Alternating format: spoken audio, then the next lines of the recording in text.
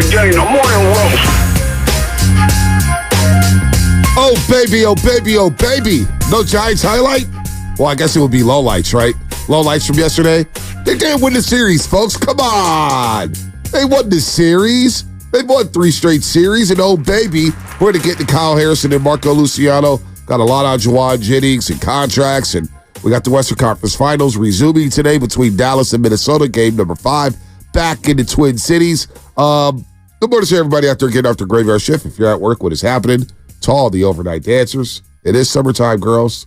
It's time to make that money. Money, money, money. Nurses. Let me say good morning to the nurses. More importantly, the nurses and the doctors. You guys do the damn thing every single day. You're saving people lives.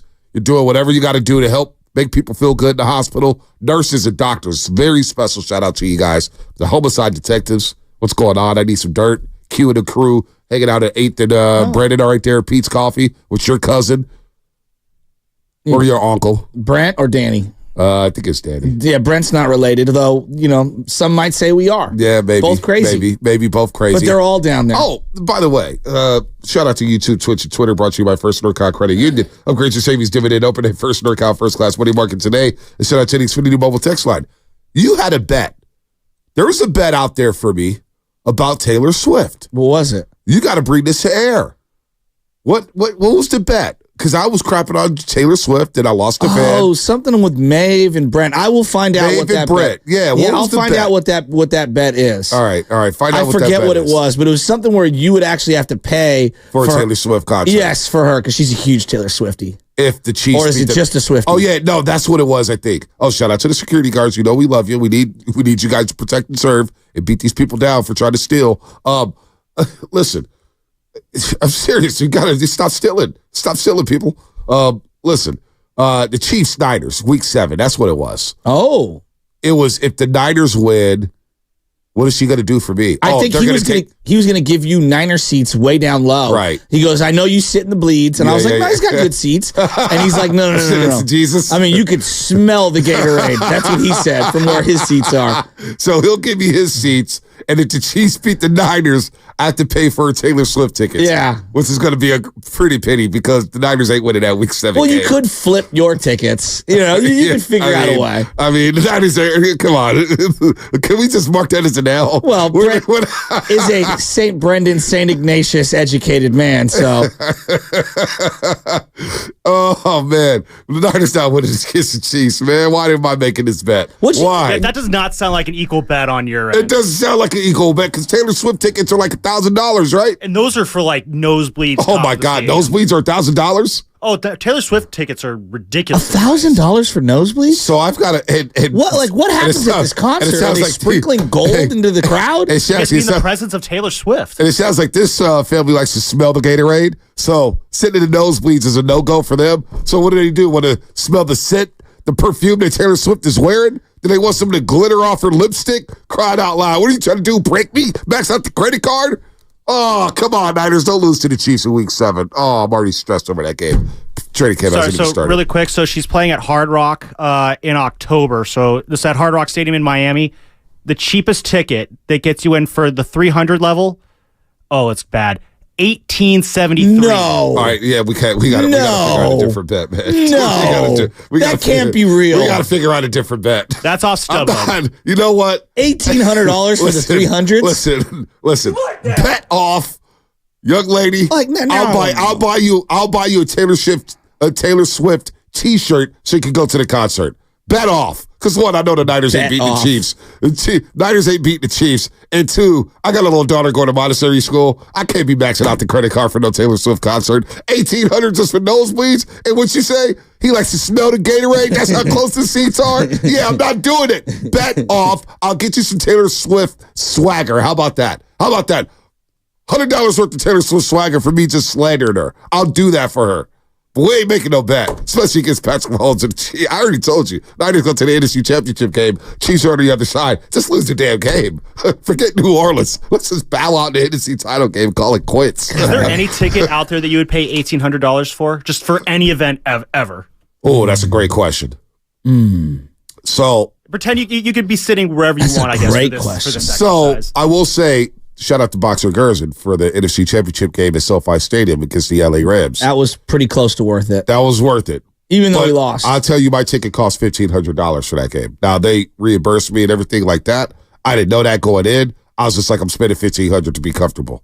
That was the most I've ever spent for a game.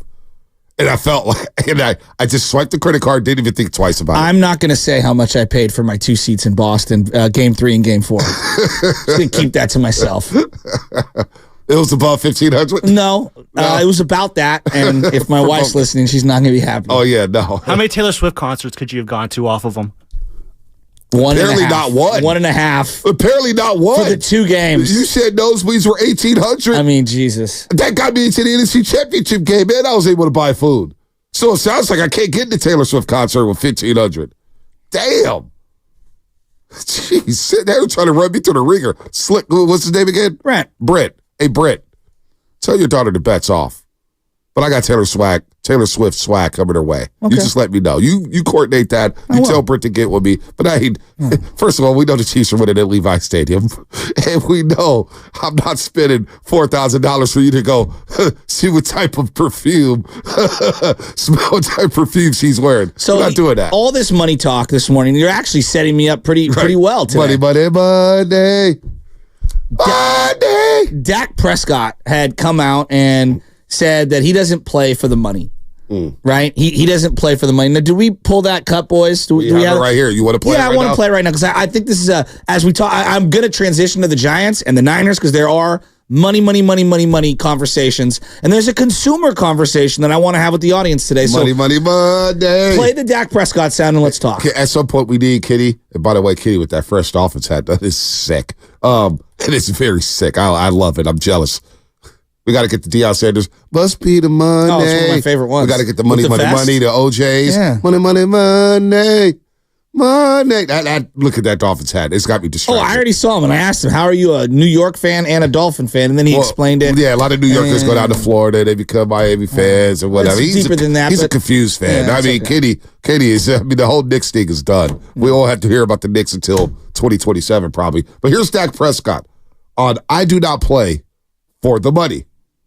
Business is business. I'll leave it where it gets handled. Right now it's about being my best for this team right now in this moment.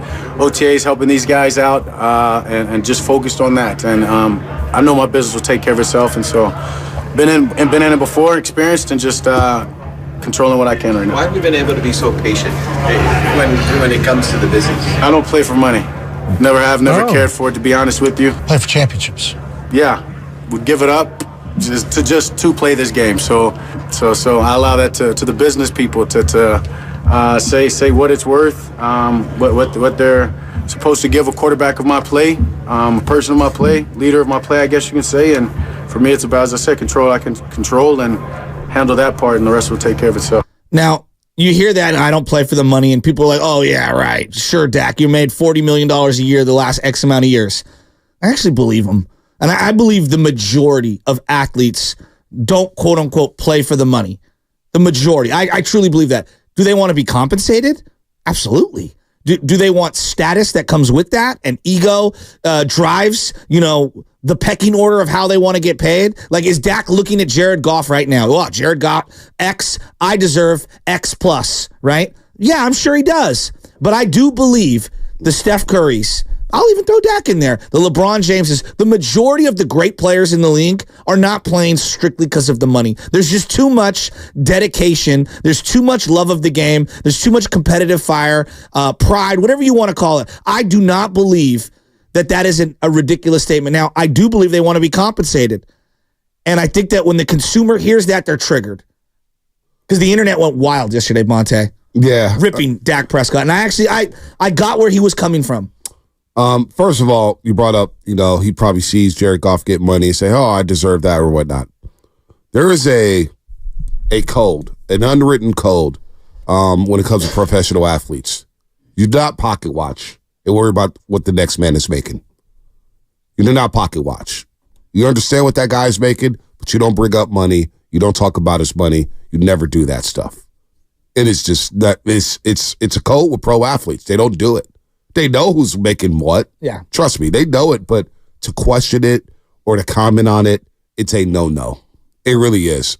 So from that aspect, I'm sure Dak is like, look, he's happy for Jared Goff. These players, you got to remember, it's a fraternity. It's a brotherhood. The players against the owners, all the union reps and whatnot. The players are happy that each player's making money. They want everybody to eat. You know what I'm saying? In a perfect world, I know Dak Prescott will love for all 52 of his teammates that dress up on game day or 45, whatever it is on game day. Sure, he would love for all of them to make $40 million a year. He would. Yeah. That's how players operate. So in terms of that aspect of everything, the unwritten rule is you don't worry about what another man makes, and you're happy for that guy who's making that money. So Jared Goff, whoever shatters his record, he's going to be happy for. Bingo College yesterday. So it's a big deal with the wide receivers. We look at Brandon Ayuk and Juwan Jennings. Brandon Ayuk is probably ecstatic that Juwan Jennings got some money. Ecstatic. Now, he wants his money. Yes. And he wants a lot more money. Yes. We'll get to that in a second. But generally, players are happy for other players. It's a fraternity, man. It's a brotherhood. So everybody's happy that everybody's eating out there, getting paid and flying charters and first class and living in luxurious hotels. They're all happy about that. Don't we all in all our workplaces want to be compensated what we feel we're worth? Absolutely. Right? And absolutely. I think where there becomes a disconnect is that the money is so monopoly-like for the average human in America looking at these athletes that I think it creates kind of a craziness in the fans. And I'm one of them. I admit it. Like the Nick Bosa saga drove me crazy, right? I can't even fathom $1 million at one time, let alone $120 million guaranteed. I know. I can't even fathom that. I'm looking at it, and I was talking to Sam this morning. The median household income in America is $74,000. Right. In California, a single earner, $65,000. Well, think about what it takes. 65. Think about what it takes to live comfortably in California. 3-person household, you need about $400,000 in that household. Sounds crazy. It does. I mean, that's some damn good money to be making. If you're making, as a household, over $400,000 a year, you're making really doing great. You're doing great for yourself. Yes. But unfortunately, we live in the Bay Area, and we live in California. Your expenses. So that your money's taxes, not going too long. Your expenses, whatever you're doing with your family and the cost of living and the home and shelter. There's so many different variables. And so when I hear all these athletes talk about money, I think, I'm not saying every fan. I really don't. But I do believe what it's done is it has created a fervor amongst the fans. If you're going to talk like Dak Prescott, if you're going to talk about the $50 million you want to make or the $60 million you want to make, and you're going to say it's just business, the second you struggle, I'm going to be in your Instagram comments and I'm going to be ripping you. And I'm seeing it bleed over to now the young players in sports, whether it's a Johnny Kuminga, Marco Luciano yesterday. And I feel like fans now more than ever have zero tolerance and zero patience for anyone on any spectrum of the financial scale struggling. Yeah, you can't make a mistake without getting ripped. It doesn't matter. And look, they're in a different league. We're going to play a Draymond Green soundbite in a second about money and some of the things he said on the Shaq podcast, which I disagreed with. And we'll get to that, and I can see how fans are mad about that. Because it doesn't hit the same. They're in a different tax bracket or whatnot. But again, they earned that. They earned their right, and the things they have to go through on a day-to-day basis. Making all that money, sure, it's great to make all that money. But we think we get it bad in terms of vitriol and somebody calling the saves. It is times 100,000 with these athletes. And I always tell people this. Here's the difference between us. You and I can walk into a Starbucks. Maybe somebody recognizes us. We have a little conversation. We're fine. We go on about our day. These guys can't even walk into a Starbucks by themselves. No. Without getting mobbed. The majority of them. Of the high-profile ones in particular. Ones, Dak Prescott, to Draymond, to Curry. I would agree. All these guys making big money. They cannot go into a Starbucks without getting mobbed or pestered for a picture or a selfie or an autograph. And the minute they don't do that, they get ripped. They get called a bad human being. Yeah. Or they may just be late picking up their son from school. They may be running late for an appointment. They can't sign every freaking autograph, but they get a bad rap. I think about Steiny and his hate. I don't know if it's real hate or whatnot, but he always talked about Dr. J, how he stiffed him for an autograph, and he held it against him for a long time. I got other friends who've held things against other players for stiffing them from autographs. Yeah. But then I get it from the other side, the demand that they have in terms of community events, benefit, charity dinners, whatever it is, autographs, pictures. It is high. Plus, you're making the money. It's like, I just need a second to breathe. Well, and I think that now let's put it into the fans' perspective. So you're hearing all of this, how much everyone's worth and how much everyone's making. And I always believe this, and people can disagree. The athletes are, in terms of, they're the product, right?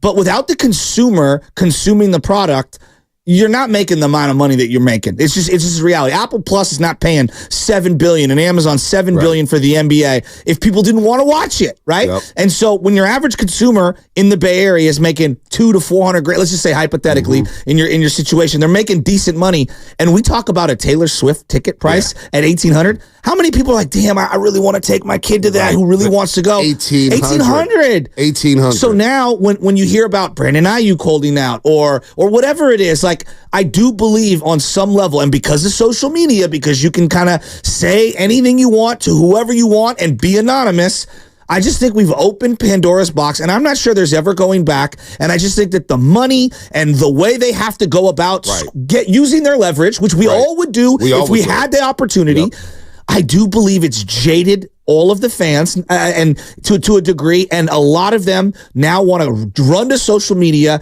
and when a Trey Lance, a Marco Luciano, Jonathan Kuminga struggles, get him out of here. I don't want to. I have zero grace. I have zero patience. Get him out of here. Kuminga has made $7 million a year for 3 straight years. He's 21. I don't care. I want to win championships. Like, it's just, there's this crazy give and take now with the money, and I think we're a little out of whack. Well, watching Broke 30 for 30 on ESPN, when that was released, what was that, like a decade ago, maybe? Yeah. 30 for 30 on Broke. And I remember when they first started printing out player salaries in the newspapers. It had not been done before. We're kind of aloof to how much these guys were making per year. Then they started printing them, and they started releasing them to the newspapers. This guy makes this much money. This guy makes this much money. So all of a sudden, the media knows what you're making. The fans know what you're making. Yes. And if you go through an 0 for 30 slump, all of a sudden, you suck. We're giving you all this money. This is why Dave Woodfield, I'm watching the Bronx Zoo now, and this is why basically Dave Woodfield and George Steinbrenner hated. There's a lot of things why they hated each other, but Woodfield signs one of the richest deals. He gets an extra $5-10 million or whatnot, and Steinbrenner's unhappy because he said he's Mr. May. He's not Mr. October. We need rings. He's stuck in an 81 World Series, blah, blah, blah, blah, blah, blah. So there's this rift between the owner and the player, and then it divides the fans, where the fans are saying, screw you, Woodfield, we paid you. And then some fans are saying, screw you, Steinbrenner, you've ruined him for continuing to slander his name in the tabloid. So the money will hedge, like Klay Thompson is a perfect example. I'm glad you brought him up. He made $43 million last year. In my head, I was like, look, he already signed a contract. Yeah. He signed a contract before he tore the Achilles tendon. That was going to be a going rate for him. Yeah. But since he tore that Achilles and he came back not the same player, I don't know if fans expected him to be the same player or expected him to be the same defender, but they saw $43 million attached to him, and they saw the production or lack thereof, and they're thinking, we overpaid for him. Get this bum out. This is Klay Thompson, who's 8 years ago, the other day, had one of the greatest Game 6s in NBA history against Oklahoma City. But because of that $43 million, nobody cared that he led the league in made threes. Nobody cared that he shot 41%. Nobody cared that he averaged 19. They cared about the money aspect, said, $43 million, we should be getting 25 and lockdown defense. Well, and I'm glad you bring up like all the money, because when I go to games, I'm not necessarily sitting there going, he had to have $43 million. I'm like, hit a bucket. Don't hit a bucket. Now, maybe afterwards I'm thinking about it, but here's where I do believe, and not everyone, because I don't know how tapped in everyone is, but I do believe when we hear about you talking about your next contract and how you don't want to be, and I'm not saying Klay did this, but I don't want to be disrespected. It's got to be 31. It can't be 29 million. I do believe when we talk about how much the average American is making, especially in the Bay Area, you're looking at it and you're like, really, dude? And I'm not saying everybody. I do believe, though, it turns a lot of people off. And then when that guy struggles, what do? We run to our Instagram or our Twitter account that's anonymous, and we're like, you're making way too much money. Had to squeeze us for the extra couple mil. Pocket watching. It is. And I just think that what ends up happening, I understand the athlete's point of view. I have a small window to make as much money as I can. There's a hierarchy in the league. There's a way to go about doing your business in the modern era to squeeze that leverage when you have it. We would all do it in our own professions if we had the opportunity. But I also understand, dog, I can barely afford to go to games and take my family. Exactly. Can't. And you're sitting here crying about $29 million? So I just think the money and the sports and everything, I find this to be a very fascinating conversation. We'll play this Draymond Green soundbite on the other side because he says something that got a lot of people up in arms. And, he said a lot of things recently. He's got a lot of people up in arms. It's the Draymond Green experience. Shout out to our friends at Flowing Water Plumbing and Drain. If you're going to call it to the roast, you better bring it because if you don't, you will be flushed. Brought to you by Flowing Water Plumbing and Drain. Ron Wotus is going to join us at 8:30. If you guys don't know who Ron is, come on, former Giants coach, bench coach, all that stuff. Host the Giants pre and post game for NBC Sports Bay Area. He's a really good dude. I love talking to Wody. We'll talk to him about the Giants and Marco Luciano at shortstop. He needs a lot of work. He may be in Sacramento soon. Kyle Harrison needs some work. He's starting to scuffle a little bit as we head into June. We'll get into that, but we'll talk about this money aspect and athletes and money and all that. We're always pocket watching. I mean, we are. That's what we do on sports radio, but it is a fascinating conversation when it comes to the money, so we'll continue to talk about that. If you want to chime in, 888-957-9570 is the phone number. That's also the Xfinity Mobile text line, 888-957-9570. We'll do that coming up. Brought to you by Fremont Bank, full service banking, no compromises. Things are buzzing in Fremont. By choosing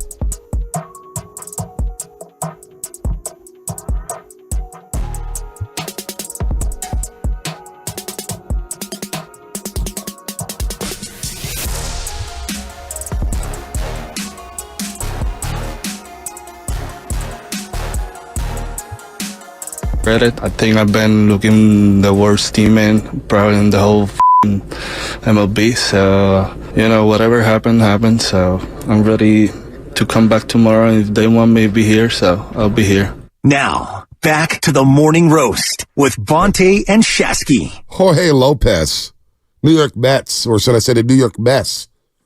I mean, seriously. We're the worst team. We're the worst team in the whole freaking league. Damn. Yeah, the Mets would be selling.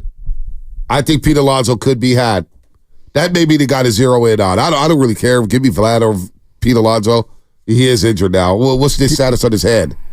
I don't know. But did you see that there was a Bleacher Report article that was suggesting that Bo Bichette could be had for Marco Luciano and Carson Wisenhunt? I do it right now. Well, I do it right now. We'll get into Luciano at some point. I do it right now.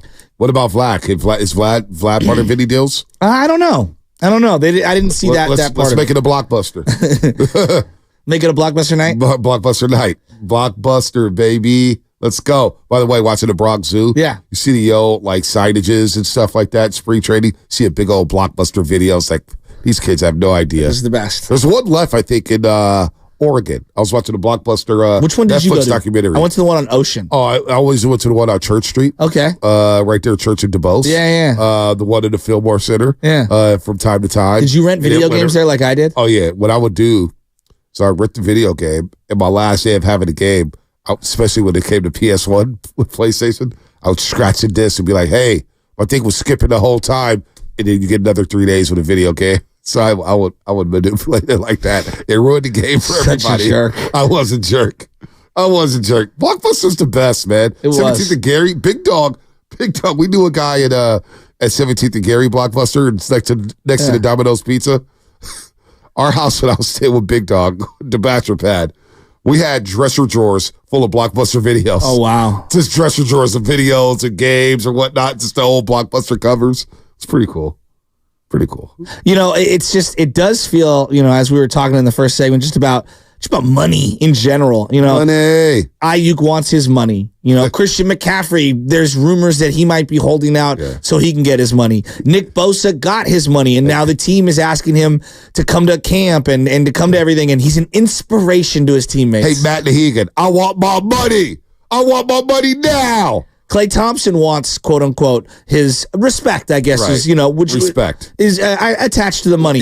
I just feel like I'm numb to it, but I do believe it does turn off a lot of people. Not that they're not going to watch. We're always going to watch, but it smacks of being tone deaf to the consumer at times. And I think that at the end of the day, and you and I were having this philosophical conversation about our kids, and it's like, hey, man, you've got X amount of years. I got about 20 years. I got to get this kid through college. I got to find a way to do everything I can. And I believe most people out there, this is just me thinking the good in people. Most people want to raise their family well, want to provide whatever they couldn't afford with their own life growing up to their own children. They want to put them in good schools. They want to be able to experience certain things with them, live in a safe community, get taxed less and make a little more. Yeah. I think that's what most people want to do. And when you see the money these athletes are making and the amount of the way it gets shoved in your face, because that's the leverage play for these guys. Ayuk posting things on Instagram, unfollowing teams, talking about it this way. Then I look in the comment section and it's a bunch of angry people because we couldn't even begin to relate to their situation. Right. That's why we say we live in different worlds. We have to stop comparing our everyday life to what their everyday life is. Their everyday life is different the minute they get drafted. The minute they become a millionaire, their life changes. And they're dealing with the type of money that we'll never see. Totally. But they don't know how to, they're seeing it for the first time in their lives. And everything is different. Because now you got groupies coming at you. You got IG models. You got people trying to get rich or die trying. You got people, male groupies, who are trying to hang on and cling on to you when you travel from here to here and be your best buddy. And all of a sudden, your circle becomes smaller because you can't trust everybody because you're rich and everybody's trying to get rich off of you, which is why you got so many lawsuits between agents and players and clients. Family members are exonerated because they've been stealing money from you left and right. Tim Duncan got money stolen from crying out loud. You know what I'm saying? So it changes. So that's why I try not to put myself and say, well, oh, man, they don't even know. I understand. I live in a different world than them. But I understand the vitriol. It's not easy. Like, look, life is probably easier being a millionaire. There's no doubt about it. That's what most people feel. Right. They're like, give me that $1 million and let's, Bills are paid. Yeah. But there's also more money, more problems is all for a reason. Other things come into it. I would agree. come into play, and there's a lot that you have to take on. You don't have any time to think for yourself. What about your kids?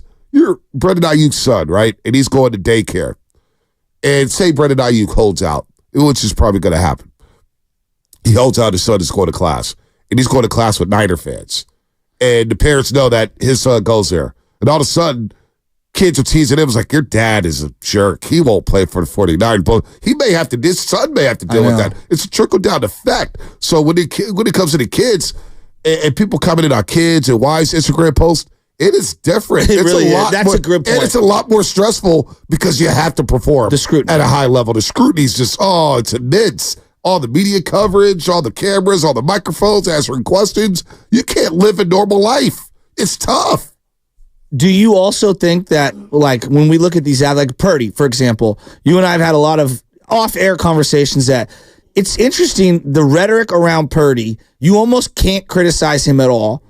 And the number one thing is like, well, he doesn't make anything. He doesn't make anything. And I saw it with Colin Kaepernick. I saw it with Jimmy Garoppolo. The second they got paid big money, the scrutiny then goes flying to the other side of the room. And I could feel it starting for Purdy. He's been awesome. He's been just incredible. But the second he gets paid, no matter what he gets paid, I think the whole equation about how people talk about him, both online and in real life, is going to change. He was in an MVP conversation last year, making next to nothing, but he was in an MVP conversation. Think about the dialogue of Brock Purdy being alongside Lamar Jackson and whoever else was up for MVP, Christian McCaffrey. It got nasty. It got really, really nasty. And now you get the owner, which I don't know why Jed York would do this. I still don't know why we do this, and this is where I disagree with him, and I'm kind of in the camp with you guys where it's like, I'm not telling the owner to shut up. I'm not telling the owner he can't talk. But when you go out there and say, hey, our quarterback's going to reset the quarterback market, okay, that's one thing. You kind of lost your leverage in terms of negotiations, I believe, because Brock Purdy's camp could come up and say, well, you said we're going to reset the quarterback market. What's the problem here? What do we talk about opt-outs? What's going on? That's another conversation. But all of a sudden, he gets this money at the quarterback position. We're going to view him so much differently. If he's making 40, think about how we view Deebo Samuel. Before he got the money, we're like, Deebo. Now it's like, can he get off the press, man? We're paying you $28 million. You can't get off the press, man. Like, the conversation has flipped on Deebo Samuel. Jordan Poole. Oh, my gosh. Jordan Poole went from being one of our favorite stories and ever the third splash, bro. The second he signed the extension, what happened?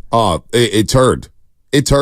And he didn't even make $32 million last year with the Warriors. He was still a $3.5 million player, technically. Yeah. And for $3.5 million, you got a 20-point per game score. You still had a bargain. It's crazy. So so then I want to spin it now a little forward. And I want to hear from the audience today, just like the money and the holdouts and then this guy making this. Like, just how does it, some people are numb to it. It means nothing. Other people get jaded by it or angry or whatever. Like, just look at the comment section on social media. And now I know social media is toxic, but it just feels like, to me, everyone's lost their minds, you know? And yesterday, Marco Luciano, okay? High prospect for the Giants for a long time. He's a 22-year-old player. He's a young kid. Like, if that was my child, I would be very defensive about how people talk about him. How much money did he make? He probably got a nice little $1 million. Love to find out. He got an international signing bonus when he was 16. Yep. But, like, it's a 22-year-old man, right? And I don't know.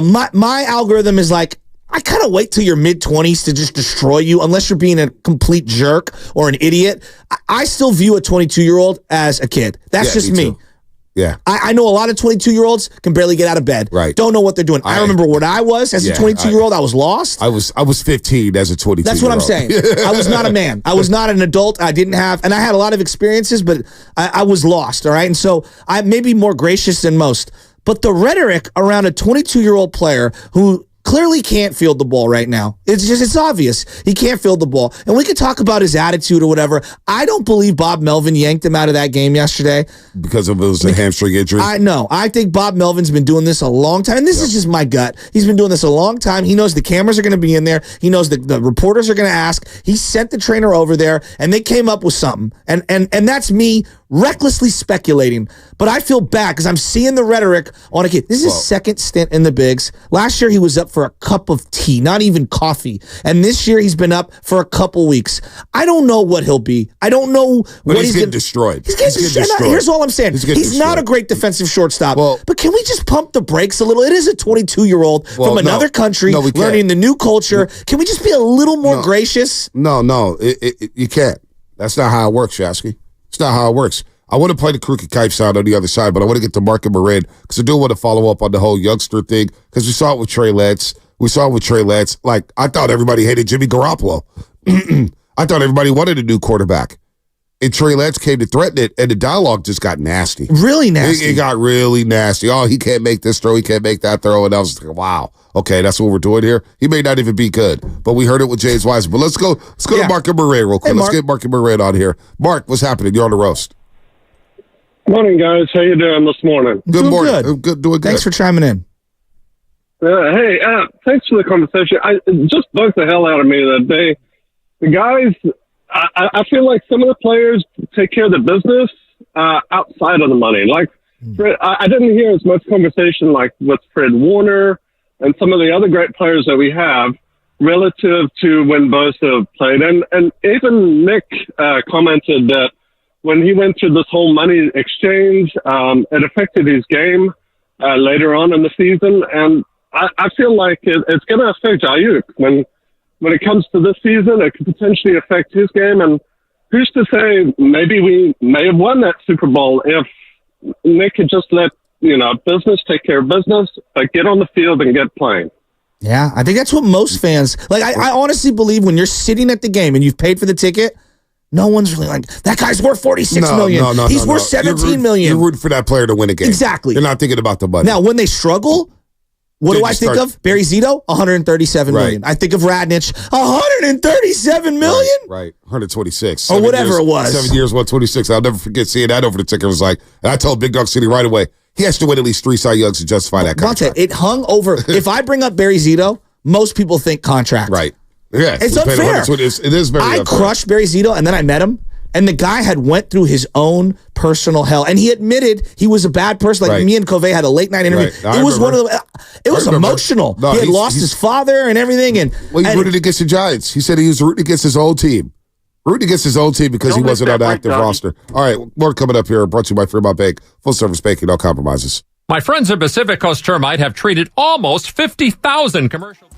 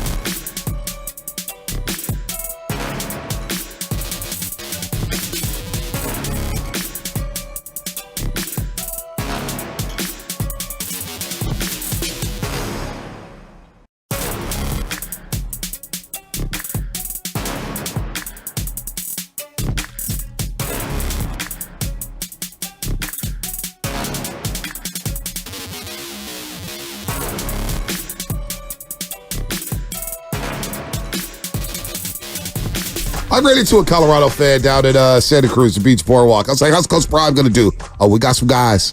I was like, you got some linemen this year? Oh, yeah. We going to protect Shadur. Speaking of money, one of his kids filed for bankruptcy. Yes. The safety. Yeah. The safety. What's his name? I forget his name. Shalom? Is it Shalom? The Colorado account is supposed to be your account. It's not. No, I'm a Florida State guy.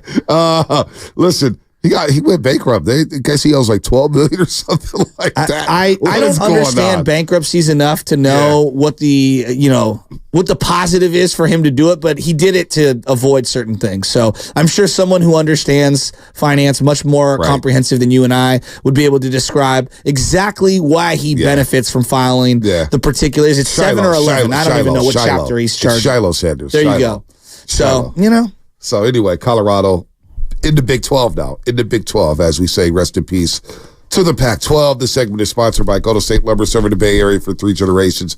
When you succeed, we succeed. Visit GoldenStateLumber.com. All right, we could go Marco Luciano first because Kyle Harrison, I got some thoughts on him. And look, I do like his resiliency. I think he showed it a lot yesterday. He's got some toughness to him. He ain't no punk. With the De La Salle, he's a Bay kid. He's not a punk. But right now, he's just, I don't see that it factor in his game right now. FP, I was listening to him yesterday when he came out final pitch with Willard and Dibs yesterday, and he talked about Kyle Harrison. He's not, you mentioned this too. He's not pitching. He's just throwing. He's just throwing up there. He's trying to throw the fastball. His secondary pitches don't seem to be working at all. They're inconsistent. We talk about Blake Snell being inconsistent. I do believe Blake Snell will find it. He's shown a track record in which he can find it. Now, if he doesn't, then, it is what it is. But I believe he has what it takes to find it. Kyle Harrison, this is his first time going around the major leagues. And obviously last year, they didn't stretch him out at all. He gets to 5 innings and he wilts. But yesterday, he gave up 12 hits in 5 innings. 12 hits. On top of that, a walk. So 13 base runners, Shasky. So the Harrison thing is interesting. Again, a young player. Yep. High school drafted into the bigs. And I think there used to be this stigma with college.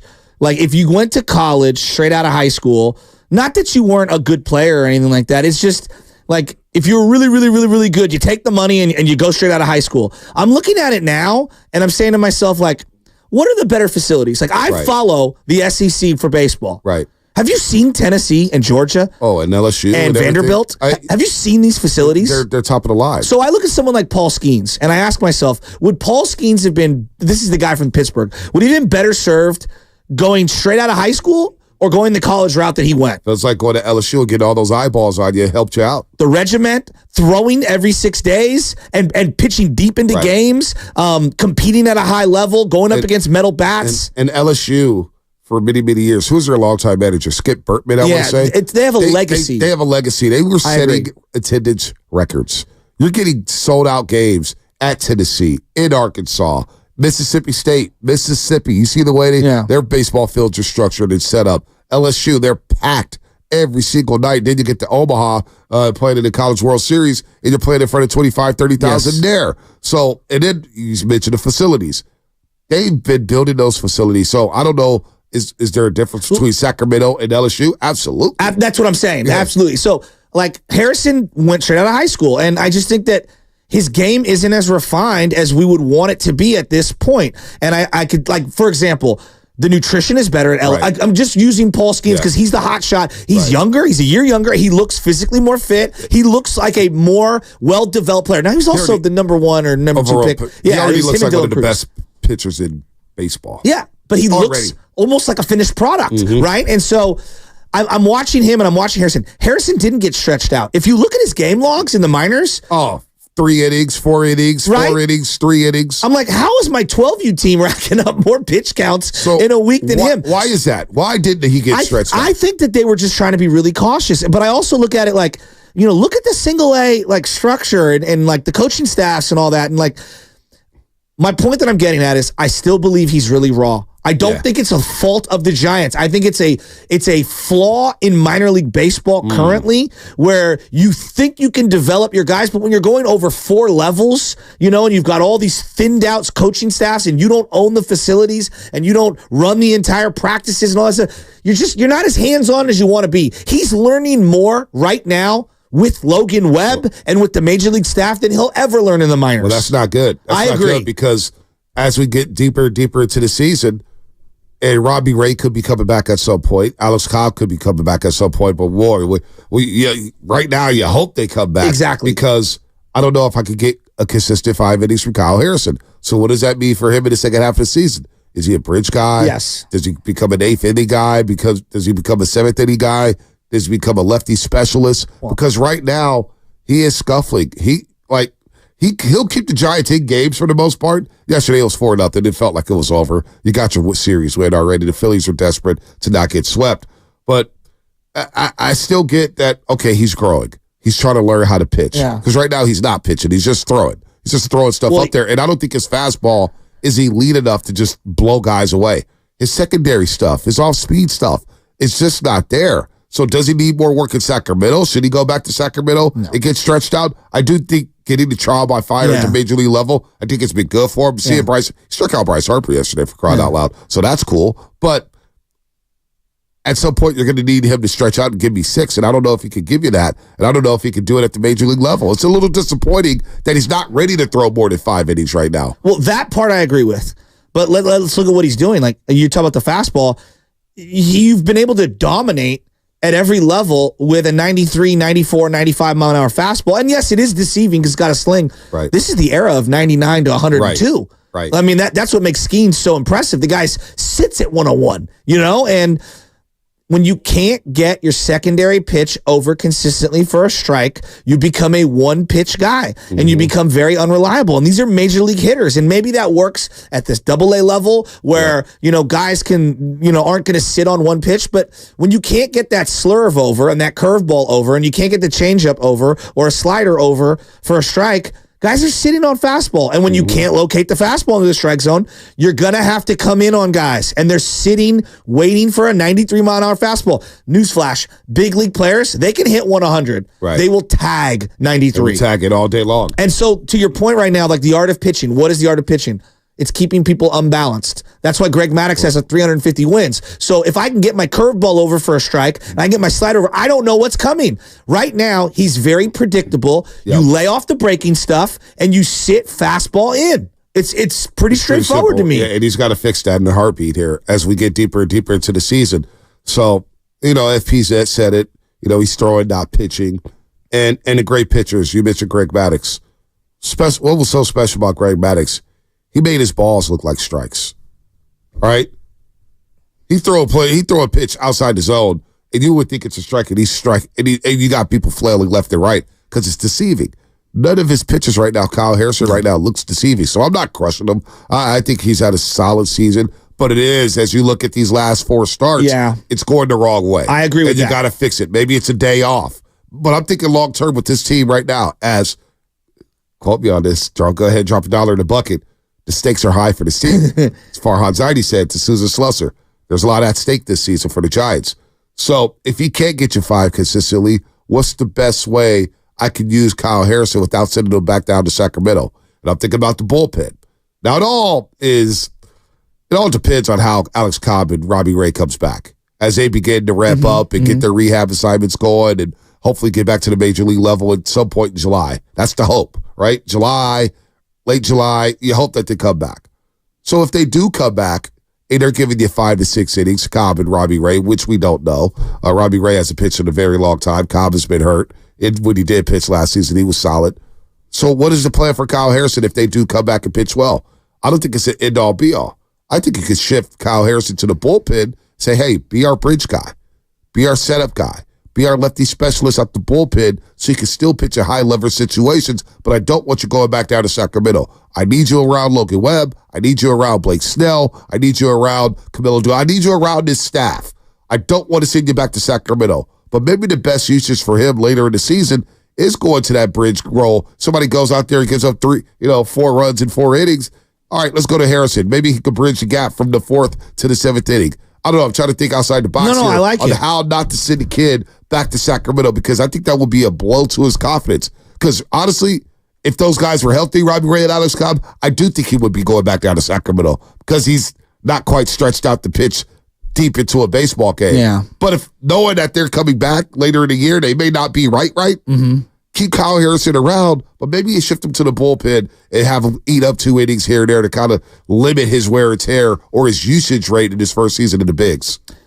So, I think you're onto something here. I believe they're going to stick with him for as long as they can. To me, the number is not necessarily like when Robbie Ray and those. It's kind of like 140, 150, and that's innings pitched. So, like right now, he's at 65 innings pitched. Right. I bet if they asked themselves internally through 12 starts, they probably wanted that closer to 75 innings pitched. But that we're splitting hairs here. I look at someone like Tim Lincecum and Matt Cain. Matt Cain was the high school guy. Tim Lincecum was drafted out of Washington. Matt Cain's first full season, full season. He was 21 years old. He went 13-12, 190 innings. Yep. That feels aggressive for Harrison, considering that the workload has never really been close to that. So then let's look at Lincecum, who was a more refined player coming into the league than even Matt Cain. His first full season at 23 years old, 24 starts, he was 7-5 through 146 innings. That to me is kind of like what I'm looking for template. Harrison. Yeah. You know what I mean? Like right now, what is he, 4-1, 4-2? 4-2. I think they've gotten lucky here because he hasn't pitched that great. He hasn't pitched that great. But that being said, he's a 22-year-old player that I believe is kind of learning on the fly, and I think they've made the assessment it's best for him to learn at the feet of Logan Webb, and I kind of agree with him on that. Yep. So he had to start against Colorado at Coors Field, seven shutout innings where he gave up to four hits and he had the 2 strikeouts. That was his best start by far this season. But since then, Cincinnati, 5 innings, 5 walks, 3 hits, 3 runs. It's not good enough. You play Colorado again, Giants are able to back him up by scoring 14 runs, but he gives up to 5 hits to 3 runs, and he walks 2. His last start in New York City, Friday night, gave up to 6 hits, to 5 runs, to 2 walks, 6 strikeouts, but only 5 innings. He's not consistent enough. No. Dude, does he look like the number 2 prospect? In terms of pitching prospects, he was the number 1 rated lefty prospect in baseball heading into this season or whatever. Does he look like that to you? No, he doesn't. He doesn't look like he has that it factor right now. Now, it may develop. Yeah. But the it fastball, the height that was surrounding Kyle Harrison from De La Salle High School, and the hype, because I remember talking to you and Mark Goylard about it. I was like, so what if the Angels came and said, we want Kyle Harrison straight up for Shohei? It's like, no, don't do it. Shohei's going to be a free agent or whatnot. And I would have done it in a heartbeat. I don't mean to do that to the young man. He's from De La Salle. He's a local kid. His family is around here. I don't like doing that. I try to stay away from that stuff, but it is what it is. You talk about Shohei Ohtani. I'm talking about trading guys. By the way, Jalen Waddle, 25 years old, just signed a 3-year, $84 million deal with the Dolphins, $76 million guaranteed. What does that mean for Ayuk? Well, I'm sure Ayuk's going to come out with an Instagram post any minute now.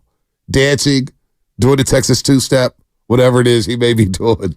But he is sitting there smiling ear to ear saying, somebody's going to give me money. And I look at the Ayuk because I'm not going to lie to you. As we head into June, I'm a little concerned about this one. I'm a little concerned about Ayuk. Okay. And the 49ers. I'm a little concerned about that. But Jalen Waddle, 3 years, $84 million, 76 guaranteed. So back to Harrison. There's 2 types of pitch. To me, there's 2 types of pitchers, right? There's I have to pitch with moxie and guile, and I have to understand the art of pitching. And then there's guys that I just have blow away stuff, right? Like just some guys just have blow away movement on their fastball and have some sort of a secondary pitch. And Skeens is one of those. I mean, but Skeens has got the full package. I mean, that's why he's so highly rated. Think of someone like Brian Wilson, right? He's basically a fastball guy, and he's just I'm just gonna try to pump fastballs through you, and every now and then I'm gonna throw his scouting report to NLCS. Tim McCarver's breaking it down when they're playing Philly Game 6, the final game. Go back and look at it. I mean, he's very his scouting report. They said fastball, pitches on guts. That's what I'm saying. And I thought when I saw that scouting report, I'm like, oh gosh, they're gonna lose in Philadelphia Game 6. This is going 7. They're gonna lose in 7. That's what I thought. I was like, boy, you can't beat this team off guts. But part of being an old school, because like to me, Harrison's got a very old school vibe to him, and I like him. I want him in my rotation. I think he's filthy. Like what he should be doing is he has the potential to be filthy. Let me make sure that's clear. If you look at like the Cliff Lees and you look at the Tom Glavins, I'm talking about the elite lefties of all time, like over the last however long. I'll even throw Madison Bumgarner for a time in there. You have to understand how to command the zone. To your point, being around the zone to get some of those borderline strikes. You have to keep people off timing. You're not going to throw the Carlos Rodon 99-mile-per-hour fastball. That's not in his game. That's not in his game at all. He's got to be able to get those secondary and third pitches over for strikes. And to me, it's a work in progress currently. He's just not there. Andy Pettit, I feel like, is one of the all-time guile lefties. Mark Mulder's another one. I don't want to sleep on him. These are guys that he should be studying on how they approached attacking hitters and incorporate that into his game. But he's still 22. Mike Hampton, a lefty? Yeah, Mike Hampton was a lefty. John Lester, guys. John Lester. I see Johnny had a better... Yeah. I think fastball. His fastball was elite. Yeah. And he had a little slider, but when I see Harrison, I see a lot of Johnny Lester. Okay. With the fastball. He was so... It's interesting. His fastball was everything to John Lester, it felt like. And then the slide, and he tried to hit the corners and try to paint on the corners. I don't see much painting from Kyle Harrison right now. And then they got to Bryce Harper there. As we had the benches clear yesterday because Bryce... 8 years... What was it? 8 years to the day? Damn, and he got hit... Was it 8 or 9 years to the day where he got hit by Hunter Strickland? I think it was 7 years to the day with the Strickland Harper fight, yeah. And then Mike Morse ended his career running into some bars. It was wild there. All the hair that was in that scrum. So Harrison goes up and end up Bryce Harper, and Harper takes offense to it. He's like, throw it over the freaking plate. Throw it over the plate. Stares at Harrison. Then Harrison throws up and in again, which I'm not mad at. But I'm also not mad at Bryce Harper because he's been hit in the wrist, maybe in the face. It's not fun. Ask John Carlos Stanton about that. I mean, you're playing with a guy's career. Mark DeRosa's career ended with a broken wrist on a pitch. I say Kirby Puckett's career ended by getting hit in the eye by Dennis Martinez. The great Kirby Puckett. El Never Presidente. saw him again. Never saw him again. You didn't know that nickname? El Presidente, Dennis Martinez. Dude, Dennis Martinez was so sick. He was sick, but he ended Kirby Puckett's career with a pitch to the face. So I get why Harper was a little ticked off. But after the game, he said he really wasn't that mad. I wasn't really that mad. I just throw the ball in the plate. Asked if he cleared the hair with Harrison. He didn't mean to. Fingers in. Wait, clear the air? Did you clear the air? He didn't mean to. Fingers in. He didn't mean to. Sinkers in. So the first at bat, Harper, I believe, struck out. And then he goes into the dugout and proceeds to hack up the bat and the whole bat rack area with the helmets and stuff. And it's number one, we love that visual, but a helmet could smash, go flying over and knock somebody out, whatever. He went crazy. But here's what he said, though, about getting hit in the face real quick, Kasky. You get in the face, man. It's not fun. So, it's bad. I'm with him on that one. Your season could be ended on an up and in pitch. But the other part of this is, I love it from Harrison because you can't back down from these guys. No, you can't. You just can't. As a young player, you've got to be willing to throw up and in. Pedro Martinez talks about this all the time. You to do the legal. If you're not willing to throw inside, you will not succeed in baseball. Period. Yeah, you have to scare people a little. That's what Roger Clemens said. Throw a little cheese he called up there. The Texas necktie. The Texas necktie. Roger Clemens. He was one of my favorites. Nolan Ryan too. Dude, Roger Clemens. The fact that you talk about a guy just coming back. I'll never forget the image of him going to the University of Kentucky to throw BP in his full-out Yankees gear. Yeah. The guy was a psychopath. Bonte, at 50 years old, I'm convinced, when he was 50, I'm convinced he could win you 15 games. Yeah, he was insane, dude. He's one of the greatest pitchers the game has ever seen. He was so and good. People could say all they want about roids. Right. His splitter was devastating. Dude, I can't believe how good he was in that Jeter doc. He's the best. He stole the show. He looked like a crime boss. Yeah, dude, he did. With the hat on. He's just insane. But here's Bryce Harper. He also put on a ton of weight. He did. Here's Bryce Harper about being asked about the Tippers flaring. I don't want to get in the face again. That's about it. Just don't want to get in the face. Could barely hear it, but hey, he said the Tippers flare as you're listening to 95.7 The Game. KGMZ FM and HD1 San Francisco and Odyssey Sports Station. Always live on the free Odyssey app. Don't forget, you can also watch us every single day on our YouTube, Twitch, and Twitter streams powered by First NorCal Credit Union. Upgrade your savings dividend. Open a First NorCal First Class Money Market today. What I loved about the whole sequence was Kirk Casale, a veteran, getting in between them and protecting the young guy, like getting in there. And then Matty Williams, the Marine, pushing people. And Pat Burrell apparently gave a good shove to somebody. I feel like Charles Barkley right now. They're not fighters. They're lovers. They're not fighters. You didn't think nobody wanted to fight? No, nobody wanted to fight. Nobody ever wants to fight. I will say. Only in hockey they want to fight. Chase Utley, Jonathan Sanchez came to mind. Bryce Harper with the Nationals came to mind. But it wasn't even close to that. It wasn't close at all. It wasn't close at all. How about Crooked Kipe, though? So we talked about Luciano. And there's a Luciano conversation. I think he's going back to Sacramento soon. I think he's so, not ready to play Major League shortstop. And I think he may be the guy that Farhan may be dangling out there to try to get some premium players. Maybe his value's suppressed, but Kurko reacting to Marco Luciano taking his time and allowing Scott to beat the throw. Well, I mean, he gets the ball, and he has a little extra shuffle step. He takes his time, and he didn't have it. I mean, it's really an example of a rookie that doesn't know his opponent. He doesn't know got that kind of speed. You cannot give this Phillies team extra outs. Here's Crooked Kipe. They continued on it, threw it out the neck. I've never heard him this critical in a very long time about one of their old players. Well, I think you and I saw it the same way, Mike, is there wasn't urgency in this at all. So right now you got to be urgent. Just a mistake. And that's how, when they were replaying the play, you hear Kipe, got to be urgent, now, go. And that was like, whoa. And I've never heard him do that. Never. I've been listening to him for 30 years. Right. I was like, whoa. I texted you guys right away. It was like, wow, Crooked Kipe are going in on this kid. And then they speculate why Luciano left the game. Well, Luciano's not coming out of the Ondick circle. It's wisely.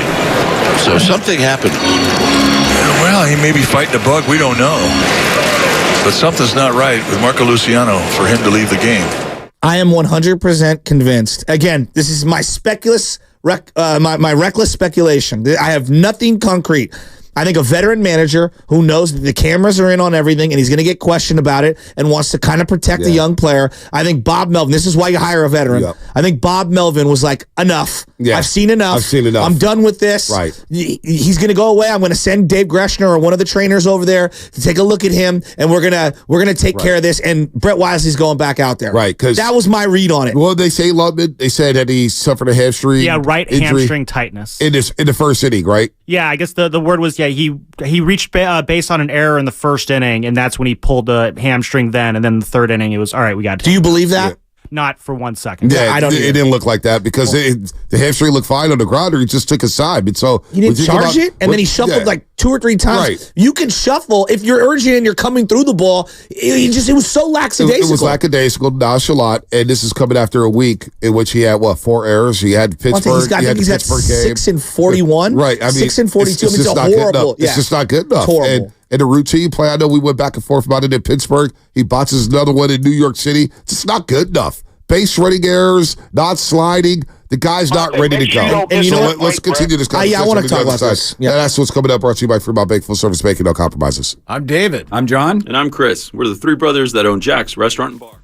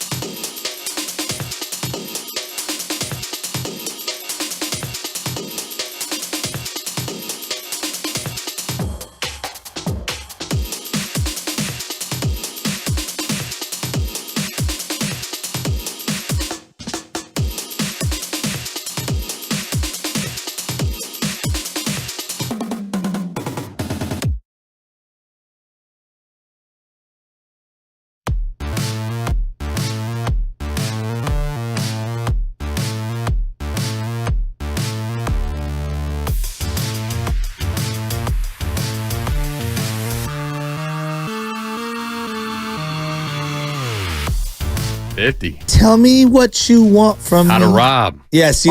This is How to Rob. Yeah, that's right. 50 Cent How to Rob. Where he hit up everybody and told. I know, but I believe the original. The original, yeah. I was thinking of the original, but this is How to Rob 50 Cent. 50 Cent got hits, man. He got hits. It was Mace. Now, Mace be the one. I know it's on your time. Well, I had to ask young Kitty over here. I said, Diddy's not in the song, right? Let's not get canceled. Hell of a story on him in the Rolling Stone yesterday that I read. Oh, boy. It's nasty. A lot of people bringing up Biggie Small saying they would have. I guess he was supposed to fly to London, and a lot of people were like, we wish he got on that flight. Mace featuring Total. Total, that's right. What you want. What you want from me. Tell me what you want from me. Remember that? Yeah, I do remember that. You and I think alike. Yeah, we do. Do we? Do we? Marco Luciano. So what to do with him? What to do with? We'll ask Ron Wotus at 8:30. He's going to join us. Whoa, 3-time World Series chat. Wotus. I'm still disappointed he never got a manager job. Job as a manager. I thought he deserved one. He would have been perfect after Bruce Bochy, but it is what it is. He's happy. We're all happy for Wotus. He's on Giants pre and post game, still around the team. But we'll talk to him at 8:30 because he took Infield and helped Crawford become the Gold Glover he was and hit the fungo batter, whatever you like to say, Shasky. He will have thoughts on Marco Luciano, what's going on, what he's doing. That's the fundamental flaw in his game at shortstop. Because I just can't over.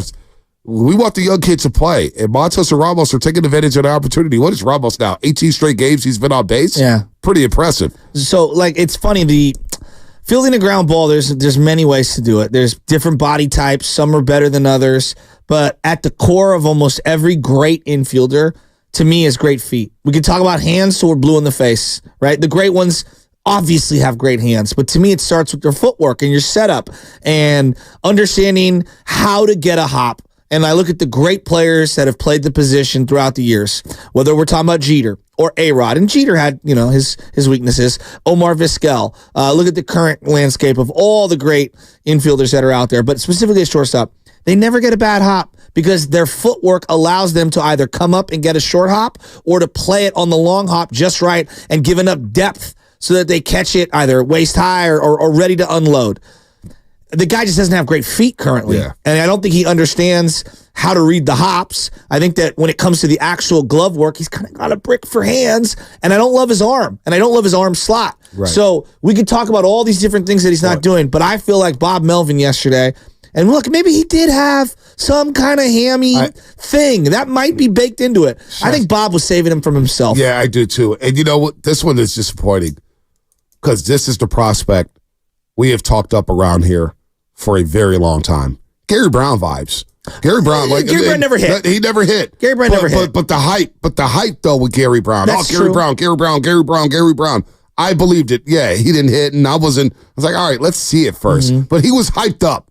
Let's not be. We talked about him. Might be more hyped. Oh my gosh, that's what I'm saying, Lucy. Yeah. And this is now. And maybe that's why I'm saying it kind of reminds me of the Gary Brown movement, where I'm thinking about the last prospect who was really hyped up that didn't pan out. Like Joey Bart, Joey Bart, you know what I'm saying? Number 2 overall pick. Yeah. At least we saw it. We saw it played. Okay, maybe this guy's not a player. He's got to move on from him. Farhan's not filling him. You draft the catcher anyway. Patrick Bailey. You look like you made the right decision at the catcher spot. We could move off of Joey Bart, just like we could move off of Trey Lance because of Brock Purdy. But Marco Luciano was the guy who's supposed to be the guy, and he's the reason. Like Crawford was talking. And I know Crawford only has 3 hits in St. Louis. He's not playing much at all. But he's like, look, I would have mentored Luciano. We all thought coming into the season he was going to be your starting shortstop. And now we see why Nick Ahmed was signed and why he took the job. This guy's not ready to go. And just, listen, I'm going to play this again. After he committed the error where he takes too long and Scott beats out the throw on the routine grounder, here's Kruk as he reacts to it. Then I'm going to play Kruk and Kipe as they watch the replay of it. Listen to the way they reacted to this. Well, he gets the ball, and he has a little extra shuffle step. He takes his time, and he didn't have it. It's really an example of a rookie that doesn't know his opponent. He doesn't know Stott's got that kind of speed.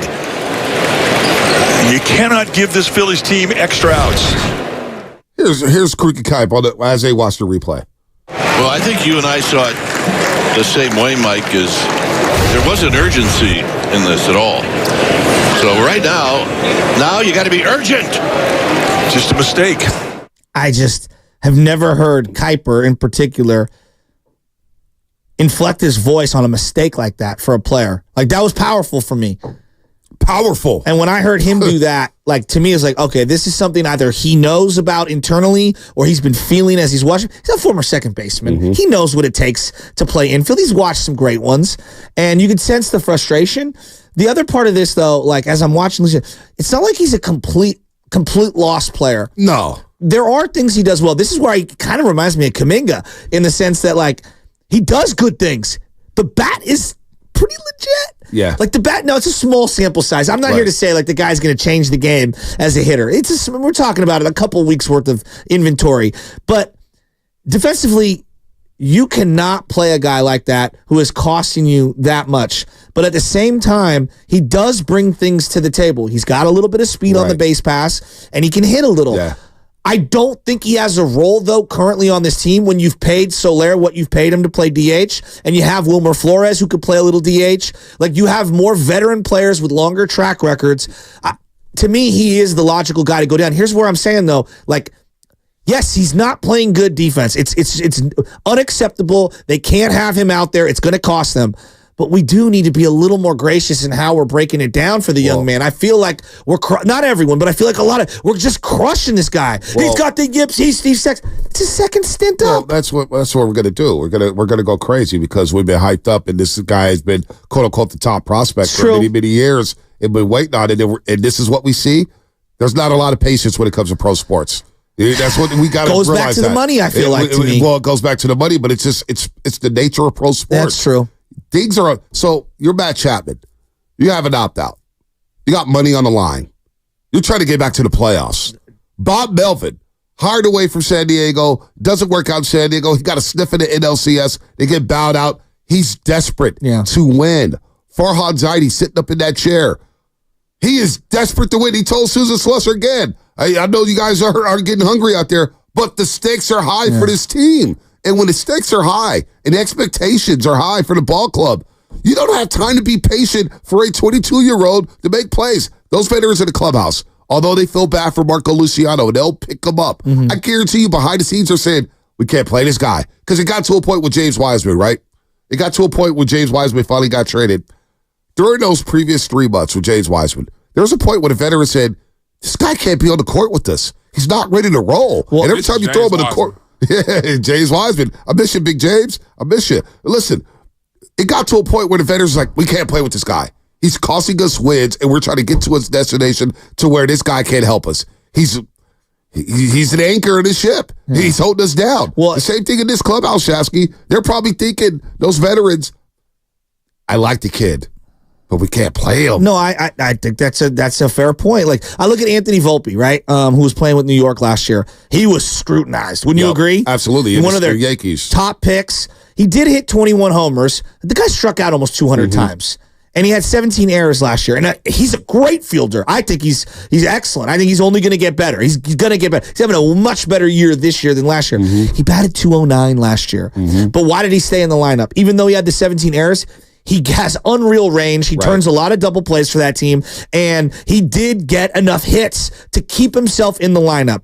Right now, the glove is so deficient for Luciano, I don't think you can make an argument for him to play in the field. Right. It's that simple. It's that bad. It's that bad. And it sucks, but the reality is that he needs a ton more work, and he's just, I don't see, and I don't want to say never is never because he's 22. I don't see a shortstop footwork. I don't see shortstop arms. I don't see shortstop instincts. It's one of the premier defensive positions in all of sports, and I don't see those from him. But the bat is good.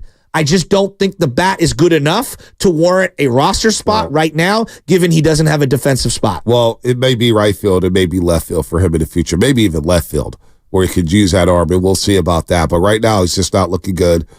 Maybe you keep him up and you get the bat. Maybe he's a pinch runner, but I don't think he got room here. And it makes sense on why he wasn't called up right away when guys got hurt.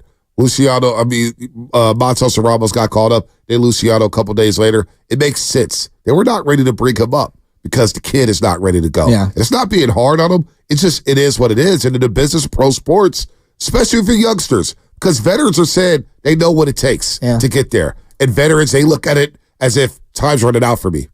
whether it's to win, whether it's to get new money, a new contract, but we got to go out there and look good.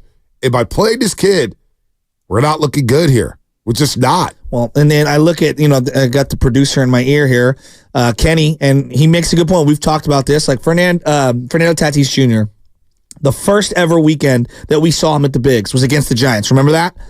I watched one game and I was like, oh my God. Athleticism pops, the charisma. Now, he was a factor. No doubt. He was so good offensively. It's like, we'll find a spot for him. And then defensively, he did make a lot of errors. Yep. But what he has that Luciano doesn't have, unbelievable footwork, right? Even though he's a brick with the glove, and then they moved him to right field. They signed Xander Bogaerts to play shortstop. What ended up happening? They've now moved him to second base. You know why? Because Kim plays a better defensive shortstop. Philadelphia right now, they signed Trey Turner to a 10-year deal. There is people, Joe Giglio, is that his name? Yeah. On air, who is like, maybe we move Trey Turner to the outfield because this other kid who's playing shortstop it gets to more balls. Maybe didn't Trey Turner play second base when he got traded to the Dodgers? He was a second in college. He played second, and it was the Washington Nationals. So that's always been baked into the equation that he would eventually turn into an outfielder or second baseman. Not the worst thing in the world, just because you get your position switched. Not the worst thing in the world to do that, and you can fill another hole by saying, you know what? He's a weakness here, but maybe he's a strength over here. And that's what the Padres did with the Tatis. Yes. That's what the Phillies may do. The Dodgers, they said, boy, we got a hole at shortstop. Let's go ahead and move Mookie Betts there. Now, Mookie Betts may not be playing the greatest shortstop. I hear he's not playing the greatest shortstop. No, but you know what? The bat is so crazy that we don't even care. We don't even care. So, like Fernando Tatis Jr., I mean, like, I'm looking at him. I'm just looking at his years. His rookie year, he hit 22 home runs and 53 RBIs. Okay? And batted .317 in 85 games. That's an unbelievable rookie year. So, like, to say that Luciano's on that level offensively, I haven't seen enough. And I don't think he's got that kind of pop. That doesn't mean he can't develop into that. But at 20 years old, that's what Fernando Tatis Jr. was doing while playing shortstop every single day. So I hear everybody, like the bat, and I like the bat, but there's levels to a good bat. Right. Yes, his bat is better than what we've seen. I think his bat's better than Nick Ahmed right now, but Nick Ahmed plays a steadier shortstop. And when you're pitching on the mound and you're Jordan Hicks or you're Kyle Harrison and you get a ground ball to second or to short, you got to get out of that inning with a double play or a play made at first. Well, we saw it at Pittsburgh. We saw it at Citi Field. We saw it yesterday. We see it all weekend long. He's just not ready to roll. He's not ready to roll. He's not ready to roll. It is what it is. So it's not about crushing the guy. It's just saying that you're not ready. And here's a realistic aspect of the Luciano situation. I feel bad for him. Well, you know, because it's lonely when you make errors like that. Just real quick. Like, baseball is masqueraded as a team sport. It's an individual sport. And when you make a mistake, whether it's at the youth level or whatever, you're out there all alone, and all other the 8 dudes are looking at you like, come on, man. And it's tough, man. And I guarantee you get into that locker room, you get into that clubhouse, and you're at your locker, saw guys just walking right past you. No doubt. Or it's they lonely, just tap you on the dude. shoulder and say, hey, pick your head up. But it's actually, guys are not, you know what, this guy cost us a game. This guy made this. You know, Pittsburgh, I wonder how it was in Pittsburgh for him. I would love to hear FP Santangelo on that. We'll talk to Wotus on what it's like committing an error. How do you pick him up? How do you pick a kid up like that when he's making errors left and right? And he knows, boy, I'm playing for my job. I'm trying to stick with the big leagues. This ain't working. And it's going south, not going north. He's not ascending. He's descending. In basketball, like, you're constantly moving, right? And there's some stoppage in play, but you're not thinking as much. Baseball, you're standing there and you're thinking and thinking and thinking and thinking and thinking. And it's very much like putting in golf, where you can get in your own dome. And then what do you try to do? Let me try to overcompensate on my 3 at-bats, right? And so it bleeds over to your entire game. And the worst part about it is when you are not catching the ball well, not throwing the ball well, you become a magnet out there. The ball keeps finding you. It's like the golden rule. You make a mistake, guess what? You better make the next play, because the ball will find you almost immediately. It's a lonely existence out there when you're making mistakes defensively. No, it is. It is. So, look, these two guys, Harrison and Luciano, they were on display yesterday. I don't see the it factor for both guys. Harrison's pitched fine. He's starting to hit a little bump in the road. Let's see how he bounces back and gets Arizona out in Phoenix. That's going to be a tough place to pitch for him. Can he do it? KD turned his season around. He's not stretched out. He's walking guys. He gave up 12 hits yesterday in 5 innings. That's just not good enough against a really good lineup. Against a really good, but you gave up 12 hits in 5 innings and a couple walks. It's not good. So he's scuffling right now. Opposing hitters, man, they're tagging his fastball. They hit the fastball a lot. 15 balls in play off the fastball. I mean, he's got to find a secondary pitch. And Luciano, he just may have to get ready for Sacramento. He may have to get ready for that Amtrak ride up north and start playing at Southern Health Park. It's not a bad thing. He's just not ready to go. And since he's not ready to go, and the Giants are trying to go places, again, Dave Fleming, the end goal is the playoffs. Yes. It's the playoffs. So automatically my mind goes to, if Luciano can't contribute in the short term, Farhan is basically, I feel like he's on the clock right now. Now, I know Greg Johnson sat down with Tim Kawakami in the podcast. I didn't hear much of it. I know they talked about Farhan. Maybe there's something there. But Farhan's basically, his job's on the line. Farhan's cooked. Bo Mel. He's got some of the best drops ever. Bob Melvin is managing, like you heard from Fleming. I didn't know he was this edgy. That tells me he wants to win. He believes he has the talent in there to win. So with all that said with Luciano, you're telling me that Farhan is not shopping him? Or saying, okay, if Bo Bichette is available, or if Vlad Jr. or Pete Alonso, who got a CAT scan yesterday, apparently they came back normal. He's getting a CT scan today after being hit by a pitch on the head yesterday for the New York Mets, and their loss to the Dodgers. They got blown out at Citi Field against the Dodgers. Maybe Farhan is saying, okay, now I can flip Luciano. Now I can flip him to try to get something. I mean, that's where my mind goes. If he's not ready to contribute now, and his team wants to win, I think a lot of people. Like Lamar Wade Jr. is playing for his career with the Giants. No doubt. Mike Yastrzemski is playing for. He may not ever get an opportunity to start on a day-to-day Ramos, basis. who's out of options. Ramos, out of options. You don't think he's sitting there looking at Luciano like, man, I don't get as many opportunities as you. Right. I got to play. Yeah, I got to play well. I hear you. Luis Matos, I'm auditioning for next season. No question. You know what I'm saying? Tyro Estrada, I don't know if I'm the long-term second baseman here. Point. I got to play hard. Matt Chapman, I got options left and right. I don't know if I'm going to be here. You don't have time to wait. And so with Brett Wisely playing better, with Nick Ahmed on the come up here, he's about to return soon. Michael Conforto is playing for his job. He's playing, you know what I'm saying? Soler, we got to see what he is. Luciano, I think he's going to get dangled, and I think it's going to be part of a move. The Giants make a move. I really do. I don't see him finish. I don't see him finishing the season with the Giants right now. I think a lot of people feel like you do. It would be the biggest prospect trade since James Wiseman. No, I'm talking about for the Giants. Biggest prospect trade. Zach Wheeler's well, Tommy Joseph before that wasn't as highly touted. Tim Alderson. Adam Duvall. I guess maybe Brian Reynolds for McCutcheon. I was going to say Duffy for Matt Moore was, even though he had been in the league for a year, that felt like a bold trade. That's a good one. No? It was a bold one. This one would be huge. This one would be like, wow, the guy we thought was going to take the Giants into the future is gone now. Do you think that Gabe Kapler yanks Luciano in the fashion, like whether we believe the injury or not? I believe that Bob actively tried to protect the guy in Yank. I don't think Gabe does what Bob did. I think Gabe yanks him, and it looks a lot worse. You think so? Yeah, I think Bob knows how to protect him. I think Bob is a big leaguer. Gabe Kapler would have just started talking to him, yanking him. I think it could have gotten ugly. Well, like if Kapler was here, because of the lack of respect I feel like some of the players had for Gabe Kapler. Like Mauricio Dubon, when they had that situation, it felt very contentious, didn't it?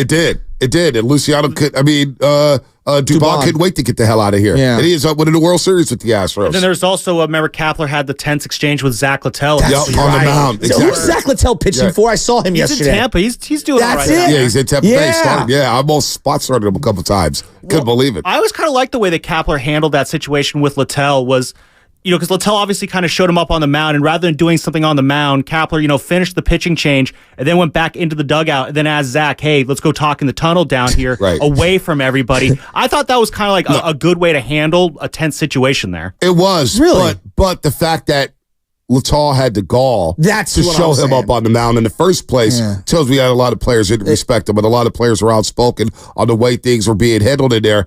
I don't know if Kapler handles that situation well. Maybe he keeps playing the kid. I have no idea. I have no idea. I don't think it looks as good as the way Bob Melvin handled it. And Bob Melvin gets credit for that. He protected the kid, but there was no way he said, I watched you botch these plays in Pittsburgh and New York City, and you come out here as we're going for a sweep against the Phillies in a game we got to have. Like the Giants are in win-now mode. And when you do that, and you're lackadaisical, and now you're the broadcast team, Crook and Kipe are never that critical. I know. Yeah, listen to Crook and Kipe when they're watching the replay of Luciano.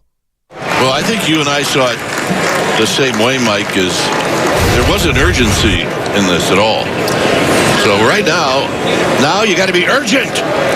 Just a mistake.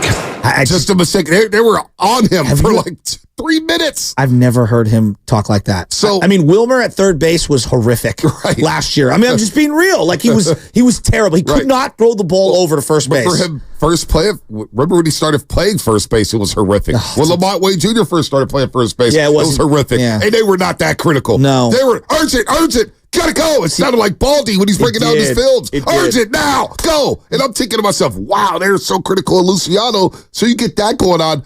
This team, the reason why we're starting to love this Giants team is because they are playing with a sense of urgency. Yes. There's no more, hey, we're going to just play. Like I hear all the conversations about, hey, we're young, we're playing fun, we're having all this. No.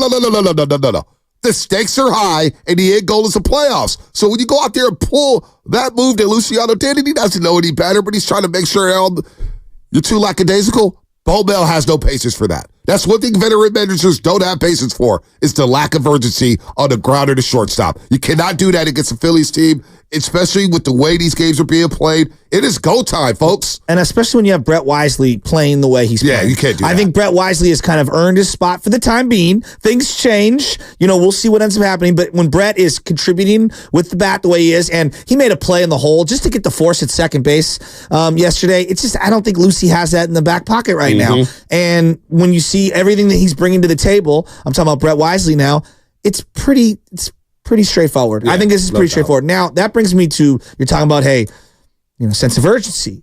And we got to go. Let's go. What do you do with Jorge Soler? Because Jorge Soler has left more men on base than any player I've seen in the first 2 months of the season in a long time. And I'm rooting for Jorge Soler. I like him. I think he's brought a level of fear to the lineup, but you have to produce. I mean, the guy is not producing right now. And I know we want to, hey, when Conforto comes back, he's going to go here, or he's going to play there in the outfield. To me, Conforto comes back, I think Soler's the guy that immediately loses a little bit of playing time. Well, let me tell you something. What's the difference between him and Derek Ruff? Derek Ruff has been was a better Giant than him in 2021.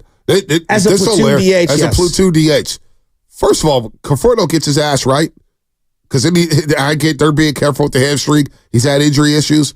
Conforto's taking half those at-bats at DH. Yeah. I'm sorry. You have to do it. And now I'm thinking at the deadline, how do I move off this money with Soler? The bat looks slow. Maybe they'll have the patience. Maybe he turns it around in July, August, and September. But I don't know. I see a guy who's lost at the plate. I don't see it. I don't see it right now. Soler on the list of disappointments right now with the 2024 Giants. He's at the top of the list. Because we got tantalized with some long home runs at Dodger Stadium, but it didn't mean anything. You went from down 5-3 to 5-4. But he hit to take the Dodger Stadium. So if you're like, wow, Galarraga territory. He hits a home run at Oracle Park. I'm like, whoa, look at this. The guy can't hit anything. His plate discipline is awful. He's swinging at things in the dirt. He's popping up with the bases loaded. Enough is enough. The patience level for Soler, for all these guys from Madden, it's not just Soler. No, but Soler's at the top of my list right now. He's at the top of the list of disappointments. But when it comes to urgency and patience, there's not a lot of patience. If you're not producing right now, you're not in this lineup. It's that simple. Well, and his at-bats are so interesting. Like, he's had guys with runners on base with less than 2 outs and just can't, execute. Fly ball. Chop one over to second base, get a guy home, move a guy over to third base. A couple of times this year, it just feels like he's trying to go yard on everything. Every play. And he's swinging through. And the other thing is that the power, for whatever reason, hasn't played at AT&T at all. Jeff Kent's power played in a lot of different parks, and it's a rare thing.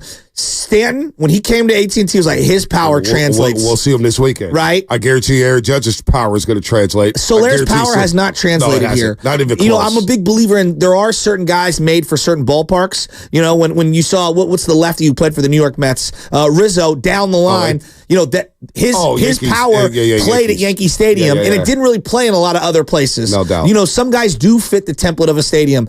I don't know what it is. Solare's power hasn't translated. I mean, 3 years, $42 million. He's got 9 RBIs. How many RBIs he got? I mean, what's Jock Peterson doing?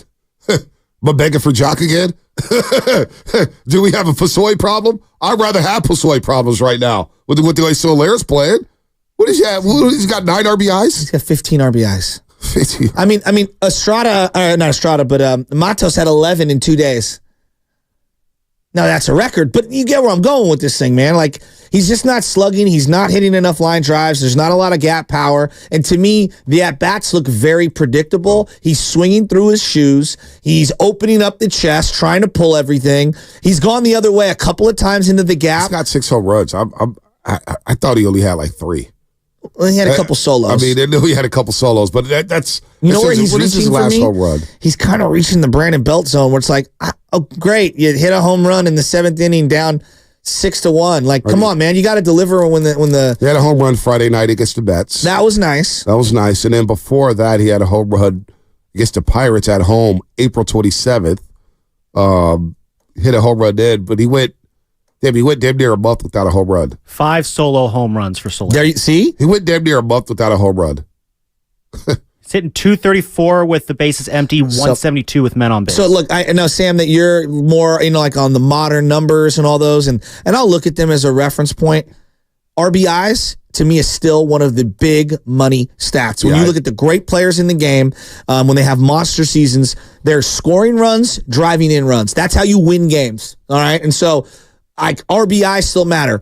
When this guy comes up with runners on, I have very little faith he's going to deliver with guys on base. And to me, like, that's why he was signed here. He was signed here to provide the punch and to be a clutch hitter to drive in RBIs. And there have been opportunities, like guys have been on base for him. And instead, it's the Brett Wisleys, it's the Ramoses, it's the Matoses, Chapman even. Other guys are delivering those RBIs. He's got to start waking this up now. He's got to, and this is a big series coming up with the Yankees and their pitching, and the Yankees are coming to town, the Bronx Bombers and all their power, all their team. Like, just look at the way they're handling their business right now. Their DHs, boy, Stanton's having a bounce back season. Even though he's only batting 234, he's hitting bombs left and right. Judge is starting to heat up. We know what Juan Soto can do.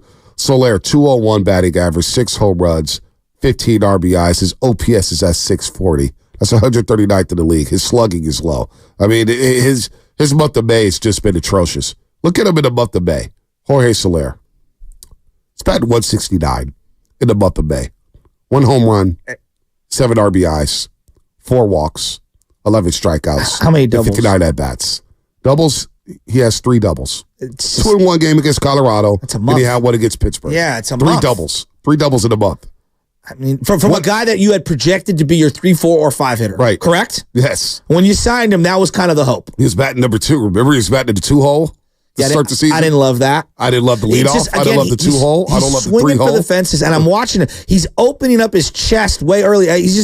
I don't understand what his approach is currently at the plate. And we've made a lot about the young guys' approach. His OPS is at 506. That's horrific. In the month of May. It's horrific. The month of May. May Day. I'm watching the young guys go up there, and they're fouling things off, waiting for the pitch that they want, whether it's Ramos going up the middle or Matos driving a ball down the line. They clearly have some sort of an approach, and they're working counts. I don't get that same sense with Soler. This could be true. J.D. Martinez basically told the Giants no.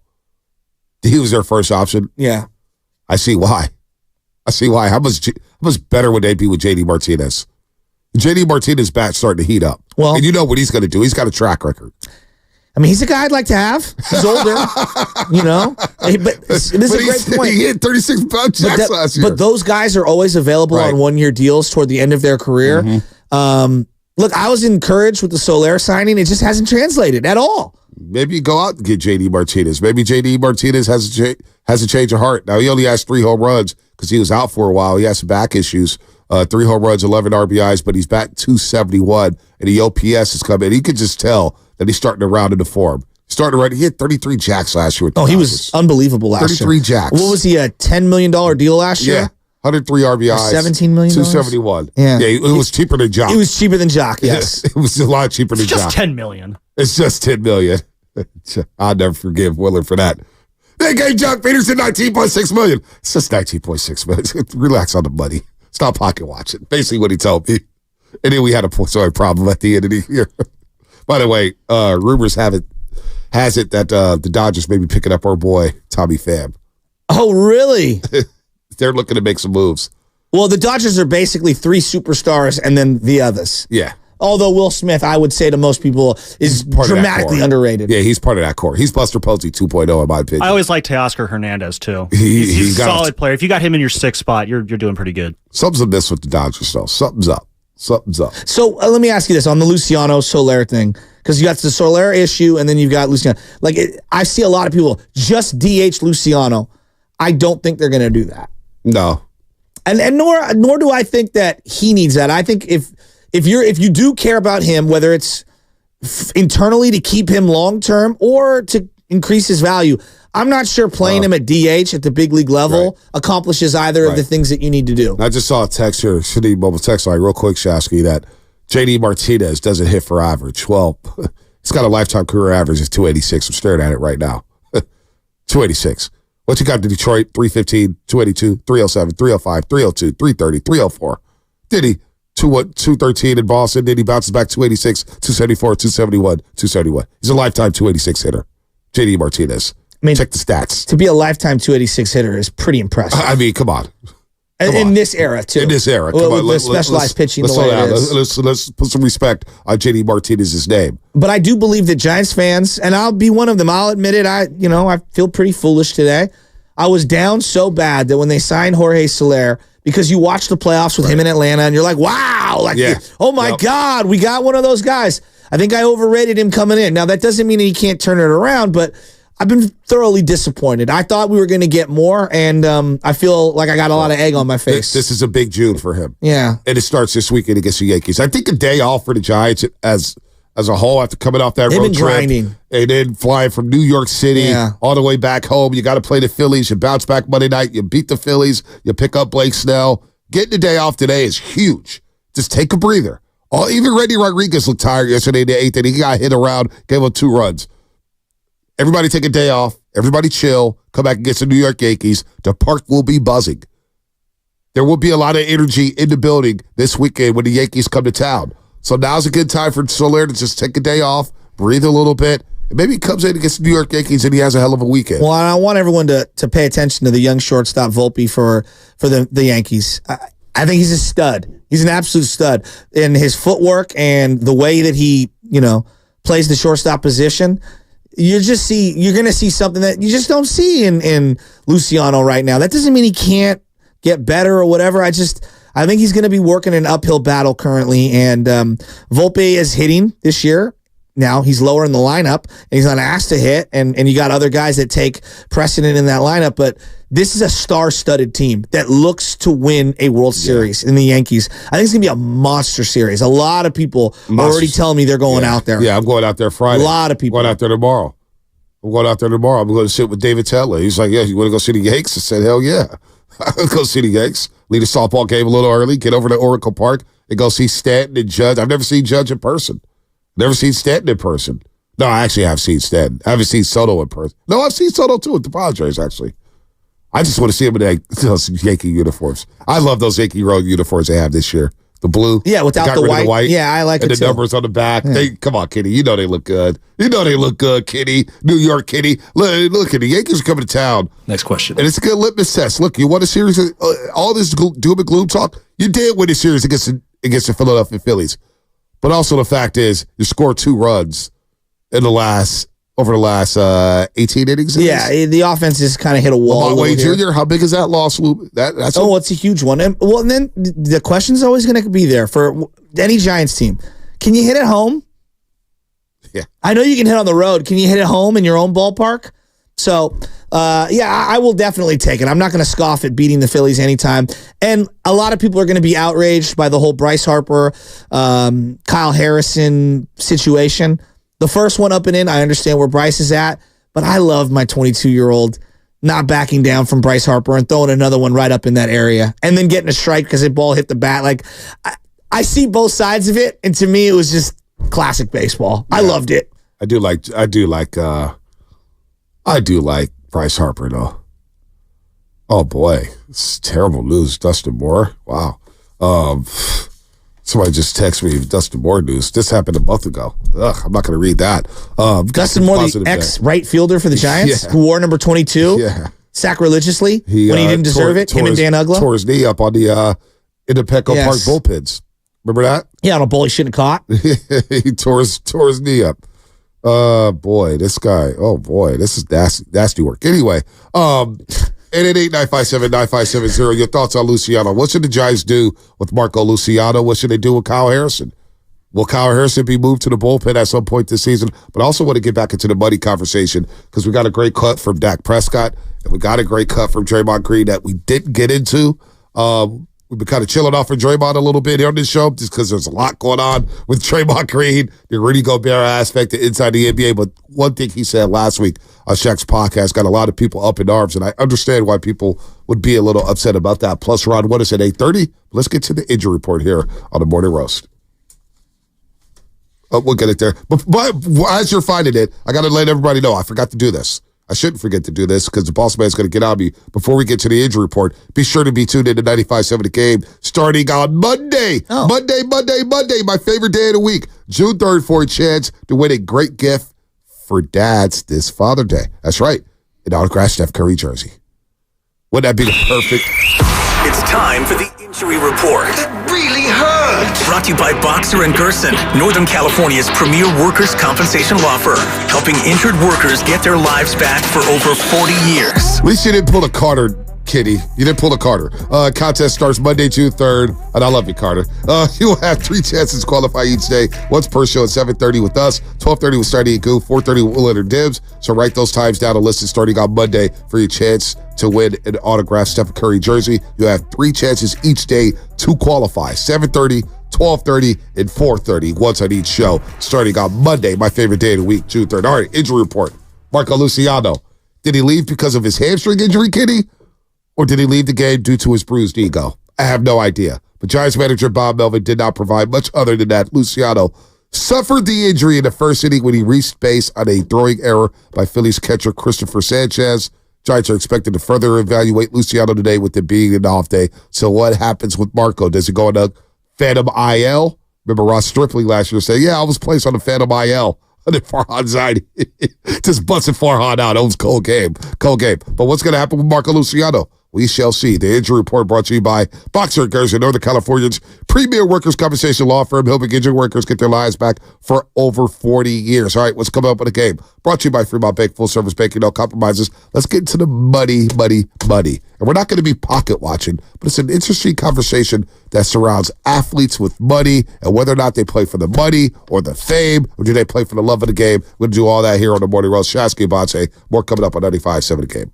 Have you been wanting to find the secret to losing weight and getting healthy the natural way with no drugs or injections? At Abundant Life Weight Loss, we know the secret to losing up to 1 pound of fat every day. Our weight loss program makes it easy to lose weight and get healthy naturally, safely, and effectively without counting points or calories. No exercising, no prepackaged meals, no surgery, no drugs, and no injections with risk of serious side effects. Learn more at AbundantLifeWeightLoss.com. Hey, Dan Dibley here, now down 25 pounds from my original fat status and more than 2 inches off my waistline. My knees feel good. My clothes fit better.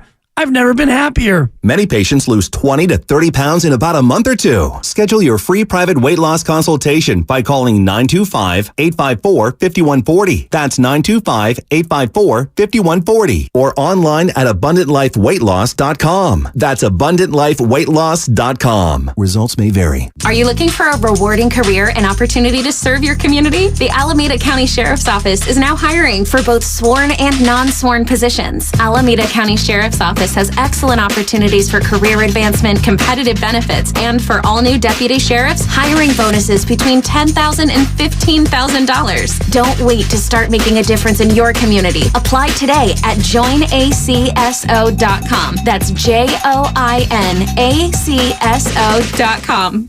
It's Jeep 4x4 season, which means exciting adventures, lasting memories, and finding out what true freedom feels like with great deals on your favorite Jeep brand vehicles. The Grand Cherokee is the most awarded SUV ever, providing adventurers with luxury and comfort on the go, while the trail-rated Wrangler 4x4 will have you taking on the toughest terrains without hesitation. Feel the spark with the innovative 2024 Jeep 4xe lineup. Adventure is just one drive away during Jeep 4x4 season. Jeep Grand Cherokee has received more awards in its lifetime than any other SUV. Based on the latest available competitive information, Jeep is a registered trademark. A slow network is no network for business. That's why more choose Comcast Business. And now we're introducing Ultimate Speed for Business, our fastest plans yet. We're up to 12 times faster than Verizon, AT&T, and T-Mobile. And existing customers could even get up to triple the speeds at no additional cost. All from the company with 99.9% network reliability and advanced cybersecurity. It's Ultimate Speed from Comcast Business, powering possibilities. Don't miss out on our fastest speed plans yet. Get started with internet and security for $49.99 a month for 12 months with a 2-year contract. Plus, ask how to get up to an $800 prepaid card with a qualifying internet package. Don't wait. Call 1-800-501-6000 or go to ComcastBusiness.com to switch today. In 62324, restrictions apply. New customers only with 150 megabits per second internet and security edge. Eco bill and auto pay required. Equipment, taxes, and fees extra. Compares Comcast Business 1.25 gig to 100 megabits per second of Verizon 5G Business, AT&T Wireless Broadband, and T-Mobile for Business. Up to 3 times download for existing essential and standard internet customers. The news on vapes talks a lot about the technology and teen use. But parents need to know more about the dangers of nicotine. So know this. 1. Nicotine is a poison that can rewire teens' brains. 2. It can increase mood swings. 3. It can limit attention and learning. So even when it comes in new tech, nicotine is brain poison.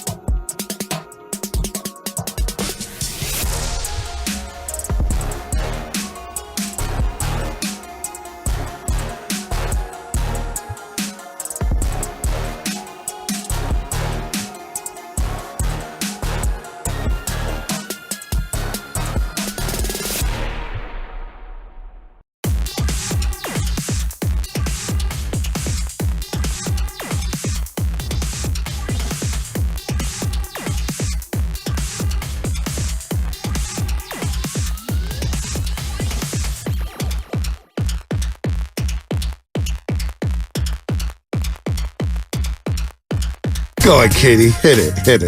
Because I did hear it. Yeah. Money.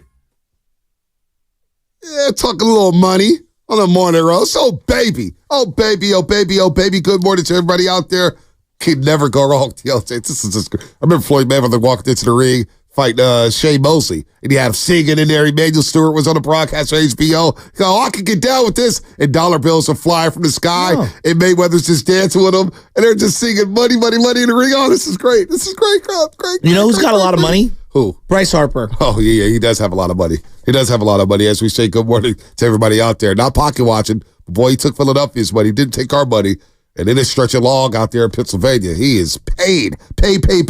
Also, a lot of people on YouTube, they're paid. Twitter brought to you by First NorCal Credit Union. Upgrade your savings dividend. Open a First NorCal first-class money market today. And shout out to our friends at Flowing Water Plumbing and Drain. Want to talk about money? They're making money left and right. And if you go call them, you tell them Joe Shasky the Butcher and Bonte Hill sent you. Yes. You get 15% off with Flowing Water Plumbing and Drain. So, by the way, you heard that flushing sound.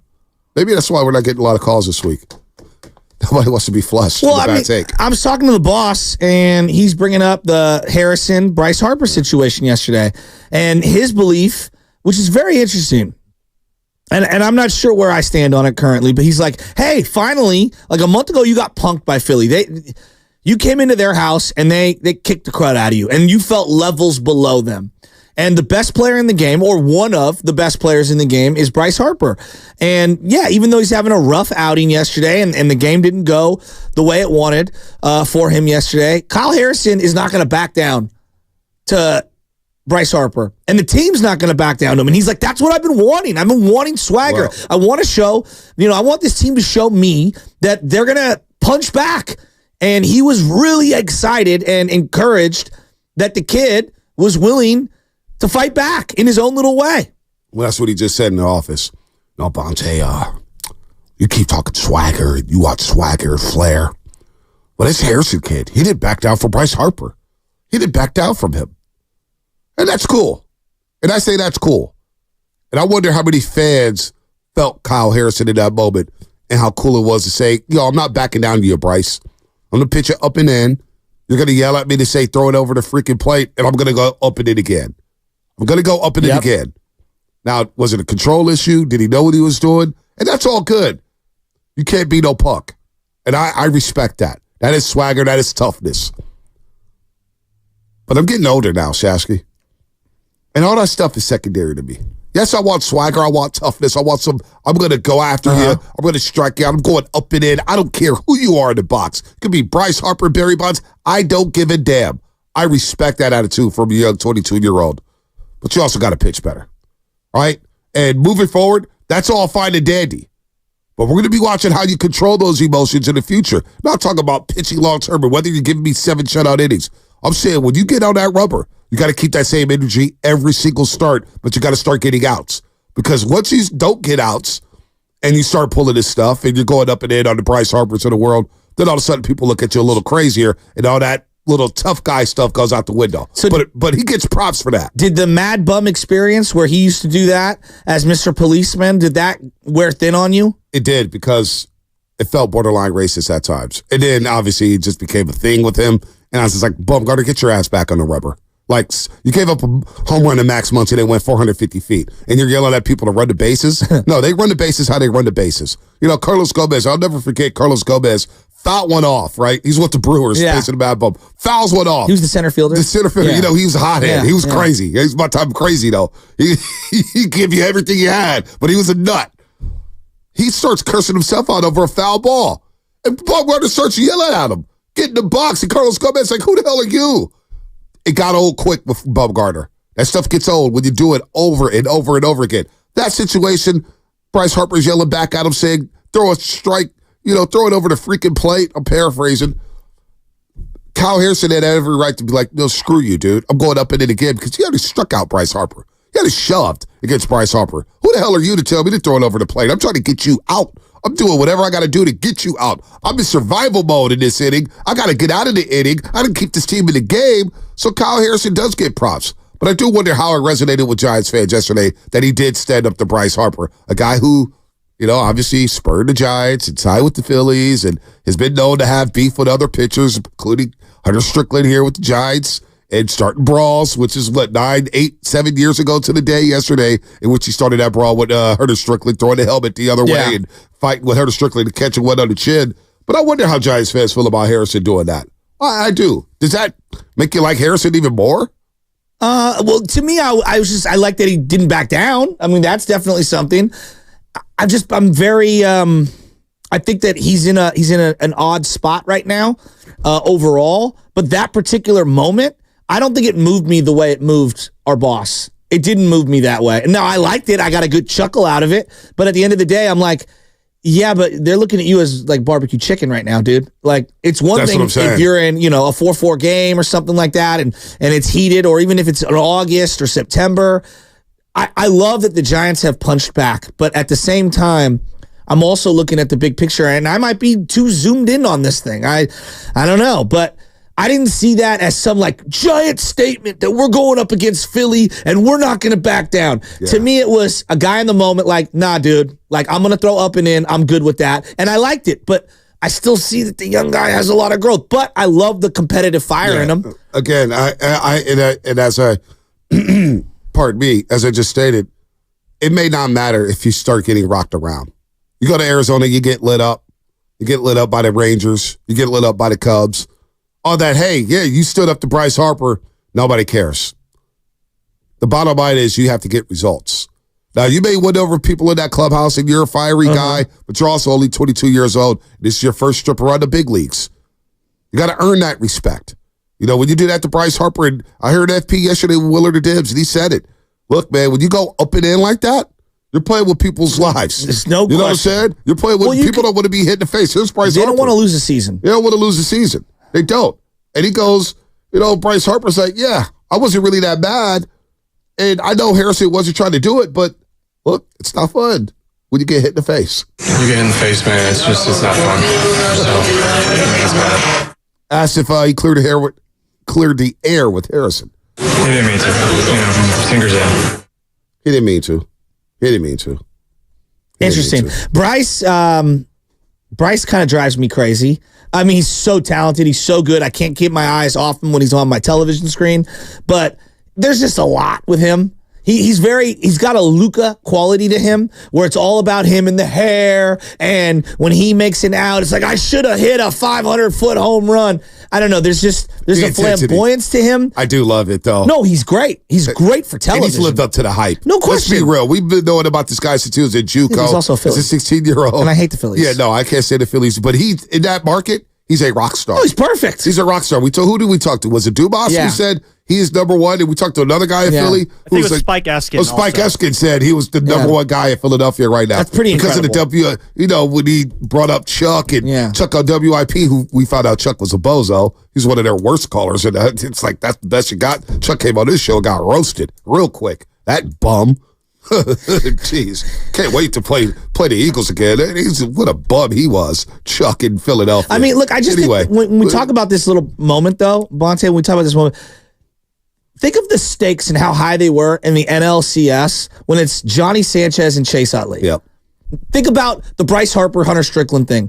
Like, that was because the year before they were in the playoffs and they went up against each other. And the stakes were pretty high. He was giving up 700 I mean, that ball. Nukes. Was that a day game playoff game? Yeah. I think it was game 3. That ball was absolutely nuked. So like, I love the boss, right? I love the boss. But like, Giants fans, the stakes were so high. As you talk about stakes were foreign. Think of all these other real like miscues.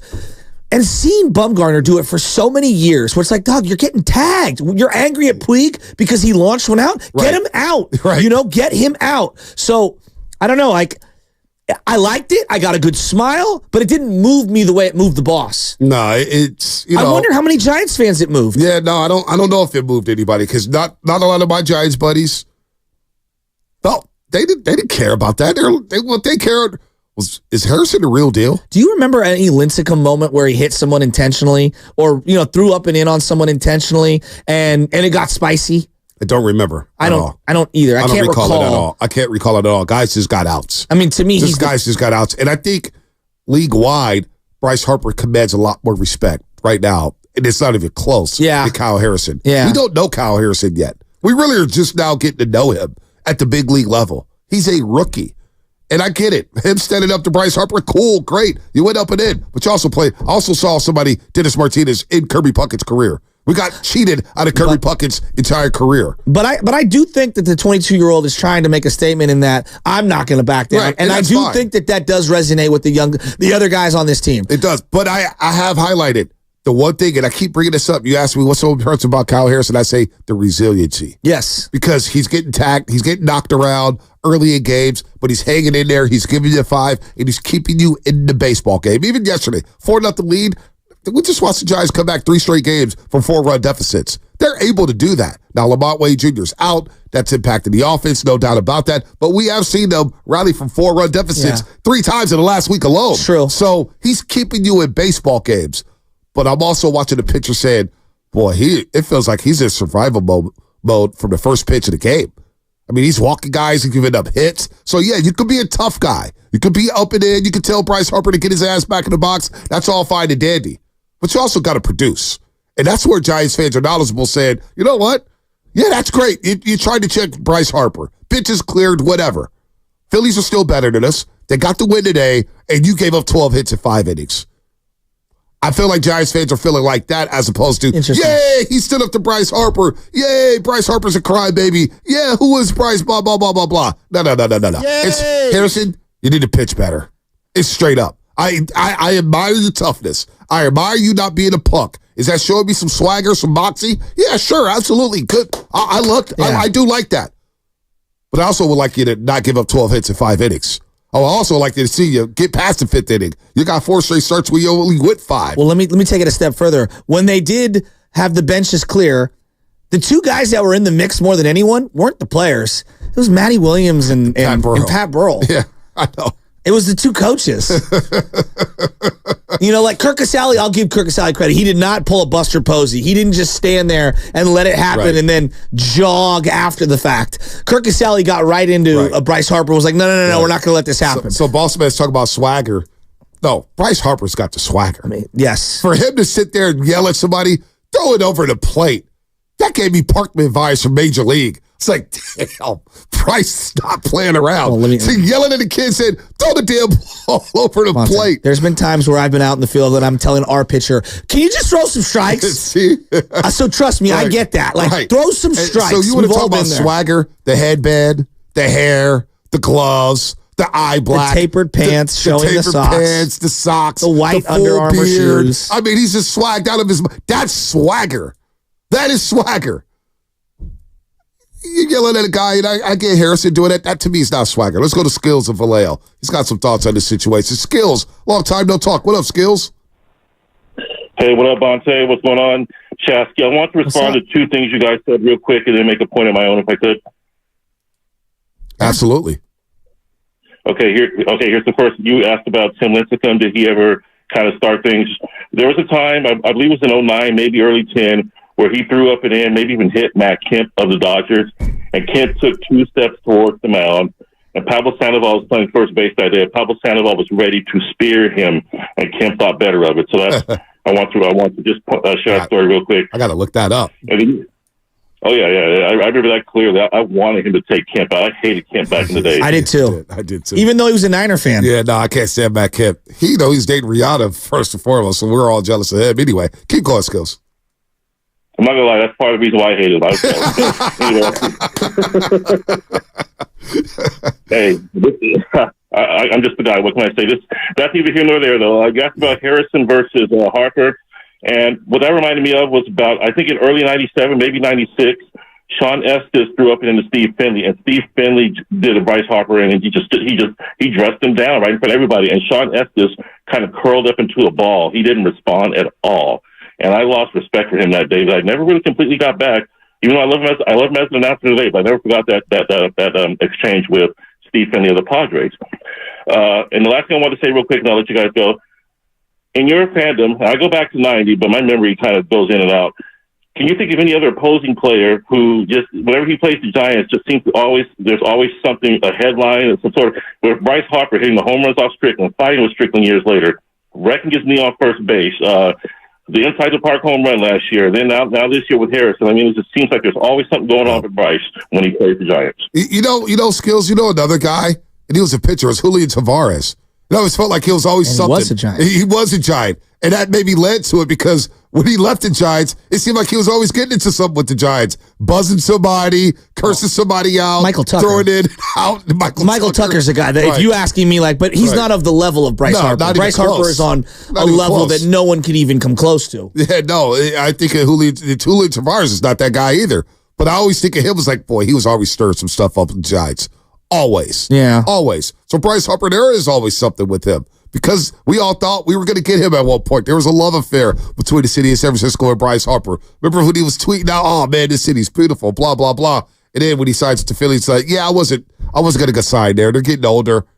Yeah, I'm not feeling them. And, he was right to that point. He's had some good success in Philadelphia. They made their World Series. They've been a perennial playoff team. They got one of the best teams right now. So, look, he's earned the right to do what he's done. You can call it a bit prima donna-ish and say that he's a diva or whatnot. But you know what? He's a baller. And he's telling Harrison, yo, get the ball in the zone. Let's go. You throw that my wrist in the 4-0 game. You don't have it today. Correct yourself. And to Harrison's credit, it's like, dude, you get back in the box, and I'm going to go up and in again. Well, that was ballsy. There is something to be said for not being a quote-unquote punk. And not get punked, I guess, is the way to put it.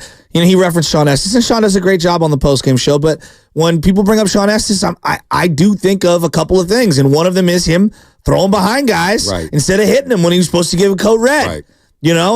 And those things do follow you, in terms of how people view you. The code red. Code red. Go ahead, Kitty.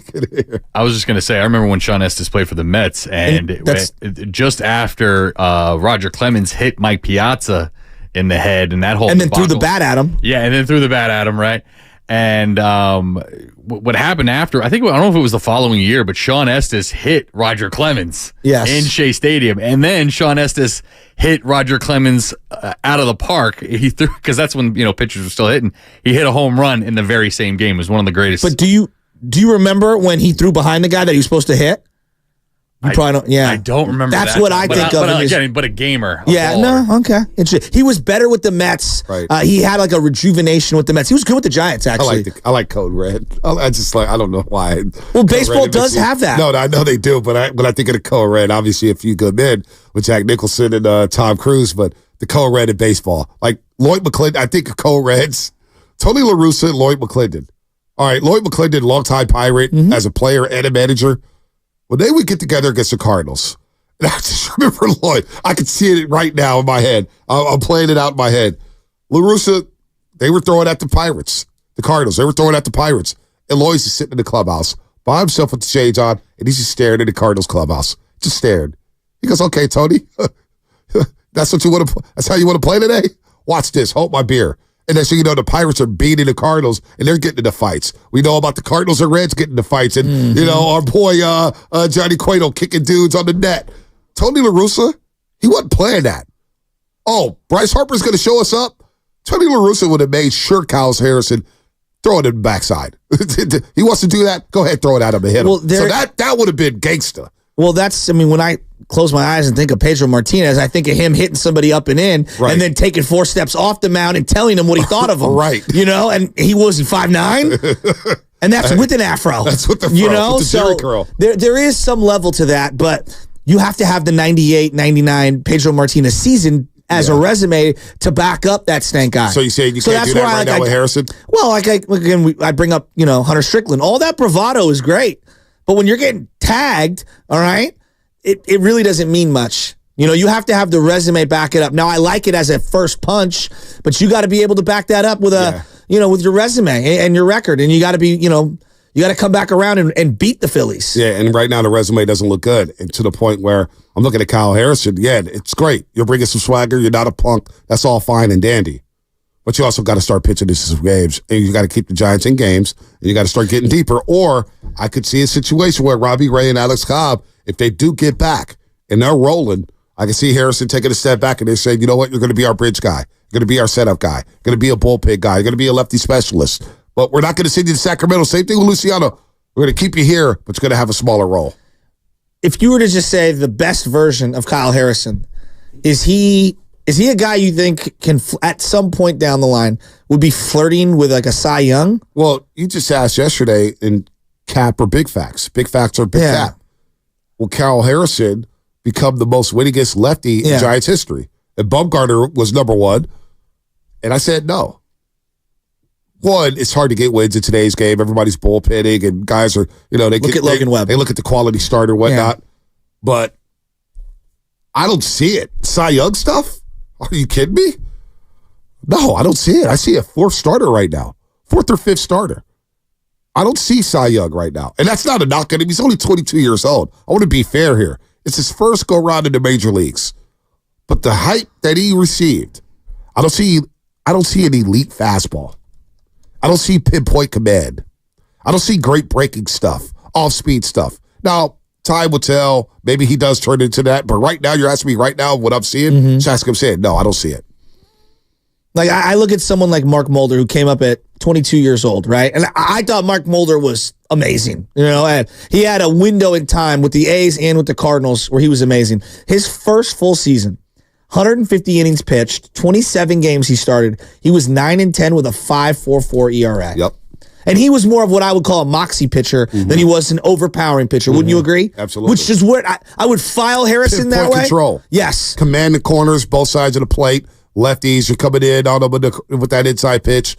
Righties are going in on their hands inside. That's what I saw with Mark Mulder. So the very next 1, 2, 3, 4, 5 seasons for him, he went 21 wins, 19 wins, 15 wins, 17 wins, 16 wins, all with 8 or less losses. And the ERAs all in the threes. A 3.65 average for an ERA over that span. That is what you're hoping you're going to have with Kyle Harrison, where it's year one is let me learn at the big league level on the fly. Let me rack up 140, 150 innings pitched where I can really, stretch myself out for the first time in my career, get a repertoire of the entire league in terms of lineups and how to approach people, gain some synergy with a young Patrick Bailey, and then in year 2, take it to the next step and be a front of the rotation guy. Yeah. So right now, to your point, he looks like a 4-5. I think by the end of next year, I'm hoping he can be the 3-2. You know what I'm saying? Hopefully. That's what you're hoping. Hopefully. We'll talk to Ron Wildis about that in about 6 minutes here on the Morning Roast on 95.7 Game. Ron Wildis, longtime Giants coach, 3-time World Series champ. Now on NBC Sports Bay Area pre- and post game, doing select shows with the great Laura Britt. He knows a little thing about shortstop play. He knows a little thing about infield. We'll get to Luciano. We'll get his thoughts on Kyle Harrison. And overall, just where the Giants are at right now. Who are they? Are they legit? They just won a series against the Phillies. Now I get the Yankees coming to town, starting a 3-game set tomorrow, and of course Saturday night and then Sunday. You have no Lamont Wade Jr. Conforto's not ready to go. So Laird's in a deep funk. Are the Giants trending up or are they trending down? Have they hit their ceiling? I don't know. That's why I said yesterday, Shosky, I need the month of June to see who this team is. I need another month. I just don't know who they are right now. It's a good thing and a great thing because now we're tuned in. Now we want to see, who are they? That road trip made us say, okay, now I'm intrigued. We're seeing the youngsters and you're winning some games. But now I want to see who they are. So Luciano was in the system for 6 years. Plus, and then Harrison for the last 3.5, right? Yep. Are you disappointed they're not farther along? Absolutely. Just in general in their development? I am. Don't you think those two, more than any other, kind of speak to the frustrations of the fan base when it comes to the system? And it helps. The farm system. Absolutely. That, and this is why I always have the philosophy, especially when it comes to Major League Baseball. I'm taking a proven player all day over prospects. And this is why. I don't know what Harrison could be. I don't know whether Luciano can play defense, which is sad. He's been in the system for 6 years. That's what I'm getting at shortstop for Marco Luciano. I know. I'm not trying to kill the kid, but these are routine plays, Shasky. Routine plays that we see. Now, it's hard for us, but for a Major League Baseball player, that is a routine play. And he's not making those plays? After hearing about this kid for so long, yes, I am disappointed this morning about the prospects. And I get it with Kyle Harrison. I understand what's happening in Sacramento. And I have a lot of hope for the kid. Again, I keep highlighting his resiliency, his toughness. I think he's a tough SOB. But I am a little disappointed they are where they are right now with the prospects. He just looks like a guy that hasn't thrown a lot of innings and doesn't understand how to command his stuff currently. And I think he's going to be a work in progress. Yeah. But I still believe at the end of the day, a lefty who throws the way he does, his delivery is a sling style, and he kind of deceives the ball, and it comes up on you, and that breaking ball, if he can learn to command it, I think he can flip quickly. Yeah, he can. I do. I really believe he can flip. Like, I understand why he's highly touted. Right. I just wish he was a little further along. So, can he flip it this season? Can he flip it to help out the Giants this season? Let's ask Rob Waters on the other side. That's what's coming up on the game, brought to you by the Inn at the Tides. Escape! Book your stay at the Inn at the Tides in Bodega Bay. Who doesn't love beautiful Bodega Bay? You can escape here at the Inn at the Tides. Enjoy the sweeping views, clean, fresh, cool ocean air. That ocean air feels so good. Tastes so good. In your room, a chilled, complimentary bottle of wine awaits you. Who doesn't love that, Katie? Breakfast served at the Tides Wharf. Man, what are you folks waiting for? Book today at the innattetides.com. The economy is rough, and traditional four-year programs are just not cutting it. People need something new, and Merit America.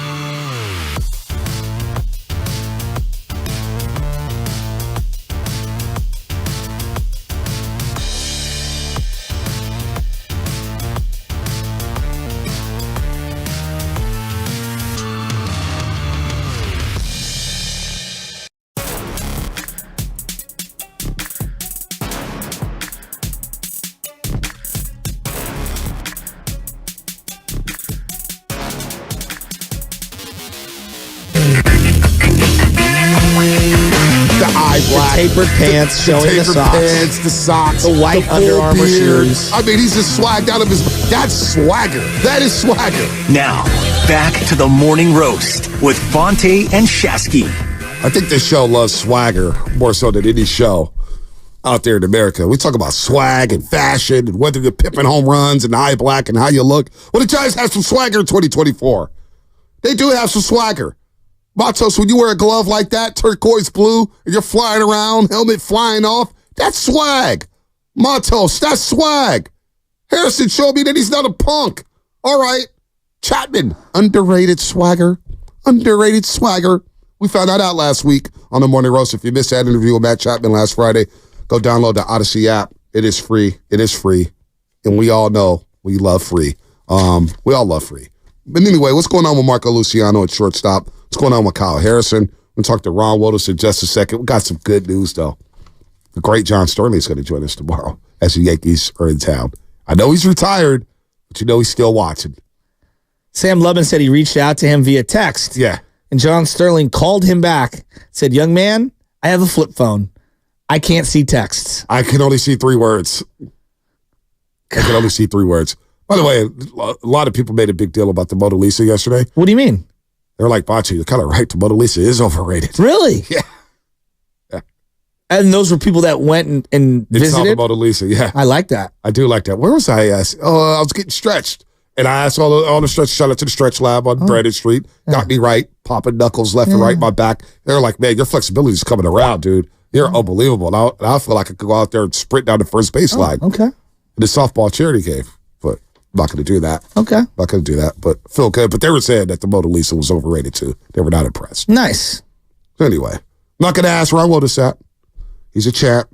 He's my guy, 3-time World Series champ, longtime manager with the Giants, third base, in the dugout. He's done everything with the San Francisco Giants, even coached their minor league team. Now he looks so damn good on television. Saw him at the Bay Area Sports Hall of Fame. He's down doing the Giants pre- and post game on NBC Sports Bay Area with the great Laura Brent. I love it when he's down in the studio. What's up, Ron? Good morning, man. Welcome back to the Morning Roast with Joe Shasky and Bonte Hill. Hey, Bonte. Good morning, guys. How you guys doing? I'm doing well. Thanks for the nice introduction. You're talking about the Mona Lisa. I caught the end of that. What's up with the Mona Lisa? So yesterday Shasky said, boy, you're painting a Picasso. Well, I said, I'm painting a Picasso. And Shasky goes, does that make me Michelangelo? I said, sure. By the way, speaking of art, I went to the Louvre a couple years ago, and I saw the Mona Lisa, and I just wasn't impressed. There was a lot more paintings that looked a lot better. I'm thinking, what's the big deal about the Mona Lisa? So we decided that maybe it's a little overrated. I don't know, Ron, maybe I'm just being too young and dumb right now, but I'm saying, how's that thing worth $860 million? She's not even smiling, Ron. Yeah, and it's old, too, right? I mean, who wants a piece of art that's real old? I liked Whistler's mother a little bit better, I mean, honestly. That is great knowledge right there. That's why you're the man, Ron. Even Shasky's jaw dropped. You left him at a loss for words. Well, Marco Luciano yesterday left us at a loss for words. And look, he's struggling. And we wanted to bring him on because we know how many times I watch you out there take infield with the guys and show guys how to. What's been the fundamental problem with Marco Luciano so far at shortstop in his young career with the Giants? Well, you know, he's worked extremely hard to make himself a shortstop, and the kid has gotten a lot better. And, you know, there was a couple balls. I know he's had more than a couple errors here, but there was a couple balls that had that top spin. And as you well know, the game speeds up a little bit at the major league level. Now, you know, in talking to him, the two balls in particular that were double play balls that were kind of bounding balls that a third baseman get to hit a little top spin, and they pretty much ate him up. And the bottom line is he's still a work in progress defensively. He's gotten a lot better. He knows those are plays he has to make. And you know, come down to yesterday on that little ball to his left. Again, speed of the game. He knows that Scott can run a little bit, but he just took a little too much time to get the ball over the first. And you know, those are growing pains for a young player. And as I said, he's working hard at it, but he still has a ways to go at the shortstop position. Ron, he's been in the system for quite some time, and none of us see, you know, how development happens in the bigs, in the minors, etc. where was he at a couple of years ago, and why is he not farther along currently? Is this just the natural progression from where he started? Well, he was awfully young when he signed. He's a big, strong kid. He's had a lot of injuries in his career, quite frankly. He's missed a lot of playing time.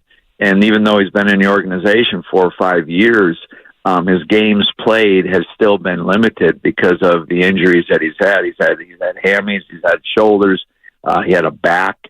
And, so it's you can't go by the years. You got to go by games played and the experience that he's getting at a higher level. I mean, he just got to AAA last year.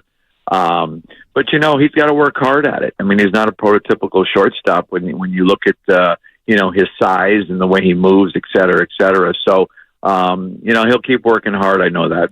No doubt about that. Go ahead, Sassy. No, I just, Ron, you've been in the game a long, long time. And I know that, training has evolved. The way the minor leagues has evolved. I'm looking at the college game and these facilities and the staffs that they have and the nutrition and the weight training. And there's never one path for everyone.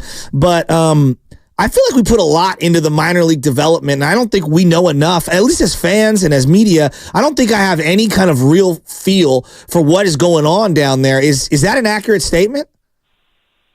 No, not for me. I mean, you got to remember, a lot of these guys, when they're drafted, we hype them up, right? I mean, they're this, they're that. And, not every number one pick becomes a solid major league player. I mean, we can name a number of guys, even back when I played with the Pirates. I mean, there were a number of guys, number one picks that don't even sniff the big league. So it's not an exact science. Drafting these guys, and usually the draft is the most important part for me. You can only get a player so much better, and then it's up to them and their skill set whether they can take it to the next level. I've seen a number of players, be able to compete in A ball and AA, and they get to AAA and then the big leagues, and they just can't make the mental adjustments that they need to make to be a big league player. And I think that's what separates the great players from the average players to the guys that never are able to establish themselves as an everyday player, the mental adjustments. And that's a harder read. Sometimes you just got to give them an opportunity and see how they handle it. So, aptitude and retention and all that really comes into play when you're talking about polishing off a guy at the major league level. Can he make adjustments? Can he think hitting? Can he do the things he needs to do to be successful? And you can't coach all of those intangibles. No doubt about that. Ron Wolders here on the Morning Roast, long-time coach with the Giants, 3-time World Series champion. Now you catch him on Giants pre- and post-game live, Laura Britt and company at NBC Sports Bay Area. Now, one guy who does look different at the shortstop position is Brett Wisely. Brett Wisely quietly having a hell of a 2-week stretch here, and he's making some plays at shortstop. What's the difference between last season and this season for Brett Wisely? What do you see from him, Ron?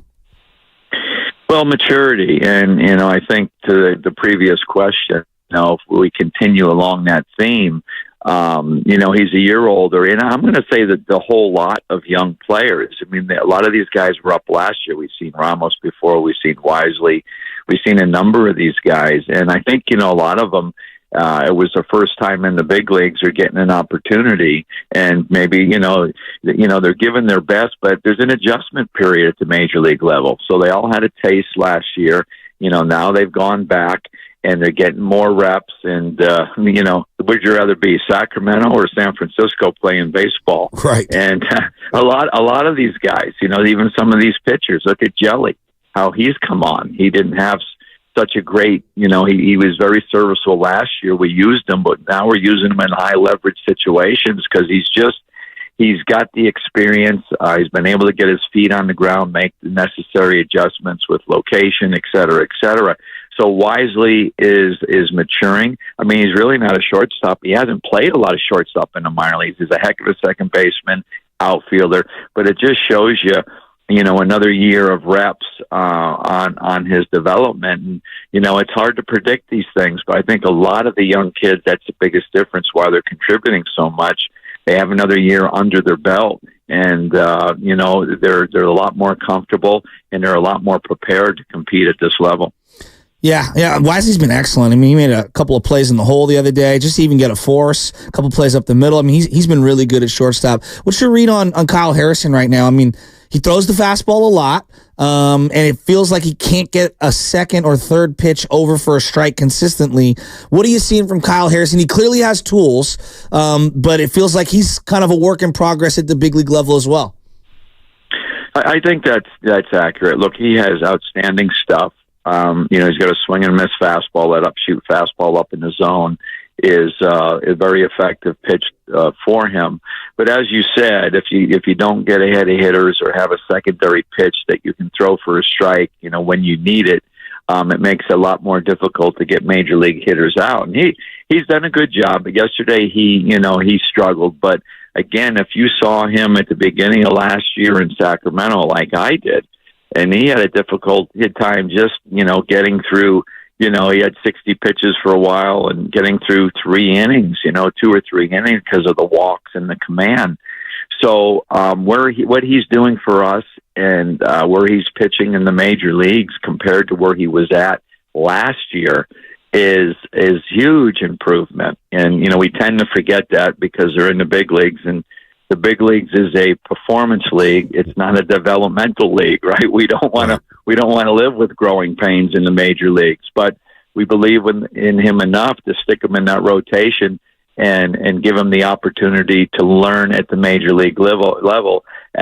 Just as, Lucy and some of these other guys that are getting an opportunity, and, sometimes they flourish and sometimes they struggle. So, Kyle's, command has always been part of his game, that he's, trying to improve. And when he doesn't have it, it's much more difficult because, you want to be able to locate a fastball and throw a secondary pitch for a strike whenever you want. That's how you get hitters out, right? I mean, if you can't do that and you got a 2-0 count, and you got to throw a fastball down the middle, you're going to get whacked. So having a secondary pitch that you can throw at will over the plate when you're behind the count is very, very important, or to be able to locate those fastball, those two things.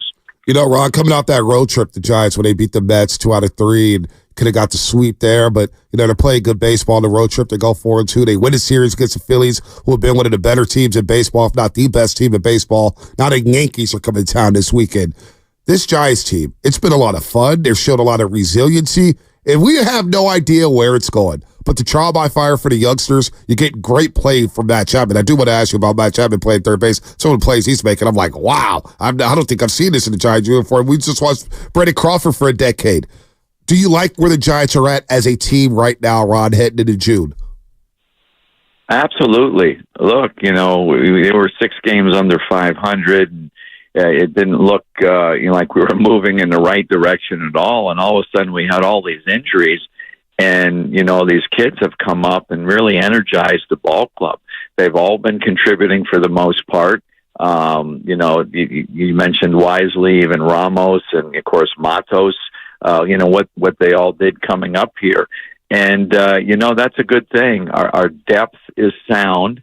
And, it's good to see that young players performing, just not, muddling along or having a good game here or there. So you put that together with the guys we have on the IL, and they're coming back, and some of these guys are going to have to go back, but hopefully they'll be ready when they're called upon again, because you're going to need, 35 guys, through the course of the season. And that's the good news for the Giants.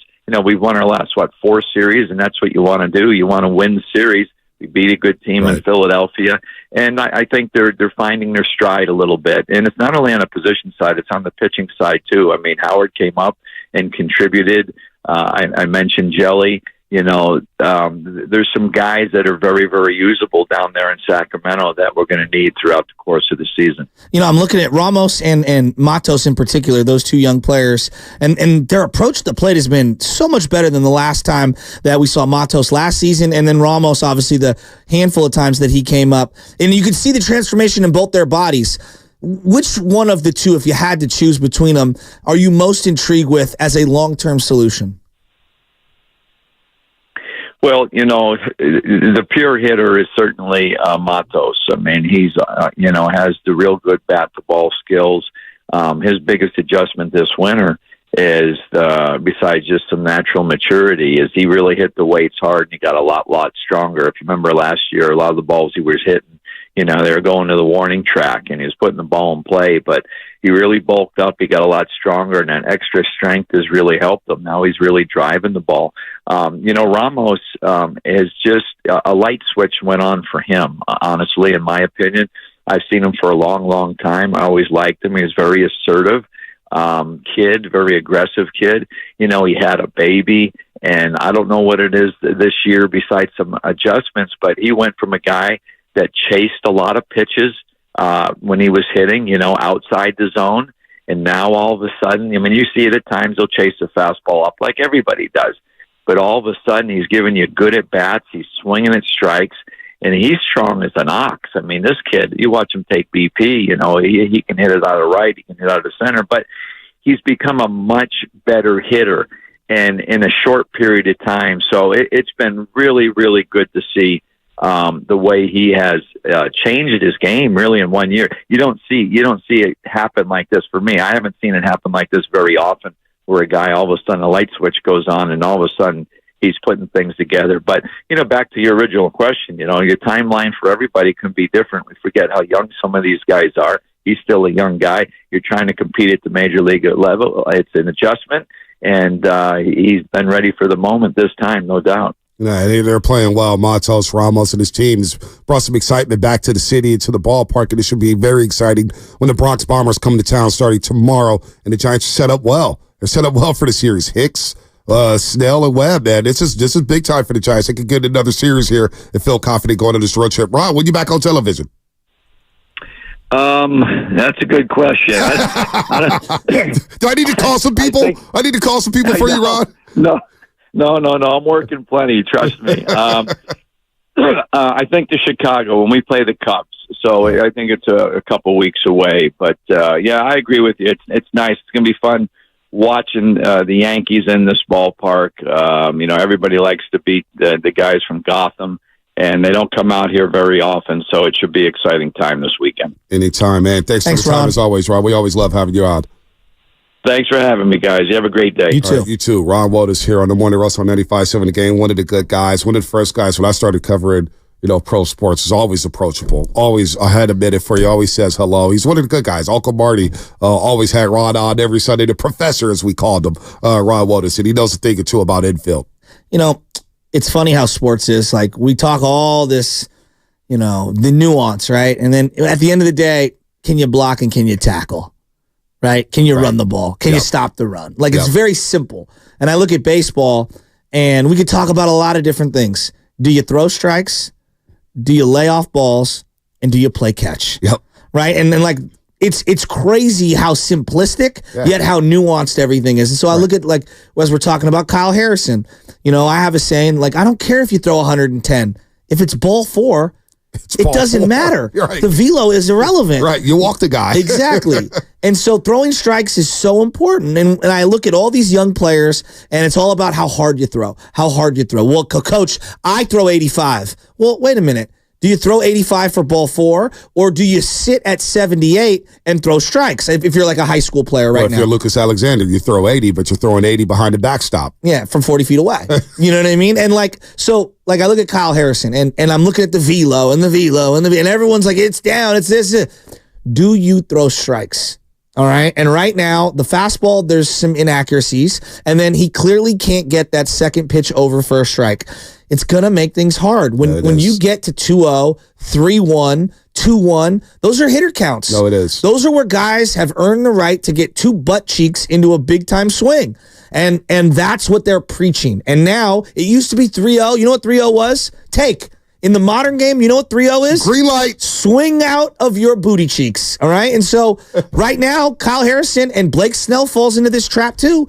When you fall behind in the count, when you rack up a ton of pitches, you're going to get out of games quicker, you're going to have a lot of walks, and then you're going to be forced to come in and you're going to get rocked. When I think of swinging out your booty cheeks, I think of Cody Bellinger only because he has a buggy whip swing. Yes. Swinging out of his booty cheeks. It looks like one of those cartoon characters where he's getting all twisted up left and right here. But no, you got to hit, you got to pitch. It is just like basketball. We'll see the T-Wolves and Mavericks later on today. And Barkley's been saying that. Basketball is really a simple game. Stars need to play like stars, and the other guys got to hit shots. You got to set good screens. It's true. You got to rebound. What did Pat Riley say? No rebounds, no rings. You don't rebound, you don't get rings. And that's what it is. It is. And then, like, look on the other side. He was talking about Ramos. Poor man gets paid. You're right, Kitty. What has changed for Ramos? And his estimation, because he's seen him a lot, is like he's not swinging at everything. That was something Casey Schmidt has really struggled to do. Like, is to not swing at everything. Plate discernment. And one thing we've talked about for 3 days now, or 4 days in a row, has been, man, it's not just that the young guys are hitting the ball. It's that the young guys are working counts. They have a 2-strike approach. They're jumping on certain pitches when they think it's right. They're laying off the ball in the dirt. That's when the game slows down for you, and that's when you become a better hitter. Even if you hit the ball hard, you're going to make outs. But you put yourself in a better position to hit the ball hard more often and get on base more often when you're not swinging at junk. Yeah, I want to get back to the money aspect here as we talk a lot of Giants here. Harrison, Luciano struggling, but they did win a series. I don't mean to be doom and gloom. You picked up Blake Snell, you won the game. You won a game where you bullpen, and as Ron mentioned, Spencer Howard, we had no idea who he was. He got called up at 11 o'clock, throws 4 shutout innings against the Phillies. Sean Jelly gets the last 2 innings, and he gets the win.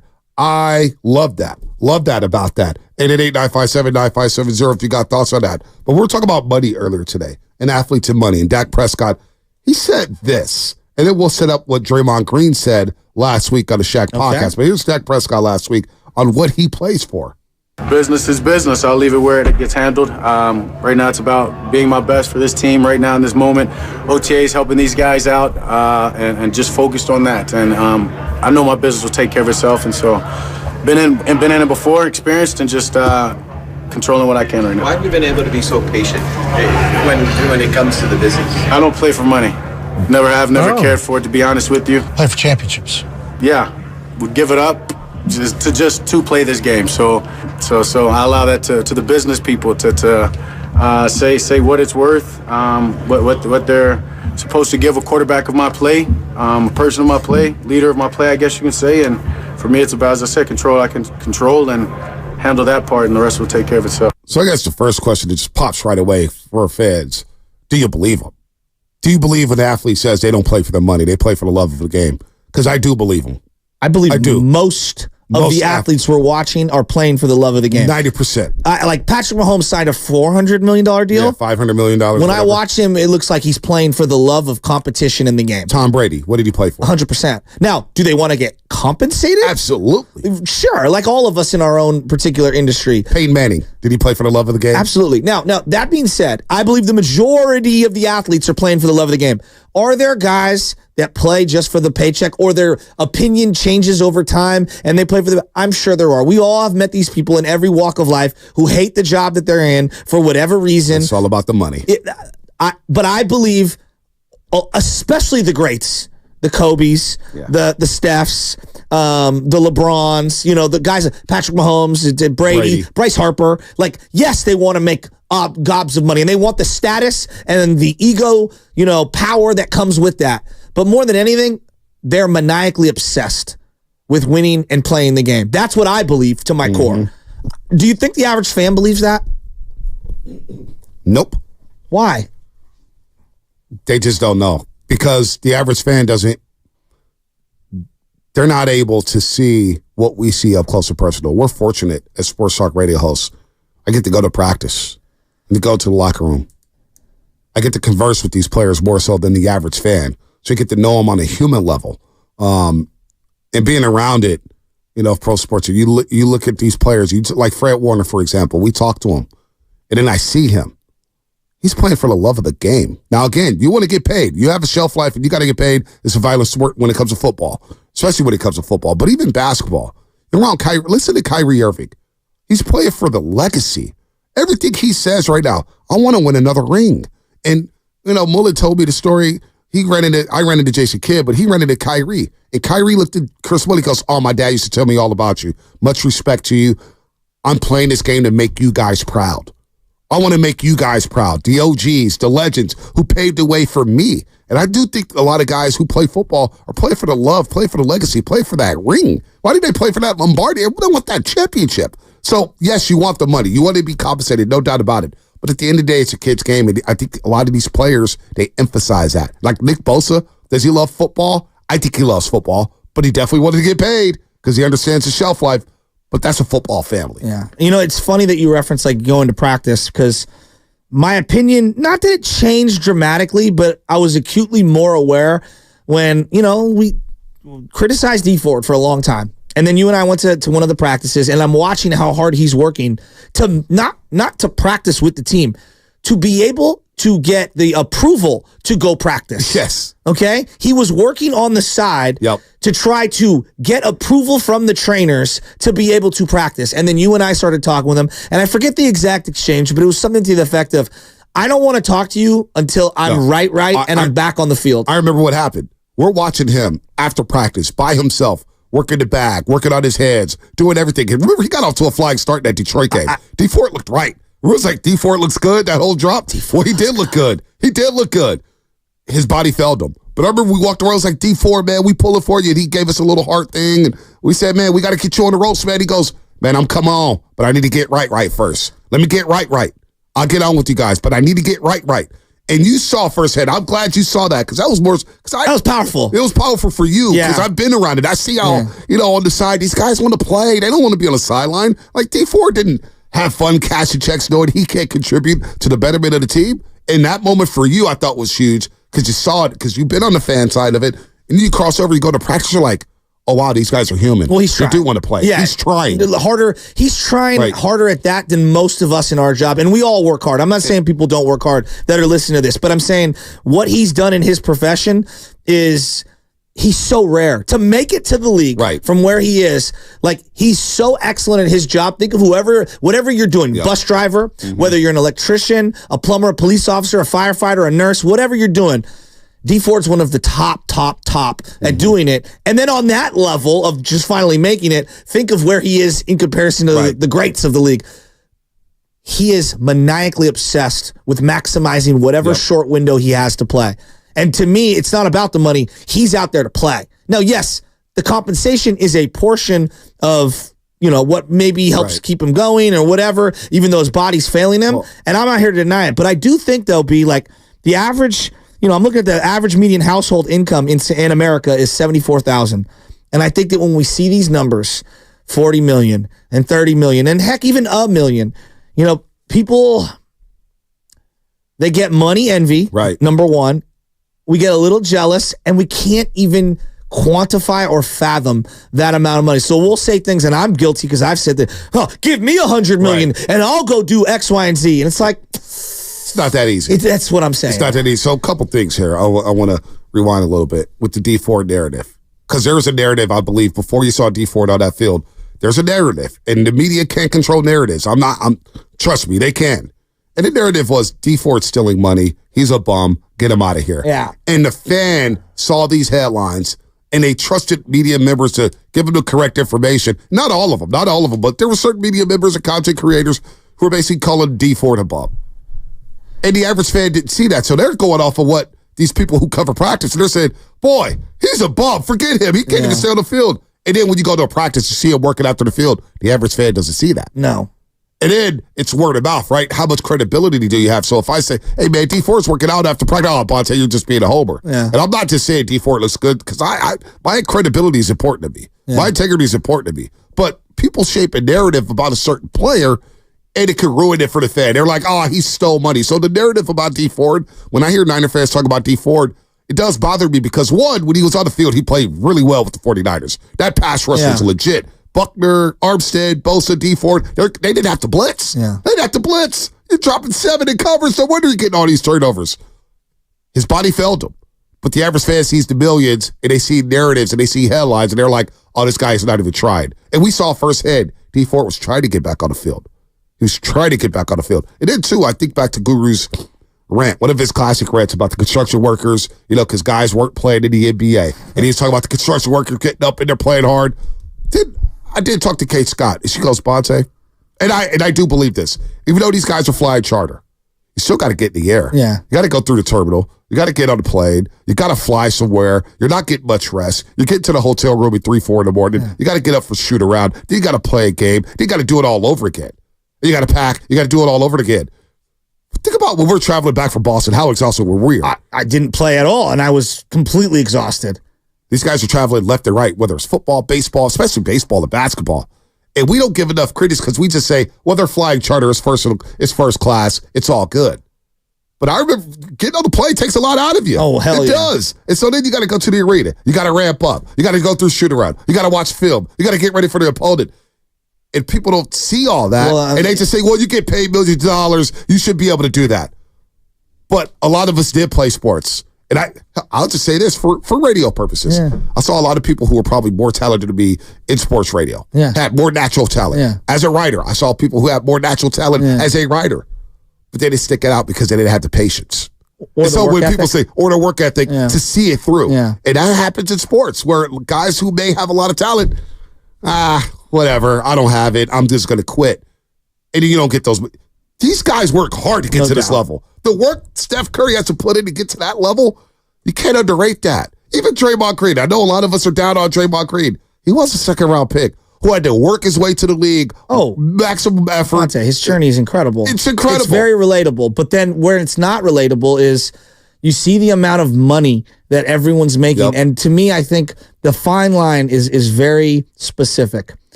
It's when you are naive to the fact that the consumer, your basic sports consumer, could never fathom the amount of money that they're heckling over via social media. And what happens is that that's their business tactic to use their leverage for their window to make money.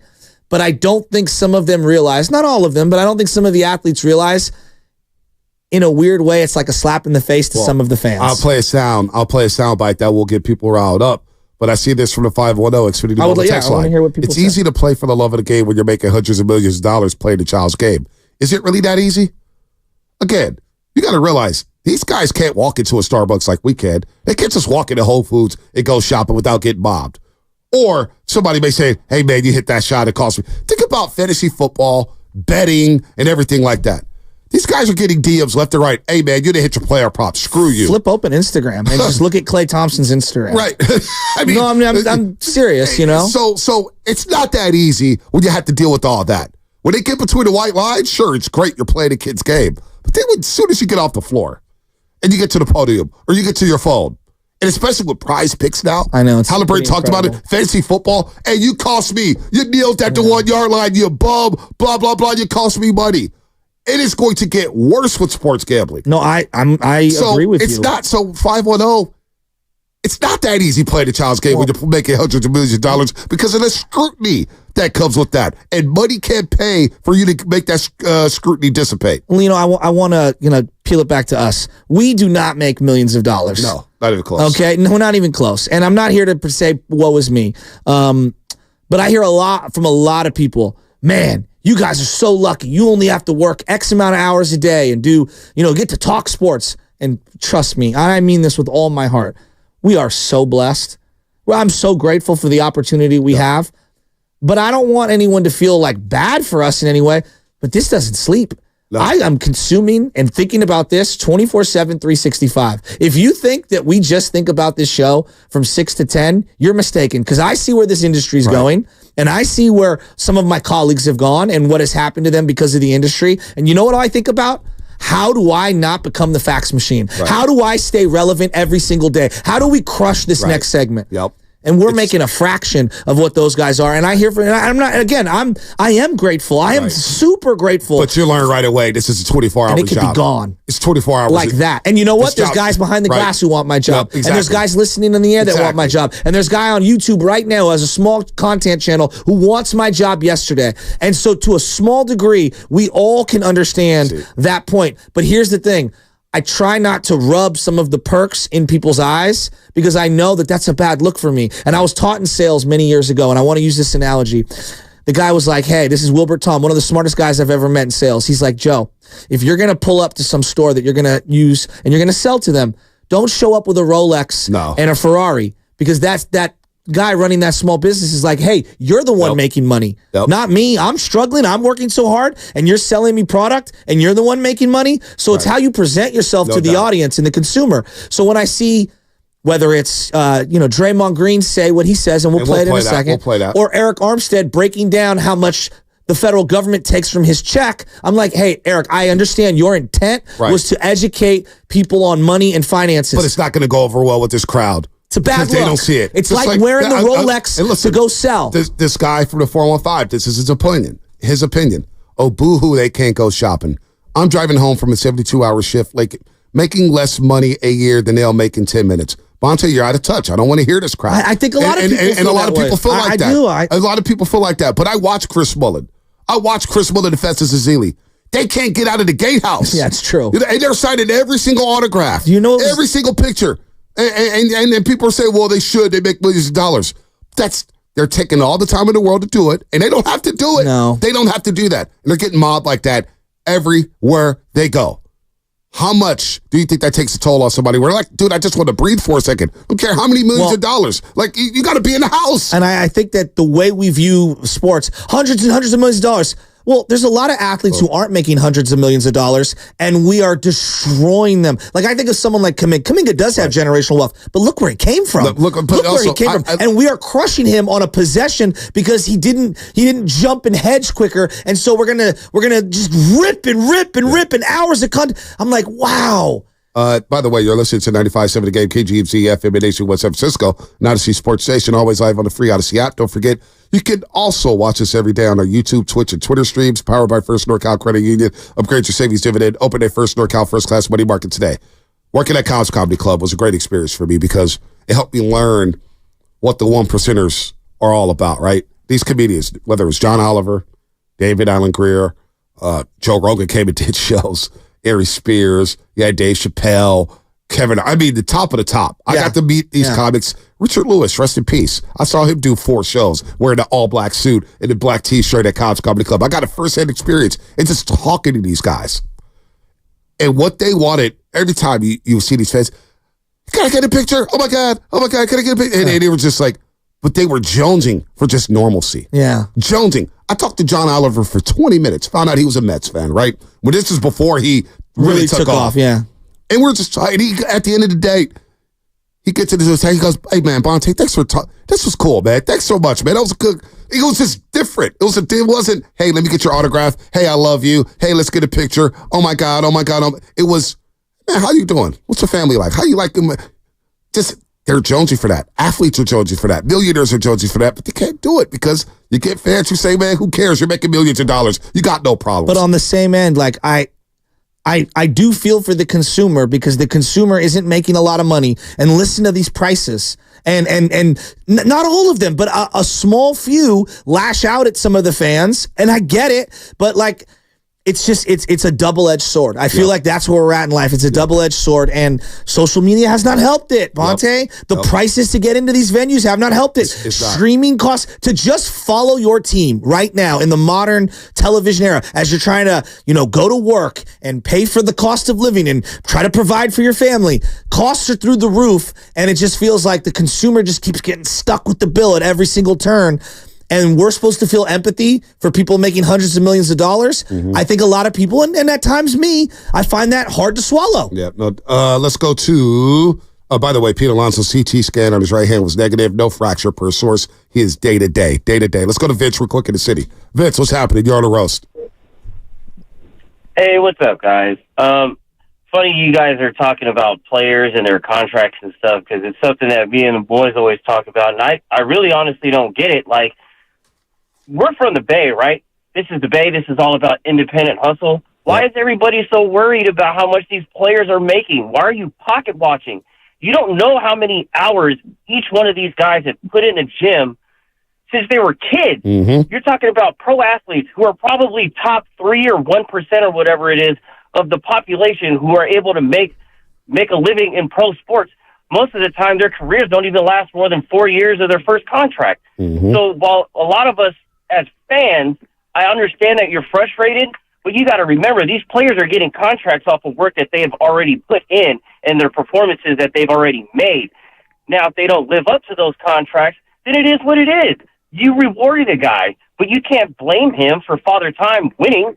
Father Time is undefeated. These guys put in all these hours of work, getting up at 3 o'clock, 4 o'clock, putting in all these hours in the gym, while us consumers are sleeping in, Yep. watching TV. That Vince, you got more because that's a great call. That's one of the best calls we've had in a long time. I want to add to that. We had a kid, Tate Medikoff. He's a senior at Sacred Heart. He's going to go to University of Santa Clara next year. You know what he said to all our 12-year-olds? I go, why are you where you're at right now? Because he was grinding on a Sunday, hitting in the cage. He goes, because I put in the work no one sees. Well, he hasn't even made it yet. He's a great player, leads the state in like a lot of different offensive categories. A great kid, working his butt off. He said, his exact words, I put in the work no one else is willing to do and no one sees. Well, I'll make it about because that's a great story. Real quick before we break. A lot of people say, Bonte, you're very lucky. And I am. I'm very fortunate. Absolutely. I hit the jackpot. I did. I hit the jackpot of life. I got lucky. I started working with Pop. I got lucky with television. I got lucky with all those things. But on the flip side, nobody ever brings up me covering high school sports in 08 or JUCO sports in 08 at City College, writing for the school newspaper. Nobody ever brings up me working a graveyard shift running Giants replays in the middle of the night on a Friday, Saturday as a 31-year-old. You know what I mean? Nobody ever brings up me making $20 a day or $20 an article covering high school sports. It took a lot of effort to get to this point. And the same thing with these players. The same thing. What Vince just said. We're not in them. Steph Curry's working out right now probably. We're not seeing it. We just think, oh, he just gets on the court and hits a three-point shot. There's a lot of work that goes into it. And so we got to stop pocket watching. These guys put in the work. We got to stop, but it's our job, too, as media members to do that. So let's continue this conversation. Tony in Oakland, we got a Draymond soundbite. Tony in Oakland's on the line. It's been a minute. We'll get her on the other side. Hang on tight, Tony. That's all coming up, brought to you by Chilton Auto Body. I want my money. I want my money now. Have you been in a car accident? Chilton Auto Body has 15 convenient Bay Area locations to help restore your vehicle to pre-accident condition.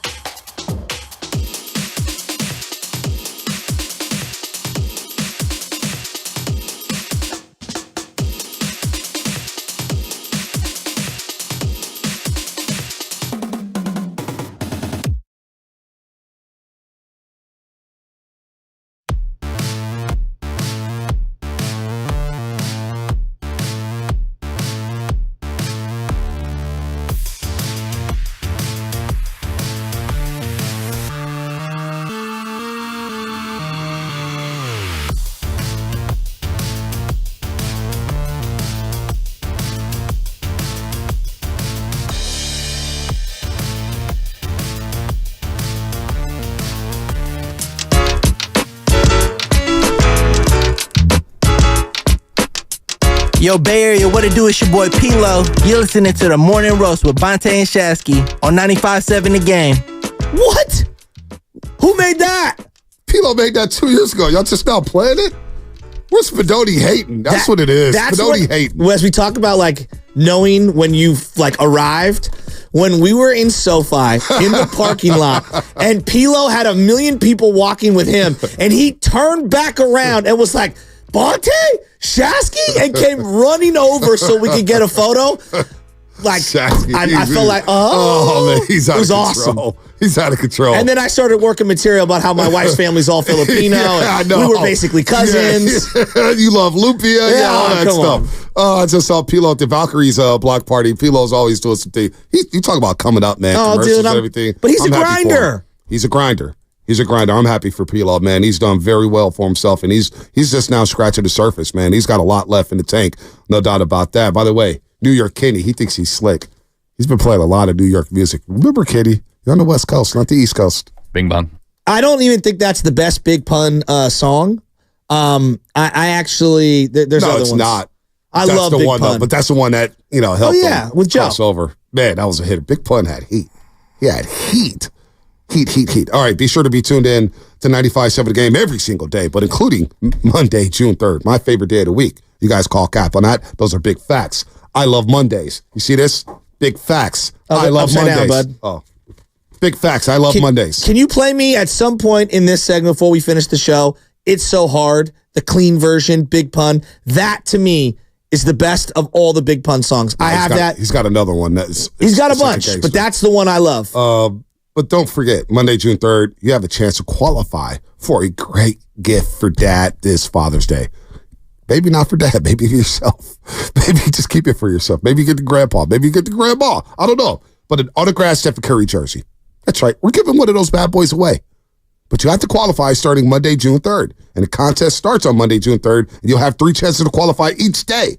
Once per show. 7:30 with us. 12:30 with Stardy and Goo. And 4:30 with Will and the Dibs. So write those times down right now. Start listening right now. But you want to listen especially Monday. You want a Steph Curry autographed jersey? Maybe you eBay that, but I don't know what you do with it. But it's a Steph Curry autographed jersey. Who doesn't want that? I may just keep it for myself. It's interesting the way that we, are consuming sports in just this modern era. James Wiseman, he can't play, get him out of here. And like the rhetoric there. And like when he would post things on Twitter or Instagram, just looking at the comments, it's like, wow. Well, he posted the chip. Remember they won the series in Boston. They win the finals. James Wiseman takes a picture with the Larry O'Brien trophy. In the comments, you didn't do anything to contribute to that. You bum, you didn't help. You got a free, too. Can the guy live? Can he enjoy I saw Jonathan Kaminga. We had him on the classic picture I have that I'm going to framed one day. When Bob Myers is walking around barefoot, and there's Bully, there's D. Wright, there's Fezzi, there's Damian Lee, there's Kaminga. Kaminga didn't play at all in the finals. Really? When he get a cup of coffee, he was smiling from ear to ear. It's part of a team. You practice, you rehab, you're part of a team. But the comments were just nasty. I didn't get it. We just hate the guy because he was number 2 pick. Well, I think that there's a lot of there's a lot baked into that, right? Like, our expectations are completely unrealistic. And there's this like a money envy. And we think that, boo-hoo, cry me a river. If you gave me that money, I would absorb all of this other stuff on the opposite end. And most of us would. Every job has its positives and its negatives. Obviously, there are levels to it, and some far outweigh in one way or the other the positives and negatives. But that doesn't mean they don't have consequences. And we've talked about this with Pablo Sandoval, for example. He got paid by the Boston Red Sox. Didn't mean he was happy. It didn't mean he was professionally or privately or personally happy, right? And so, yeah, he had a lot of money, but he was clearly miserable. You see this in Dave Chappelle. You see this in acting a lot of times where people are really struggling through things. And I'm not saying everyone is, but just because you make a lot of money doesn't mean you're not putting in the work and that you're not, frustrated with the results. Listen, I've learned money doesn't buy happiness. It helps. It helps, but I'm not here to say it doesn't help. But it doesn't buy it. Because I'm not going to lie. I was working at UPS and I was making some decent money for myself. Being in the corporate world. Yeah. I was making money, but I wasn't happy at all on the inside. And then went back to school, and I was broke as hell going back to City College San Francisco. Broke as hell. Probably had 5 outfits to my name. Wearing some shoes from the thrift store, my mom's thrift store. But I was as happy as I ever was. And I wasn't making a lot of money because I was just doing something that was helping me grow and learn. So, again, money helps, but it doesn't always buy happiness. It also causes a lot of problems. All of a sudden, people find out you make money, and all of a sudden, people want to borrow money from you. I'm sure you've got those calls where you're willing to help a friend in need. But you also, hey, we live in the Bay Area. I can't be lending out money like this left and right, and hopefully you pay me back one day. But that's what happens with money. But the other part of this is like, I do understand if you're making, let's just say in the Bay Area, let's say you're making $400,000 as a family, and you've been listening to this station just in general and the rhetoric around Klay Thompson. You don't give two rips if Klay makes 31 or 29 or 24 million. You don't care at all. You either want him on the team or you don't. Right. Like the majority of people, right? They don't care. And I do think that I understand a Brandon Ayuk posting things on Instagram for leverage for whatever reason. Hey, I want to get mine. I'm not going to split anything, and you could read it however you want. Right. And I also understand the fan who pays $2,500 for their season tickets, even though they probably can't afford it, loves the 49ers, and is sitting here like, come on, Ayuk, you're making $14 million this year. Like, I don't want to see you complaining on social media. So it goes both ways. I acknowledge, like, a lot of fans, I get where they're coming from. But at the same time, I also understand that the athletes have a small window to make, and this is kind of a business tactic. RC Davis just texted me, yo, can I hold $300? Not for you, RC. You went to Penn State, and you're a Phillies fan. RC was the one with the aisle seat on the flight to Boston, not you and me. RC, you were at the game yesterday watching the Phillies beat up on my Giants. You had enough money to pay for the game yesterday. Like, now, RC rolls around. He's got a red carpet. He probably didn't pay for the tickets. But no, RC, no. But it leads me to Draymond Green and what he said, though. Yes. On the Big Shaq podcast. Shots, you talking to me? Yeah. We're all shocked, I guess, at this point. But Draymond Green said this, and I think a lot of people are they're gonna listen to what we said over the last 40 minutes and call cap on it because of what Draymond Green said here. The fines, to me, don't make sense. When you talk about as hard as we work to accumulate wealth, coming from situations that most people never make it out, and then you get fined the way we get fined, it's actually not set up for us to be wealthy after we're done playing. This job is not set up the way we're taxed. Oh, California? The way we're taxed, the way we're fined. And, you hear about all these programs like this program, this program. That is to cover everybody.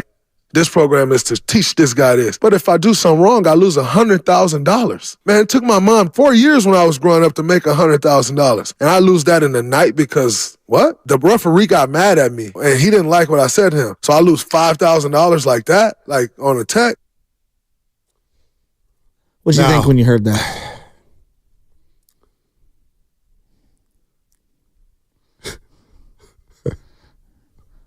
It's so hard. That's not what I was thinking. That's not, you know what I thought? Table that for a second. By the way, Xfinity Mobile Text, I would do a shout out earlier. Shout out to Sebastopol, by the way. Hey, Sebastopol Tigers. I played them Pop Warner football day. This big number 44. He was like 6'4". It was huge. They beat us in the playoffs 6-0. Never forget it up in Rancho Cotati.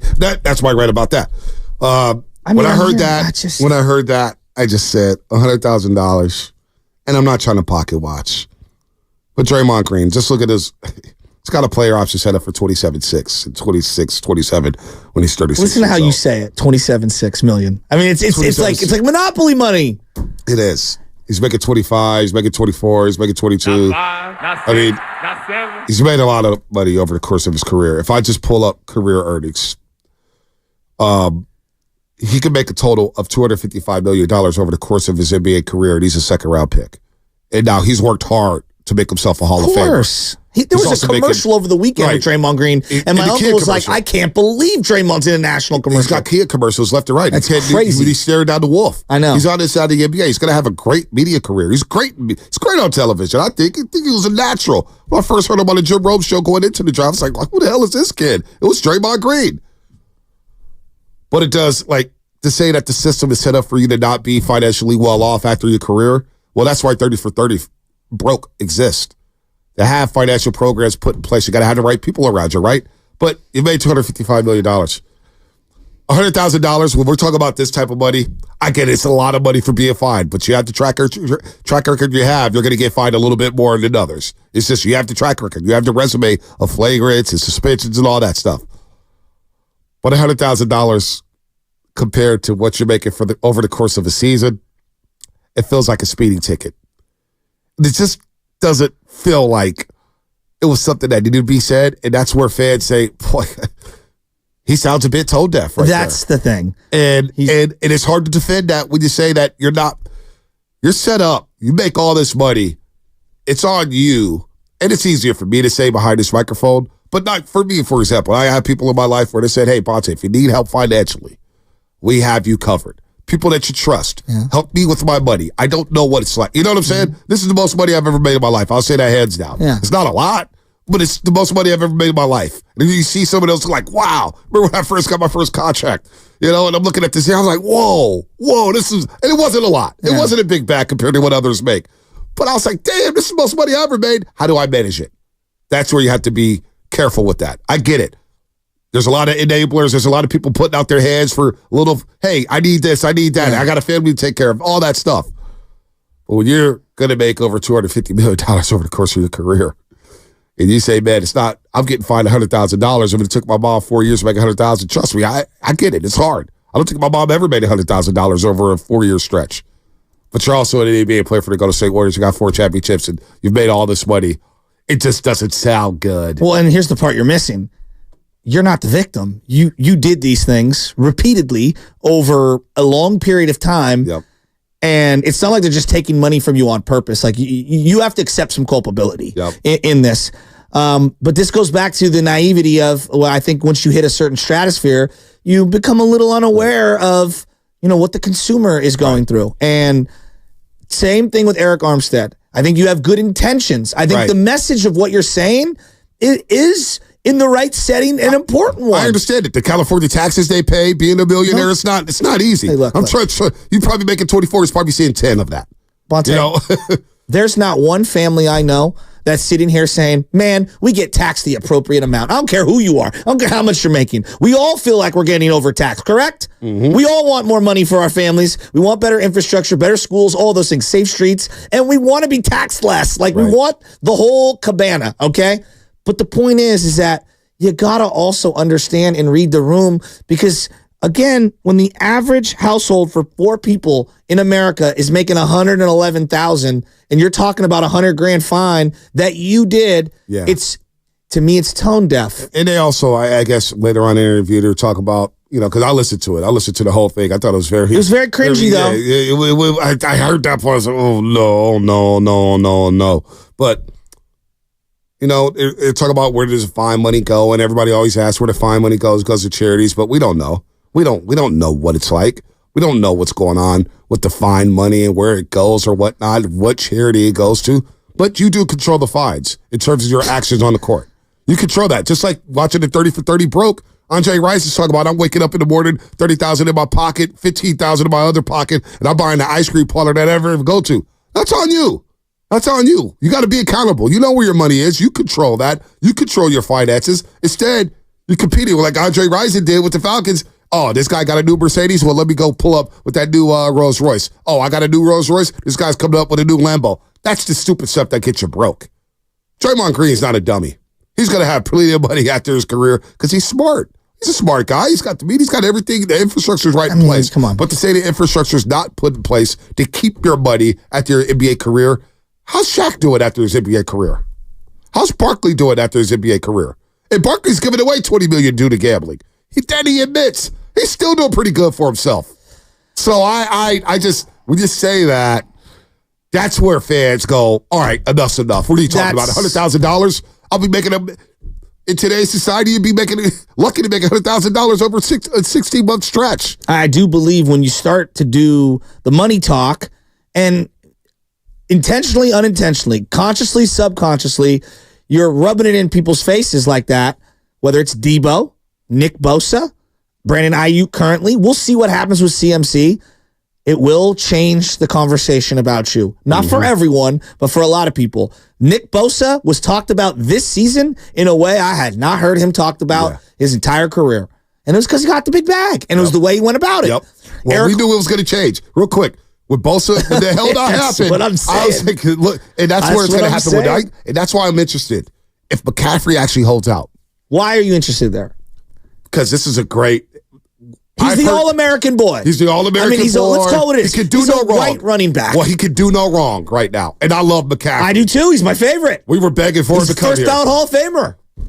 Or at least has the talent to be. I've heard the dialogue with Ayuk.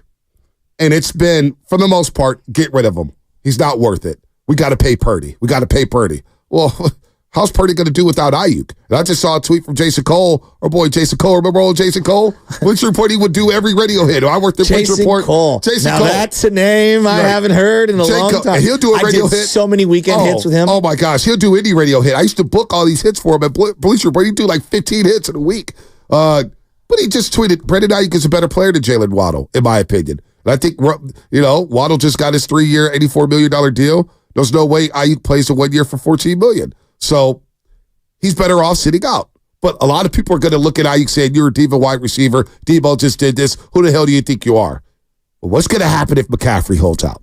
Who's a running back who touches the ball over 400 times a season, who's more liable to get injured than Brandon Ayuk playing that position. How are we going to react to him if he does hold out? That is going to be very interesting to me. How do you think Debo has been received by the majority of fans since the whole trade me, don't trade me, I'm not following you, I got paid, and now it's been a couple seasons? It's been mixed back with Debo Samuel. I've heard a lot of people say, just move off from Debo. He's not a wide receiver. I'll move off from Debo. He's a wide back. Move off from Debo. He doesn't play hard. Move off from Debo. He can't get off Brett's man. Debo has lost a little luster because of that whole scene with a lot of fans. I tend to agree. Now let's contrast that with the way Fred Warner went about it, and a caller called in and said, hey, Fred just showed up. He kept showing up to the facility. We didn't hear a whole lot about it. We knew that he was trying to get a contract extension, and he got paid big time and kind of underperformed that first year. He did, and he admitted that. But does anyone bring up the money with Fred Warner? Nope. Because I think it was the way he went about it, right? And he said, look, I was putting too much. He goes, I was putting too much pressure on myself when I got the big bag. I tried to do too much, and he was missing tackles, and he admitted it halfway through the year. Then he started playing, and he played well. Yeah. Became the all-pro that he is. But we didn't hear anything about it. Bosa, since he held out, the dialogue has completely shifted on Nick Bosa. I agree. Now people say, there's a segment of fans who say, forget Bosa, he got Steve Wilkes fired. Now, I don't think Steve Wilkes is the right fit here. I'll say that unfronted. Steve Wilkes might have. Right. Steve Wilkes said it midway through the year, I'm still trying to learn the defense. And I was like, oh boy, he's not going to be here after the season. We knew that. He was a dead man walking with the 49ers. And we saw the way Shanahan went crazy in overtime on Steve Wilkes. It's like, dude, Shanahan, have you watched the game you called? Like, you're going crazy on Wilkes. They kept us in the game. Anyway, the dialogue changed on Nick Bosa. It did. It's going to change on Brandon Ayuk.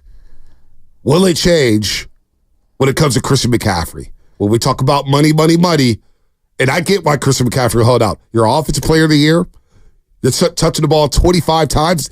Last year was one of the big talking points when it came to Christian McCaffrey. We need Elijah Mitchell. McCaffrey, he's going to get worn out. He's touching the ball too much. We saw the smell of sauce before the Minnesota game where he's stretching out. I'm like, dude, he ain't right. Why is he playing in this football game? Then he breaks a screen pass off for 30 yards for a touchdown. But what's going to happen if he holds out as a running back, a white running back, who touched the ball all those times in Shanahan's offense? Are we going to bat an eye? I don't think there's one person in the Niner fandom who has anything negative to say about Christian McCaffrey up to this point. Not one. I mean, he's as squeaky clean of a player on and off the field as anything I can remember, right? And we remember the Stanford days. Yeah. I mean, like Q rating. If we were to do Q rating. As high as anybody on this team. I mean, it's like Curry in terms of the Bay Area right now. Curry, I mean, CMC's about as close as someone could be who's only been here 2 years. It's Purdy or CMC right there in that second tier right behind Curry. I'm glad you brought up Purdy because... Like, I was thinking about Dak, because Dak is how we started this conversation. He said, I play for the love of the game. It's not for the money. Dak was one of the best stories in sports for multiple seasons.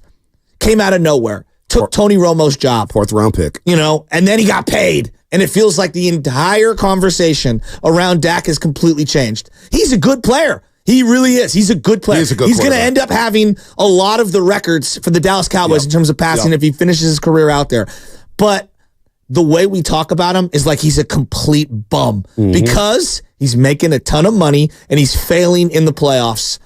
I'm just very interested to see, like, CMC hold out. Okay, we'll see what happens. But Purdy as well. Because I feel like Purdy is an even more dramatic version of what has happened with Dak Prescott with Dallas. They paid him, and then they couldn't have all the weapons around him. With Dak Prescott, and he was faltering in the playoffs. Purdy's been better in the playoffs, but he's making nothing. Well, and you know, and his story is great. His story is great. Going back to Dak for a second, and I agree. Once he got the money, it got ratcheted up a little bit, the noise and the heat. But I also thought when Romo didn't get his job back. Oh, okay. And Romo came that rookie year. Remember, he came back late in the season. And there was a segment of Cowboy fans. I remember watching all the shows. Just when I was watching First Take a lot because I had nothing to do in the morning. They started saying, well, Romo should get his job back. We're really going to go with the rookie going into the playoffs. It should be Romo's job. And there was already a little friction there. But then it got ratchet for every failure, every single season. And Dak, I think, has had more success than Romo as a Cowboy. I do believe he's had more success as a Dallas Cowboy than Tony Romo did. And Tony Romo, you could argue, say he had more weapons or whatever. I don't know. But so Dak has had a very good career with the Cowboys. But I think it started there. When it comes to Bosa, right? When did the heat with Bosa start coming? Because it felt like it didn't start coming. Like, it felt like most of us. It felt like most of us was cool with him holding out because we're like, okay, he deserves his money. We get it. He tore his ACL. Which is why I would be cool with Christian McCaffrey holding out because I get it. You're a running back. You've been hurt before. You should cash in on one of the most prolific seasons in 49er history. See, I think it was the combination of the way it all went down, and then as the season was progressing, the excuse making that was happening. It wasn't the social media stuff. Right. It was the things you were saying in interviews and like the finger pointing and then the not accepting culpability. And him saying, well, my slow start was contributed by me holding out. Well, why'd you hold out? Because Deebo Samuel held in. He came to the facility and he held in. Warner held in. Kittle held in. I figured that Purdy may hold in. And I feel like Chris McCaffrey, the type of guy he is, I feel like he will be at camp. But he may not step on that field. He may not step on the field, but he may be in the facility saying, hey, I'm here, but we got to get down to business. Do you view the Ayuk contract situation different than CMC? A little bit. When I think of the Ayuk situation, it feels like we're going through the Deebo situation all over again. Because now you see like Deebo Samuel's in the club, and they're saying, hey, 49ers. He's like, nope. I forgot about that. He's like, and then I went crazy. Because I was leading it low. Remember, you teed me up, and I went crazy, and he watched the story. But I was like, you want to go be a Jet? Go be a Jet. We'll be in the NFC title game with or without you. And the Niners were in the NFC title game with them. But I had soured on Deebo. That was my guy. Like, what are you doing? Yeah. Scrubbing your account? Now, Ayuk yesterday, he posted something where, I'm not divvying up my plate. I'm hungry. And I'm just like, okay, I know what that means because Jawan Jennings just signed a deal yesterday for $11 million. And he's basically saying, yeah, that's fine. I'm happy for Jawan, but I need my bag. I need to cash in right now. And he's watching Nico Collins getting paid. And he's watching Jalen Waddle getting paid. And I saying to myself, boy, I've been healthier. I've been more consistent. I'm a baller. I want my money. So I do view it a little different. I do. Because he does have and you could make the argument that you're a run-first team and you should prioritize wide receivers, especially when you're paying Deebo $28 million. But it is different than McCaffrey because without McCaffrey, this offense is not scoring 29 points a game. It's just not. Does it make a difference to you or to others out there when CMC got paid, the Panthers gave him that contract. And so he wants it to be torn up. I guess it's just different. Because the Niners didn't give him that money. Mm-hmm. Does that change the equation for fans, or they don't think about it that way at all? I don't know if they think about it like that. Do you get where I'm going with it? I do, because we looked at McCaffrey's contract early in the season when the Ayuk noise started. We just kind of joked like, hey, for McCaffrey, I may want to get a new bag too. $14 million for what I just did. And he doesn't come to OTAs. Now, we didn't have to, but Kyle kind of mentioned like, no, I don't really know what's going on, which was cool for, he wants new money. There's no doubt he wants new money. Now, he's not making a big deal about it. He's not going to be noisy about it. He's going to handle it like a professional. That's the difference right now. I don't think Ayuk is being as professional as Christian McCaffrey right now. If it comes in, even Jawan Jennings. Jawan Jennings had not signed a tender, but we didn't hear anything from him, did we? No. Was there any Instagram posts from Jawan Jennings? Not that. I mean, I don't follow a lot of these guys on Instagram. So Amon-Ra St. Brown signed a big bag, and all we see on Twitter is Ayuk doing the dance in the backyard. And I'm just like, Ayuk, dude, I love you, man, but come on, man. Do you remember when Alex Boone held out? Oh, yes. And he was a beloved 49er. He was. I mean, he was a guy that was he a 7th-round pick out of Ohio State? I think he was undrafted. And you might be right. Because he had some issues at Ohio State. Yeah. And everyone loved him. And then he held out. And like the whole conversation around Alex Boone changed dramatically. He missed that Dallas game. Yes. Remember that? Was that the Vernon Davis multi-touchdown game with Colin Kaepernick where we took over their stadium? They also had the pick. I think, was it Patrick Willis who had the interception in the corner of the end zone? That was the first drive. The first drive. game, though, right? Yeah, it was first. For that stadium. No, that wasn't the first game in this history, but for the Niners. It was their first game there. It was week 1. They'd been down there before, but I remember it was week 1. It was 2014. 2014. 2014. Kaepernick threw a laser beam to Anquan Boone in that game. Dez Bryant got smacked. Who did he get smacked by? Was it Goldston? Was it Goldston or was it Whitner? I mean, he got rocked in that game. Rocked. Antoine Bethea maybe on that team instead of those guys? Somebody had a pick in the back of the end zone. Somebody did. Anyway, we're talking buddy here. Let's go to Will in the city. Yeah. Will, what's happening? What's happening, Will? Good morning. Hey, what's going on, Master Roasters? It's been a minute. Yeah, it's been a minute. Hey, I was going to talk to you guys, man. Shasky, man, I'm a regular Joe, man. I'm out here delivering out here in the city, too, man. So what it is, man, we cannot, as anybody cannot complain about what it is that we chose to do. We can't think about all the sacrifices that, not just these football players, entertainers just in general, all the sacrifices that they've made to be in the position that they're in. We don't know half the story like you guys said. I mean, I'm sitting here, I listen to you guys all day, and I would be like, man, that sounds good. I got good takes. I got good information. I go way back. I mean, I could work for 4 hours. I work 14 hours a day. And when I hear you guys working 4 hours, I'm like, damn, I want to do that, but you know what? That's not what I chose to do. And I can't sit here and complain about my hours, your hours, and what you guys get paid is what I do. These athletes, they chose their profession and dedicated their lives to do what they do. Mm-hmm. And their peers get paid this amount. Now, when I get a raise at just my delivery job, that comes with expectations. A $2 raise comes with expectations. It don't just get given to me. I have to know that. Now, these guys, of course, they're in a different entertainment world that I can't. Now, Shasky, I feel you. It is money unfathomable to us. Absolutely is. But that's not what we dedicated our life to go chase.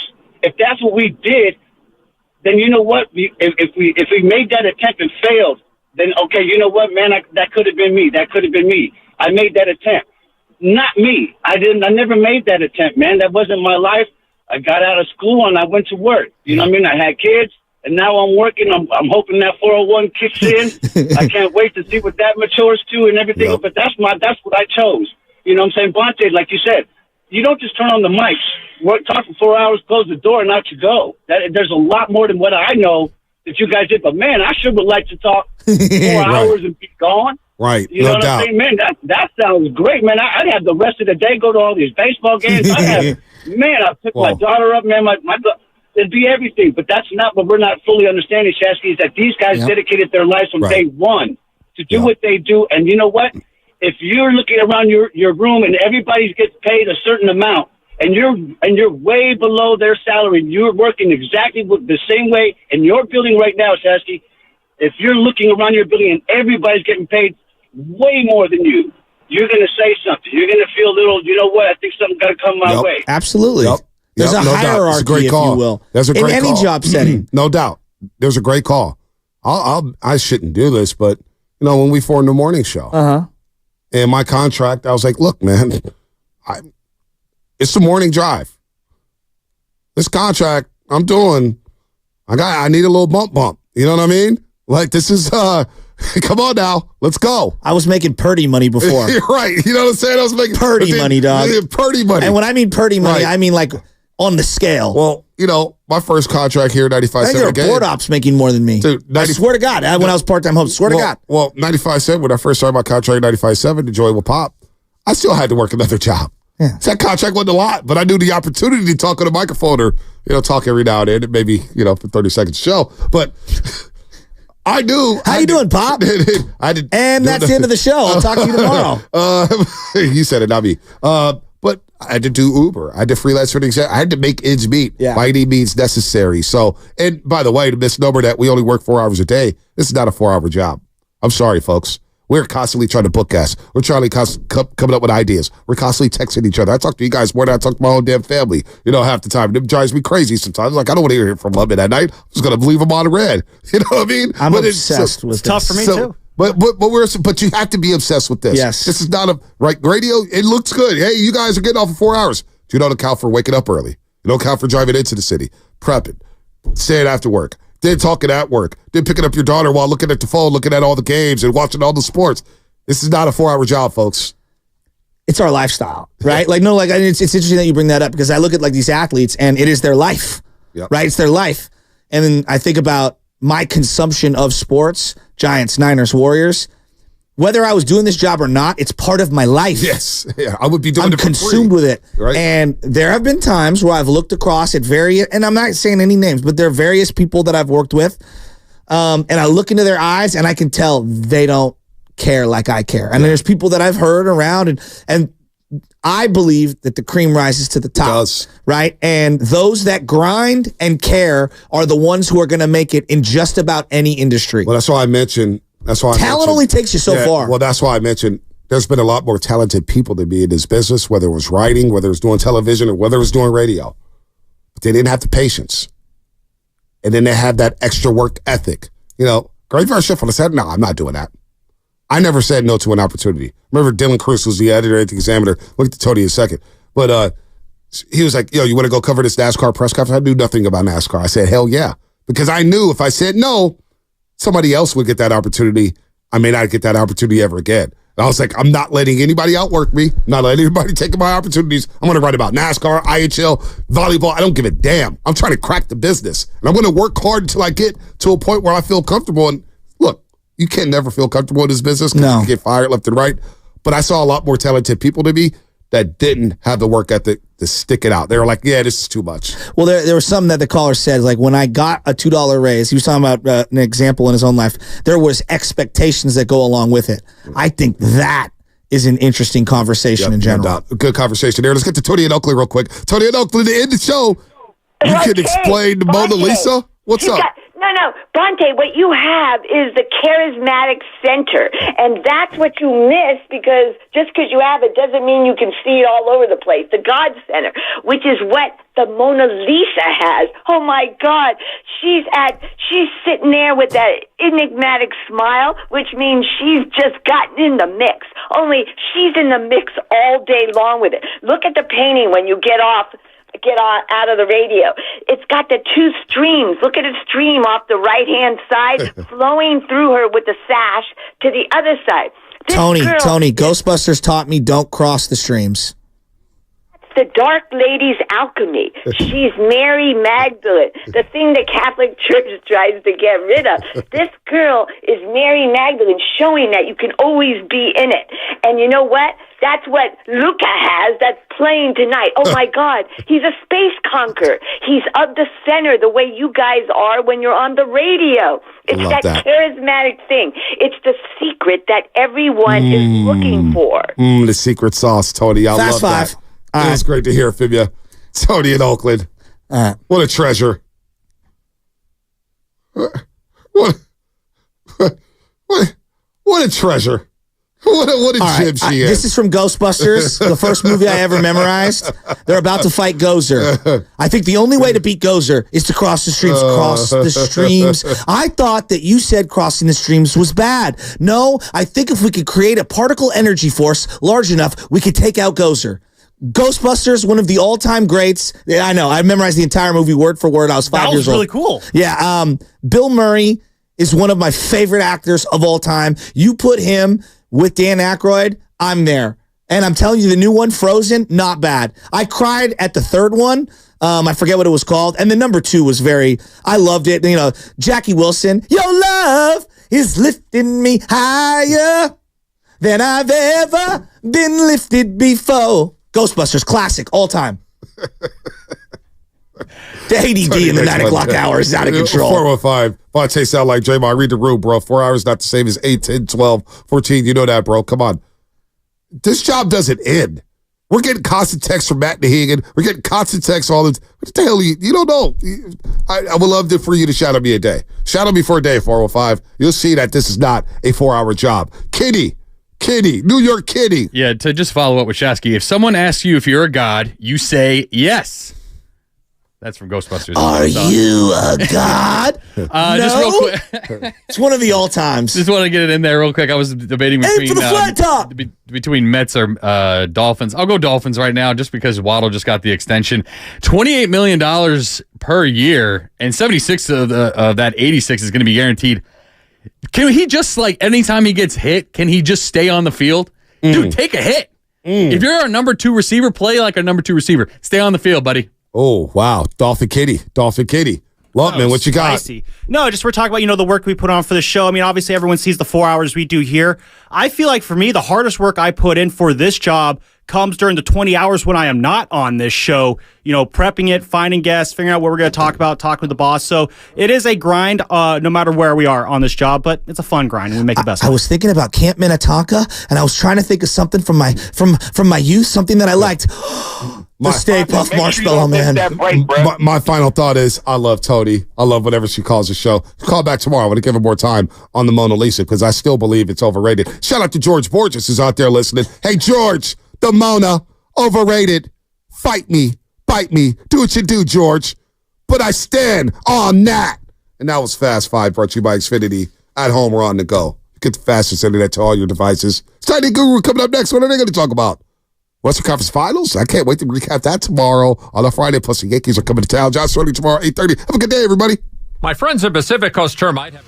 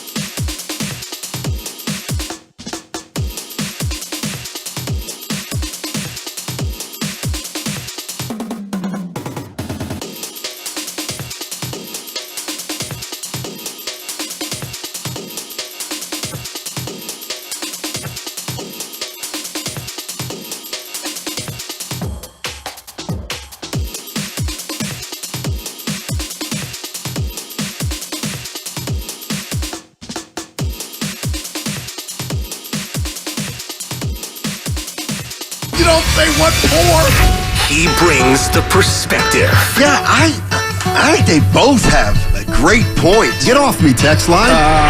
He's truly one of a kind. That is wow. Oh, my God. And he's doing a great job. I need you to man up and say what you really want to say. Simon, you're doing a great job. And together, they're Steiny and Guru. Yeah. On 95.7 The Game. There's something about benches clearing. You know there's stuff going on when you see the benches clearing. No doubt. When you see benches clearing, do you get excited or do you get worried that something may pop off? No, something's already popped off. And when they come out the dugout and the bullpen, I love it. And I'm sorry, Steiny. I won't go down this road of the hypocrisy when it comes to the NHL and fighting, being a part of that sport, and it's okay. But that game was intensified times 1 million for me after that brouhaha with Bryce Harper. And I'm on both sides. I get Bryce was being a brat. He was 0 for 14. No, that's me. He broke his bat earlier. And then Kyle wasn't throwing at him. Kyle's not that type of dude. Smoke. Well, Dave Stewart. Rick Russell would have threw high and tight. But I don't think the kid was doing that. But for Harper to bark at him, throw it over the plate so I could break out of this slump, I thought that was weak. But Bryce has been hit, and he's lost many games, Steiny, due to getting hit on the digit. And he didn't. And that second pitch, that's when baseball, and it's why I didn't make pro. Seriously, Steiny, I'm not getting hit in the face. I just can't stand in the box with that heat. Yeah, Harper's been hit a bunch. Man. Got hit in the face, and then he broke his thumb, I think. I almost got hit in here yesterday. A lot of people in my camp coming down your road. Coming down my road? Dude, you sat there. Willard got up to physically help me. You were doing, we got action, as if it was fun. I was 2 millimeters away from being in a neck brace today and concussed. You got to watch yourself on the video, Snotty. It's just the pleasure you get when things are going down for me. We'll one day get to the bottom of it. Goo, the thing was coming down at 0.2 miles an hour. Okay. No, it was faster No, it than wasn't. that. And Willard goes, we got more than blinds. No. That was the line of the whole thing. It's more than blinds. No, the key was that you had those blinds down. But I didn't know it. Right. So when it fell, the blind caught it, and it just started trickling down slowly. I think I wanted you to get up to come get it. I'm across the room. It happened fast. I studied the video like I needed more from my partner. But anyway, it's bothering me. I can't win. I can't win for losing. The Giants lost yesterday, Stein. Yeah, 6-1 to the Phillies. And a lot of interesting things happened in that game yesterday afternoon. I was on when we were on, so we kept an eye on it. And Luciano making a play in the third inning, then he came out ostensibly because of a hamstring. Yeah. We'll see if he goes on to the injured list. Obviously, Harrison struggled yesterday, and he got into it with Bryce Harper, who wasn't hitting in this series. So that's an interesting part of that game. And now, what about 2 runs in 19 innings? Does that bother you at all, or are you concerned? Not if you win one of them. Mm-hmm. Not if you win one of them. And Lamont Wade Jr., Steiny, is, he won't be back anytime soon. So I'm looking at 29, 28. I'm excited about everything that the Giants can be and what they look like now. But I am curious to see how this offense, where it goes, and can it respond without arguably their best hitter, who was batting .330 before he went on the IL, and that's Lamont Wade Jr. Yeah, and that's another thing the Giants have to figure out, what they're going to do at first base. What do you do at first base if you're the San Francisco Giants? You just put Flores 2 for 4 yesterday. I mean, is it just going to be Wilmer Flores all the time, essentially? Batting .219 right now. Or does Trenton Brooks play a little bit, the lefty bat? Tell you what, I heard some interesting stuff about who else could possibly play first base. Oh. Why can't they just put Luciano there? I mean, he can catch, right? Oh, Steiny, this ain't NBA. We need you to play the small guard. He's fine right where he's at. Yeah, so the Giants, obviously the Yankees are in town tomorrow. Big 3 games, Steiny. Yeah, so let's, I want to play some of this sound from yesterday because it's pretty interesting. What do you want to start with, Goo? The Bryce? Let's start with the order it happened. Okay, let's do it. Okay, so it was in the... fourth inning. Fourth inning. No. I'm looking for the Luciano. Oh, okay. Had a ground ball in the third inning. Routine. Wow. And he was a little too casual, and Stott beat it out for the Phillies. Okay. But listen to Kruk and Kipe. And I just want you to listen to this because to me it tells you something. All right, here we go. Well, I mean, he gets the ball, and he has a little extra shuffle step. He takes his time, and he didn't have it. I mean, it's really an example of a rookie that doesn't know his opponent. He doesn't know Stott's got that kind of speed. You cannot give this Phillies team extra outs. All right. Wow. That's pretty harsh. But it's a rookie not knowing. But how do you not know? With all the cards and if I'm Luciano and I know my time might be numbered, Steiny, I bet the one thing I better know is I better know who's coming out of that box and how fast they are. And I want to defend Luciano here. I'm no doctor, but Steiny, you brought these guys up a couple weeks ago. Steve Sachs, Knobloch. I think a play like that, the ball left his hand, but so much is going through the dome now. I feel like upstairs he's cooked. You know what I'm saying? He's cooked. And that's what that play represented to me. Well, and he came out of the game. He got pinch hit for that after that inning. And obviously that led to some speculation about whether Bob Melvin simply took him out of the game because he was too casual with that play. Yeah. But the TV broadcast seemed to indicate that he's dealing with a hamstring issue. And I guess the next question is whether or not he'll go onto the injured list. And I guess if he does go on the injured list. That's probably it. Well, I was thinking maybe that's one of the reasons why he struggled in the field because he's not 100%. But that would be, I mean, really, really giving him the benefit. And I heard the great our FP Santangelo on with Willard and Dibbs after the game, Stanley. I don't know if you caught him. He said in the big leagues, you just don't do guys like that. You know, you don't just go pull them out and shame them that way. So when it went down, I really thought he might have been pulled because of that. But that would have been the first time I can say to you and the masses, I've seen something like that. But yeah, something's going on upstairs, Donnie. And if he's hurt and hits IL, it's probably the last time we'll see him on the big club, bar an injury. Here's more on just the frustration of the Giants announcers. Well, I think you and I saw it the same way, Mike, is there wasn't urgency in this at all. So right now you got to be urgent. Just a mistake. Yeah, and when he was saying you need to be urgent, they were showing the replay, and he fielded the ball and just kind of took two little hops and pumped his glove once and threw over to first, and it was late. Yeah. It was just late. It was a bad look, too. Well, Luciano's not coming out of the on-deck circle.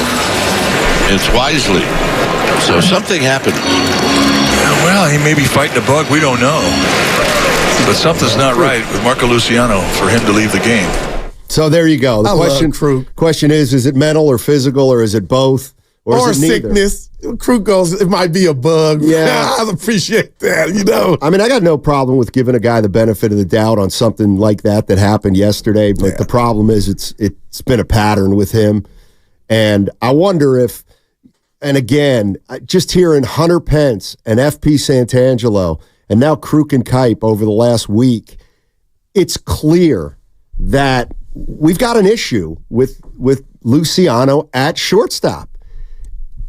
You can't have a shortstop who can't field unless, as Pence says, he's hitting 50 homers. How do you fix it, though? I don't know. And how did it get this far? That's a good question. Dibbs asked FP that. Like, how did any scout not know that this guy, you know what? The best thing for him is let's try him, have him shack some balls in the outfield just to practice. How does it get to this point? And my thing to you, Steiny, is how does it get corrected?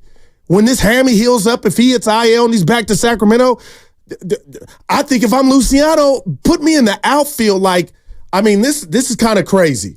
I mean, how does it get rectified for him? Or does he need to go to another team and then they start fresh and then go to short or what? I don't know, but it's odd that it's gotten to this point and it looks like he is not in the right position. That's crazy. I don't think after what's happened here, a team would trade for him thinking he's a shortstop. So what's going on with the Giants and Luciano? I think what may have to happen is he goes back to – see, here's the thing. If he goes on the injured list today, let's say, Nick Ahmed's going to return before those 10 days It's a wrap. Yeah. So you'll be back in sack. Probably. But is that the worst thing? I mean, guys get better the more reps they get, and maybe he just needs another full season of playing shortstop in the minor leagues, and next year he'll be ready to field his position. But it just seems clear to me that there's no way Bob Melvin likes writing his name into the lineup at shortstop. There's just no way. And here's the other thing that at what point does it affect, or maybe is it affecting already, the pitchers? I mean, if pitchers have no confidence in the shortstop or in a fielder, that's a bigger issue than just the guy fielding, because now he's impacting other players. Yeah, I hadn't thought about that, but again, I was the one saying, hey, Luciano, when the Brandon Crawford era was over, this is a great time to hand the baton to Luciano, and to come to find out maybe why he wasn't the opening day shortstop is he's got some issues with the routine balls, Steiny. And then yesterday, did you see the first base, the umpire, he said safe, but he said it in a way like he knew it was Luciano and he was going through some struggles like, dude, you took too long. And when he gave the safe call, Steiny, it was more mustard and pizzazz on it. And I was like, the ump knew what was going on. Like, get rid of the ball. And I actually thought he got him until I saw the replay, and he didn't get him. Because he took that's why I brought up Knobloch and Sachs and what this is different. What's going on with your clock? This is different. I mean, those guys literally the ball didn't stop throwing the ball to first base. That's and crazy. Couldn't. That is crazy. Luciano can get it over there. It's just what happens between the time the ball's hit and the time he throws it. But I'm interested to know. True, he's fighting the bug. That's when you got your dudes back. Yeah, I'm interested to know what Giants fans feel and how they feel about Luciano at this point. Because I'll be honest with you, a couple weeks ago, it's easy to say, and especially a couple weeks ago, it was so easy to say, let's just let these kids play. It's easy to say let the kids play when you're 6 games under 500. Mm-hmm. But if you think you have action, then I think the writing's on the wall for Luciano this year. And at that point, you have to ask the question, where do you go with Luciano? And I think I think you're right. If he goes down and stays down because they're going to use Ahmed and maybe Wisely at short, then I think you got to think about changing his position. Yeah, no doubt about it. So it'll be something to watch. Yeah, the 925 on the Xfinity Mobile text line. I've been watching baseball for 45 plus years. I've never seen a shortstop with his glove in the wrong position as many times as Luciano. So, man, I mean, there you have it.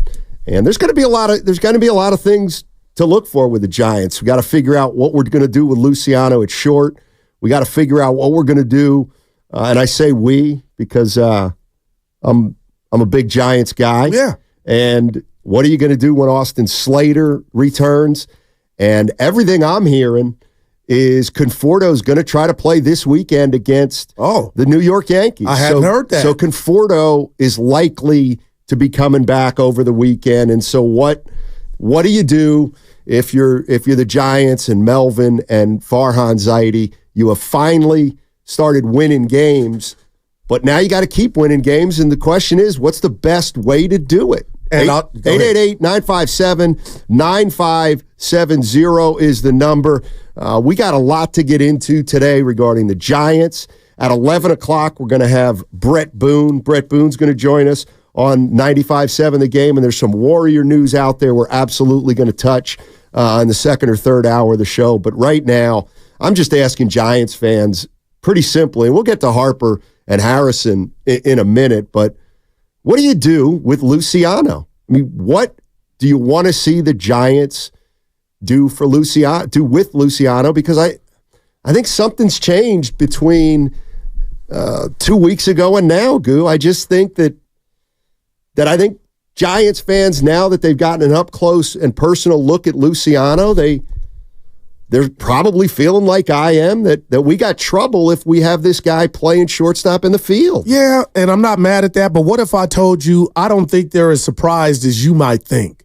The fans? No, the team. Oh, the team. The Giants. That's why his ass was not up at the start of the season. And I guess they were kind of hoping, a brother's going to work it out, in the midst of the actual real-time game. But, Steiny, this is an issue to the point of I don't think there's no point of return in a Giant uniform, and his future is shortstop. So when you talk about if he avoids the IL stint or he's on there, the bottom line is you got to have a real conversation with Luciano and say, when you talk about his future, Steiny, he's got the build, he's got the athleticism. Maybe we need to see what you are as an outfielder. That would be doing your due diligence to me.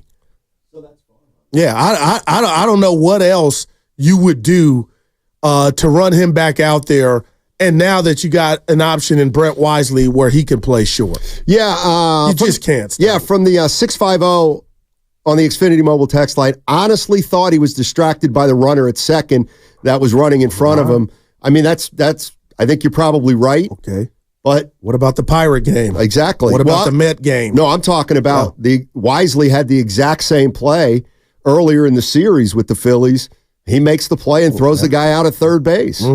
And there's a feel that Luciano doesn't have right now. Question 408 says, guys, he's 22, relax. No, this is bigger than relax. Yeah, and Luciano was a player who was drafted by Bobby Evans as part of the international draft. Signed as an international free agent. Okay, he was signed as an international free agent when Bobby Evans was here. Does that factor into it at all? I mean, in a way, I'm thinking, well, Luciano's not Farhan's guy, so there's pressure to bring him up. And maybe Farhan Zaidi thinks, you know what, I got to bring this kid up because everybody wants him, even though maybe I don't think he's ready. Sometimes you put a guy out there to make it known he's not ready. And well, you needed him, though, Steiny. It was by necessity. Right, and you put him in there, and now Wisely's getting at bats from the shortstop position.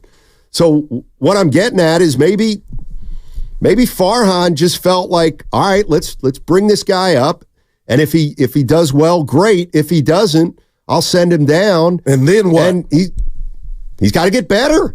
He's got to get better at shortstop or a new position. Right. But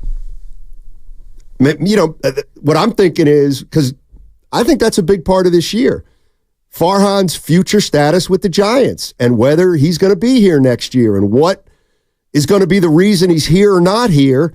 And I think by giving Luciano at least a chance to fail, which he kind of has, now we realize that letting the youngsters play, particularly Luciano, isn't the way to go. Yeah. And that one's not on Farhan. Yeah. It's not on Farhan Zaidi. Well, it'll be on Farhan to see what they do in his future and how they try to fix him, and if he wants to be fixed. Yeah. And people keep bringing up the Emmitt Smith. He's only 22. Okay, we'll see how that works for him. But Steiny, in baseball, to me, you want to be strong up the middle, and shortstop is everything. And you talked about just the confidence that pitchers have, knowing that they feel like they got a guy at that position that can pick it. And we've seen some crippling errors to where they've got past it, and it ain't bit them in the ass, but you can't keep going forward, especially now when you're talking about not just with the glove, you field the ball, and now it doesn't come out because your clock is slow or off or whatever's going on upstairs.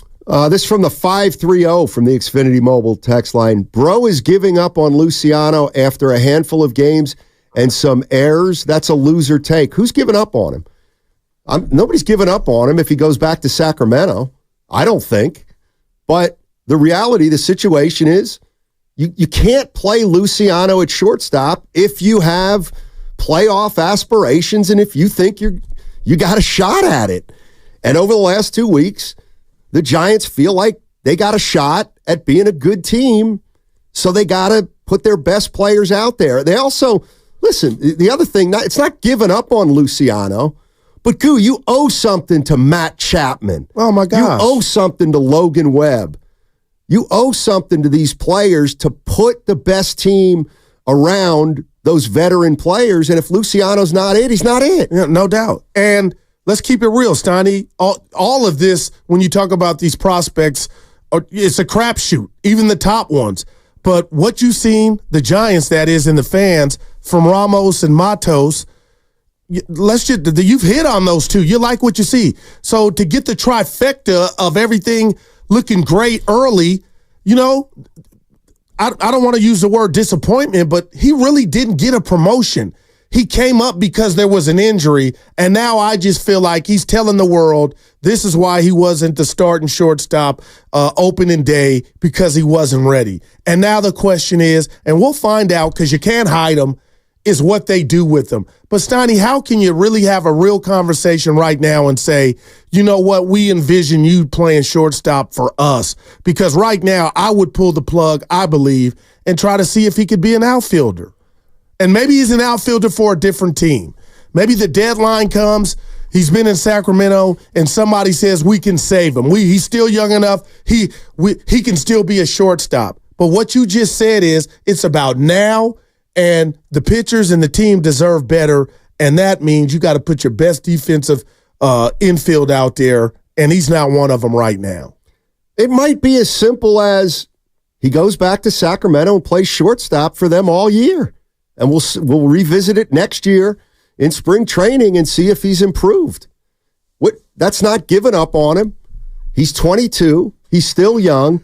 But I don't think it's hard to figure out why the Giants don't want to find another position for him, because he's more valuable as a shortstop if he's functional, and he's going to be the hitter that they expect him to be. If they move him to the outfield, he kind of becomes, I don't want to say a dime a dozen outfielder, but a lot of outfielders that can hit. So I see why they're going to give him every opportunity at shortstop, but if the team's contending and the team wants to win, he's got to play shortstop in Sacramento, not here. I get it. Unless the Giants have so many injuries that they need Luciano to play shortstop. And him being, I'll go birth certificate. We do that on the shows, Donnie. But if you tell me what does Luciano look like is short in 2 years, he's 24 years old or 25, then okay, he's got action.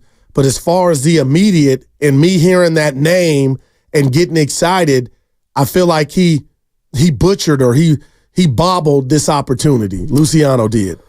I think obviously there's just no way around that. Right, but I don't get the sense he's fielding. I mean, he's got to be fielding worse than he fielded in Sacramento. But I'm with you though, Goo. I don't think this has caught the Giants by surprise, other than maybe they're saying, boy, he's, it's a little mental thing right now. He's got to get over that mental hurdle, and then he'll be okay. By the way, too often these days, just people are reminding me of my age, and you look great. Look at your hair. There's just from the 530. Also, Steiny, the kids say L take. It's an L take. There's no need to say the whole word loser take. I guess the kids say it's an L take. I'm going to rebuke that. I'm not I showed my age. No, please. Yeah. Please. You look good. Yeah. I just wish you would have been a little more active when the building was crashing down on your boy. The bottom line is I could have tried to come over there and help you, but it would have taken 4 minutes. It was your tone of, we got action. No, we don't. We got an emergency. Willer got up and left his seat. I appreciate you, Will. Dibs did the play-by-play. You know what? I'm going to be honest. This is unfair. I was in my bed watching the video, Evan. I just kept running it back like, Why is his voice like when Guru's out? It was that. It was part 2. Guru's out. He's been eliminated. There's a pitch of just joy. I had no idea what was happening. I get None. you. I get you. So, yeah. And it happened so fast that, I struggled to do so. We got to go. I know we do, and I got to get my papers out of my bag. How about that? On 95.7 The Game. By the way, Brett Boone coming up at 11 o'clock. And don't forget to download that Odyssey app on 95.7 The Game. Have you been wanting to find the secret to losing weight and getting healthy the natural way with no drugs or injections? At Abundant Life Weight Loss, we know the secret to losing up to 1 pound.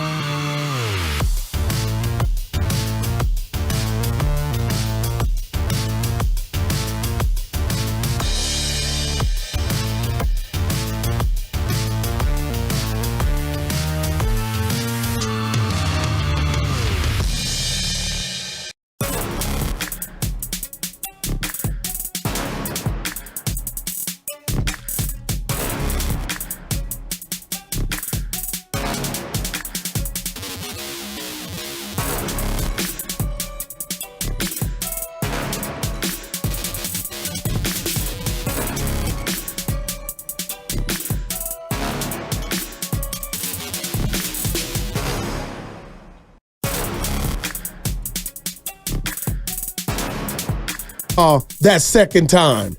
And he, got his wits about him and was like, I'm going to make sure this is not who I am or what I'm trying to do. So it ain't going to happen again. And Casale, you got to give him credit, Donnie. He was having a conversation with Bryce Harper, but he felt like a security guard.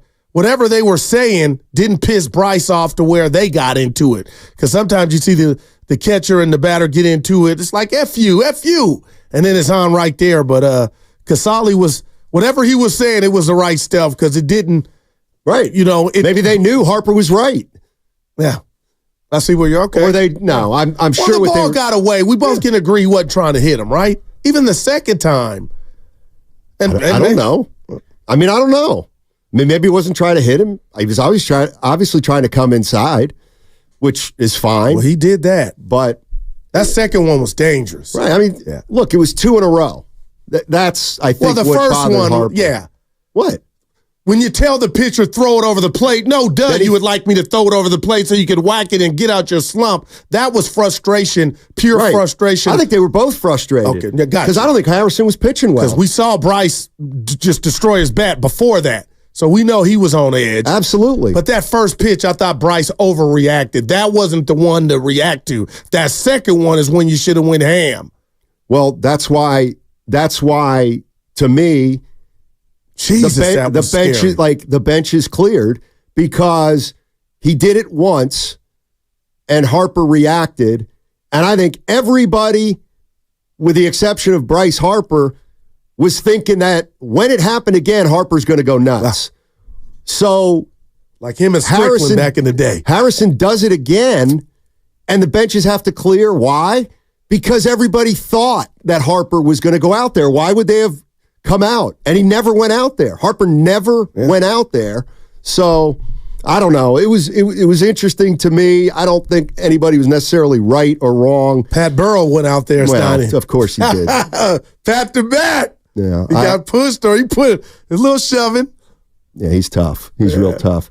Let's go to Bryce Harper and see what he said after the game. But I don't think this is going to take very long. I wasn't really that mad. I just throw the ball in the plate. He said he really wasn't that mad. I don't think he was that mad on the second one. He was pretty short with reporters. More Bryce Harper. Asked if he cleared the air with Harrison afterwards. He didn't mean to. Fingers in. I can't even understand him. He said he didn't mean to. Well, more Harper elaborating. You get in the face, man. It's not fun. So, it's bad. That I agree with. That's my fear, man. Steiny. Well, you better worry about that tomorrow. No, softball. Yeah, I'll be dug in. Who's pitching? I want to say Shasky or Dibbs. That's who I got. I don't know if Evan can throw, but Evan's so athletic, we need him in the field. Last one on Bryce Harper. Just not think. I don't want to get hit in the face again. That's about it. Just don't want to get hit in the face. They don't want to get hit in the face. All right. I'm going to tell you two things. I think we can all understand. I'm going to tell you two things, and I'm not trying to be Tupac or Muhammad Ali up here. Rest in peace to both. Steiny, you come and throw a pitch like that second one, I'm charging the mound. I have to send a message, and I have to put something on your mind that when I get back in the box, or if you ever face me, there's going to be a price to pay if you try to take my head off. That is scary stuff. The ambulance would have had to come on the field. He would have went to Kaiser or wherever. That second pitch is what scares me and why I respect all Major League Baseball hitters for standing in the box. So I don't know why Bryce didn't go out the second time. And I know you said, he caught himself, but I got to give, again, Casale some credit for whatever he said. You know what I'm saying? Whatever he said, not mesmerized Bryce. Come on, Harper didn't even know Kurt Casale's name. Well, he just knows he's the catcher. It's Bryce right. Harper. I'm just saying. It's like, who are you, dude? You're not even Patrick Bailey. Well, why do you think he didn't charge the mound the second one? Because I think he made up his own mind not to charge the mound. I mean, he just stood there. That was wicked, man. And clearly he was thinking about what he was going to do. But look, who knows what went through his mind. But I think he stood there thinking what he was going to do. And in the moment, he just said, don't do it. Just stand here and take some deep breaths. And, right, estimated eyes on YouTube. He didn't get hit with that pitch either. Yeah. So maybe it's different if he gets hit on that pitch. All right, Evan's got the exchange of Harper and the media. Yeah, I found a full cut of it. Okay. Here it is. Hit it. He wasn't mean. He didn't mean to. I just don't want to get in the face of him. That's about it. Just don't want to get in the face. I mean, you get in the face, man. It's not fun. So, that's about it. He didn't mean to. Just fingers out. Did you have a lot of cool down after something like that, or were you looking at I wasn't really that mad. That was a bone play. All right, so there's Bryce Harper. Thanks, E. Saying the things that he was chill. He said he didn't mean to. So now I want to hear, we ready for the Kyle Harrison? This is Kyle Harrison, and this one we're going to let play because there's a bunch of stuff to touch on with what the Giants pitcher had to say. Take a listen. Really just after that happened, I wanted to execute the pitch and get him out once I saw it was a foul ball. So you're not tempted to go in again inside, the way. And, I would have gone in again, and why not, we're trying to get guys out, and it's a spot where I thought I could get them, and, might have leaked a little too in, but really just focus on the baseball side and trying to execute. That's it. Seemed like one. Did having the warnings affect you? Because, if you do miss in again, what's going to happen. Yeah, definitely. I had to be cautious of that for sure. That's something that I had never even had. That was probably my first warning, so to be a little more cautious, definitely. Were you surprised by his reaction? Yeah, to an extent. I maybe missed a little in, but I don't know. I'm trying to get him out, man. He's a good player, so gotta put it in spots where he might not be happy. When he says he would have gone in again, that was okay, youngster. I see ya. But clearly he can wiggle out of this by saying, "Yeah, I wanted to pitch in. I wanted to pitch inside. I didn't want to hit him." And he's never been warned. He let you know that, Stoney. It's never happened to him to where he was issued a warning. So when you say, "Why didn't he go back in? Why were the other pitches?" Because he knew he had to. Yeah, I do think it's interesting that he didn't go in after the second one. Well, there would have been a penalty. You would have been thrown, you do it again, you're done. Right. Exactly. So I just think it's interesting that. And there were two runners on. He wasn't trying to hit them, man. Runners on second and third. Yeah, I guess. But 888-957-9570 is the number. What do you make of the Giants with Luciano? What happened yesterday against the Phillies? They got the Yankees coming up. There may have been something else at play here. Something, what's the word? Really interestingly coincidental. Give it to me. 7 years ago to the date was when Bryce Harper went after Hunter Strickland. Man.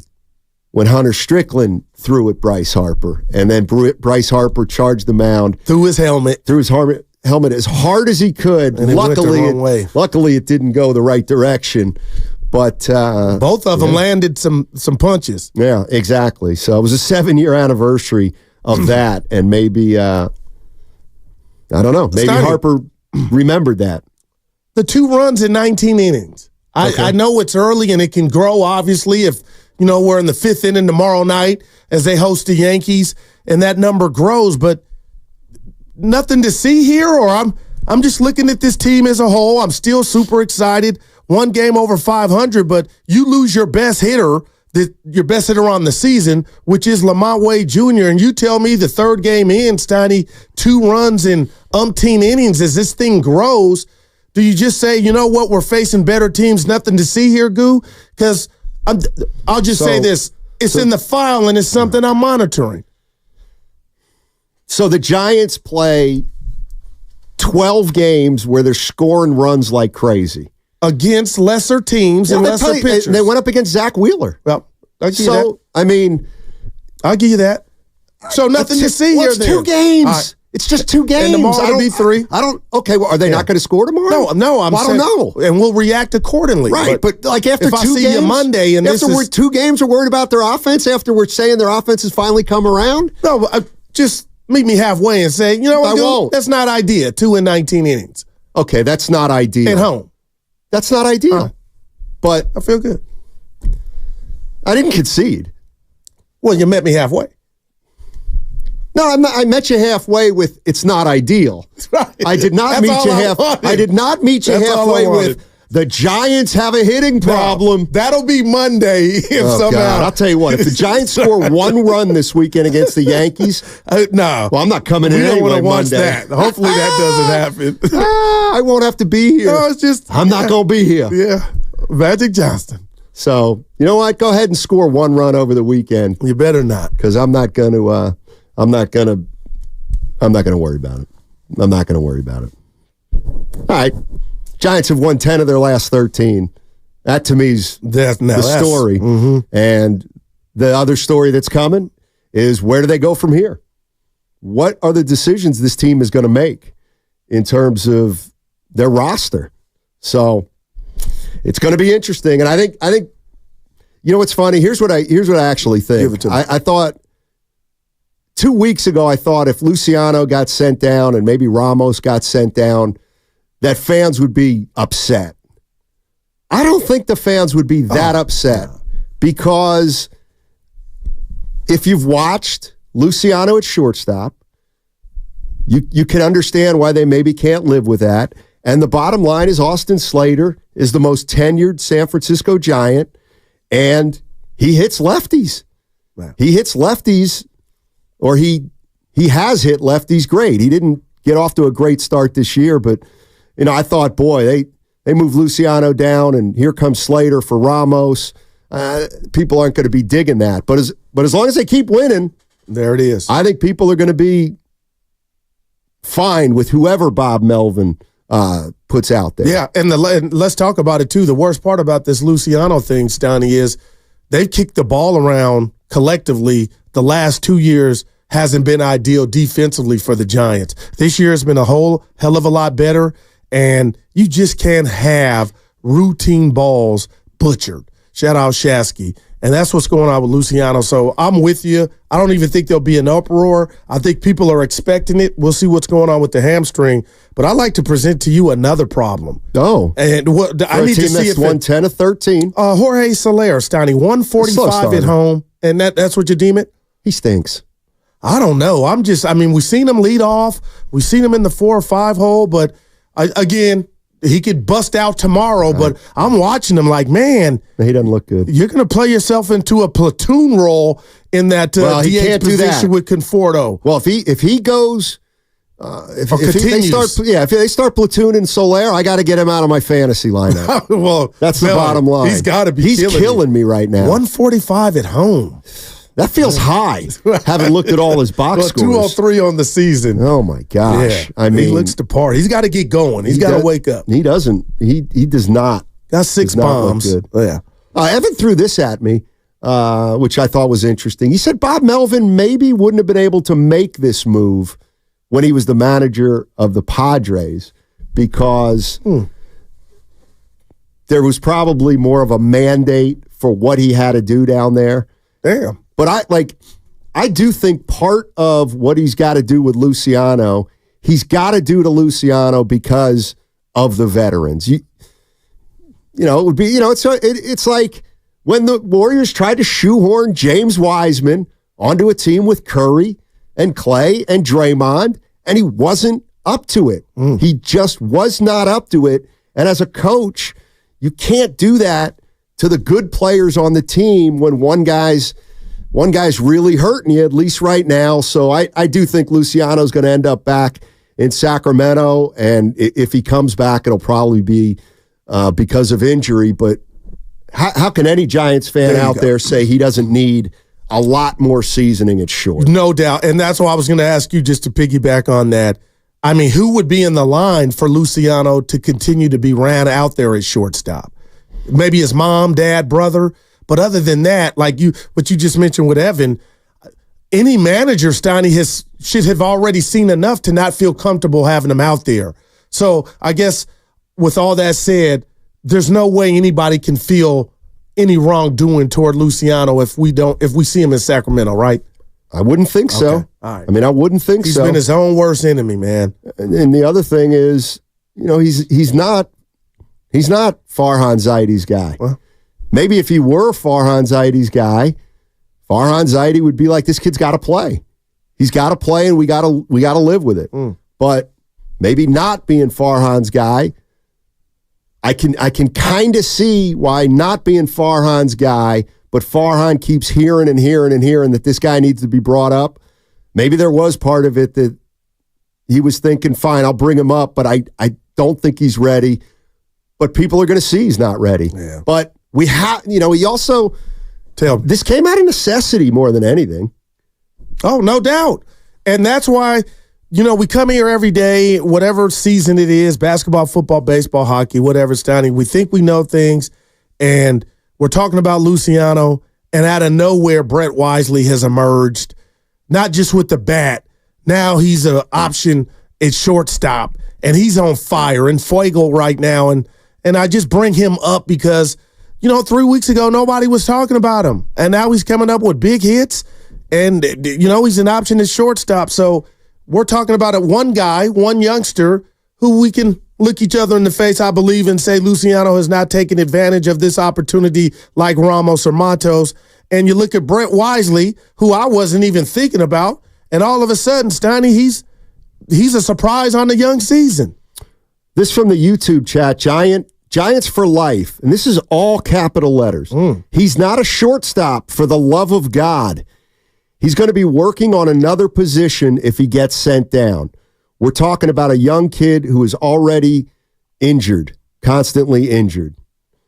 So Giants for life says that if he goes down, he's got to learn a new position. But he only How did he has get played this far, shortstop. partner? Yeah. Who's that on? I don't know who it's on. That's on scouting. Something like, we'll ask Boone when we have him. He joins us, 12? Yeah, no, 11. He's 11, joining okay. us He's in 10 coming up. minutes. So, how does it get this far? Because somebody's telling me if it's gotten this far, he's still a shortstop. He's just in his bad way right now.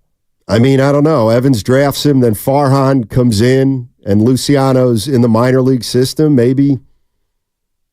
I don't know. Do you think when Farhan, the minute he took over, did he know that Luciano was a problem at shortstop back in, let's say, 5 years ago?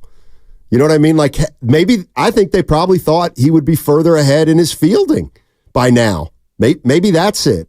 But when you look at the top prospects for the last few years, Luciano was up there for the Giants, and there was never problem with the glove. And James Wiseman was picked second. Yeah. And Michael Olowokandi was the first pick, and they swinging and missing on a draftee happens. So I don't think he's long for the San Francisco Giants right now, Marco Luciano. I'm not saying they're going to trade him, but it's obvious. You think we'll know something today about if he's going to hit the IL or back to SAC? Maybe. It's imminent. Maybe. I believe. What do you do at first base? Stoney, honestly, it's not even an issue. I continue to run Flores out there, and we'll see if he can get out of his funk because he's been in one all season, but he's proven 23 homers last year. He's got, I believe, 1 on this season. So I got to let it be his for the next, 5 to 8 games. Yeah, he's What other options do I have, Stoney? You have Trenton Brooks, the lefty. Maybe he'll play against righties. And you're laughing at me with my stat, the 2 in 19 innings. Let's just say Wilmer Flores doesn't snap out of it, and he's Lamont Wade's replacement. This is what I'm talking about moving forward as you face better teams in pitching. That road trip, they were just coming back and getting whatever they needed whenever they needed it, Steiny. But, I want to, again, it's the Yankees. They're awesome. But you kind of want to see this offense get going at home. Yeah. But no Lamont Wade Jr., that hurts. Is it fair to say he's been their best player this year? I told Evan offensively, I think 330, leads the league in on-base percentage at 420 or 470? I forget which one, but Steiny, man, who would you want up there right now outside of him? I'd convert Blake Sable to first baseman. Oh, boy. Or I'd say Conforto. You're tall. Or Patrick Bailey. I like Bailey. Norm likes Bailey, too. I don't know what they're going to do. Yeah. I don't know what they're going to do, but Wilmer Flores has to hit better in the next week or two than he has so far. All right, coming up on the other side, We've got Brett Boone, and we've had him on before, and he's great. He's an Odyssey MLB insider, 15-year Major League Baseball veteran. He also won the Silver Slugger and the Gold Glover at in the field. And the thing about Boone is we got a lot to talk about regarding yesterday's game, and he's on top of it. Hey, by the way, make sure to listen next week. June 3rd, every show is going to give you an opportunity to win a Steph Curry autographed jersey. Listen at 7:30, 12:30, and 4:30 all week, starting next week, June 3rd. That segment sponsored by Chilton Auto Body. Have you been in a car accident?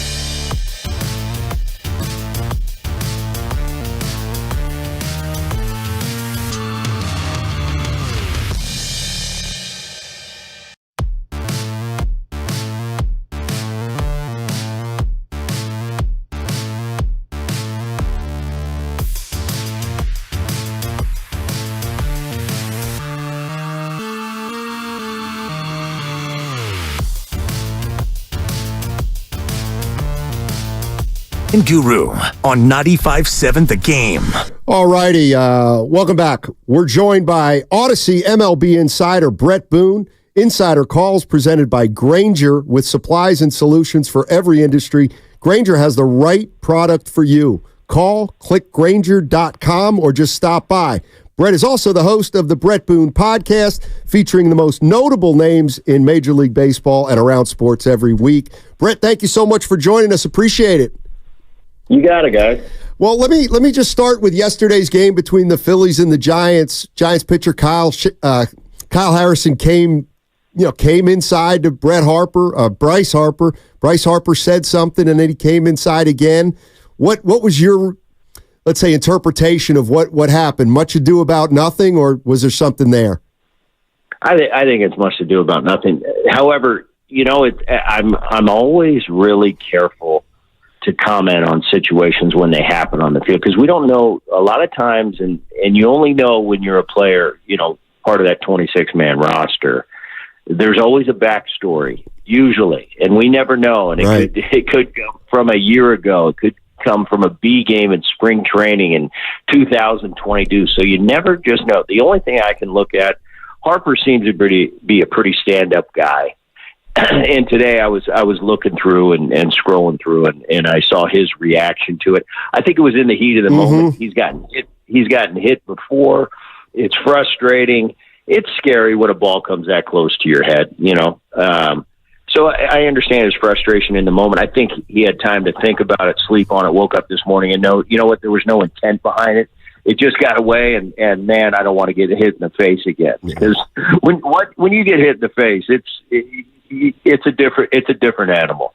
So I don't think there was anything to it, really. Brett, that's where I want to pick up. I was telling my partner I quit playing or trying to be a pro baseball player because of my fear of getting hit in the face. But I got to tell you, Brett, this year, that extended part of the helmet that, covers the chin, I've seen a couple guys have that almost save them. So Bryce has been hit in the face. He's been hitting the digits and missed time. Do you think baseball hitters get enough credit for that gladiator aspect of sitting in the box with the ball coming 95 and 100? Well, I never thought about it that way, because it's all I ever did. And I never thought twice about getting hit ever. Now you talk to a football player, and I think about coming across the middle on a slant pattern and just getting squared up by that line. I couldn't imagine it. Getting in the ring with a heavyweight champion and getting hit in the face, that scares me. But Nolan Ryan or Randy Johnson hitting me in the head, it's the last thing on earth I'm worried about. Until it's there, I'll tell you, when it's coming at your head and you're throwing 95, 98 miles an hour, my experience has been, I've been hit in the head probably 8 or 10 times. Never did it hurt, but it scares the daylights out of you. And it's usually a glancing blow, but it's nothing that I ever had any fear of. I never had any fear of getting hit. But those other scenarios I pointed out, man, it's probably because I didn't do that for a living. And it's not everything I knew since I was a young kid. But to think about it at the highest level, like I said, going across the middle in the NFL and just getting squared up, that scares me. But getting hit in the head, it's no big deal. Brett Boone joining us on 95.7 The Game. He's an Odyssey MLB insider. Can I assume you have no problem with Kyle Harrison saying if he needed to go inside a third time that he would have, but he didn't feel like he needed to at that moment? I love it. Especially when you're my teammate. I mean, you got to be able to go in there. We're not in the business. We're not here to hurt anybody, but we're here to move your feet, especially when you're a great player. And the guys that I respected the most when I was hitting were the guys that would come in high and tight. Maybe we'd exchange a glance like, hey, don't be doing it. And then they come right back in there. In the back of my mind, I'm thinking, man, this guy's got some, how do we put it? He's got some stones, and he's not going to be back the way. The guys that were great for me as a hitter is when maybe I got hit by a pitch. And as a hitter, you have a pretty good idea if you're getting thrown at on purpose, or maybe a two-seamer gets away from you and comes inside and glances you. Now, as a hitter, what I tried to do in my day when I got hit is really go into that mode of, man, I'm hurt, I'm on the ground, I'm rolling around, and kind of peeking under my helmet, looking at the pitcher, see how he's affected by this. If I've got his empathy, if I've got his sympathy, like he didn't really want to hit me and he feels bad, I go to first. I got him set up for the rest of that game because the last thing he wants to do is come inside and hit me again.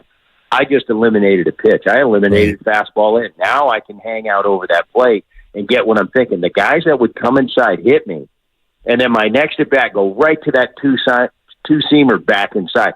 Now, from a strategic standpoint, man, I don't know what to do now because this guy's not scared to come back inside. He's not scared to hit me. I don't think he's hitting me on purpose, but those are the guys that I don't want. As a teammate, those guys that would hit somebody on accident, come right back inside that next at bat. Those are the guys I want to go to battle with.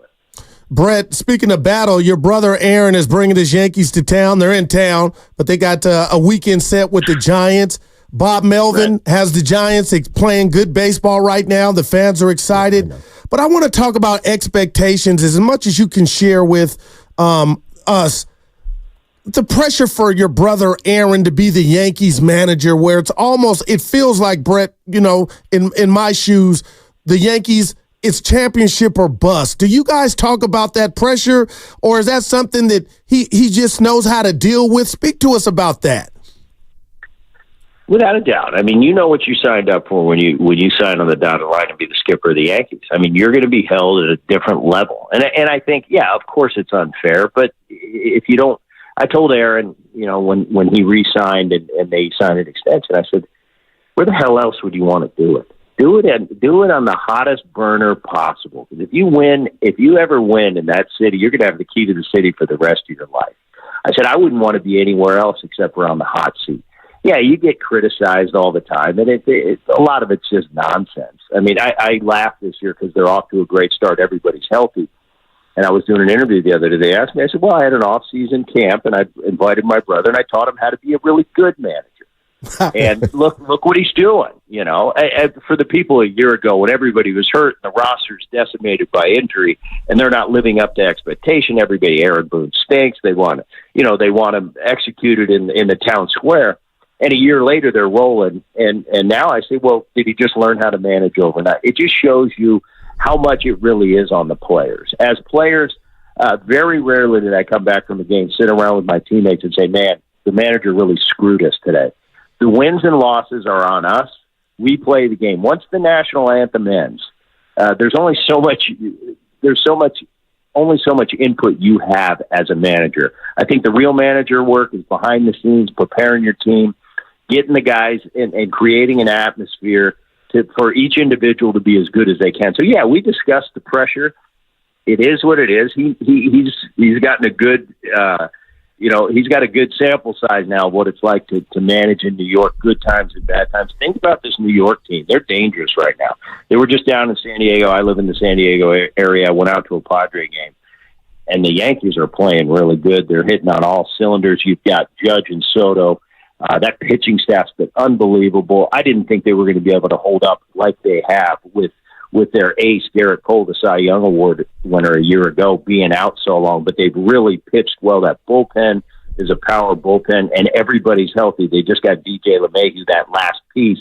Vertigo came over in the offseason. Obviously, the Juan Soto's been a huge boon to that offense. But the key for me for that Yankee offense is Giancarlo Stanton. He's not the MVP candidate like a Judge or a Soto, but his sheer presence in the middle of that lineup, and he's hitting home runs again, is making them just as good as they can be. Yankees are tough right now.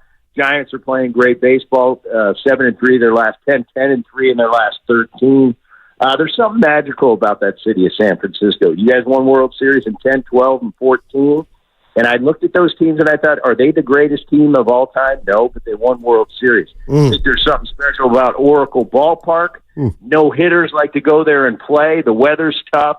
It's a big yard, especially to right field. So, I don't know. It'll be a good series. I'm glad to see the Giants playing well because I looked at this team on paper before the season started, and the way you guys started off, I said the Giants are a better team than that. Key is you got to get Snell back cooking and being that guy he was a year ago.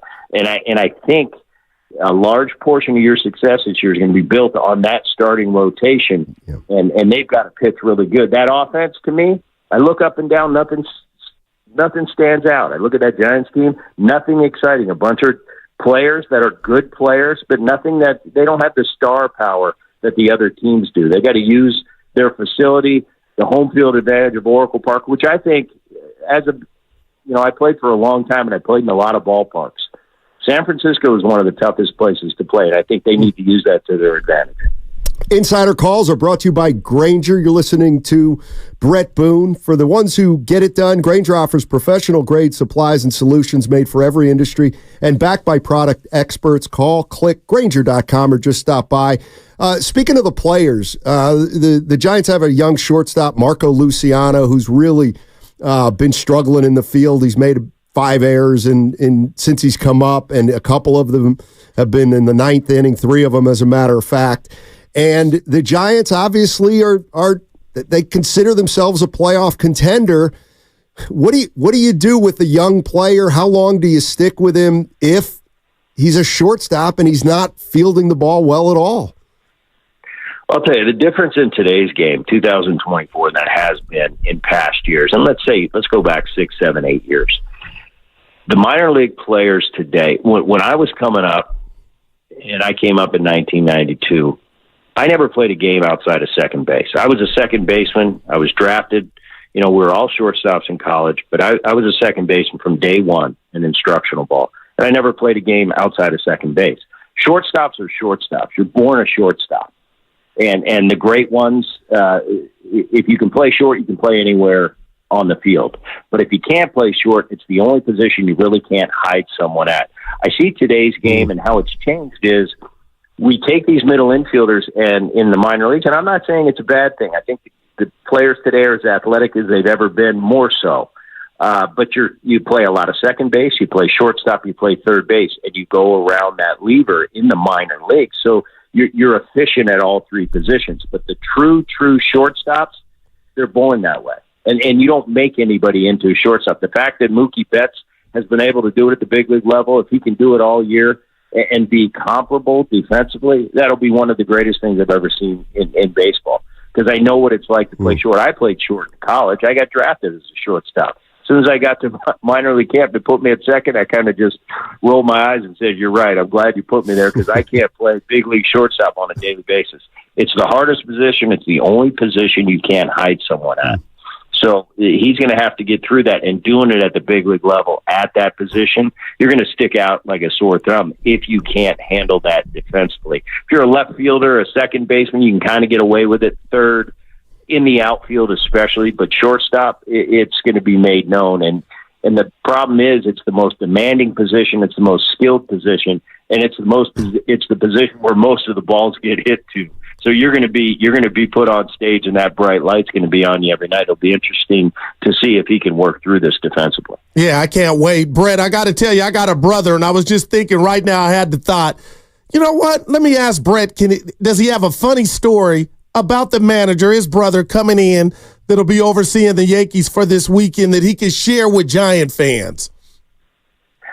Oh, Aaron Boone. Where do I begin?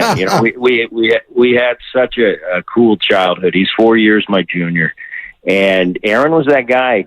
Growing up, that my buddies that were my age. It wasn't really cool back then if you're 12 to be hanging out with an 8-year-old kid. But for some reason, Aaron had that. He had that special factor that my buddies, our 7th graders, we'd let a 3rd grader tag along with us and play. All the games we played back then. Street touch football. We'd get the street hockey nets at. When the cars came, we had to move the nets, and Aaron was always invited. And if the game got a little too physical for him, where the guys were older, Aaron would sit on the side of the road, and he would announce the game. He was Harry Callis. Well, we'd go in and we'd be playing dunk ball in the garage, and if the kids were too physical for him, he'd sit there and announce, and he'd pretend like he was the 76ers announcer. I grew up in Jersey, so Philly was the theme to everything. But he was just a good kid, fun, tagged along. I had that squeaky voice, but my buddies were, you don't always want your little brother tagging along with you, but my buddies were like, let Eric come along. We want to hear him do the play-by-play in this wiffle ball game we're about to have today. So the stories are endless. We fight like brothers, but in a really good, respectful way. We have a lot of similarities. We both argue the game on both sides. He's a little more technical than me and gets into the data points and I try to counter his data points. But we have a healthy relationship. For the most part, we see eye to eye on the game of baseball and the ins and outs and the inner workings of it. He's just a little more farther along and buys a little more into the data and how heavy it is in today's game than I do. But more or less, our talks, we talk on a weekly basis, and more times than not, it's about family and about how the kids doing. You know, how are my nieces and nephew and Aaron's wife. And once in a while, he'll call me and go, "What do you think about, this reliever we brought up? Have you watched him the last 2 or 3 games? I'm thinking about doing this." I'll give him my input. Sometimes he listens, sometimes he doesn't. But he's a good man. He's doing a good job, and I'm proud of him. I mean, nice. I love it. I love it. A Harry Kalas reference, and then also referencing Dave Zinkoff, the great Philadelphia PA announcer. So yeah. I'm from Reading, so I saw your dad play with the Phillies, and remember. I remember. I think I was in Reading. I was probably 1. Yeah, they have a Double-A team in Reading, but I'll never forget when your dad had that foul ball and it popped out of his glove, and Pete Rose was there to save the day.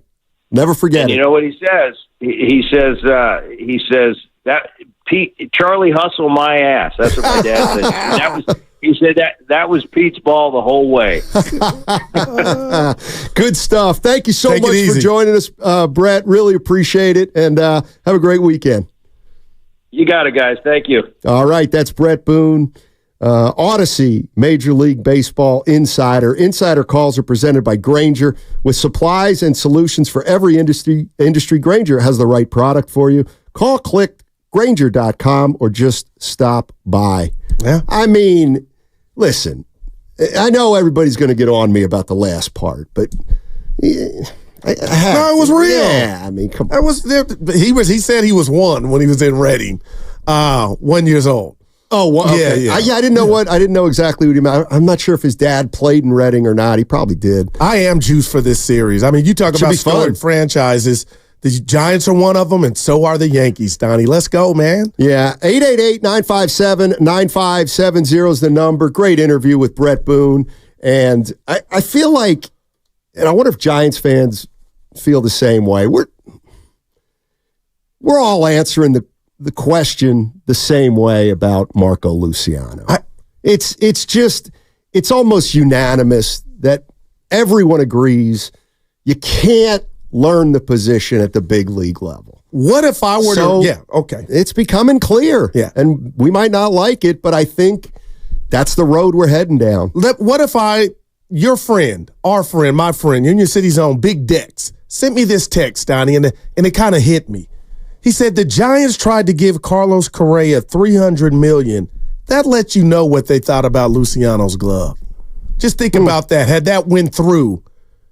you know what I mean? He wouldn't be up here for he wouldn't be their future shortstop. So I hadn't thought of that, but I'm like, damn, maybe that was a signal then. What they thought about Luciano is short. Neither here nor there, Steiny. We got to say defensively, we got to give him an F of what we've seen from him thus far, and it may cost him his position.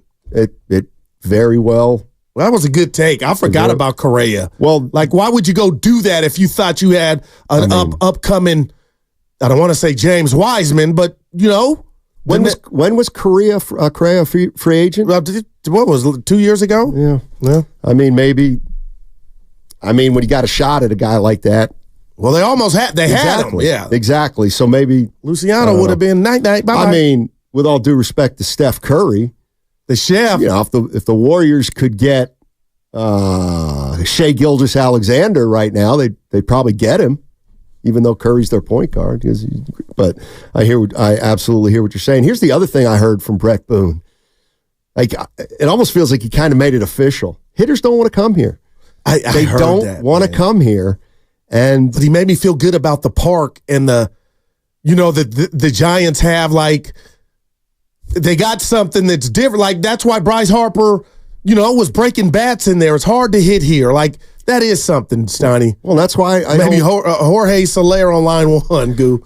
Well, and that's why I think it's obvious the Giants have to build their team around pitching if they're going to play in this ballpark. That's what they did 10, 12, and 14, and I think it's what their plan was this year, obviously. The strength of this team is starting pitching if and when it gets healthy, and it should be. But let's put the right on the table. You're about to – chicks dig the long ball. I like knowing the guys in the box, can hit it to Union City at any time. But don't you want to win the Yankee way, hitting the ball with Stanton? You don't have that option. No, that's what I mean. But there's some envy there, though. Why? I mean, the Giants have had more success in the last 15 years than the Yankees. No, well, I'm just talking about packing up the car and going to Star Power. Let's go see Judge. Let's go see Soto. Guys that you flirted with. Yeah, but the Giants sold out when they were winning. Yeah, and they were built around pitching. And, you could make a case that the most popular Giant in the last 20 years was a pitcher in Tim Lincecum. Brian Wilson was another guy who was an exciting reliever, if you will. Bumgarner had his own personality. They never were the best team on paper. They just had the formula and it worked, and the right players and the right pitchers. Yeah, exactly. And so you got to get that back. Different organizations have to build around what they're dealing with, whether it's the city itself, whether it's the ballpark, whether it's whatever. I would love to get tickets for this weekend. And I'm being real. Well, go get them. I don't got that much chicken, man. Because right now you're going to be paying over a rack. Go get those same seats you got for that Warrior game when you took me. I thought you gave me a pass on that. I did give you a pass, but it's expired. Wow, no, I gave you to bring that up. I gave you a pass. And what I'm saying is, you can get those kind of tickets. Get out there. I'm itching, man. Go ahead. I need a ticket. Quit saying it and do it. Yeah. Evan will get you in. I'm going to hit Willard. Yeah. Why'd you laugh? What was the laugh about? He's got no juice. Willard can't help you. Dude, hey. Well, I'll tell you what. Let me put it this way. If Willard helps you get Giants tickets, I got a real problem with Willard. Let's put it that way. Well, things change. And when I asked him to help me, and he said, I can't. My hands are tied. Different circumstances. No, I don't. Yeah, that it was me, and this is you. So I'm going to ask him. Willard's on the hot seat with me, let alone Brett Boone. I'm going to hit Bonte, maybe. Aaron Boone in New York. That's going to be wild. 3 sellouts. That's easy, right? 3 sellouts. There's no doubt. Yeah, just put that. Yeah. Probably. Bonte doesn't have Giants juice. The real question is, what's the split? That's the question of the fans. That's why I'm saying it's going to be sold out. They take over the College. Well, anybody can take over the College. Yes, that is true. Giants, Yankees. Let's go. I'm sure, and they didn't ask us to do this, but the Warriors do, and I got to believe it's the same for the Giants. You want tickets? Go to Giants.com and click and roll. Click and roll on Giants.com. I'll bet you can get a middle seat on the 3rd level somewhere. Damn. You're 6'4", you're going to be tight. You're going to be tight, but it should be a fun weekend. Weather's supposed to be pretty good too, right? Yeah. For our game tomorrow too. We got a game. You won't be there. I know. But I don't have it's supposed to cool down just a little bit, I guess. Yesterday. Ooh, did you get out yesterday after work? No, nice. I had to go to the doctors after what happened. I'll tell you about it. Neck a little stiff. That's pretty soft, quite frankly. Did you see what happened? Not really. I had to get out the way. We got to go, but we'll revisit that on the other side. Don't forget to download that Odyssey app. You can hear all our interviews, including the one we just did with Brett Boone. 888-957-9570. Guru will tell us about his visit to the doctor on the other side. The most exciting event of the year.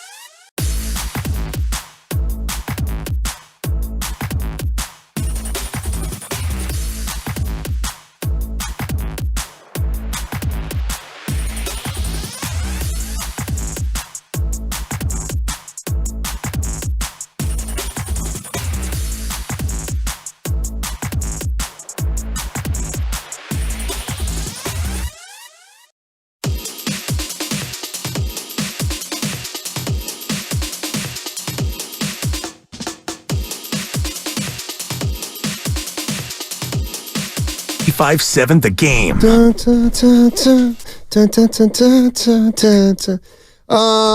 the 925, I'm an old... Anytime you got a chance to interject something like this, you always do, or I always do. Why?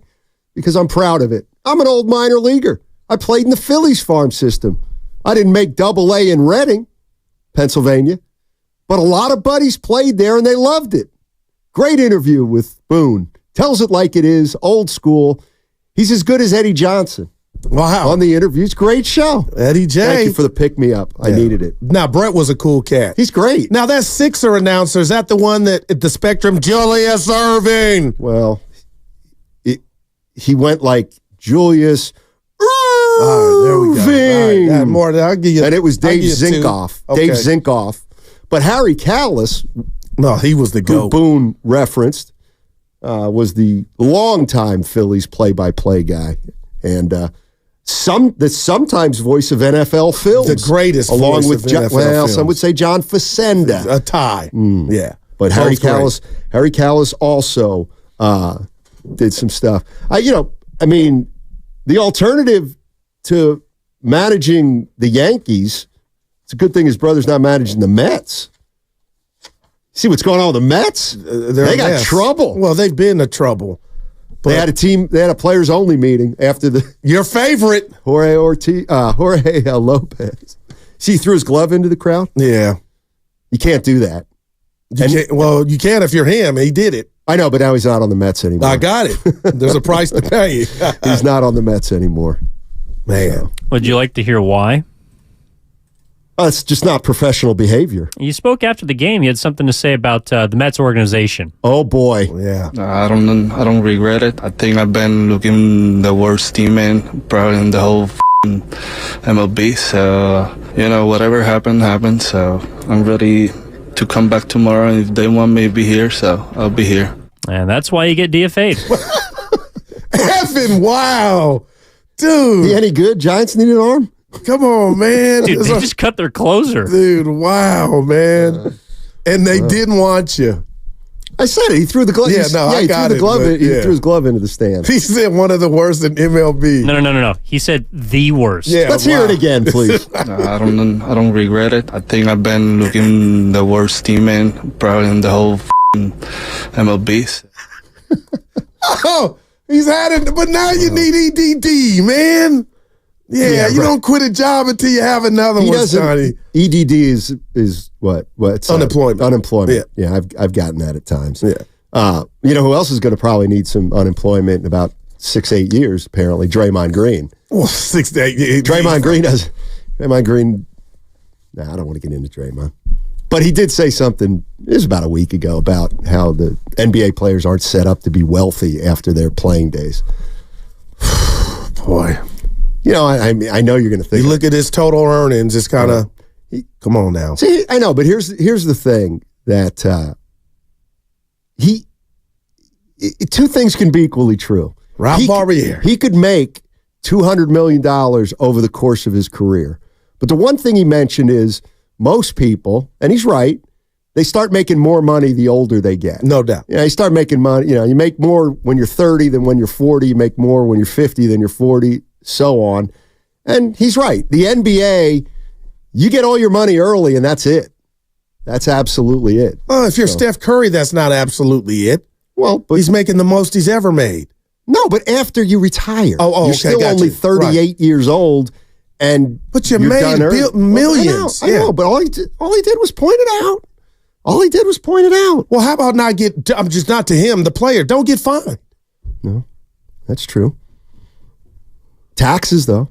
These damn speeding tickets are so damn expensive. How about you don't speed? There you go. We may have. Do we have another aspect to it? Can we hear him again? One more time. I'll tell you because I don't regret it. I think I've been looking the worst teammate probably in the whole MLB. So whatever happened. So I'm ready to come back tomorrow. And if they want me to be here, so I'll be here. So apparently, wow, there's some people on the text line, and I kind of believe it, that he's kind of upset because he said he he meant he's the worst team, but he said teammate. Anyway, he's still not. Yeah, he's still not going to pitch. They call that night. So anyway, yesterday was the calmest bench clearing ever, Steiny. Yeah, that's from Lawrence. But for me, as a spectator and a fan, I was in every pitch like it was Game 7 after that. And I think Kruk and Kipe had some, they were into it too. Tell me I'm wrong, Steiny. No. There's something about the element of a confrontation during a game, then the game resumes where you feel like, you know what, it's on now. And I got that yesterday. I mean, Giants didn't come back. I've gotten that from Santangelo. I've gotten that from Pence. I've gotten that from Kruk. I've gotten that from Kipe. I've gotten it from Bob Melvin. Wow. And we just got it from Brett Boone. Don't forget this one from 2 days ago. It's been pretty solid all year. You know, anything hit over on the left side typically has been good for us. But I think more than anything, really the guy that has stood out here recently has been Wisely in playing a position that he doesn't normally play. And he looks like a shortstop at this point in time. Obviously, he came out of the game and Fitzy came in, but his play at shortstop's been key for us here recently. And then 2 days later, Luciano's replaced, and with I'll say it again, ostensibly a hamstring issue, and Wisely comes in and plays shortstop again.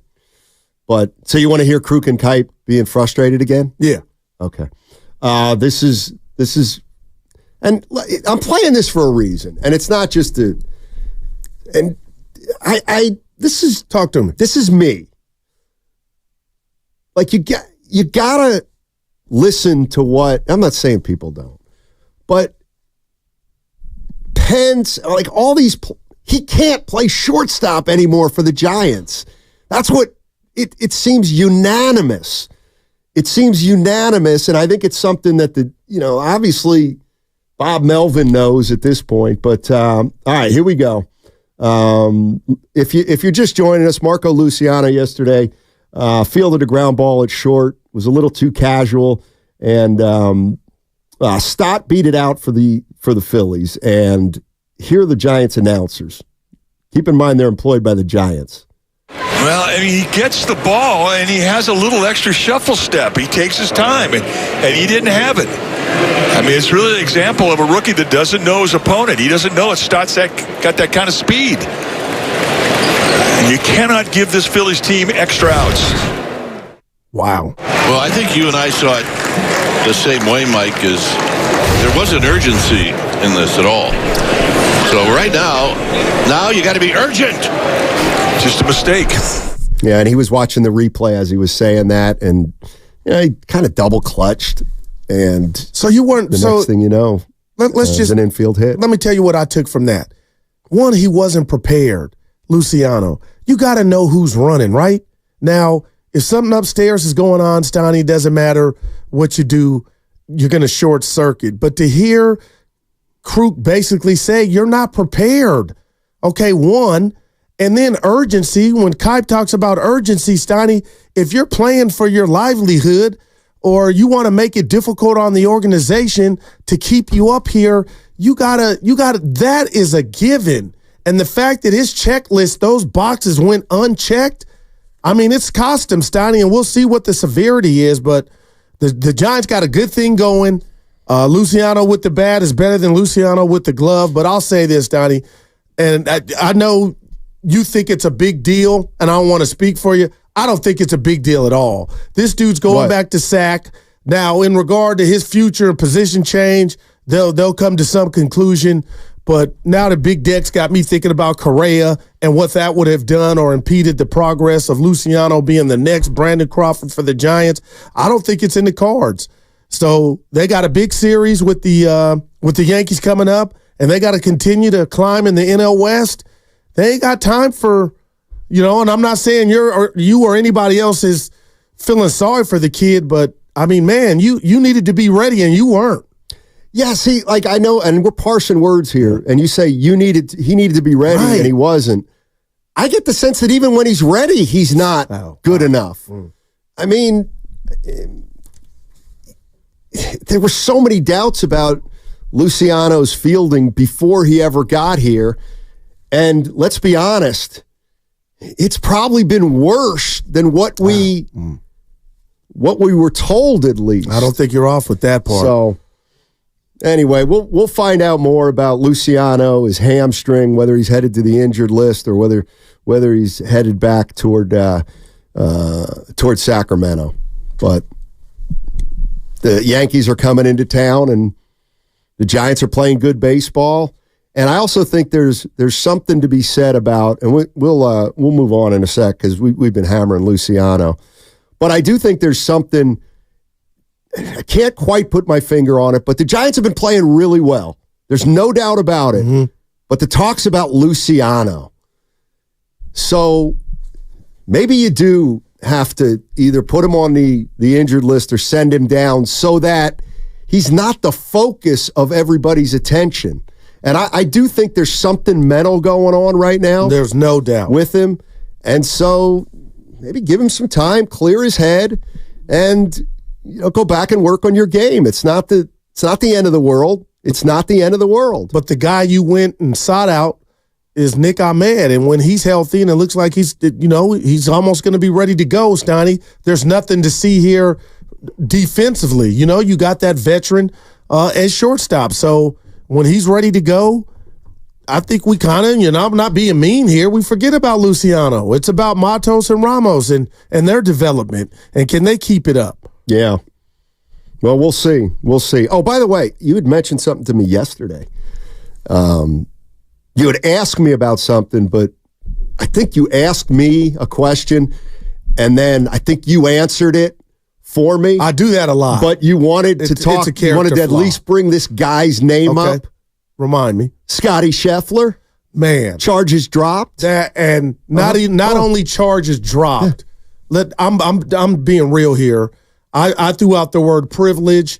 I thought there was a video that was being tucked or hid. He's owed an apology, and I think he lost that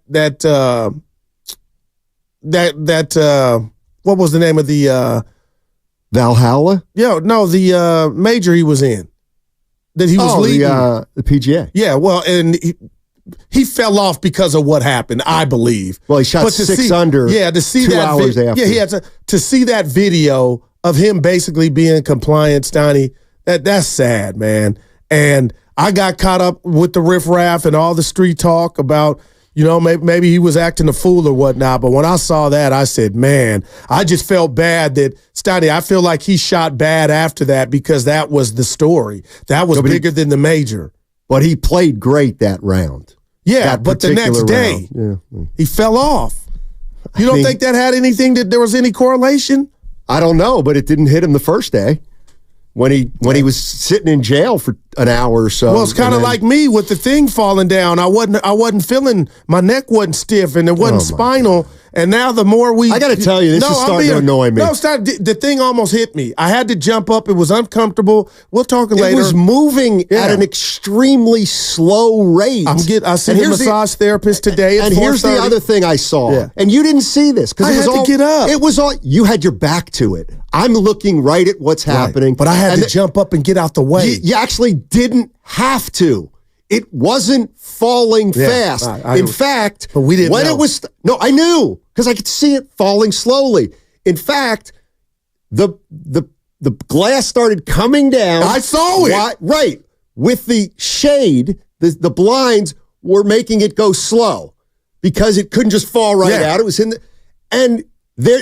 What's right in back of you? 95.7 again. Saved me. A banner. Yeah. So it's two things that were slowing up the glass pane. But in real time, my body tensed up and there was panic and I had to exit stage left.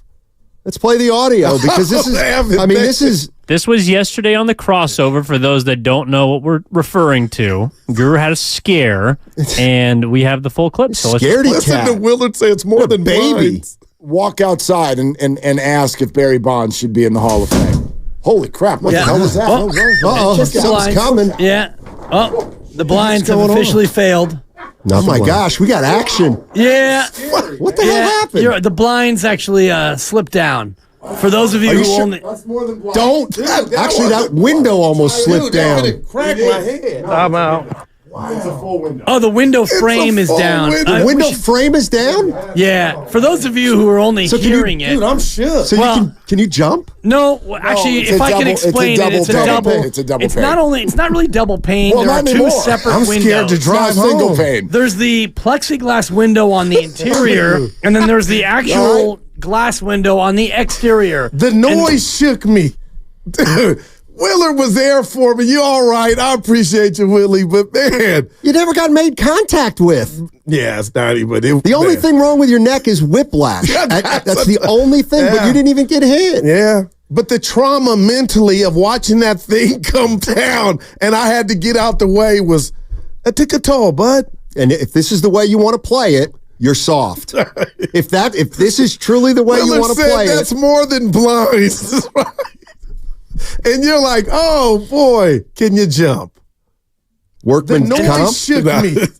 I mean, by the way, I was looking for heaven. He was doing something else. I was like, well, oh boy. By the way, I owe a couple of our listeners some free drinks. What happened? Well, I had you not coming in today. Oh. I mean, Now, why would I between laugh? the window pane and the Thursday, I just didn't see it. I didn't that bet. hurts when I you didn't jump bet. in. But I yeah, didn't bet. I'll put the Thursday thing it's a myth now. Oh, man. I'm out.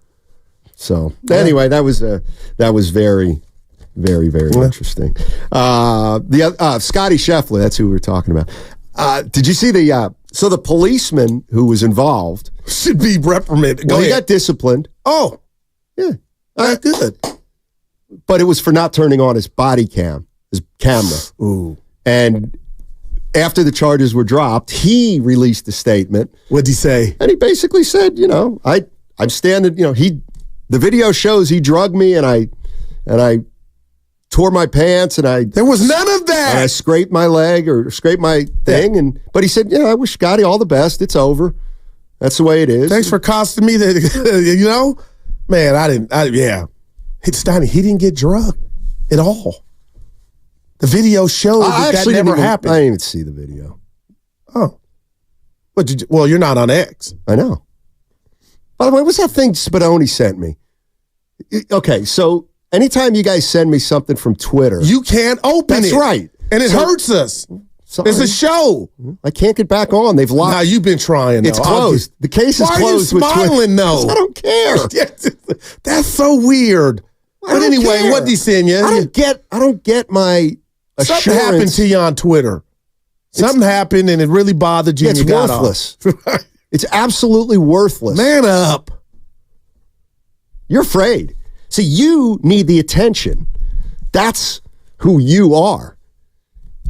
Now, help me though. I was looking at you like, keep going. No, something happened to you. You'll tell me in heaven one day. Nothing happened to me. You'll get a little loose and tell us. Nothing happened to me. But my question to you is, so Spadoni sent something on the thread, and it was some kind of clip from Twitter, and he said, is this fair or foul? What was it that he sent? I couldn't, and you clearly look like you didn't read it. My neck was hurt. Because your eyes are glazing over. My neck was hurt. So Evan, can you help us here? Do you know? Do you know what we're talking about right now? I hope he's not listening because can you hear me, up Evan? all his stuff. I'd like to know that my neck was hurt last night. I'm here. Okay, so about 2 nights ago, Spadoni sent something from Twitter. Oh boy! And he said fair or foul. I'm looking. Can you now. please tell me what it was? I'm gonna look right now. From 2 nights ago. Do you know how much stuff goes in the Vine, Steiny? Not really. Yeah, no, because you don't respond unless you're the one initiating the conversation. And he's not on Twitter, so yeah. Well, but this has proven my point. We're a day or two later, and you guys can't even remember what was said. Clearly it wasn't that important. No, because there's 9,000 text messages that get sent per day to the Vine. NASDAQ on the Vine. We're the closest show on this station, which also means we have the most content coming through the Vine. Yeah. It's like my father used to say when I'd say, oh, I forgot what I was going to say. And he'd say, well, it couldn't have been that important then. Nice. R.I.P. Dad. Usually if it's important, you'll actually write it down, though. I feel like it's on your... Evan, what if I told you Steiny's not lying? but my spidey senses are tingling that you know what it was. I know what it was because I sent it. Spadoni didn't send it. That's why you had me messed up. This is my guy. What you got, Evan? So this was from a couple days ago. It's based around like the social media conversations we've been having. A lot of social media accounts will basically take, quotes from shows. Like, for example, when you guys went viral for, I don't know, Jeff Garcia, someone would take the quote, post it to their account, and then just put a comment of from Steiny and Guru or from 95.7 The Game. So one of the reporters from The Athletic who covers the Celtics quote tweeted something that they basically took from him, I don't know, like Legion Hoops or some NBA account, and said it's pathetic that Twitter accounts have such big followings for just stealing content from people who are actually at the games doing the work. So the question was, is it fair or foul for him to come after an NBA account who technically did cite their source, but they're getting all the impressions and all the likes and everything from him? Now, that's a tough one. That's a great one. It's a tough one. But what if I said, why do you care that they're doing that? Shouldn't that be a compliment? Why are you jealous? They're taking hits from the dude.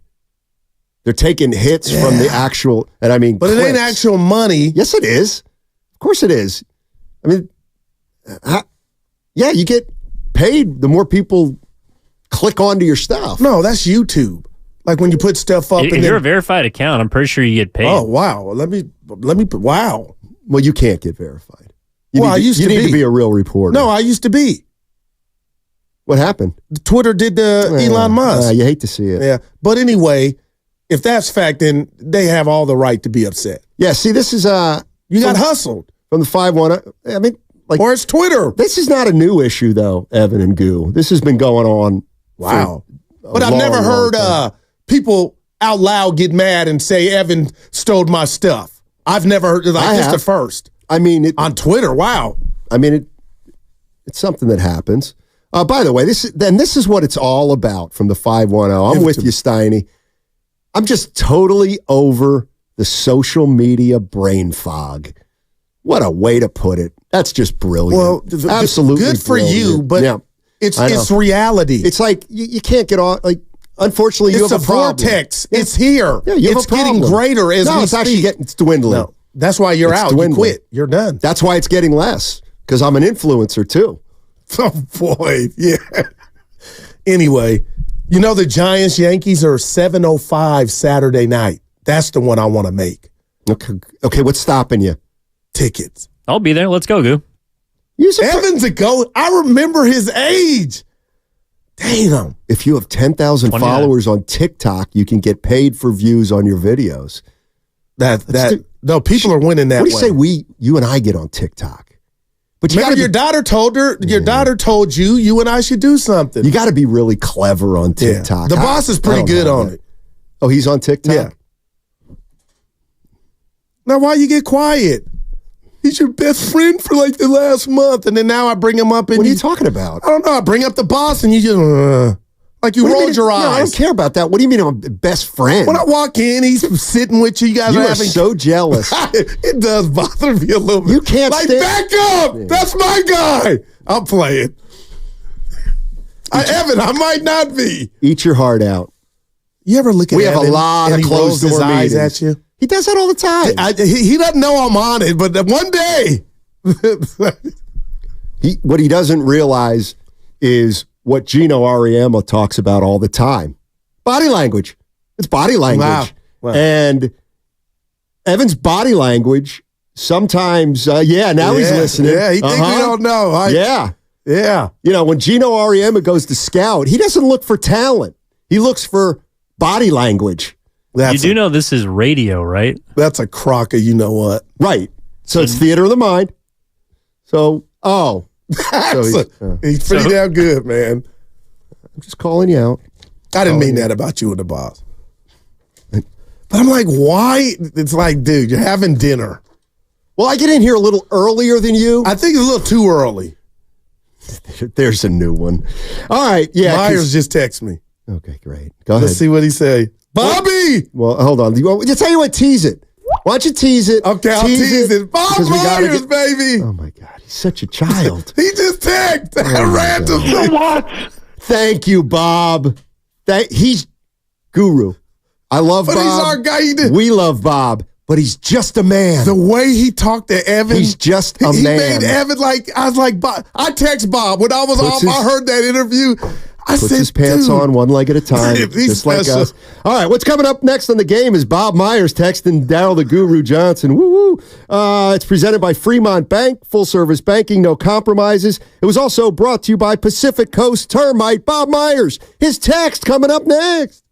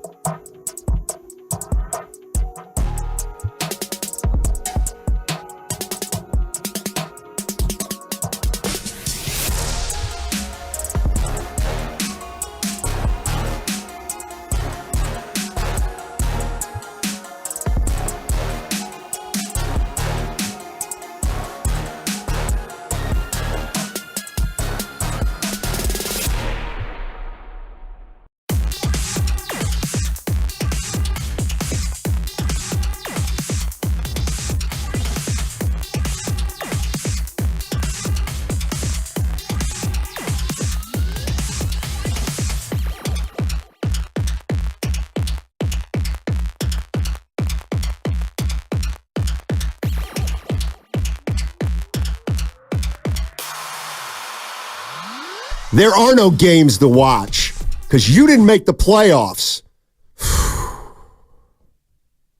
Gutless, this team. 3 of 5 years, they haven't made the... Oh, I'm sorry. I'm burying the lead. What was Bob? Oh, Bob Myers, our guy. Yeah. I will pay for your Giant tickets, Goo. Just tell me how much. Go to the damn game. It wasn't about money, Bob. He feels really sorry I don't like that part. Yeah, I got the chicken. It's just, I want good seats. I'm a snob. I'm a seat snob. You need a couple dollars? No, I would give for Bob. I got like $29. You need $29? Please. I got that in my wallet. 1974. Right. 29. Thank you, Bob, but no thanks. Tickets start at $34 in the upper deck this weekend. That won't cost Bob I want to be enough. behind like Evans in third base line. I'll bring binoculars. I mean, I got to believe Bob's really tightening the belt right now. I mean, he's doing a great job, though. Give him his credit. Of course. Absolutely. I just want to know, as he constructed or helped continue this dynasty and talk to us on the executive show, I'm being real. And I send him random texts. I know you Not do. too many. When did he know he could do this, what he's doing now? Like, he's always is there known something in your life you want to share with us that you got going behind the scenes to where if you want to go from the fastball to a knuckle check, like that scares me. Like what you got going in the, behind the scenes. If you want to switch up and be like, Goo, I'm leaving, I got this going. I don't want that to. Bob did that. He didn't leave because he got hired by ESPN. No, he wanted to do what he's doing. No, he left because he wanted to get out from under Joe Lacob's please. right heel.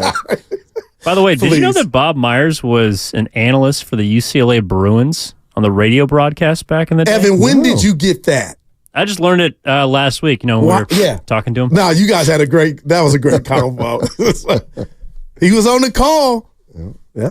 And got a game tonight.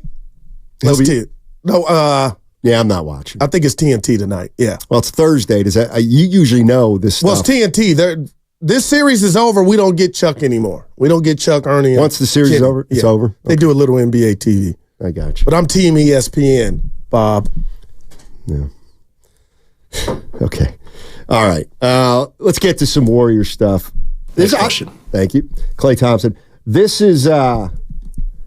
I have not heard this sound, so I'm, and I don't know if you have either. But it's Colin Cowherd, and he's talking about the Warriors off season. Listen to what he said, right? And then you tell me if you like it or not.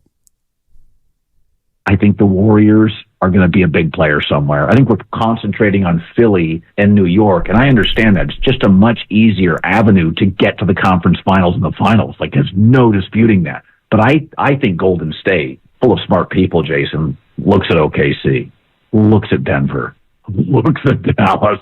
It's like, come on, we're not even close. So I think teams like Golden State are like right now, we're all talking Klay Thompson, Chris Paul, what to do. I think they're going to take a huge swing. That's my get. Maybe it's Karl Anthony Towns. I'll tell you what, and I record Cowherd every day.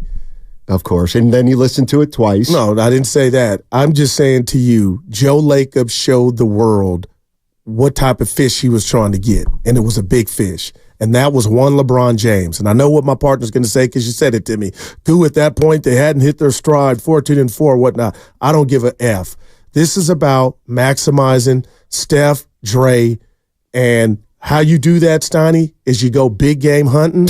And I know people are going to laugh, and I've been fond of this player. He had a good last game in the playoffs against Dallas, but if the Warriors somehow could get Karl Anthony Towns, he would be the best version of Karl Anthony Towns playing alongside Steph and Steve Kerr and Draymond in this system. Dre would toughen him up. So I believe Cowherd in regard to this ain't about there's one of these youngsters is Elliot Ness, untouchable. Somebody's going if they deem the fish that they're getting is big enough and can make them back into being a problem. And cue up that's above my pay grade. Who are you giving up for Karl Anthony Towns? Like, who's good enough on your roster, not named Steph Curry, to get a guy like Jimmy Butler or Karl Anthony Towns? Kuminga would be in the package.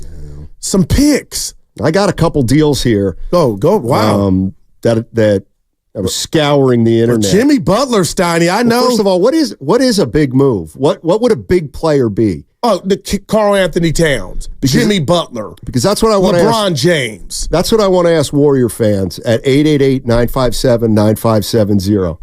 If the Warriors want to go, I don't even want to say it, big game hunting, even though they have no wherewithal to do it. Well, he called even Jimmy though they're going to Bus. do it. Yeah, to make a trade. Well, that's the only way they're going to be able to do it. That's what I'm talking about. Exactly. But their players aren't good enough to get a big boy. So you don't think if you tried to gut your roster with Wiggins, Kuminga, do the thing where you re-sign Paul and then put him in the package and trade him, Steiner, you could get something big back, like a Karl Anthony Towns? The Warriors' plan 1 and 1A, as Joe Lacob has said, is to get under the second apron. If they do not waive Chris Paul on the 28th of June, which is when they have to do it, then they're not out of the second apron. Which means what for the... It means they're going to have to incur some penalties. And I believe one of them is you can't aggregate players, and then you can't take 1 cent more than the other team has given you. You usually get 10% a disparity, but none of that gets wiped. That gets wiped clean. But yes, they could theoretically trade Chris Paul and something and get back a player, but that player's going to be making $30 million, just like Chris Paul is. And they have to get under this apron, according to Joe Lacob, because it's too punitive. Well, I mean, I don't want to burst anybody's bubble, but I mean, if you want to talk about Chris Paul, I'll throw some at you. Would you do Andrew Wiggins for Kelly Olynyk and Jalen McDaniels? Jalen McDaniels, not Jaden McDaniels. No, I wouldn't. Okay, I would. I still like Wiggins, man, the good Wiggins. There are other ways. The Warriors could theoretically trade Chris Paul and then make a series of other moves to get under the cap, but those moves seem to be really prohibitive and they're hard to do. Would you give up a couple of them out here? Chris Paul for Caruso and Vucevic and 2 first-rounders. I would do that for Steph Curry. Okay. I would do that. Well, first of all, 888-957-9570. Throwing some stuff out there that I've seen on the internet. And some trade proposals. I'll give you more than one more. And apparently, according to a report I saw, the Warriors were in touch with the Bulls at the trading deadline. Oh, obviously Caruso is somebody who came up, but I could see the Bulls saying, "Yeah, no interest in Wiggins." I mean, I wouldn't. If I were the Bulls, I wouldn't acquire Wiggins for Caruso straight up. So and I'm being real. Other than Wiggins, the motor, are you really telling me on this Thursday that you think Caruso is a better all-around basketball player than Andrew Wiggins? Yeah, he's better the last 2 years. I think he's more reliable, but he's not better. Yes, he is, because Wiggins was bad this past year, and he missed a lot of the season before. I mean, the idea. Okay, so you're all the reports out there are that the Warriors are trying to get off Wiggins. So you think that's a bad idea? No, you got to be careful. I need to know what's coming back. Well, I'm telling you what's coming back. And real this caveat, Steiny, I've been scared. You know what? Watching these NBA playoffs years ago, we always said, "Oh, the playoffs are coming. Up your physical game. The physicality goes up 10." That kind of subsided, and I felt like the regular season was the playoffs. But what these referees are allowing to go on, I look at the Warriors, the Warrior players with the ball in their hands now when it has become football, Steiny, and I'm like, who can dribble strong? Who can take those hits now that are going to be allowed and still try to create their shot? And that has me thinking late night in my room, lights off, TV on, I'm like, Andrew Wiggins can still take those hits like a running back and still get his shot. Now, it going in, that's neither here nor there. My thing is the Moody's, the Pods, who I all love, I question if guys like that, if Wiggins departs, can do that. Steiny, they are allowing everything to just be, it's on. And I don't know if it's good for the game, but I'm telling you, man, you got to be stronger now and more focused than ever before. Oh, that sounds like Wiggins. Oh, that sounds like Wiggins. It's the good Wiggins. Like it's the good Wiggins that we saw in 2022. You could call me a fool and it's okay, but I will hold out hope on the good Wiggins resurfacing than telling me Caruso coming to town. He plays defense. So does Wiggins. No, he doesn't. Oh, man. Like, what have you been watching for 2 years? What if the Bulls won? What have you been watching for 2 years? What if the Bulls won? And why is Caruso on his third or fourth team? I don't know. You sound like Spadoni. Caruso's okay and he's a good player, but don't want to act like he's taking a team or did what Wiggins did for the Warriors in 2022. Let me ask you. Miss me with that. Hey, Caruso ain't Wiggins. Miss me with 2 years ago. Caruso ain't Wiggins. When does the 2022 title go away for you? When does it not matter anymore? I'm not a hater, so it never evaporates. Okay, well then never move on with his team. But when has Caruso done anything for a team to play meaningful basketball in the crunch? Put some respect on Wiggins' name is all that I'm saying. And I ain't talking just to you. Caruso my ass. Have you forgotten You got to get Wiggins right. Somebody's got to crack the code. I'm holding on to what he can do. Caruso. Been on 18 teams. Just quit disrespecting Wiggins, people. The bad Wiggins I get. The light not on Wiggins I get. But they got to crack that code fast and in a hurry. He can't hold a candle to Wiggins. He can't play with Kuminga. Wake up. Well, wake up. That's another problem. Seriously, I have nothing for that. Wake up. I mean, that's... And there's also something, maybe Caruso isn't as good as Wiggins at his best. Have you ever heard of a fit, that somebody fits better than another guy? He doesn't have to be as good, but he's a better fit. Yes. Okay. And how do you think Wiggins is fitting with Kuminga right now? Well, Kuminga could be gone too. Okay. That's fine. I just don't know how you fix this, Donnie. Well, you don't. Apparently, you fix it by Wiggins has been on the trade block for 2 years. Well, tell me something. Apparently, you fix it by just living with Andrew Wiggins. Like seriously, I mean, I'm just saying, be careful. Be careful of giving Wiggins out for a bag of Starburst. Think it's something that's going to come. Like I feel like people want Wiggins gone just to be gone, and not understanding the good Wiggins and what the possibility of something coming back, not even being that. You're not, if you trade Wiggins tomorrow for nobody, you know what you've lost? Nothing. Because he hasn't helped you the last 2 years. He has hurt you the last 2 years. And take, you know what, honestly? Take it up with Mike Dunleavy.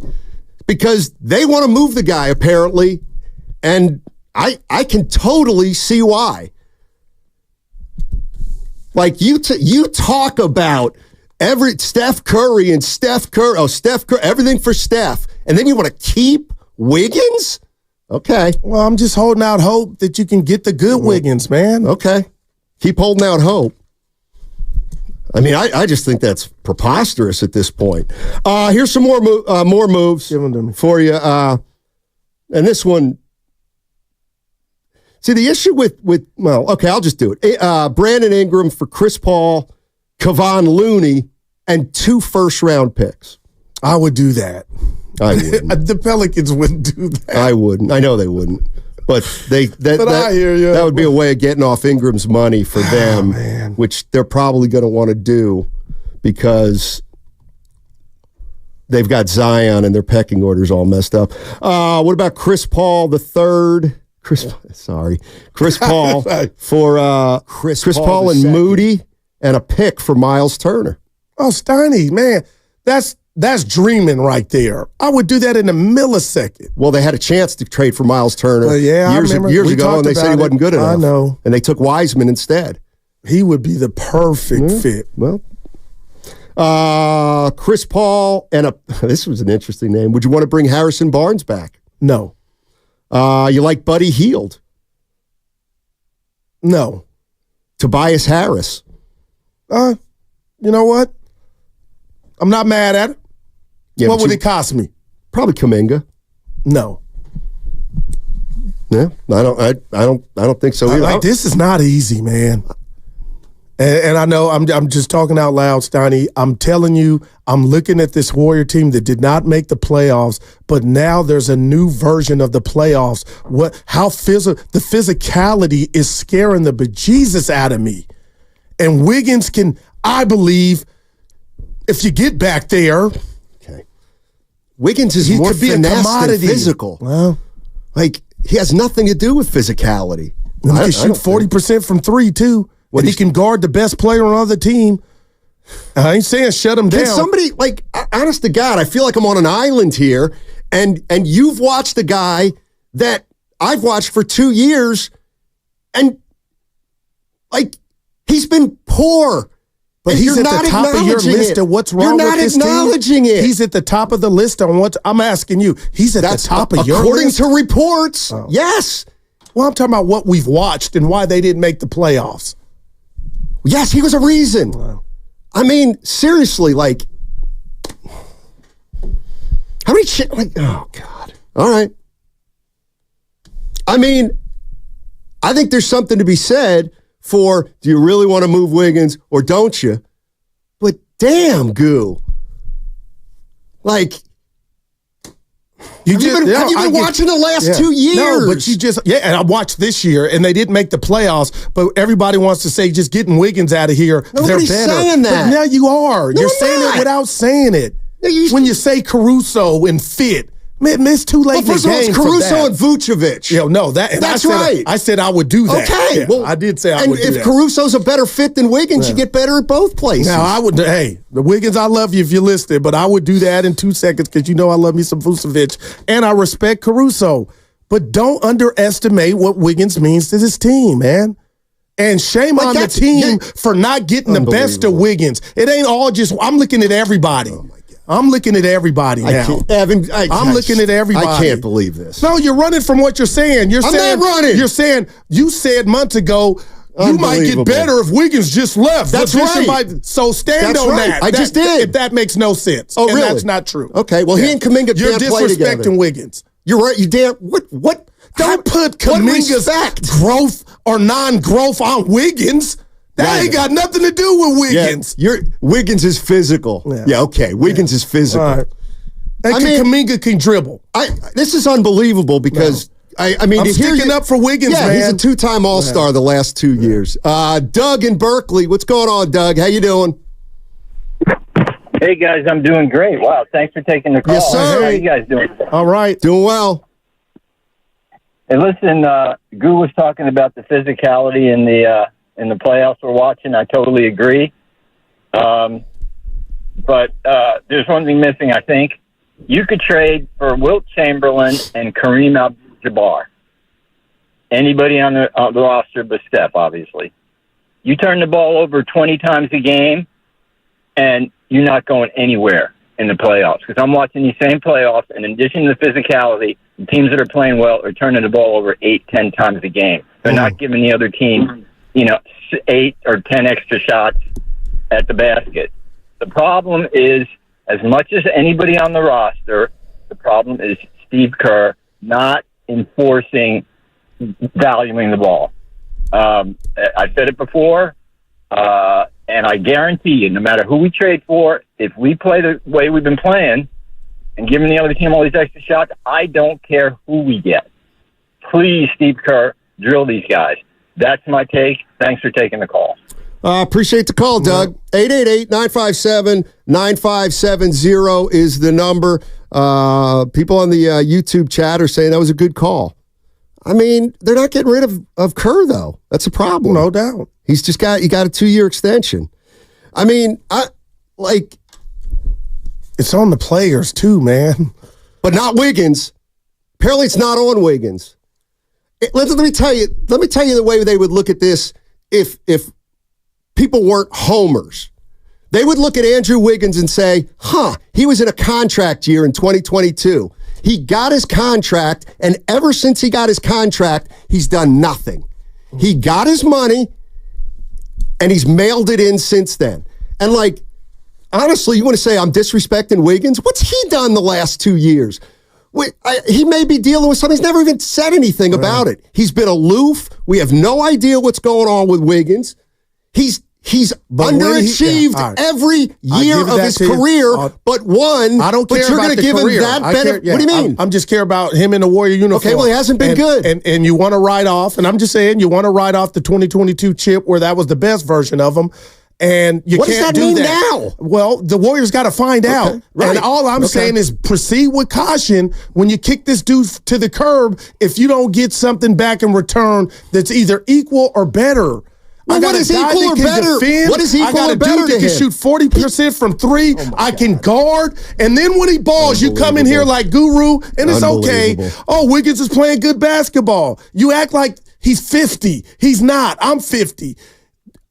With the right conversation or something, Steiny. There you go. You saw it in his eye. Give him away for a box of now-laters. You got me on that one. I can't. Let's talk about somebody other than Wiggins. Right. Because he's on your team right now. Because I cannot believe, like, we have not been watching the same player for 2 years. And a strategy for the offseason for the Warriors isn't, let's cross our fingers and hope he's the player from 2 years ago. Like, come on. He's hurting them. Anyway, 888-957-9570 is the number. If you don't want to move Andrew Wiggins, that's understandable, but it's for the right move, partner. That's all. Don't try to tell me he's been good. He has not been good. He was a big reason last year why the Warriors did not make the playoffs. Was it the only Draymond Green? About the same. I know. I would, and I'm sticking up for Wiggins, but I would say that's not fair. Well, he had a terrible year. You know that. But he showed up. He showed up. You're right. He had a good stretch of 10 games. He didn't lose a good stretch of 10 games. And didn't get a pass like he always does, like Draymond. They didn't make the playoffs because of Draymond. Well, I think it was I'm not afraid to say it. Yeah, I think they didn't make the playoffs for a lot of reasons, and Draymond was one of them. I don't boil it down to that simple. Too. It was number one on my list. I mean, man. Why is he their number one priority to move off of this summer, do you think? Those are reports. I don't care about that. We don't even know if that's fact. That's like saying water's wet. They've been trying to move him allegedly for 2 to 3 years. So when I hear a report that Wiggins is like, okay, and the sun's coming up tomorrow. Talk to me when it's done. All right. Everybody want to run Wiggins out here because they're scared to say what the real problem is. Dude is one of your most talented ball players. Why? Defensively, offensively, and shooting. No, he's not. No, he's not. He's not that player anymore. What do you need to... I don't know. What? He's not that player. I mean, I think there was a lot of things that happened to the Warriors that why they didn't make the playoffs. And Draymond was a big one. There's no doubt about it. But, I mean, Andrew Wiggins, he wasn't bad last year. He has reached the point of, this is what I feel, you can disagree. Go ahead. Addition by subtraction at this point. Because he's so unreliable. You really think you could get back deep into the playoffs with Wiggins right now? I don't even think he wants to be here. Well, damn. He certainly hasn't shown he wants to be here. All right, 888-957-9570 is the number. You want to jump into Warriors off-season with us, and we can talk Andrew Wiggins. I mean, what's the priority for Warrior fans of Andrew Wiggins? I mean, it's like, to me, I think he's got to go, and I would try to move him. And the reports are that the Warriors want to try to move him, and it's a big part of their offseason. But are you with Guru? And they got to be careful. And do you think Wiggins can ever return to the player he was? I mean, if he can recreate 2022, I'm all in. But can he do that? 888-957-9570 9570 is the number. And don't forget to download the Odyssey app. And here's another thing we're doing. We're giving away a Steph Curry jersey. Make sure to listen next week, the week of June 3rd. Every show will give you an opportunity to win a Steph Curry autographed jersey. Here's when you listen, 7:30, 12:30, and 4:30 all week on 95.7 The Game. Steph Curry autographed jersey. We don't know where Wiggins is.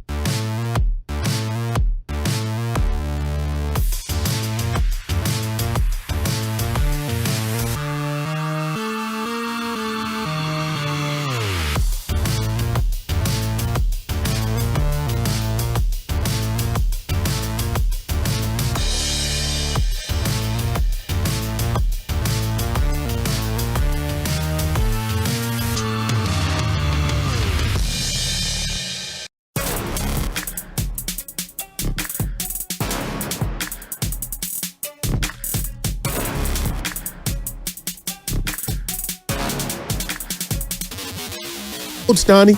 Toyota Tundra. He deserved it. Now, back to Steiny and Guru on 95.7 The Game. All right, the Warriors offseason didn't include the playoffs, but it's starting to heat up. A lot of news out there about the Golden State Warriors. A lot of reports that Wiggins is on the trading block, and Guru's right. It feels like he's been on the trading block before, and he looks like he's a priority to move on. A couple other little pieces of news. Kenny Atkinson is going to interview for the, don't tell me. It's a Midwest team. Why can't I think of this off the top of my head? Oh, yeah, the Cleveland Cavaliers.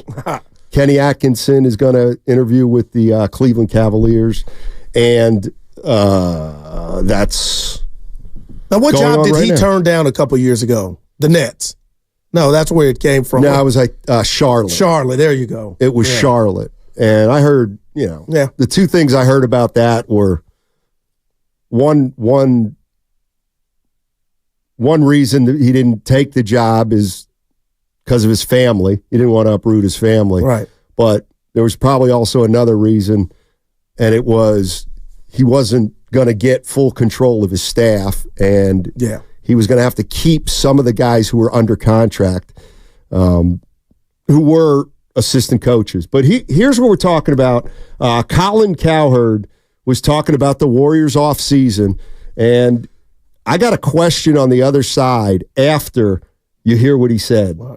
I think the Warriors are going to be a big player somewhere. I think we're concentrating on Philly and New York, and I understand that. It's just a much easier avenue to get to the conference finals and the finals. Like, there's no disputing that. But I think Golden State, full of smart people, Jason, looks at OKC, looks at Denver, looks at Dallas.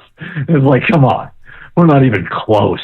So I think teams like Golden State are like right now, we're all talking Klay Thompson, Chris Paul, what to do. I think they're going to take a huge swing. That's my get. Maybe it's Karl Anthony Towns.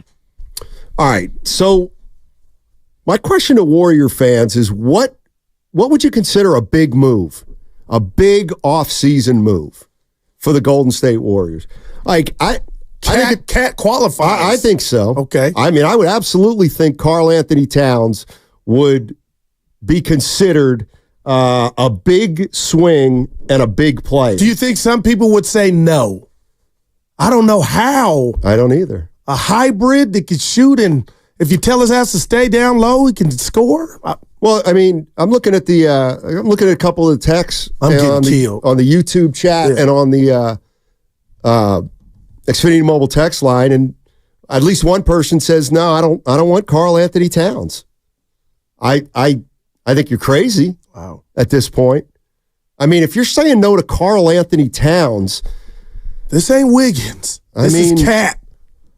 Yeah, I mean, I would consider Karl Anthony Towns absolutely a big move if the Warriors somehow got here. Here's what I'm getting at, though. And I know it's a little different because it's not really a move, but it is a move. It's a decision.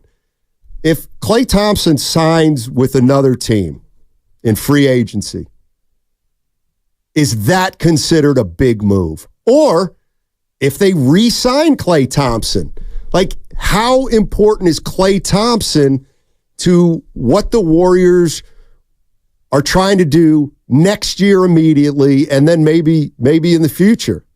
You know what I mean? Like wow. Is Klay, how big of a priority is Klay Thompson one way or the other, I guess is what I'm asking at 888-957-9570. Well, it's interesting you ask that because Klay has something to do with where he's going to end up.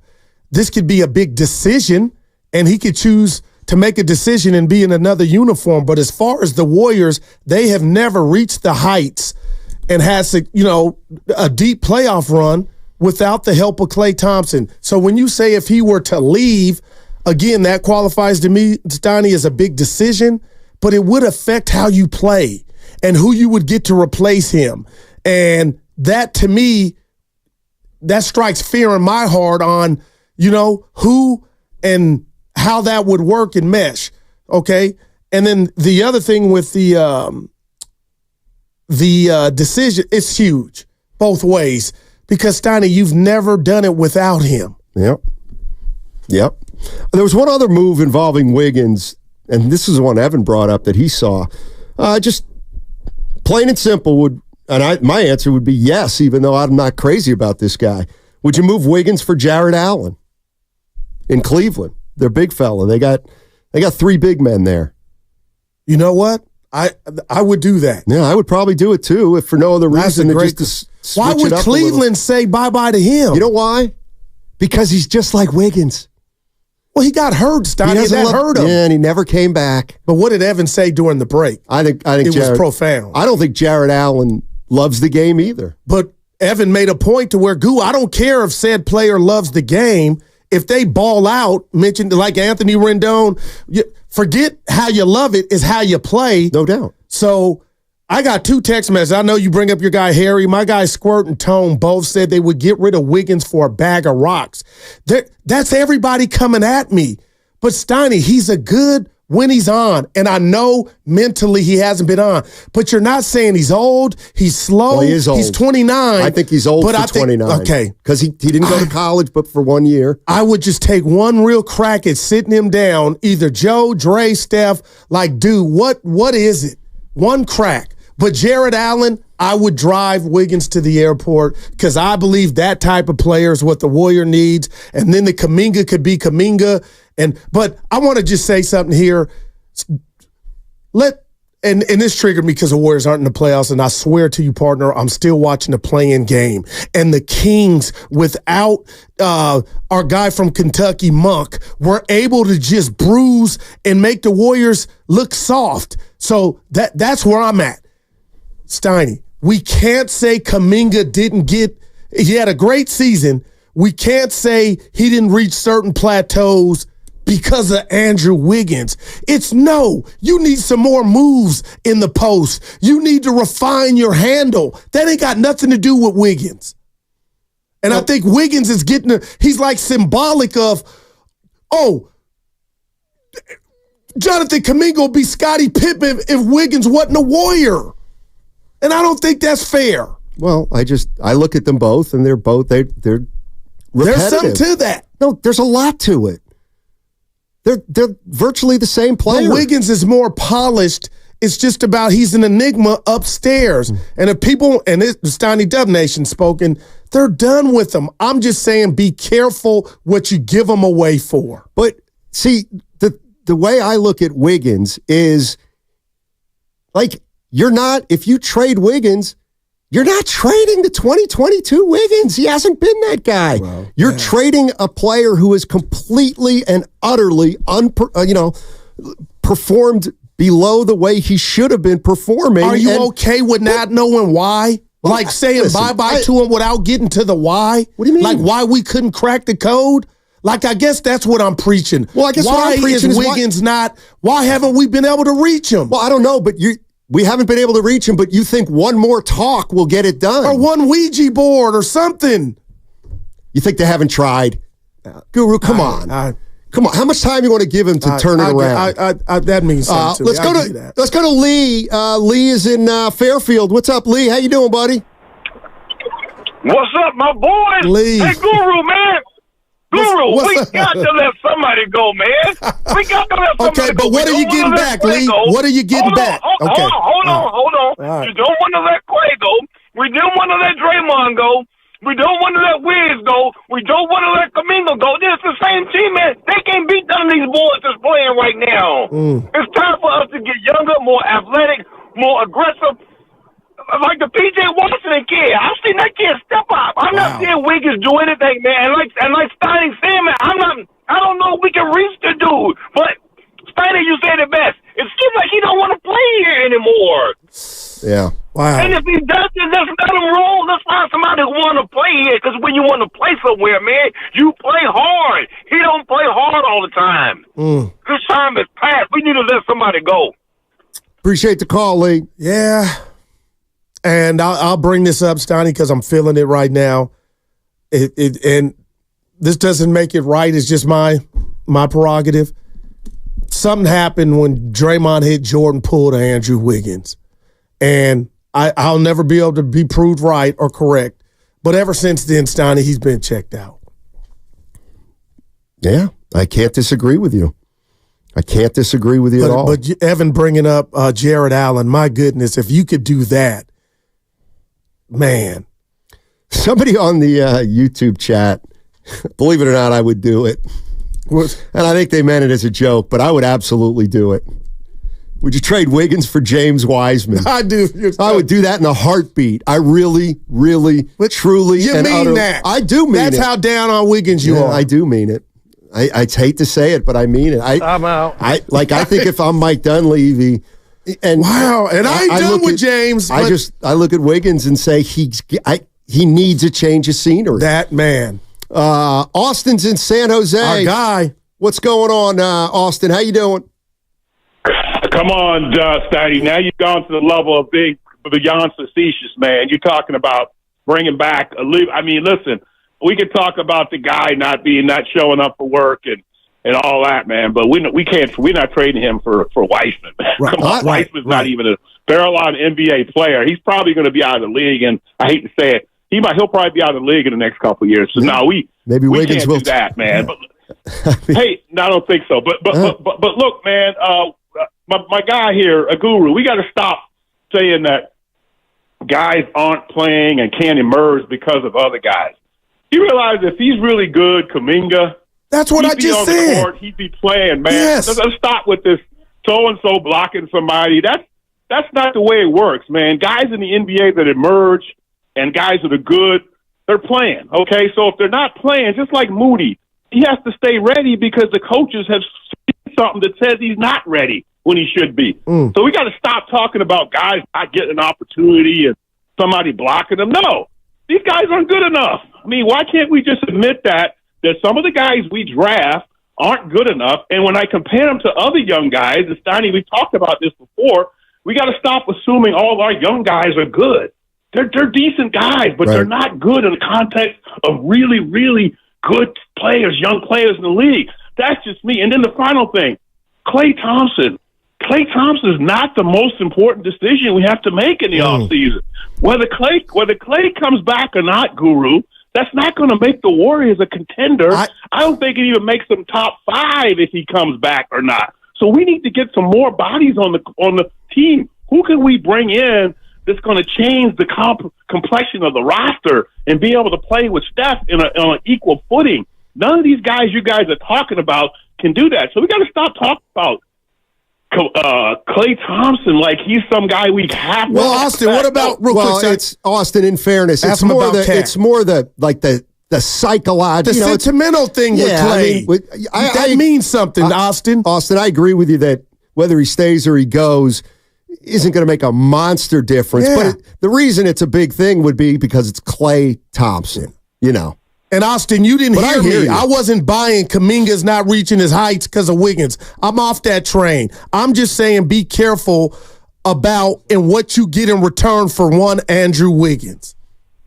I'm standing by that. But Klay at this point, guys, the final thing. Klay at this point is more about entertainment to me. And I know that sounds terrible. Yeah. But Klay Thompson is more about entertainment, guys, than he is actual basketball production. I know that's terrible, but if he comes back, it's going to be more about entertainment and fan appreciation than anything else. And I'm not sure that Dunleavy and the Warriors should be thinking along those lines, guys.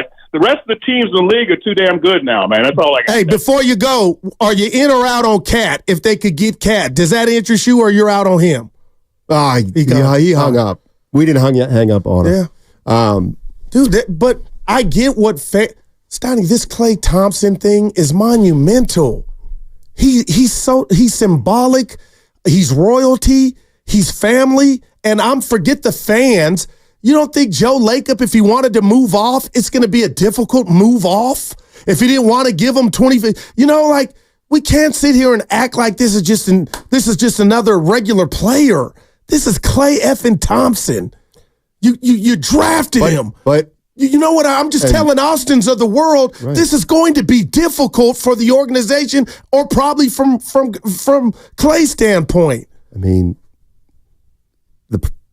I would counter that with, but unfortunately, he is just a regular player now. I got my hands up. I'm not telling you it's anything other than that. Listen, I get it with Klay, and I don't know what to do with Klay either. Because obviously if Klay leaves in free agency, the fact that'll be the first brick of the big three. There's no doubt. That'll be the first piece of the big three that leaves, and that part will never be the same again. And that's you. But they're not the same anymore right now to begin with. And I mean, listen, we need some perimeter defenders. We need some wing defenders.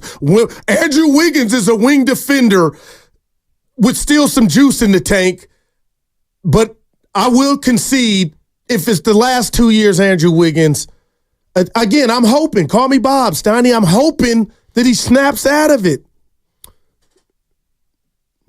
I mean, you could hope. Rather than take 2 cents on the dollar.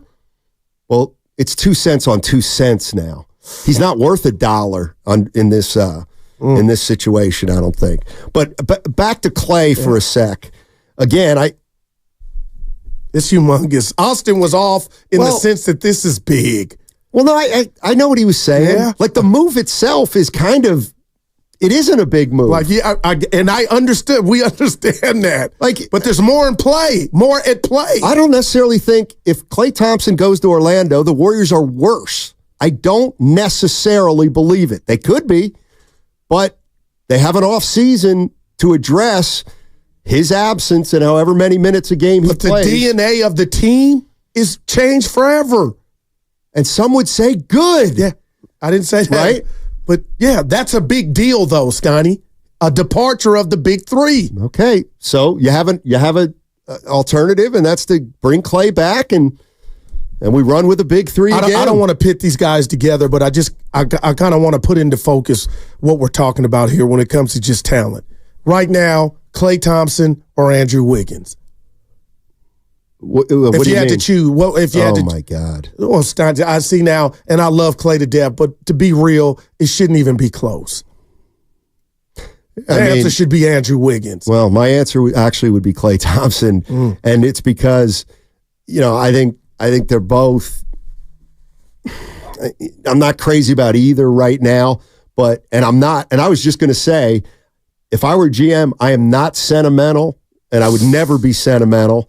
However, when I see Wiggins and I see Klay Thompson, I kind of say, 6 of one, half dozen of the other. May as well keep Klay because he's been here forever.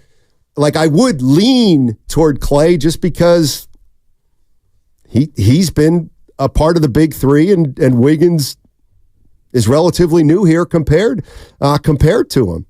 So. I hear you, but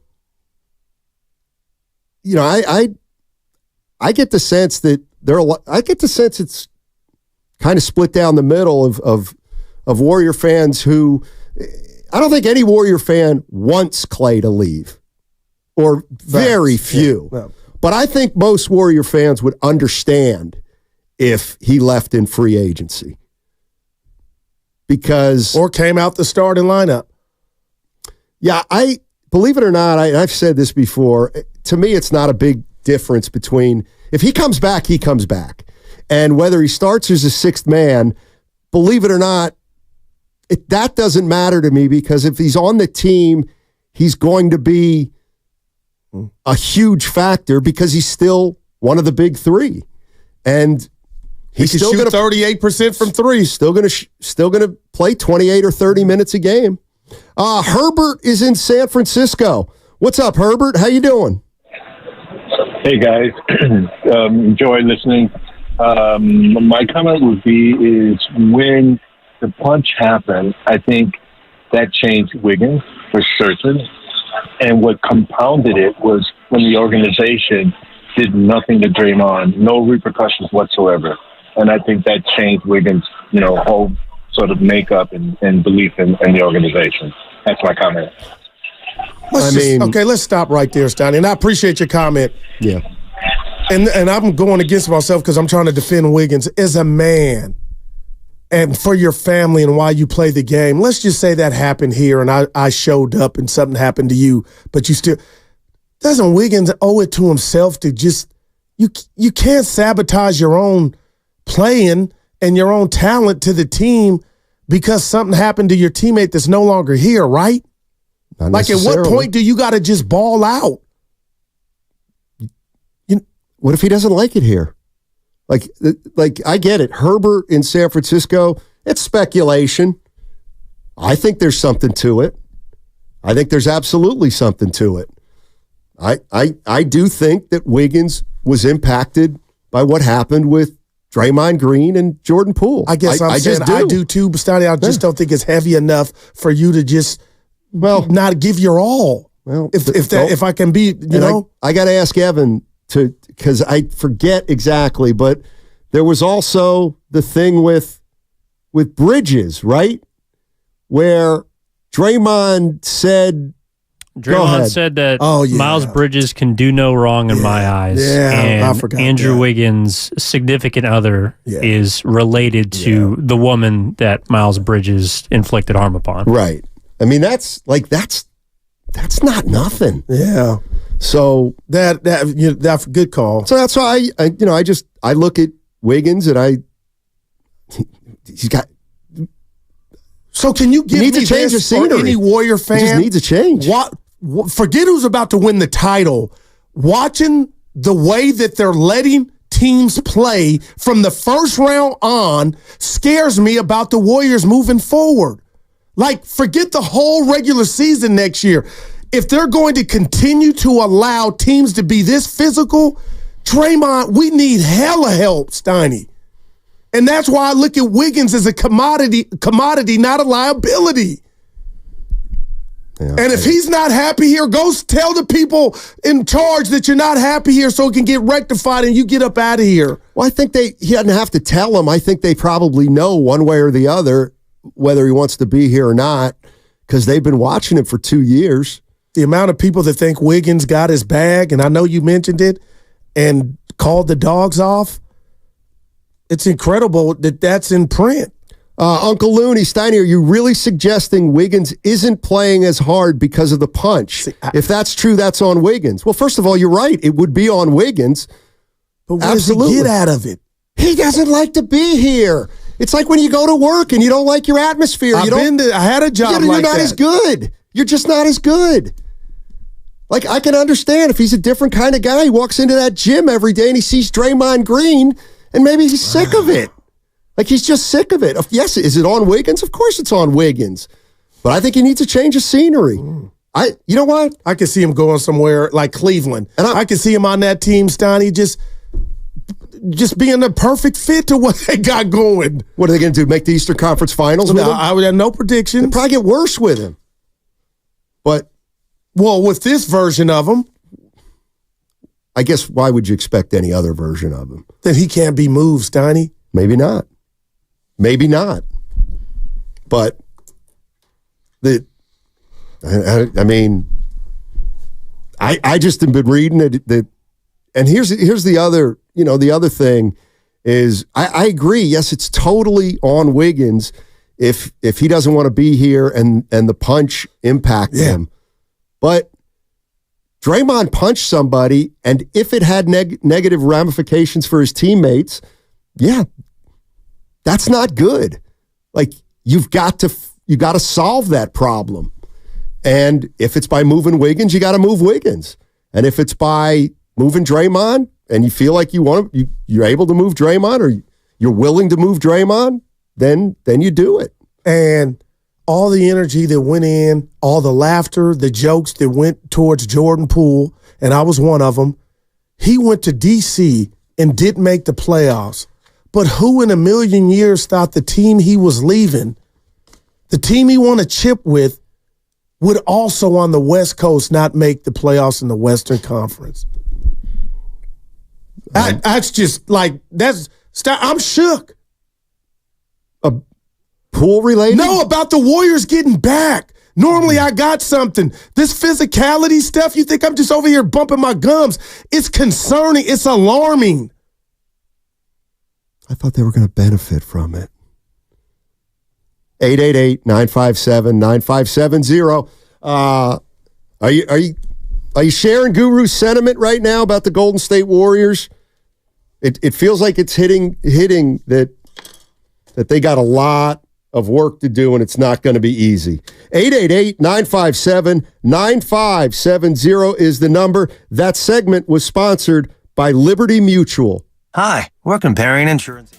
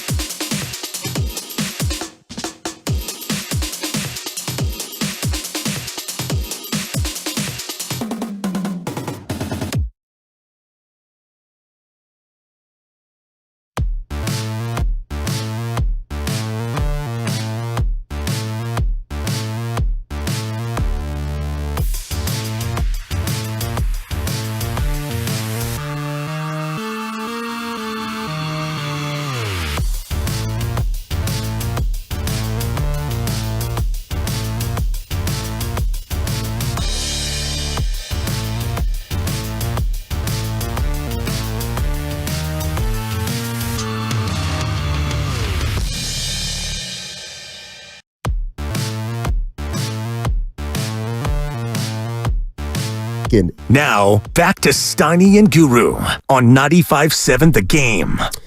All right. That makes me laugh, Steiny. What? You do. Oh. Well, I'm trying to channel my inner Joe Pesci. Oh, you think I'm funny? You think I'm Joe? You think I'm a Joe? Mike Nolan is paying $2, and he's paying $2 for a super chat. And the $2 means I will read his super chat. And Mike Nolan wants to ask you, if the series goes 7 games, do you have Minnesota or Dallas? I would then have the Minnesota Timberwolves. Yeah, I mean, I'd have to, too. If they win tonight, if they've been in every damn game, I got to be careful here. I think this lively energy, injury, and I know I just asked you a second ago he's questionable or game time decisions, Steiny. I think it changes a lot. I think Anthony Edwards has figured some stuff out, and if Karl Anthony Towns can just be a mere 70% of himself, they got action. So I'm excited. Well, I must stay consistent. And I remember last year when, I just looked over and Evan is shaking his head. Dude, I just see him shaking his head. I haven't even said anything He's got it down, too. And I don't know if he's shaking his head because he's looking at a computer and he's seen something. How about this? I think 97% it's us. I think it is, too. Look, and he has Just say what you mean to say. Wow. He said it. Forget what I was going to say. Oh, I know. Remember last year when the Warriors, I don't know, what were they down 3? And, they don't want to go back to L.A. L.A.'s going to be real nervous. And they won by 30. Listen, if the Minnesota Timberwolves win tonight, I think they'll probably lose Saturday. That's just what the odds would favor. But you would understand Dallas Finster muscles getting a little tighter. No. Steiny, it was 3-0. It's never happened in 156. It's never happened. You get to 3-2, I just feel like Dallas might be like, oh, boy, we can't blow this. Just a thought. Not Dallas. So Kyrie is going to play worse because of pressure. Well, let's be honest about Kyrie. The first 2 games, he didn't actually go berserk in regard to point total. No, but he made big shots. Kyrie, outside the last game, has been incredible. I can't wait to see the winner of this play Boston. So we both win. I'm rooting for you and your guy, but Anthony Edwards is special. He was mic'd up, Steiny. His personality is infectious. Now, you might mean, what the hell does that mean? And Evan can jump in here, too. Can we assume that regardless of whether it's Dallas or Minnesota, it's next Thursday, that the Celtics will be favored in that series? Or maybe not. I mean, I would assume so. I would assume, too. Yeah, I would assume, too. 64 games No doubt about it. They're probably the favorites at the beginning of the playoffs. And I got to tell you, too, I know Thursday's next week, game 1. I want Porzingis to come back. I hope he can get back. You haven't given it any thought? They're a different team with them. I don't want to see problem when he plays, Steiny. This is what I mean. I don't want to see Porzingis get a ring. Wow. Now that's real. Don't. Can you tell us why? Yeah, I don't think he's a champion. Wow, man. I just watched him play his whole career. I don't think he's a champion, even though he wins it. Not a killer. Are there players on either or all 3 teams, I guess, because technically Minnesota's not mathematically eliminated. Evan. Are there players on these teams that you would not like to see get a ring? Outside of Porzingis. And that's the way I don't have anybody on the list. That's the way I always think about it. And I don't. Who do I like and who do I... Okay, so you love all the players left in the playoffs. Who's your least favorite player left or coach? Mazzulla is. I want him fired. I think he brings nothing to the table. So you don't want him to get a ring? That's okay to say. No, what is so wrong? No, because I don't feel it. Because I would be okay with Jaylen Brown or Tatum getting that ring. They are going to catch hell. They've already caught hell, the dynamic duo, if they don't get it. But would you really feel like Karl Anthony Towns, if Minnesota just went on to win it, you would really say, you know what, Goo, he ain't a champion. I ain't feeling that. I didn't say that about Karl Anthony Towns. But what's the difference between him and Porzingis? I think Cat's been a better player, more consistent. And I do think Cat has, and we're talking about Karl Anthony Towns, I do think he's gone a little bit from kitty cat to Pussycat. To a tiger. All right.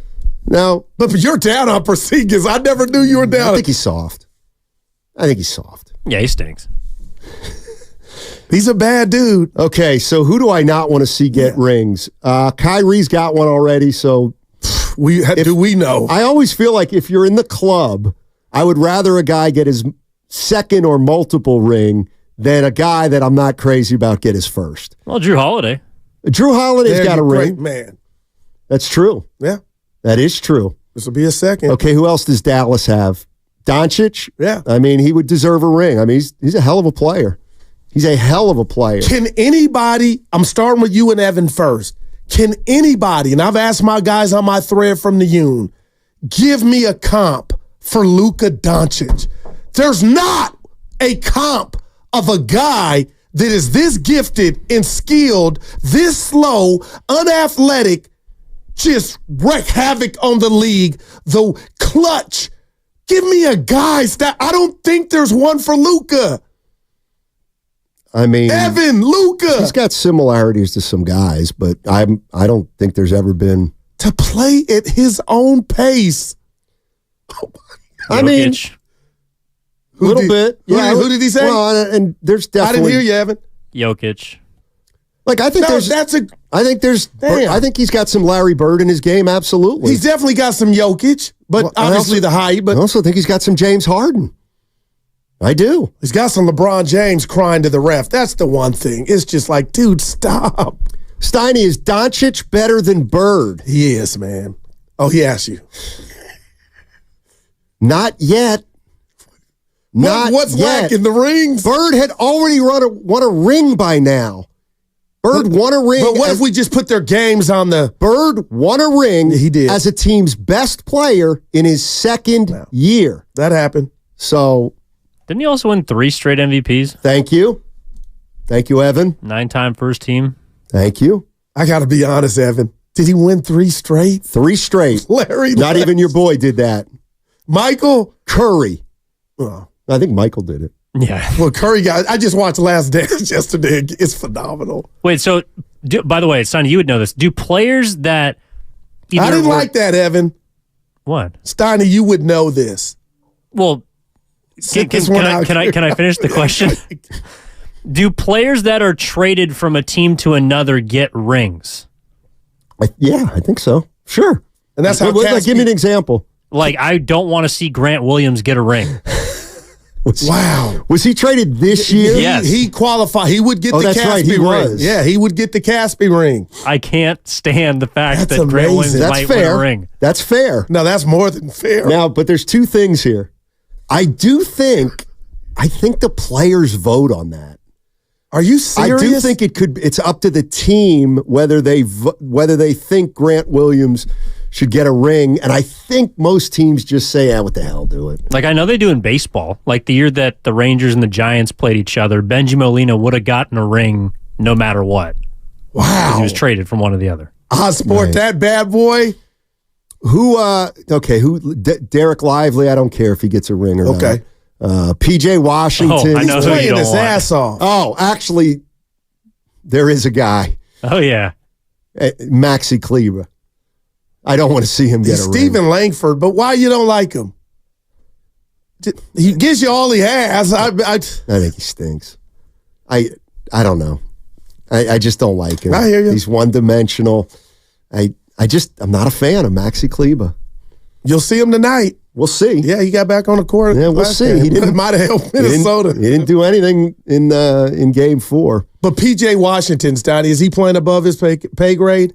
He's making corner threes. Big deal. Oh, and he didn't make them last night. But he's playing D, finishing on the break. Yes. And Gafford, that's how I played, like Gafford, Donnie. I was that type of dude. Why would you smile? Because I know you didn't. No, I brought that energy. That's what I was. I wasn't Curry. Till I got to 24-hour fitness. So Curry plays without emotion. No. Curry's lackadaisical? Is that what you're saying? No, it was all about me. Mike Conley deserves a ring. Yeah, Thank you, 408. I'm with you. Hey, let me say something to you and Evan about that. You think Ant's bringing the ball up a little too much, and maybe Conley should spell him so he could save himself? There is wear and tear on bringing the ball up in a playoff game. And I think Ant's doing it too much. Like, dude, you got an OG point guard that could do it. Now, that would be on Finchie. But I'm just saying. To me, it makes sense. If it takes a lot out of you, then I want my 22-year-old to do it, not my 36-year-old. So Gobert cannot get a ring. That's now. Why are you laughing? Why is he just a laughing stock?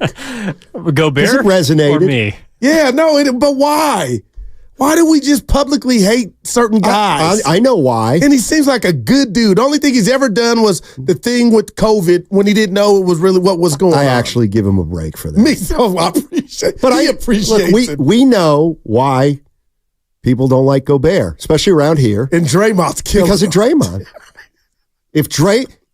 Listen, you got to understand, a lot of fans are just loyal. Thank you. Yeah. So if Draymond doesn't like somebody, they don't like somebody. And if Draymond says Gobert's no good, then he must be no good.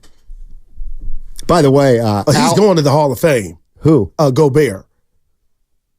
Danny, come on, the defensive player of the year that's already got him in. I think that's why people don't like him. See, because he might be a Hall of Famer, even though no one thinks he is.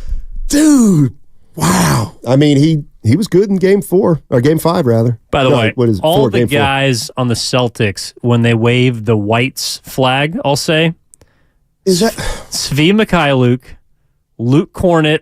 I'll even throw Sam Hauser in there, though he plays. I like Hauser, Ray. I'm sorry. Everybody not named Peyton Pritchard, who's white in the Celtics, I don't want to see get a ring. That is wow. Tell us how you really feel, bud. I mean, that's the way I feel about Kleba. I'm being honest. I'm mad I don't have anybody on the list. I ain't a hater. That's what it truly says. What about Jay Kidd? If he were to get one as a coach, put his career up to he means nothing. No, Steiny, stop. This dude, I thought he was in jeopardy of losing his job. I didn't say it should have happened, but there was a little noise. This dude might win a title. Great. He won one as a player. One of the best point guards, true point guards ever do it. What is I don't think we celebrate Jay Kidd enough. Had a great college career, knocked off Duke, him and Lamont Murray. Okay, you don't celebrate a guy's college career 29 years after he's gone to college. No, you should have done that in 88 or 92 or whatever the hell he was. He beat my team in high school, Stoney. He was a freshman. I mean, I was on the bench. He was given Al Horford deserves a ring. No I'm doubt. with you there. No doubt about it. Here is the one thing, and I'm kind of with you on this. I've come around to Gobert a little bit. I like him more now than I ever have. Is it because far fewer people like him now? Because that's you like stuff like dwindling? that. No, but what I'm saying, I'm able to look at things both ways. Like I can tell you on the one hand, I like Gobert now more than I ever have. However, I do think Al Horford's more of a Hall of Famer than Gobert, believe it or not. And I don't think you lose a lot of people with that. I think Horford's borderline. But I don't think he's going to get in. DPOY, that's telling the league I was the best defensive player amongst 29 effing teams more than once. Horford don't have that, Scotty, on his best day. Horford's also got back-to-back college rings. I don't know if that factors in, but it's on the Florida teams. It's the Naismith Hall of Fame, not the NBA Hall of Fame. Where everybody gets in. But here's the other thing. I actually think Horford in his prime was a better defender than Gobert because he could do multiple things on defense. I love Al Horford. I think he's great. I think he was great. Steiny, how long has he been in the... I mean, what is he... Dude. I thought he was kind of washed last... year 16. Yeah, I thought he was kind of done the last year or two, but he's been Who's more of a Hall of Famer? Some of the 925's asking real quick, Gobert or Dwight Howard? I don't even think that's close. It's Dwight. It is His Dwight, career ended tragically, man. Whose? Dwight. Did he die? No, he still could be playing. No, he can't. He's not good enough. No, Steiny. He's why not the good Lakers enough. beat Jokic, and he was able to body up Jokic, and they should have brought him back. Dwight Howard still can defend and get rebounds. I'll just leave that there. I didn't say DPO. Maybe the Warriors can get him for Wiggins, trade him to Taiwan. They don't want him. Of course they don't. And now want he's Dwight doing Howard. something on Twitter when the team loses. He's using himself as a meme. I'm like, damn, Dwight, that ain't gonna get you back to the league. He's making a mockery of his own self. Yeah, he'll point at the team that gets eliminated. I'm like, that's whack. You're so. He's weird. going to the Hall of Fame, though. You're so weird, dude. You're just so different. I like weird. Yeah, but you're so weird different. science. Drink it. Kelly LeBrock. Anthony Michael Hall. See if I can go one more. What was the brother's name? What was the brother's name? Chet. Chip or Chet? Yeah, Chip or Chet. Chip or Evan Chet. is like, what are you guys talking about for real? Holmgren. I mean, I don't want to see Joe Mazzulla get a ring. Why does he bother me? Because he really shouldn't have got the job. If your boy could have kept it in his pants, he would still be Steiny, Dwight, Howard, or Amari. Give me Amari any day of the week. Amari was a bad boy. He was. He was bad. Warriors could have had Amari. He did at the Knicks game. But they drafted Mike Dunleavy. Did you catch him at the Knicks game, front row? I'm like, you really ain't a Knick. I know you are, but you're a son to That's me. who he associates with kind of now. They got to take Prime Dwight. Prime Dwight was a problem. Went to the finals. Surprised that somebody played defense. You don't like him, Steiny, come on. Lost to Odom and Kobe. You know why I hated Dwight? That is so strong. Not hated. Yeah, but I think you mean it. Become basketball hate. Yeah, basketball hate. He didn't take the game seriously enough. Sorry. He didn't. He didn't want to be great. He was really good. He was really good when he was. And it was coming easy. He was really good for some years. It was coming easy for him. And he could have been great, but he didn't work hard enough. Sound like you're talking about Shaq. Shaq's got results, though. Yeah. Yeah, Dude, Dwight had 4 straight years he was a top 5 MVP candidate. That's incredible, man. Yeah, he was a great individual player who put up big numbers. And going to play with Kobe and Kobe rejecting you ruined his career. That hurt him, Well, he was done then. Who? Dwight. He beat LeBron. Yeah, I know, but when he got to L.A., that year, Kobe just didn't sign off on him. I thought hurt him. Do me a favor, Evan. You have Dwight Howard's stats up there? Yeah. Why don't you just go, and because this is really the sign of greatness. Can you go down his assist average over the years? Why would I bring that up? Because he's such a great player that he probably commanded a double team, and guys who command a double team usually will pick you apart. So just real quick, did he ever average 2 assists a game? 1 year. Oh, all right. Wow. Yeah, he was really giving up the rock. Yeah, he averaged 3 blocks a game, though. No, he blocked shots. But who was he passing to? Yeah, he was really going to give it up to Courtney Lee. Ray Ferralston. No, there's one more I'm thinking about. Played at UMass, light skinned point guard. Little chubby. Amir Nelson? Yeah. He went to Temple. Tim, help me. Or St. Joe's. Hedo went to Turkoglu. St. Joe's. Hedo, former king. Yeah, Rashard Lewis could shoot. You know, Hedo Turkoglu. Turkoglu is like he's like a politician in what's the leader? I think his name's Oban from Europe, but it's not Europe. What's the country called? I know Boban. Where's Turkoglu from? Turkey? Yes.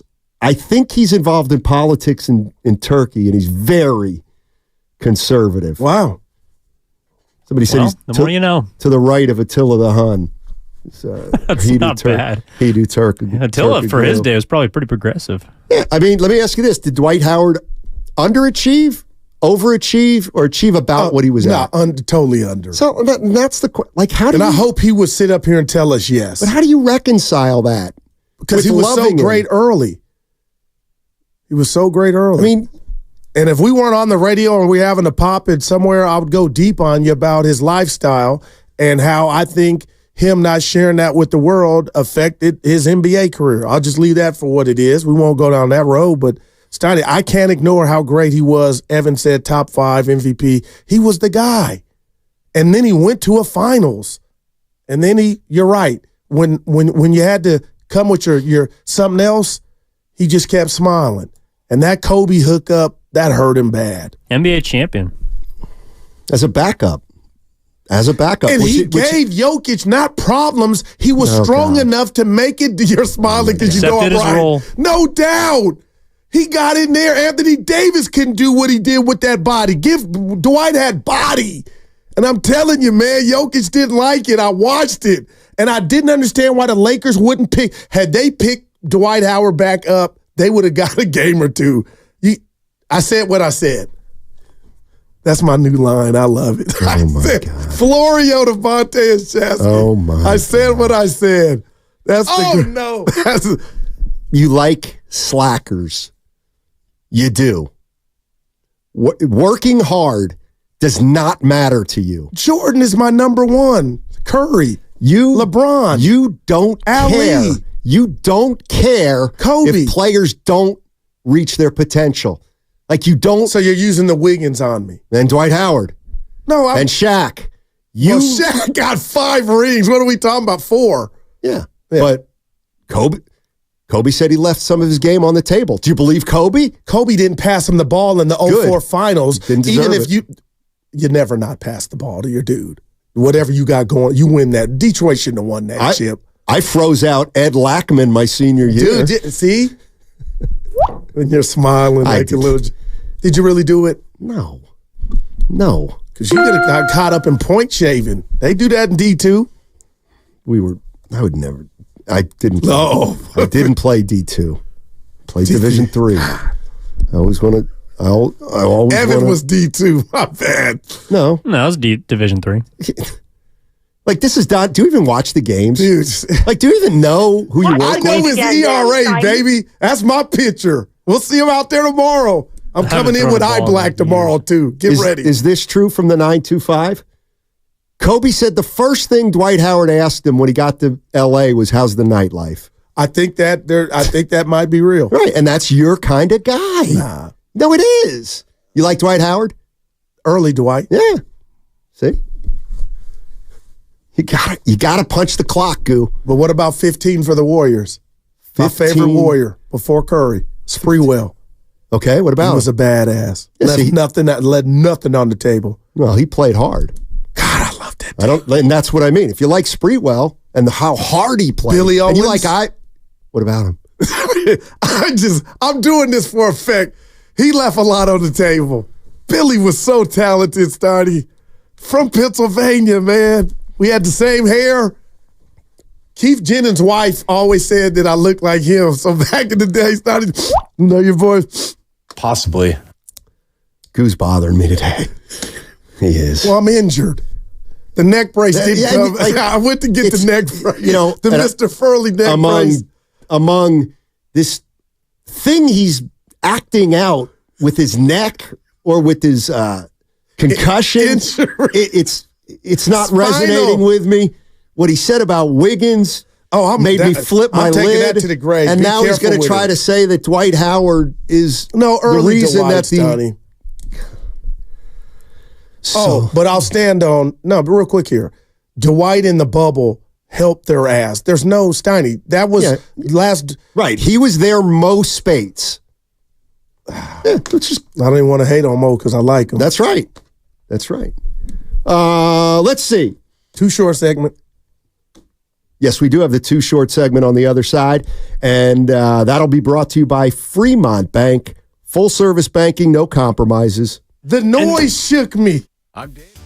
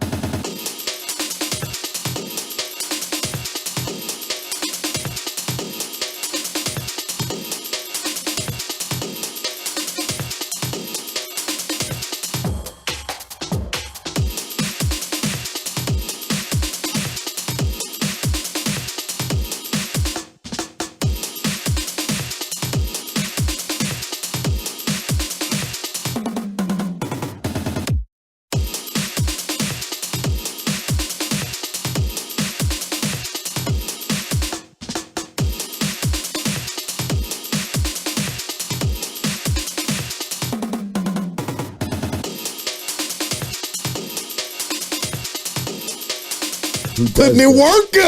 Now, back to Steiny and Guru on 95.7 The Game. Boy, Guru, blast from the past mentioning, why were we talking about Billy Owens? Guys that I feel like started out with underachieved. And then you tell me you watched him play in high school. You never told your boy that. Billy was bad, man. Billy Owens was on a team called Carlisle High School. They won 4 straight state championships in Pennsylvania. See, this is when I wonder sometimes if you listen. I've told this story a lot. In fact, but not to me. No, I know all your stories. Particularly to you.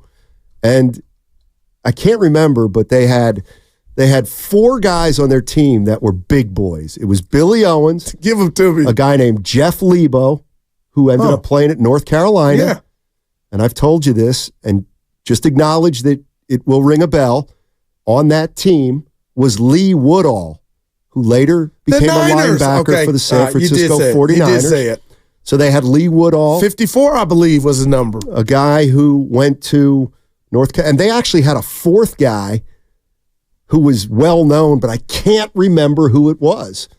But they had a 4th guy on that Carlisle team where I'd say his name, you'd be like, oh, I know who he is. Matt's in Oakland. The town. Hey, Matt, how you doing? How's it going, fellas? Dynamite. Quick question and a comment. But first, the comment. Dwight Howard Hall of Fame? Are you guys serious? Do you not remember when in the Western Conference Finals, at the end of the game, Harden has the balls against Houston, and Klay and Curry trap him on the left side by the 3-point line, and there is Dwight standing on the free throw line with nobody within 10 miles, and he didn't pass it to him. And why? Because he can neither dribble nor shoot. Sort of like important things in basketball. So that was funny. Matt, hold on. Matt, let me be clear. Yeah. I don't like Dwight Howard. However, like he's going to go to the Hall of Fame. That's all I was letting him know. He's just gonna be. You know what I mean? Whether we like it or not, huh? Based on what? His first 6-7 years in the league. I mean, he probably led the league in rebounding a bunch of years. Defensive Player of the Year his rookie year. No, that is true. I don't know. But I'm with you. You ought to be able to shoot. Yeah, you're right. No, that's cool. I just thought that was funny. Then the question I had was this. Obviously, they cannot bring the same team back next year. They may. We also don't think that they can get under the apron and actually, capitalize on the late Curry thing. So I don't know what they're talking about. But could they possibly, kind of go for broke and then if it all blows up, then just get rid of everybody the next year? I don't know if that's possible, but I kind of think they ought to give Curry one more year and get whoever they can. Yes, get rid of Comedic. He's never going to be great. He doesn't have the instincts. Get rid of Wiggs. I wish they get rid of Draymond, but I don't think that they will. So say they do get Jared Allen and somebody. Okay. And then could they then blow it up and then think about even trading Curry? I don't know if that's possible, but I just want to know what you guys thought. Yeah, it's all possible. I mean, I'm with you with Curry. I don't think they'll look to move him. He's a Warrior for life. Well, we'll see. Yeah.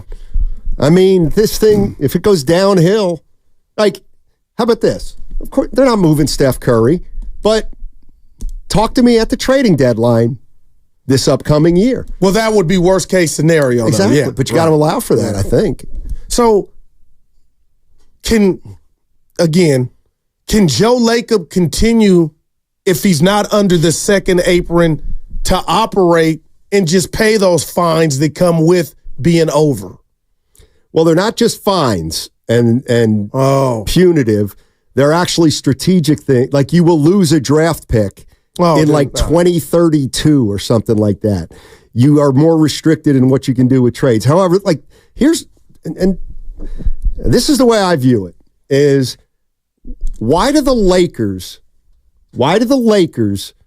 not care about their draft picks and are not afraid to use them in trades? Because every year they're a player to win a chip.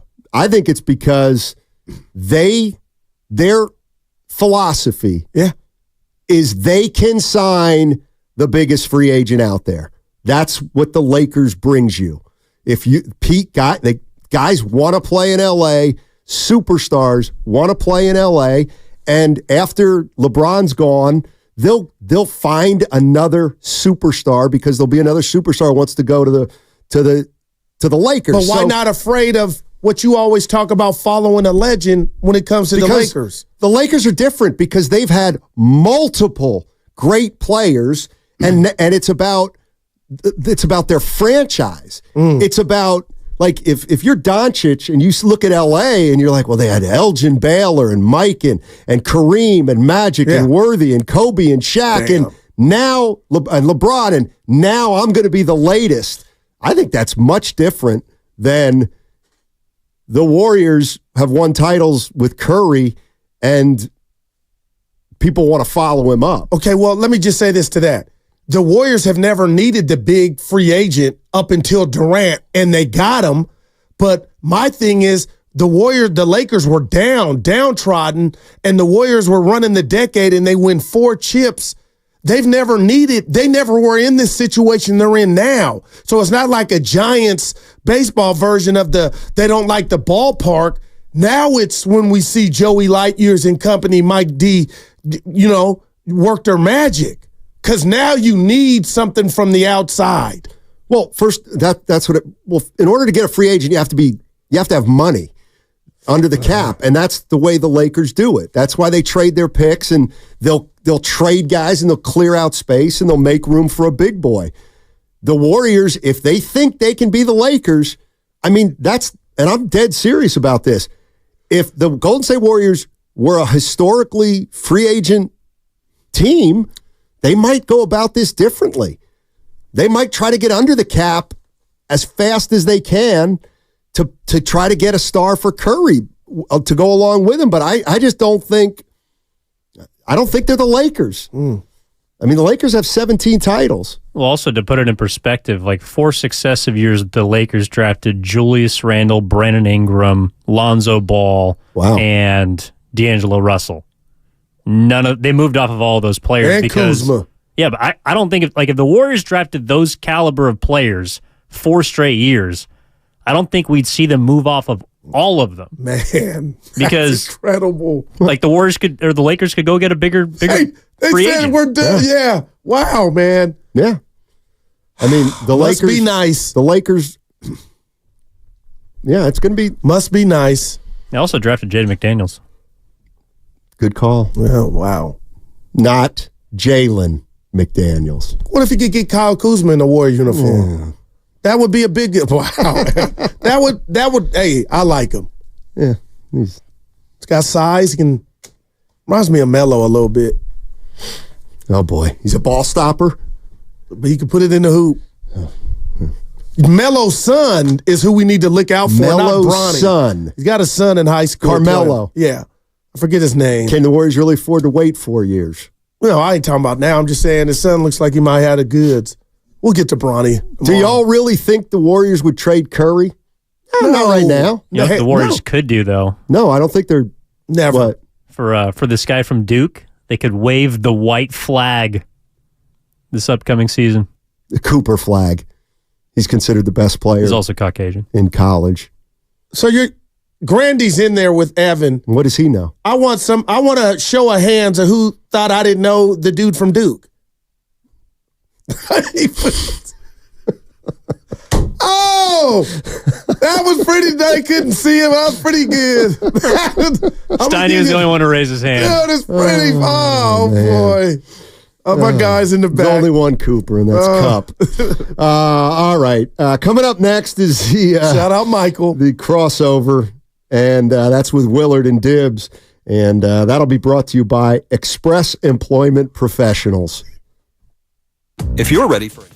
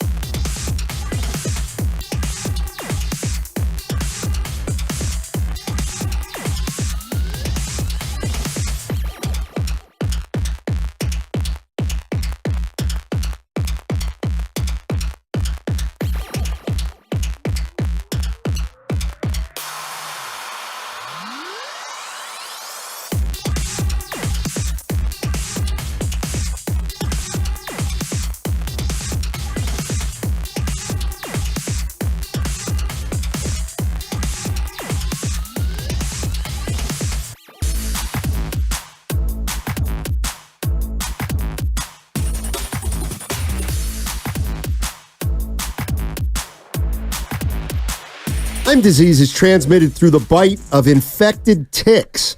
Visit Atco Pest Control's website today to learn more and take control at atcopestcontrol.com. What did I do wrong? I'm reading the crossover tag. Do you even know why we're laughing? Came down behind you. Yeah. 2 days in a row, something popping off in there. Are we going out of business? And no one told us what happened. Because everything's falling off the walls. The Johnson family, on behalf of the Johnson family, you were the MVP yesterday. Oh, man. Yeah. My neck hurts a little. The little spinal. Little workers' comp. Little action coming your way. Why did these guys were doing play-by-play, and you came to see if I was okay? And inaccurate play-by-play. I got there eventually. Yeah, I loved it. You're like, it's the blinds. And Steiny's like, it's the frame of the window. I'm like, it's the window. Right. It's the whole window. Anyway, that was very funny. Let me try to be a real host. And if you're not familiar with what we're talking about, hard to do, Steiny. This happened yesterday. Listen to this noise. On 95.7 The Game during our crossover. Take a listen. Walk outside and ask if Barry Bonds should be in the Hall of Fame. Holy crap! What the hell was that? Uh-oh, something's coming. Yeah. Oh, the blinds have officially failed. Oh my gosh, we got action. Yeah.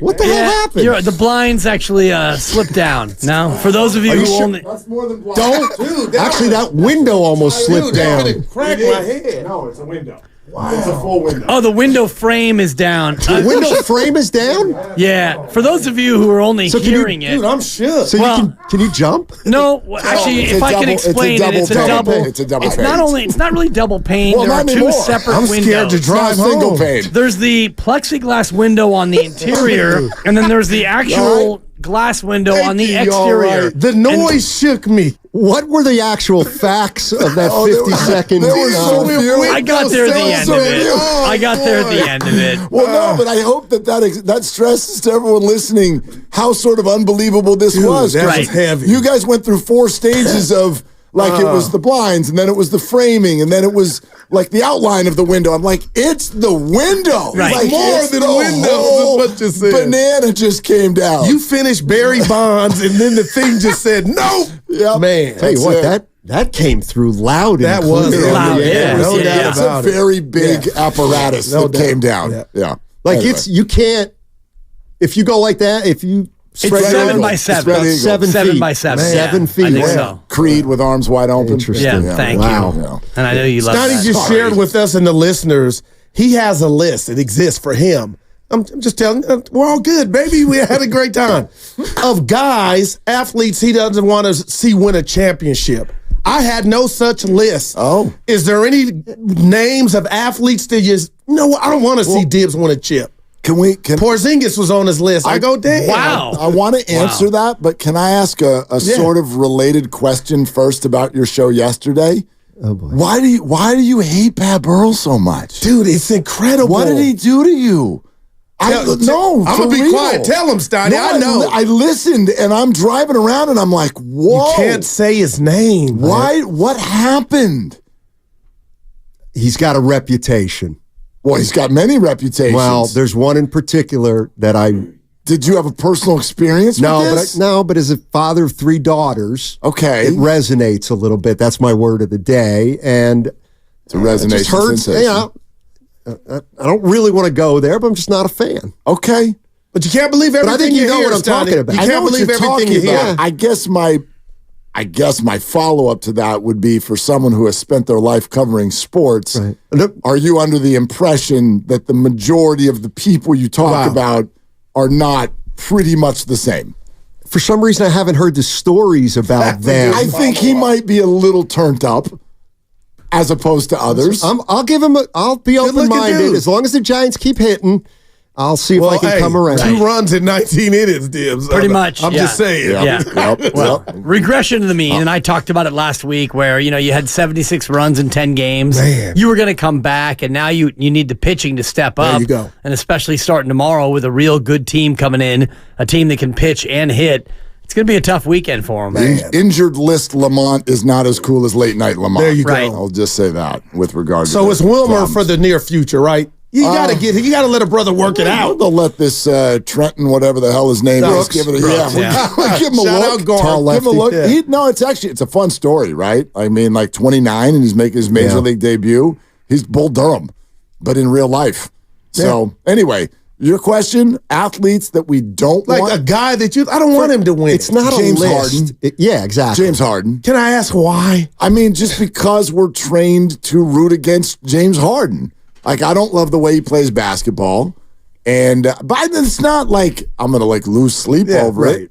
But he's an adversary for the Golden State Warriors. I don't love the way he plays the game. And so I'm thumbs up on James never getting one. Yeah. And I don't think I have to worry about it because I don't think he's going to get one. Right. And anybody for you, Dwight Howard was on that list for me. Yeah. I never wanted to see him get a ring. And then when he got one, I was saying, that's fine. He was a backup. So he rebounded and blocked shots. Yeah. Right. Yeah. I got a bunch of other names. You know, they're all Dodgers. Shohei Ohtani, Exactly. Mookie Betts, Walker they're all Buehler. Dodgers. I mean, all of them. Clayton Kershaw, although he's got one. No, he doesn't have one. Yeah. I hope that. I love how you do that. The third of a ring that covers a third of their finger is all they get for the rest of their lives.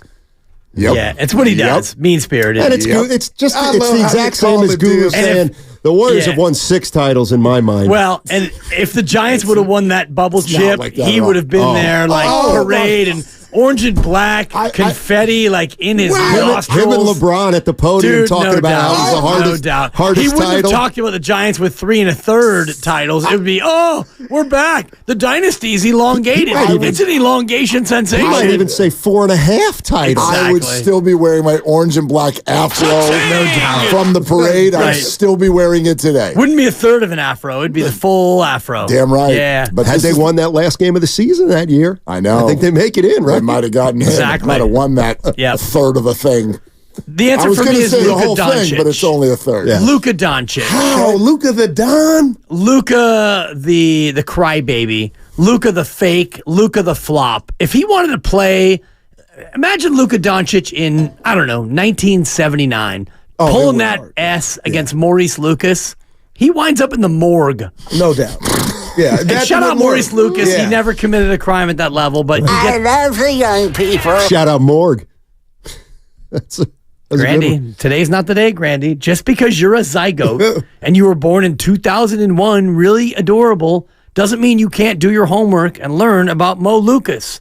If Luka played then, he would not be throwing his head back and diving into people to get contact. That would be over. It would be done. But do One you and still done. not recognize his brilliance on he's the brilliant. other side of that? He's brilliant, but just knock it off. Play basketball. It's a I bad can't look. stand it. Yeah. It is pretty amazing. He's incredible. Every single play. Every single time. And But he's got then that- Willard, he'll follow it got up that with a smile, shot you just that's wanna like wipe it from off his heaven. face. Like, you are so good great and player. unathletic. Well, that was the point that I sort of made for years, and there was a list of them, and Harden is one of them. And by the way, so was Chris Paul. And Russell Westbrook. It's not to take away their greatness. It's to say, when you're that great, why do you have to add that to the game, which is trying to make refs think something that didn't happen happened? That's all I sure care ain't about. working nowadays, Yeah, boy. like trying to draw a foul in basketball is as old as life itself. But when you just start doing things that didn't happen at all, like the snap back and the falling over when no one touched you at all, I'm just like, you're too good. Let the C+ players do that. They need help. It's almost like he can't miss, so he has to. I got fouled because I missed, or things aren't going my way. He's like you in a pickup game. Nah, you never see me playing pickup. You call fouls. You've acknowledged that. And you cheat on the score. We know that. He stands on his tippy toes for pitchers. Yeah, That's a he's fact. cheating the camera. He's totally cheating the camera. That's good. That's good nature. That's what. Come on, guys. It's No not. good. It's the not. same. It's mean spirited. Yeah, No, no, it is it's not. You're tricking folks. It's your Freaking insecurity underneath you know the what? scope of the lens. It's a tall staff. We have a tall staff at 95. Right, That's actually a right. good point. Yeah. So, I mean, So- do I ever post We up do. next to Butcher Boy, who's the next shortest? Because I'm clearly the shortest by Right. far. We go 6'5", 6'4", 6'2", But Butch ain't and then on you his get tippy into toes. wannabe 6'1", Tiny. who's really 5'10" and a And hook. the camera shows him on his little tippy toes. Right. And the Dibber's 5'8" on a great day with shoes. And, Butch is probably 5'9". He's taller than me, for sure. But I don't perpetrate like I'm tall. It's like the Luka Doncic of team photos is what it is. We got into it over the Warriors. That got turned in a hurry. And we got into it over the Warriors. Yeah. And I just need to say this real go quick. ahead, take your time. I was driving in, and I was thinking, God, I hate when I'm driving in and I'm Team Steinmetz, but you are so wildly wrong about Andrew Wiggins. My God, Goo. I'm Do letting you remember you know, when we okay. did our show together, 51 Weeks? I and love we had this, that yeah. bit. We did K-Wig. And The we radio played, station. We played the George Michael tune, and we all laughed because that's who he was. And Right. then they won a chip 2 years ago. He's not that player anymore, and he's Okay. not going to be ever again. That guy is gone. Like Klay Thompson sailing to Tiburon. Yeah. The boat has left the dock. I'll give you that, but my only point, Willard, that I've been trying to make all day is watching these playoffs and the play-in game. I'm a weirdo. I still watch that. The Warriors were overwhelmed with Sacramento's athleticism and the fact that the ref said, you know what, it's prison ball. We're not blowing the whistle left and right. Andrew Wiggins is not decrepit. It's mental. And all I'm warning Warrior fans and the org, be careful what you give him up for. Because on a good day, I'm watching these playoffs. He can guard. He can get his own shot. He can hit a three. Like, let's just be careful for getting him out of here for a box of Cheez-Its. Well, I think that's all. That's fair. Shout out Cheez-Its. I do think there is one thing that I hear a lot. Hot and spicy. I hear extra toasty. I hear a lot from Warrior fans right now, which is there's the act and then what's the react. In other words, if you want, no matter who it is that you want gone, right? If it's Wiggins or Klay or both, I think your point is a fair one, which is you better be sure you can replace that. So I get any frustration that may surround those players, but if you are just like, get Wiggins out of here, well, who is defending the wing? And if you're get Klay out of here, well, who is shooting other than Steph? So I think that's fair. I think both, like, yes, if you want. But that Klay one scares me more. Yeah, if you want to move on from them, I get it. But then look, the Warriors are the ones driving the bus, so I'm not worried about this. It's not like this is going to go over their head. But right. I do hear a lot of people, it's like they've wanted to trade Andrew Wiggins for a year, and then now that it sounds like the Warriors are going to do it, people are like, oh, don't get rid of Wiggins. Who's going to defend the wing? And I'm like, well, so yes. I totally get both sides on that one, but what you're saying is fair. You can't just watch them walk out the door. But Dibs, I know I'm taking the L. Like last year, he wasn't home. Knock, knock. He didn't. Right. But I'm hoping. About the year before. But it's not because he's older. I know he's 29. How it's about not the year before? That was nothing to do. He was even less home. No doubt. I mean, he was was only home.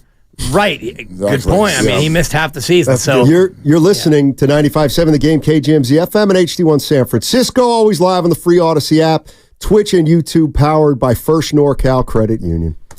Back to Wiggins. Good job. He's just not that guy anymore. And I'm getting crushed. A lot of people agree with you. Wow. I'm more interested in at what point do we stop talking about a championship from the past and it matter at all? You know what I mean? Like, you asked him that, and I think maybe you get one more year. Okay. I mean, 2 because you're like guru, and you guys were yelling, and I was loving it, and hitting the Caldecott tunnel, and I lost you guys for about 60 seconds, and I got through the tunnel, and I came back, and you were still yelling at each other. I hate that. I've had that happen before. I go to a tunnel, and everything was hot, and I come out, and they're like, oh, crap, they made up.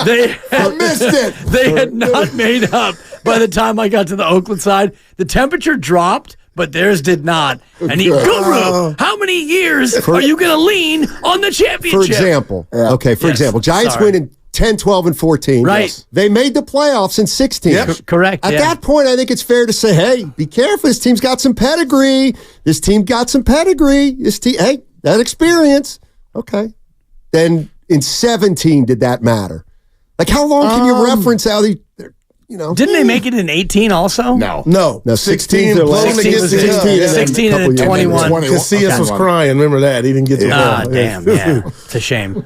Yeah. Well, I do think that it matters, like, with the core of players. So right now, you're 2 years removed from Steph, Klay, Dre, and Wiggins, and Looney, and GP2, and you still have all those guys. Right. So for me, that buys you another year of, hey, maybe, I mean, I'm not saying that they can. I'm just saying in terms of, I asked the question, does it elongate your thinking that maybe they could, and it's because they still have this group together? I guess I have a question for your question. Hang in there, Steiny. No, so are you asking is how long is the championship from 2 years ago? How long is it relevant in terms of what they're going to do next? Or who just turned me off? Hey, Grandy, get in the game. Yeah.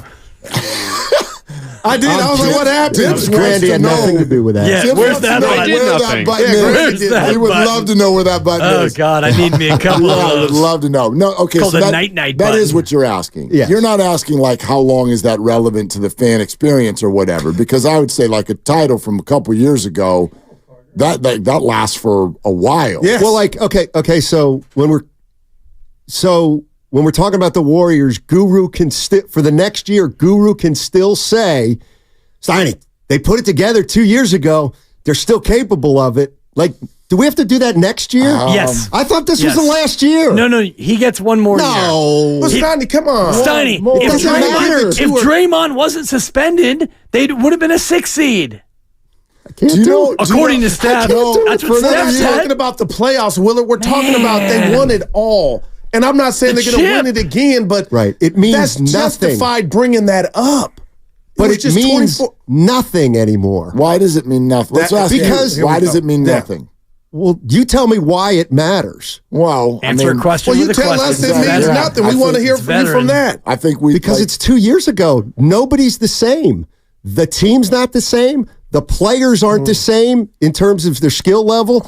And the league has changed. The league is the big one for me, the opponents. Without disagreeing with you, couldn't I argue that it lasts as long as A, the core players are still the same, and B, we remember the fact that we didn't think they were going to win that year either. We thought they were done. I've got the receipts, and so do they. Remember what the whole talk was. Stephen A's Are you going to Mavs in 6 on me right now? No, so I'm agreeing with you, Steiny. I am. However, I can also understand that anybody who wants to do the it's over, it's a wrap, I'm like, a lot of you said that then, and then they won. So is there a surprise performance in this core group still? Wow. And their actions are going to tell us what they think of Hard to believe. Yeah. Hard to believe, but so is a Dallas-Minnesota Western Conference final. Okay. Hard to believe. So, when they win 2 years ago, here's the way I looked at it. Like every single champion, they got some breaks along the way. Okay? Nothing new there. Totally. But when they won that title, they won the championship. They were the best they were the best team in June. But I think there were 5 or 6 teams that were right there with them. Fair. And once you decline, like they didn't have any more wiggle room. They didn't have Durant where they're winning in 4 or 5 games, and even if they get worse, they're still better than the second best team. Like they were just one of 5 or 6 teams in the year after they won the title, and then they didn't win it, and now they're one of 10 teams or 12 teams that are at the top. But I don't think they were head and shoulders above anybody, or I don't think they were head and shoulders above the next 5 or 6 teams when they won the title 2 years ago. So I'm operating from a place of they weren't a dominant team in 2022. But if you did that exercise on every team that won a championship, we'd be here till 2 a.m. I also don't believe there's ever been a core. Let's say if the Warriors were to win it next year, it's 2025. There's never been a core that's won it, the exact same core 11 years later. Well, with the exact same core. It's too long a period of time. I would argue that I'd be very surprised if this is still the core in October. Oh, really? So, yes. So you think one of the big three will not be here? If they're all still here, and I've made this point before, they won't be the big three anymore based on their role. That's where I disagree with you a little bit because I just think there's such big There's only one personalities spot we're talking about, and that's Klay. Well, I think he's going to be a starter if he stays. I don't know. I think the Warriors are going to go for... Oh, yeah, the big game. They are going for a 50-yard touchdown on this play. Okay, who is a big... Like, we were talking about, okay, who is the big move or the big player? Don't know yet. Karl Anthony Towns. He qualifies. That would be big, yeah. I think that would be big, too. Obviously, LeBron, Durant. For me, it's anybody who's been an all-star or is likely to be an all-star. I'm not sure if Ingram's been an all-star. He feels like he either has been once. What about Jared Allen?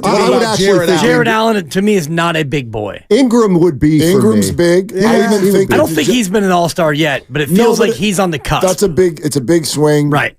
Even a DeJounte Murray, a Donovan Mitchell. It feels like half, I know this is probably not true, it feels like half the stars in the league are involved right now in movement rumors.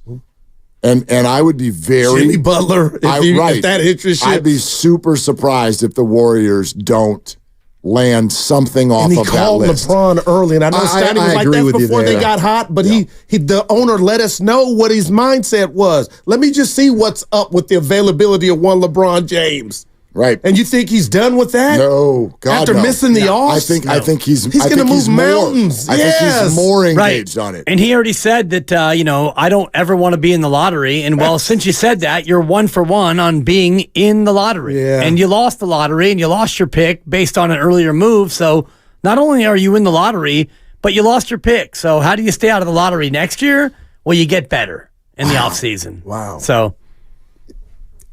It's going to be fascinating. Yeah. And like the thing to me with Klay, or like I would consider Karl Anthony Towns a big boy or big move. Yeah. And I would even consider Ingram that way too. Definitely. Just because it's he's kind of a name and he's pretty good. Well, and if you look at Minnesota, based on what they have, like you've got Edwards for 4 or 5 more years. Naz Reid's either going to stay and get a boatload or go elsewhere. He's getting a boatload. Well, and he's into his, I think it's his 5th year, his player option, so they want to sign him. That's why Cat will be gone. Well, and the Cat's making a ton of money. Yeah. So if the Warriors do want to sign Cat, that's $200 million you owe him over the next 4 or 5. Ingram has been a one-time All-Star as well. Okay. He's been there an you All-Star. go. But was it in the bubble? Because then it'd be a 1/3 All-Star. Exactly. That's pretty good. Well played. The 1920 season. The 1920 season. So that's the bubble year. Okay. That is the bubble year. Yeah, but the All-Star game had already happened. Somebody text does barely, Ingram love right? basketball. But it had. Yeah. Yeah. That fair? We hadn't gotten sent home yet by the All-Star game. So you're So over he gets Wiggins, a full Willard. All-Star even though the year was a bubble year. Correct. I love your math. Yes, your math is because so convenient. That's the normal. Now, if he was a Laker, he would get 1/3 of an All-Star for sure. Oh, no. Yeah, if he's a Laker. Was Wiggins a legitimate All-Star? Yes. With the K-pop help? Well, But that's such haterade. That Asian guy. No, it's he a made fact. It is a fact. It's a fact. Right. Is that? Yeah. It's true. He made it. Are you done with Wiggins, Willard? Am I done with him? I think he Not still has the necessarily. skills. Not You got to get necessarily. him talk. Is he mad? Did somebody punch somebody? Like, why would you sabotage yourself in your own career? Get somebody to bring that dog at him. I don't. I know. Why would he? Imagine 4 hours of this, Dibs. No, I listen. So, are you familiar with David Goggins? Yes. David Goggins, former Green Beret, or he might have been a Navy SEAL. I can't remember which one. But he props you up. He builds He's you up. an unbelievable motivational speaker. Right. He is one of the most savage human beings on the planet.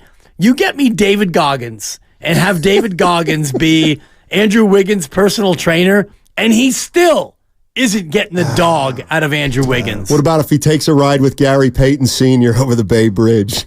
That's my thing. Guru always says. No, it's a great one. Get in the car. I mean, only if Gary Payton Sr.'s father, and I'm not sure if he's still with us, but he was the real So he OG. passed. Rest in peace. I'm Mr. sorry, I Payton. didn't know that, Mr. Payton. But Mr. Payton was the one who iron sharpens iron, Yep, you're right. got Gary Payton the first to be what Gary Payton was in the old days. I'll say what Willard said a month ago, and I ain't let it go. He's like, oh, here you go. You said the answer to the Warriors' problem is not in the building. Not in the building. And I think Joe Lacob knows that. Not in the building. Man. But I would reject the idea, like, Wiggins is now representative of something to a lot of people. He's representative of change, therefore must get him out the building no matter what. Let's and see that no matter what, I'm like, not no matter what. Like, if you can get something in return. Something of substance. Yeah, but not no matter what. Don't just make him leave. Box annihilators. Right? It's like, you don't just ask him to leave because you're mad.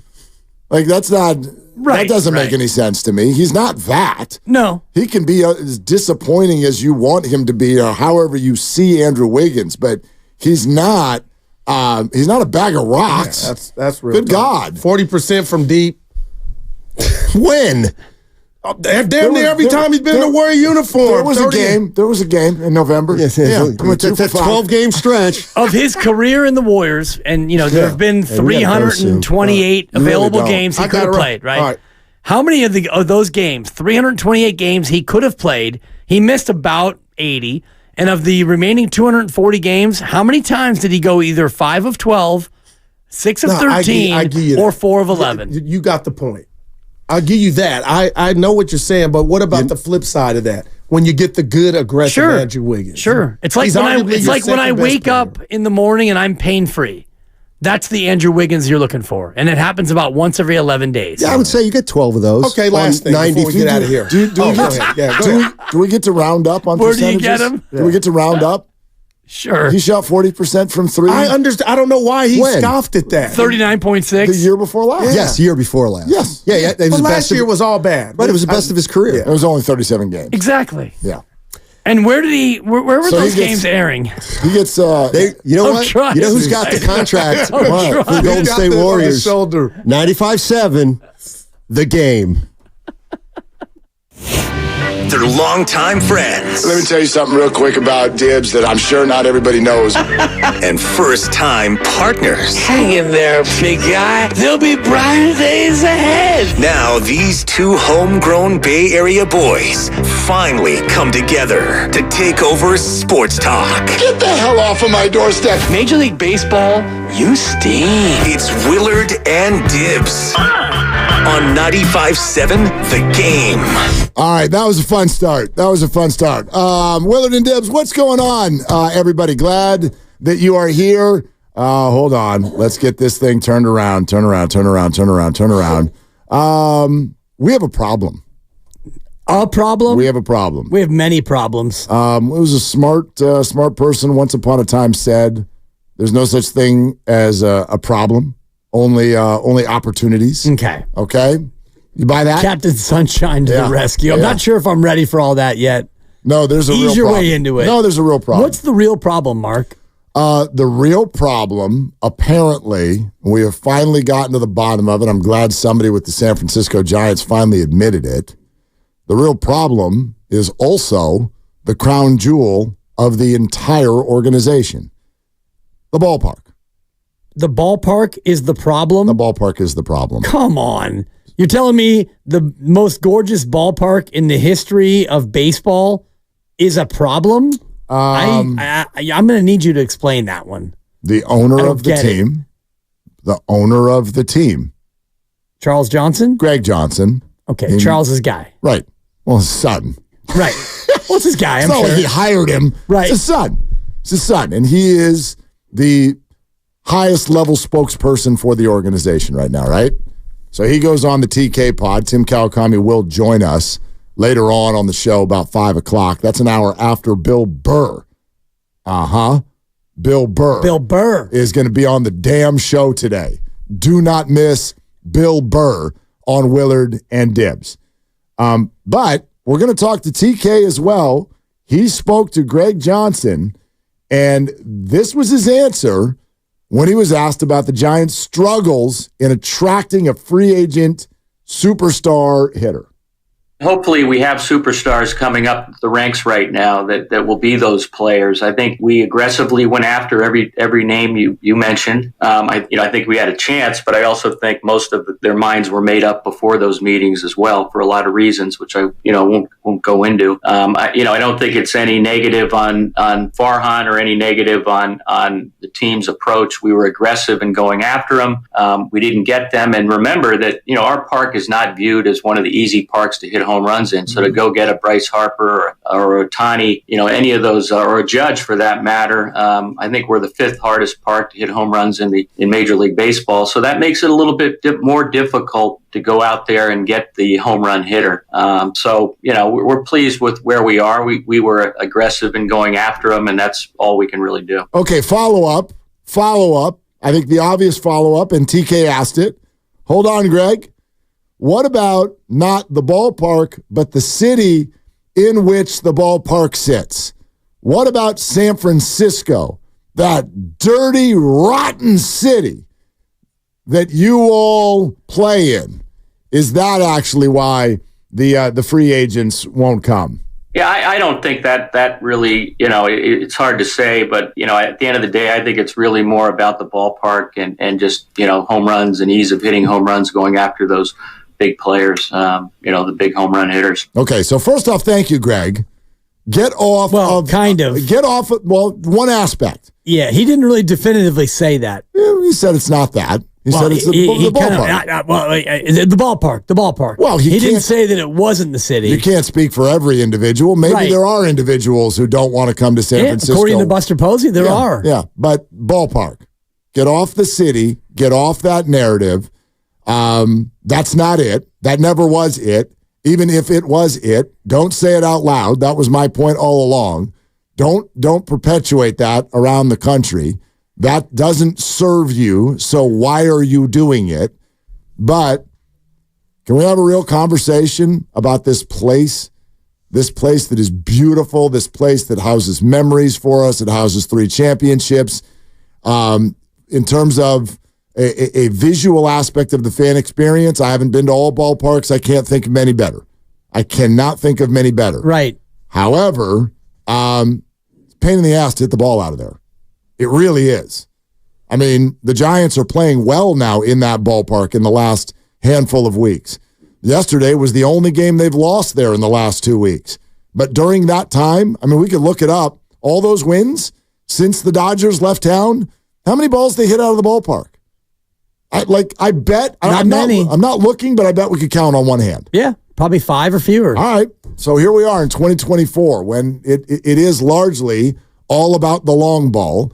Pitchers don't hit anymore. We're not moving runners over or giving a crap about that anymore. It's about swing from and out of your shoes and try to hit the ball over the fence, and you largely can't do it here. You pretty much can't do it.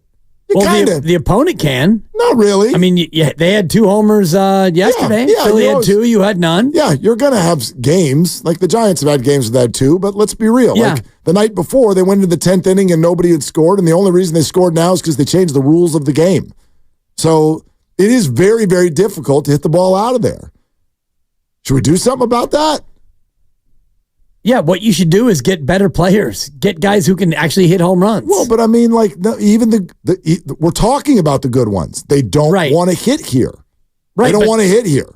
They don't want to hit here, but, I mean, Barry Bonds was never one who complained about hitting here, and he's the best to ever do it. Correct. So I think it's a little bit of an outlier. It is an outlier, and he was also physically enhanced in order to do what he did. I mean, Kyle Schwarber came in and he was able to get one out of here. Yeah, he hit one. And the Phillies hit 2, and I think it's less about the ballpark and it's more about the fact that you don't have guys who can actually hit home runs. And your best power hitter this year has been a guy who has not been great, and he's been in and out. He's been a little bit injured. And other than that, you don't have a lot of power bats. Conforto, he's been hurt. Chapman, hot for a bit. And he's not really done much at home. And I think that it's more about the roster for me than it is about the ballpark. Can you guys look up how many home runs have been hit at Oracle Park this year? And Giants and road visitors. How many home runs total? We'll get that for you in a second. Yeah. I can just say over the last 12 games, so 6 games at home, 6 games on the road, 3 home runs in 6 home games hit by the Giants. Yep. 9 home runs in 6 road games hit by the Giants. Yeah. Like, I'm not saying you're wrong. They obviously don't have any of the top home run hitters in the game. Right. I'd argue that they have a lineup that, in theory, has pop up and down it. They don't have a lot of players who flat out just don't hit home runs. I mean, there was Nick Ahmed. That's not a home run hitter. But outside of that, I would argue that every single player in that lineup has pop. They've got power. Matos, Ramos, Yaz, Conforto, Bailey, Tyro, Lamont, Flores, Chapman. These are all guys who they're capable of 20 home run seasons. Giants so far this year, 33 homers on the road, 18 at home. And that is almost in identical games played. There you go. They've played one more game on the road than they have at home. We can do data all day. I think we already know the answer. It is an incredibly hard ballpark to hit a home run. So, I think there's 2 parts of the conversation here. One is, do you accept this as, if you want to use the word excuse, reason, do you accept the owner of the Giants saying, well, ballpark, especially when we're trying to go after a left-handed power hitter, Bryce Harper, Shohei Ohtani, because even the home runs you're talking about, Schwarber's left-handed, but what did he do? That was Oppo. Like, right center field, that's a thing. And they brought it in already once, and it's still a thing. Like, it's incredibly, you have to pump that thing so hard in order to hit a right center field home run in this ballpark. And so, A, do you accept the owner of the Giants suggesting that that's the reason they can't lure a power hitter? 888-957-9570. And then the second question is, what do you do about it? Exactly. You get the wrecking ball and you tear down that atrocity in right field that provides some of the best views in the Bay Area. You just wreck that thing down and build the wall at about, 6.5 feet and make sure it's not chain link, because as we heard from Austin Slater, the chain link fence is very dangerous. So now you're going to get a nice cushy wall, maybe brought to you by Pump It Up. Maybe the right field wall is a Pump It Up wall and you make it inflatable. That way that everybody's safe and all the home run hitters can hit home runs, and, you lose the great views of the water, but, you have a ballpark that's much more befitting to hitters. Obviously, and I know you're being sarcastic. Completely sarcastic. We're not knocking down Tear down that wall. Thank you, Mikhail. Gorby. Yeah. So, we're not tearing down the ballpark. But Dibs, they already adjusted the fences once. Are we arguing that that's off the table to do it more? Are we arguing that that's off the table to make adjustments to the fences? It's not off the table. Okay. But are you going to put a fence in front of the wall? They already moved that fence in once. Right. They already clipped off which part of the bricks that fence attached to. They already did it once. So now you're going to move it all the way across the bricks and move it in even more? I'm just in an open-minded space. Yeah, I get it. I'm in an open-minded space because my answer to the first question is yes. I accept your reasoning. I really do. If you want to call it an excuse, I don't think that works for me, because my argument would be you should have known this already in the way that you've built your ball club. In other words, if you feel, because the Bryce Harper conversation, God, how many years ago was that they tried to lure Bryce? That's a number. A number of years ago now that they tried to lure Bryce. So if your argument is our ballpark is a detractor to signing power hitters as free agents, then get them a different way. Draft them. Right. Or trade for them. By the way, really quick, 28 home games for the Giants. Yes. 40 total home runs have been hit in those games, 18 by the Giants, 22 by opponents. There you go. So it's pretty even, Steven, in terms of who's hitting them. And the bottom line is not many. It is less, and significantly less than 2 a game. You see 2 home runs when you buy a ticket to go see a Giants game. You see 2 home runs. I hope you on the way out, you're like, wow, Dad, we really saw a hot one today. Boy, the ball was jumping out of there. 2 home runs in the same game. Yeah, Lucas, sorry. Those 40 home runs are the fewest in any Major League ballpark. Second to, actually, Coors Field. How about that? Second fewest home runs. Coors Field is so weird this year because they're so bad. The Rockies are so bad that you look at their numbers. Normally, the Rockies, even when they're bad, you look at their run differential and whatnot. It's like, well, they score a ton, but they give up even more. This year, they just give up a normal amount of runs, and they can't hit there. Yeah. Let alone can they hit somewhere else. It's pretty wild. But what would you say to those two questions? A, do you accept Greg Johnson's reasoning? B, what do you do about it? You get better players. You draft better players, and you draft better hitters, and the Giants are 20th in baseball in home runs. So it's not the ballpark's fault that your team is not very good at hitting home runs. Now, is it a contributing factor? Sure. And as they just mentioned, the fewest number of home runs in any ballpark is here in San Francisco. There are certain factors, though, with the weather that are always going to make it harder to hit here. That's fair. So you can move the fences in. The bottom line for me is get better players. Draft guys who will come up and be home run hitters. A lot to say about this, and we would love to hear from you. So 888-957-957. Do you accept the reason, A, and B, what do you do about it? Okay? We're sponsored by Fremont Bank. Mark your calendars for Fremont Bank's 60th anniversary block party, Saturday, June 15th. Live music, food trucks, beer garden, carnival games, and a huge raffle with 60 incredible prizes in honor of Fremont Bank's 60 years and the grand opening of our new flagship branch on the corner of Capitol and Fremont Boulevard. Why does it not say in this read? And oh, by the way, Dan Dibley. Hello. Dan flipping Dibley. That's the 61st prize. In the building. I can't wait. Okay. Probably outside the building, but yeah, in the building. All right, I'll be in, I'll be out, I'll be everywhere. Just don't steal any money. It's my bank. Let's go to your calls next. There's a lot more for you to hear from Greg Johnson. We'll do that next on Willard and Dibs. A slow network is no network for business. That's why more choose Comcast.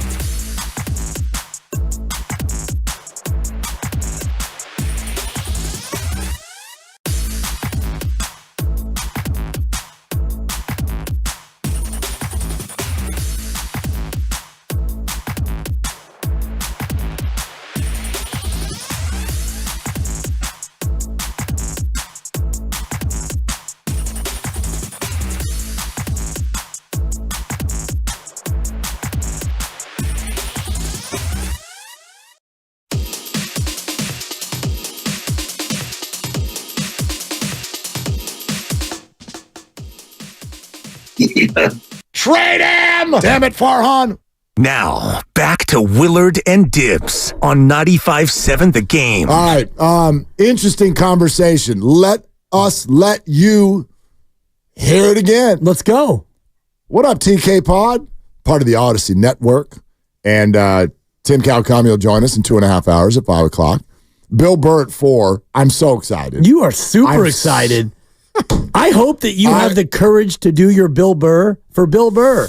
Well, I've heard a little bit of your Bill Burr, and I kind of walked in on a rehearsal, and I'm wondering if you have the stones. Because Steiny and Goo earlier were talking about Harry Callis, and you do your Harry Callis, and your Harry Callis is amazing, but Harry's no longer with us. So it's a little bit of a free run at Harry Callis. And Gabe Kapler left town. Right. So I'm running a little low. You're running low for sure. On impersonation sensations right now. No doubt. That's a buck. I don't know. We can give it a shot. Give it a shot. I'd like to hear it. I just started working on it last night. Oh, okay. Let's give it a whirl. Because you're pretty talented at that stuff. No, not that, but I'm a huge fan. Yeah. Like, I you know what I mean? First, you know that, like Christy and I, we go to stand-up comedy. Like, you love stand-up comedy. All the time. Yeah. All's the time. Maniscalco and all the rest of it. Close enough. I don't even know. Right? Nate Bargatze. Sure. We're going to see Michelle Wolf at Cobb's later this year. She's phenomenal. Gosh, Tom Papa. We see all these fools. Love them. But Bill, good God. Yeah. And he's easily the biggest sports fan of stand-up comedy. So Bill's going to be on at 4, and I'm geeking out a little bit. I mean, come on. More than a little bit, but yeah. I can't wait to see it. Eddie Vedder over the weekend and Bill Burr now on the air. We're having a good week. Totally. So anyway, but TK will be on at 5, and he talked to Greg Johnson. And by the way, this is one of the reasons this really caught our attention. For me, the Giants fan, this is the dude we need to hear from. I know all of you are mad at Farhan. Let me say it again. Many of you, I don't know how many Far fans there are out there. They're hard to find. But a lot of Giants fans, and I get it, you're the president of baseball operations. You're the one people see. You're the one who's at the press conference when you land someone. You're the face of the front office. So obviously when things are not good, the fan ire goes to you. But I've had questions all along with regard to what's going on above Farhan. What's that commitment? Right. And then we know about where Greg Johnson's dad, Charles, where a lot of his political dollars have gone, what he has had to say about that, promising that he wouldn't and then doing it again. And Greg, throughout his whole time with the Giants, has tried to deflect that. Be like, let's not get into that. And I know a lot of people don't care on the political side. They just want good baseball. But we got questions for Greg. So when TK got him and had this lengthy podcast with him, we wanted to go through a lot of it and get some answers. And this is where we end up starting. And that is the idea of struggling to attract a superstar hitter. And here was his response to that. Hopefully we have superstars coming up the ranks right now that will be those players. I think we aggressively went after every name you mentioned. I think we had a chance, but I also think most of their minds were made up before those meetings as well for a lot of reasons, which I won't go into. I don't think it's any negative on Farhan or any negative on the team's approach. We were aggressive in going after them. We didn't get them, and remember that our park is not viewed as one of the easy parks to hit home runs in. So to go get a Bryce Harper or a Tani, any of those, or a Judge for that matter, I think we're the 5th hardest park to hit home runs in Major League Baseball. So that makes it a little bit more difficult to go out there and get the home run hitter. We're pleased with where we are. We were aggressive in going after them, and that's all we can really do. Okay, so the two questions we throw out there are, first, do you accept the answer that the struggle is about the ballpark? And then the second question is, what do you do about it? And I sort of accept the answer with a caveat. I accept that I think he's right.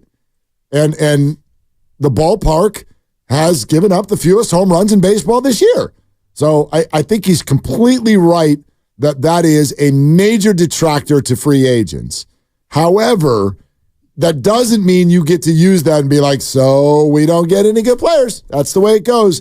the Giants, in my opinion, have been way too slow to act based on their ballpark.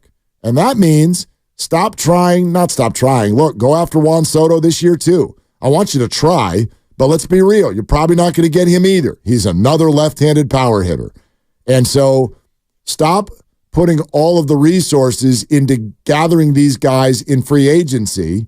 Start using earlier draft picks on power hitters and make a trade. Go trade for Pete Alonso. Don't give him a choice. Now, Pete's not a perfect one because his deal's about to be up and he would need to resign, so he would need to want to do it. Right. But there are ways to get the guys in the building without it being their choice. So the Giants traditionally keep using those early picks on pitchers. I know they got Patrick Bailey with Farhan's first ever pick, but they pick a lot of pitchers, Kyle Harrison. And that's fine. But the truth of the matter is you can get all the free agent pitchers you want because they will love to come pitch in this ballpark. So that would be my response. More resources need to be put toward getting hitters in a way that is not free agency. Right, and developing hitters who actually have some pop because other teams have found a way to draft and develop guys who are actually power hitters. And, you can Marco Luciano me all you want, and he's hitting 375, and he looks like he's a legitimate hitter, but he's not a power bat, at least not at this point. Maybe he develops into that at 22, and Ramos and Matos, neither one of them is really projecting in my eyes as a legitimate slugger. And you look at the ballpark, and you mentioned it, it's the least home run friendly ballpark in all of baseball, yet you've been out homered in your own park 23-18 of the 41 home runs hit. You've hit 18, the opponents have hit 23. So that's not dramatically worse, but you are 21st in the league in home runs, no matter where you play. So for me, it's more about the roster and the farm and the development than it is the ballpark. And yes, the ballpark's tough to hit in. Yep. And it's always one of the more pitcher-friendly ballparks, but you won 3 World Series with a ballpark that was not necessarily hitter-friendly. Correct, and they were constructed differently at that time. They were. And they had, and I know that none of them are going to get there probably because of longevity, but that was a Hall of Fame pitching staff. I mean, the output that they were getting, to have Lincecum and Kane and Bumgarner and the bullpen structured the way it was down there with Romo and B. Weezy and Affeld and Javi and everything. It was a brilliant pitching staff. A brilliant pitching staff. Those teams were nicknamed torture. They weren't hitting the ball all over the yard either. But I'm looking, in 2010, the Giants were 10th in the league in home runs. Yep. And they hit 162, which nowadays might put you about 21st. 48th. Exactly. Yeah. But, relative to what you were doing, you were 10th in baseball in home runs. And that was playing in the exact same ballpark. And actually the ballpark then, as you mentioned, was tougher to hit in. The dimensions were bigger, correct, and yet you were still top 10 in home runs. Yeah, let's go to the phones, but I would love this stat. Where are the Giants on the road home runs versus opponent? So how many homers, not just how many they've hit on the road, you gave us that, but how many of their opponents hit in those games when they were at their place? I'd love to see that. Let's go to Neff in Santa Clara. Hey, Neff, you're on with Willard and Dibs. What's up? Hey, what's up, guys? Love listening to you guys every day. I swear you guys are like peanut butter and jelly, lamb and tuna fish, if you may. Shout out to Big Daddy, the movie. Wow. You know. Nice. But on a serious note, though, the first question, I don't accept that. Not even with a caveat, because I listened to a lot when Buster Posey spoke on this matter. I think it was maybe in December. His quote came out saying that a lot of people don't want to come and play in SF because of the city. Yep. I get that too, but my response also to that is we're a very commutable area.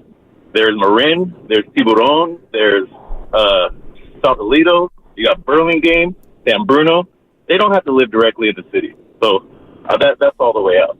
The second one, I guarantee this weekend when the Yankees come into town between Stanton, Soto, and Judge, out of 3 games, between those 3, there will be at least 2 to 3 home runs hit. We just got to get better guys, guys. That's it. Better guys, better coaching, better development, I mean, that's all I got. Love you guys. No, before you go, Neff, who's peanut butter and who's jelly? It's important to me. That's a good question. Yeah, I know which one I'm rooting for. Come on. Okay.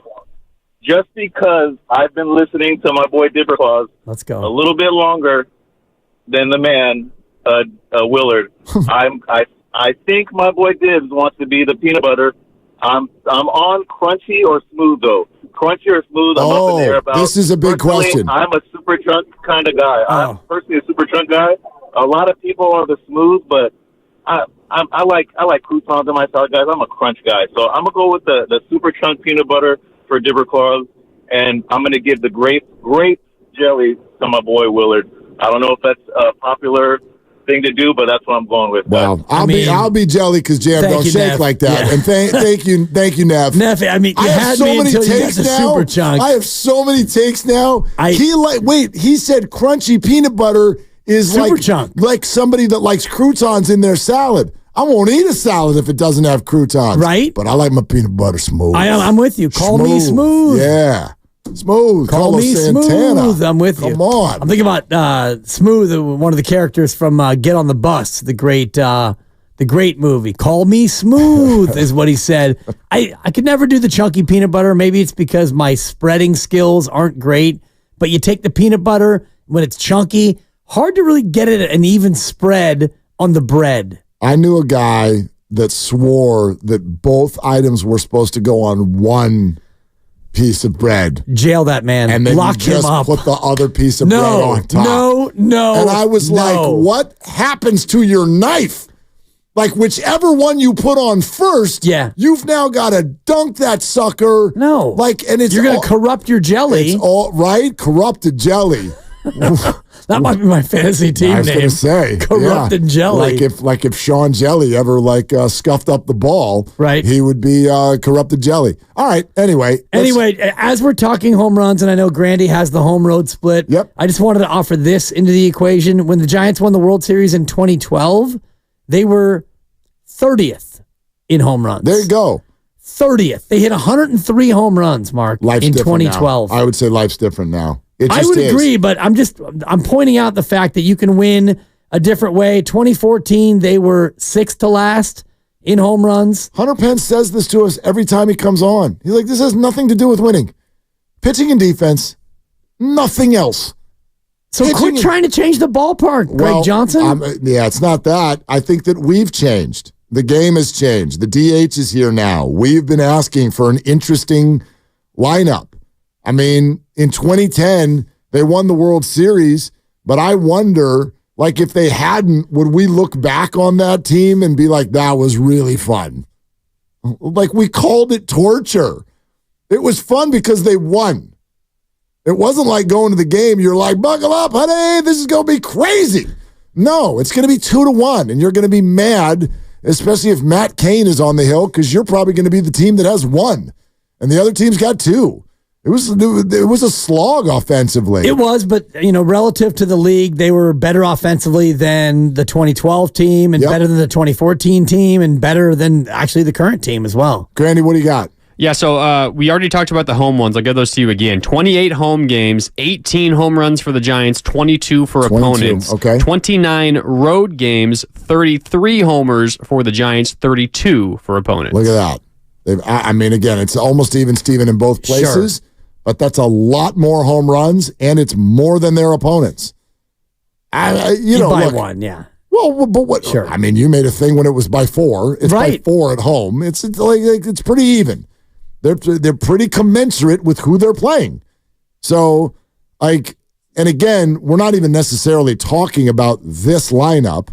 We're talking about their ability. This isn't even about what has happened. It's what's going to happen next. What do you say to Juan Soto? You're now out in the public being like, so Bryce doesn't want to come here. Shohei doesn't want to come here. Nobody likes hitting here. Hey, Juan, have a seat. We want to pitch you. What's he going to say? I don't want to hit there either. Just show him 309 down the right field line. Yeah. That thing's a short porch. He ain't stupid. It's like the pesky pole. Granted, stupid. the wall is 71 feet high, and it jets straight out into the bay.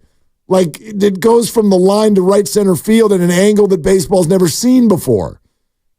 It shoots straight out. And I hate to keep going to the Reagan line, but then just tear down that wall, Gorby. That's what you're asking. You and Greg Johnson. No, I'm not asking for that. Rip the thing down. I'm not asking for that. And you know what? Fill McCovey Cove in and make it a parking lot while you're at it. Well, no. What I'm asking for, and I think that this is true for any company, anybody who leads anyone. It's just like what we talk about with Shanahan and Garoppolo and Purdy. Tailor your team to what you want to do, and vice versa. Yeah. Tailor your stuff to who you have. I mean, again, the Rockies are not a good organization, but what have you watched them do? They're like, we're going to get people. Like the Rockies have always tried to have a lot of speed. Why do they have speed? Because they have large gaps in the outfield, which means doubles can become triples, and we need outfielders who cover a lot of ground. We live above sea level. We need players like that. Well, same thing here. You work in a ballpark where it's hard to hit a home run, so stop trying to find them in free agency. Draft one, for God's sakes. Draft 5, because 4 of them probably won't work out. But all you just need 1 or 2 of these guys. That's all you really need. Let's go to Bob and Marin. Hi, Bob. Thanks for calling. Thank you. I can't agree with you more, Mark. I think there's a saying in the world where I come from. It's like, can't blame the dance floor if you don't know how to dance. You gotta find players that know actually how to hit that home run. Small story for you guys. Back in the day, I think one of the callers was saying you don't have to live in San Francisco, you can live outside. Most of the Giants used to live in a city called Foster City. And they would come in and they would deposit their checks and whatnot at the bank that I used to work at. And I don't know if you remember a guy named John Johnstone. He was a setup man for Rob Nen. Yep. And John Johnstone used to come in all the time, and I remember talking to him like, hey, man, you had a great season, but what's going to happen next year when they're building that giant wall? And the stadium wasn't built yet. He said that wall and that stadium is being built for Barry's swing. So it was cut out for how Barry swings the bat. And the only guy that came close to hitting home runs into the bay was Pablo, because his swing is not as similar, but the cut's the same. So they need to find guys that can cut the ball the same way Barry used to, just inside that flagpole. They cannot rely on the swing path of the new hitters that are trying to hit the ball long towards the center right instead of just left of the right field. Well, Bob, so that's what they need to find. Yeah, I only chuckle because I think what you just said is they need to find more players like Barry Bonds. Yeah. Duh. Which, it's easy. Right? And, I grew up in Foster City. He's not wrong. He used to be around there a lot. They're not anymore because now, it's become a big hub for Giants players. Thank you so much, Bob. Thanks, Bob. It's like is actually out near you. It's Lafayette. Yeah. Walnut Creek, beautiful, Moraga, Orinda. Yeah. That's kind of become the thing. And so, I mean, we've been over this so much. This whole idea of the city is a detractor is going to someday go down as the stupidest conversation that has ever happened in the history of Bay Area sports media. Walk outside today, for those of you who are and around the city and county of San Francisco, as Willie Brown would famously say, these are the days you dream about being in San Francisco. So for me, it's not the city, it's not the ballpark, it is finding guys who can put the ball into the water. Barry Bonds has 35 splash hits, 35 of the 103. He is the leader all time in splash hits. Do you know who's second on the list, Mark Willard? Well, I mean, Grandy, if you would, the please. caller brought up Pablo Sandoval, so I'm gonna say that I'm gonna remove Pablo from the list because I don't think you'd be asking me if it was Pablo. I might. You might. Gosh, that would be the most obvious answer, but I don't think that's it. Lefty, to prove to be, but about. I'll give you a clue. Okay. It's a lefty. Yeah, thank you. Thank you very much. You're welcome. Can I ask for one more clue? You can. Is he still on the team? No, he's not. He's not. No, he's not. Okay. He's not. And I'm looking at the list, and I'm not seeing any righty. Righty's never done. No one's ever done it. Right. It has never happened. Buster came damn close a couple times, but it's never happened. A right-hander has never, ever, ever done it. Second on the list of all-time splash hits. Left-handed power hitter Giants. Yeah. I mean, it's not Patrick Bailey who just hit splash hit number 103 recently off of Zach Gallen. Pablo Sandoval. The answer is Brandon Belt. Brandon Belt? How the hell did I not think of that? Brandon Belt? That was stupid. I actually, Pablo's a great guess. He has 8. Brandon Belt has 10. Late Night Lamont with 5, including number 100. Get your bobblehead this weekend. Nice. Mike Yastrzemski was 6. I was going to say, Yaz was when I asked, is he still on the team? That's who I was thinking of. Yaz was 6, but it's close between Belt and then Pablo and then Late Night Lamont and Yaz. Crawford has 4. Okay. And some one-offs, including I Believe in. Denard Span. He's got 5. Yeah, I was at one of them. Like I was up there. I was in that. What's the place? The Gotham Club. Yeah, I was in there when it flew over our heads. I was like, damn. Denard Span had 2 in 2016 and then 3 in 2017. Wow. He had a quick 5. Like, put him on the board. Yes. And you said Stephen Vogt has one. Yep. Scooter Jeanette. Yep. Jason Vossler. I mean, it's some pretty fun names on random. Here. Yeah. So random. Anyway, I thought you'd enjoy a little splash hit memory lane. Jonathan in the city. Hi, Jonathan. What are you doing? Just cooking some liempo. It's if you're Filipino, liempo is the undefeated meat. You guys got a question, and the answer is I don't agree. It sounds like the guy was born 10 years ago. I mean, we used to have the greatest hitter of all time here, right? And then that resulted in some heartbreaks. And if you think about the history of the park, how they went 10, 12, and 14 is by pitching. So embrace who you are. If you can't bring in hitters, homegrown it, or just bring in more pitchers, right? Build up the bullpen and get some stud pitchers here, because that's how we win here in the Bay Area with the weather and the dense air. We're not it's just not a hitter's park. So but you go the opposite way. You go pitcher's park. I don't disagree with you, Jonathan, but here's what I think has happened there. Thanks, Jonathan. The issue with that is that's what the Giants have always done. And at a certain point, we started rejecting it. We want a hitter. We want a jersey that we want to buy. We want somebody interesting who plays every day, not once every 5 days, not once per homestand. The Giants do have pitchers. Look at their starting rotation. They've got pitchers. Whether they're performing or not is not even the issue. They've got big-name pitchers. They've got people with a track record, but we don't want that. Damn it, we want somebody who's fun. That's what we've said. And yes, they've not been able to provide that. We want Barry Bonds.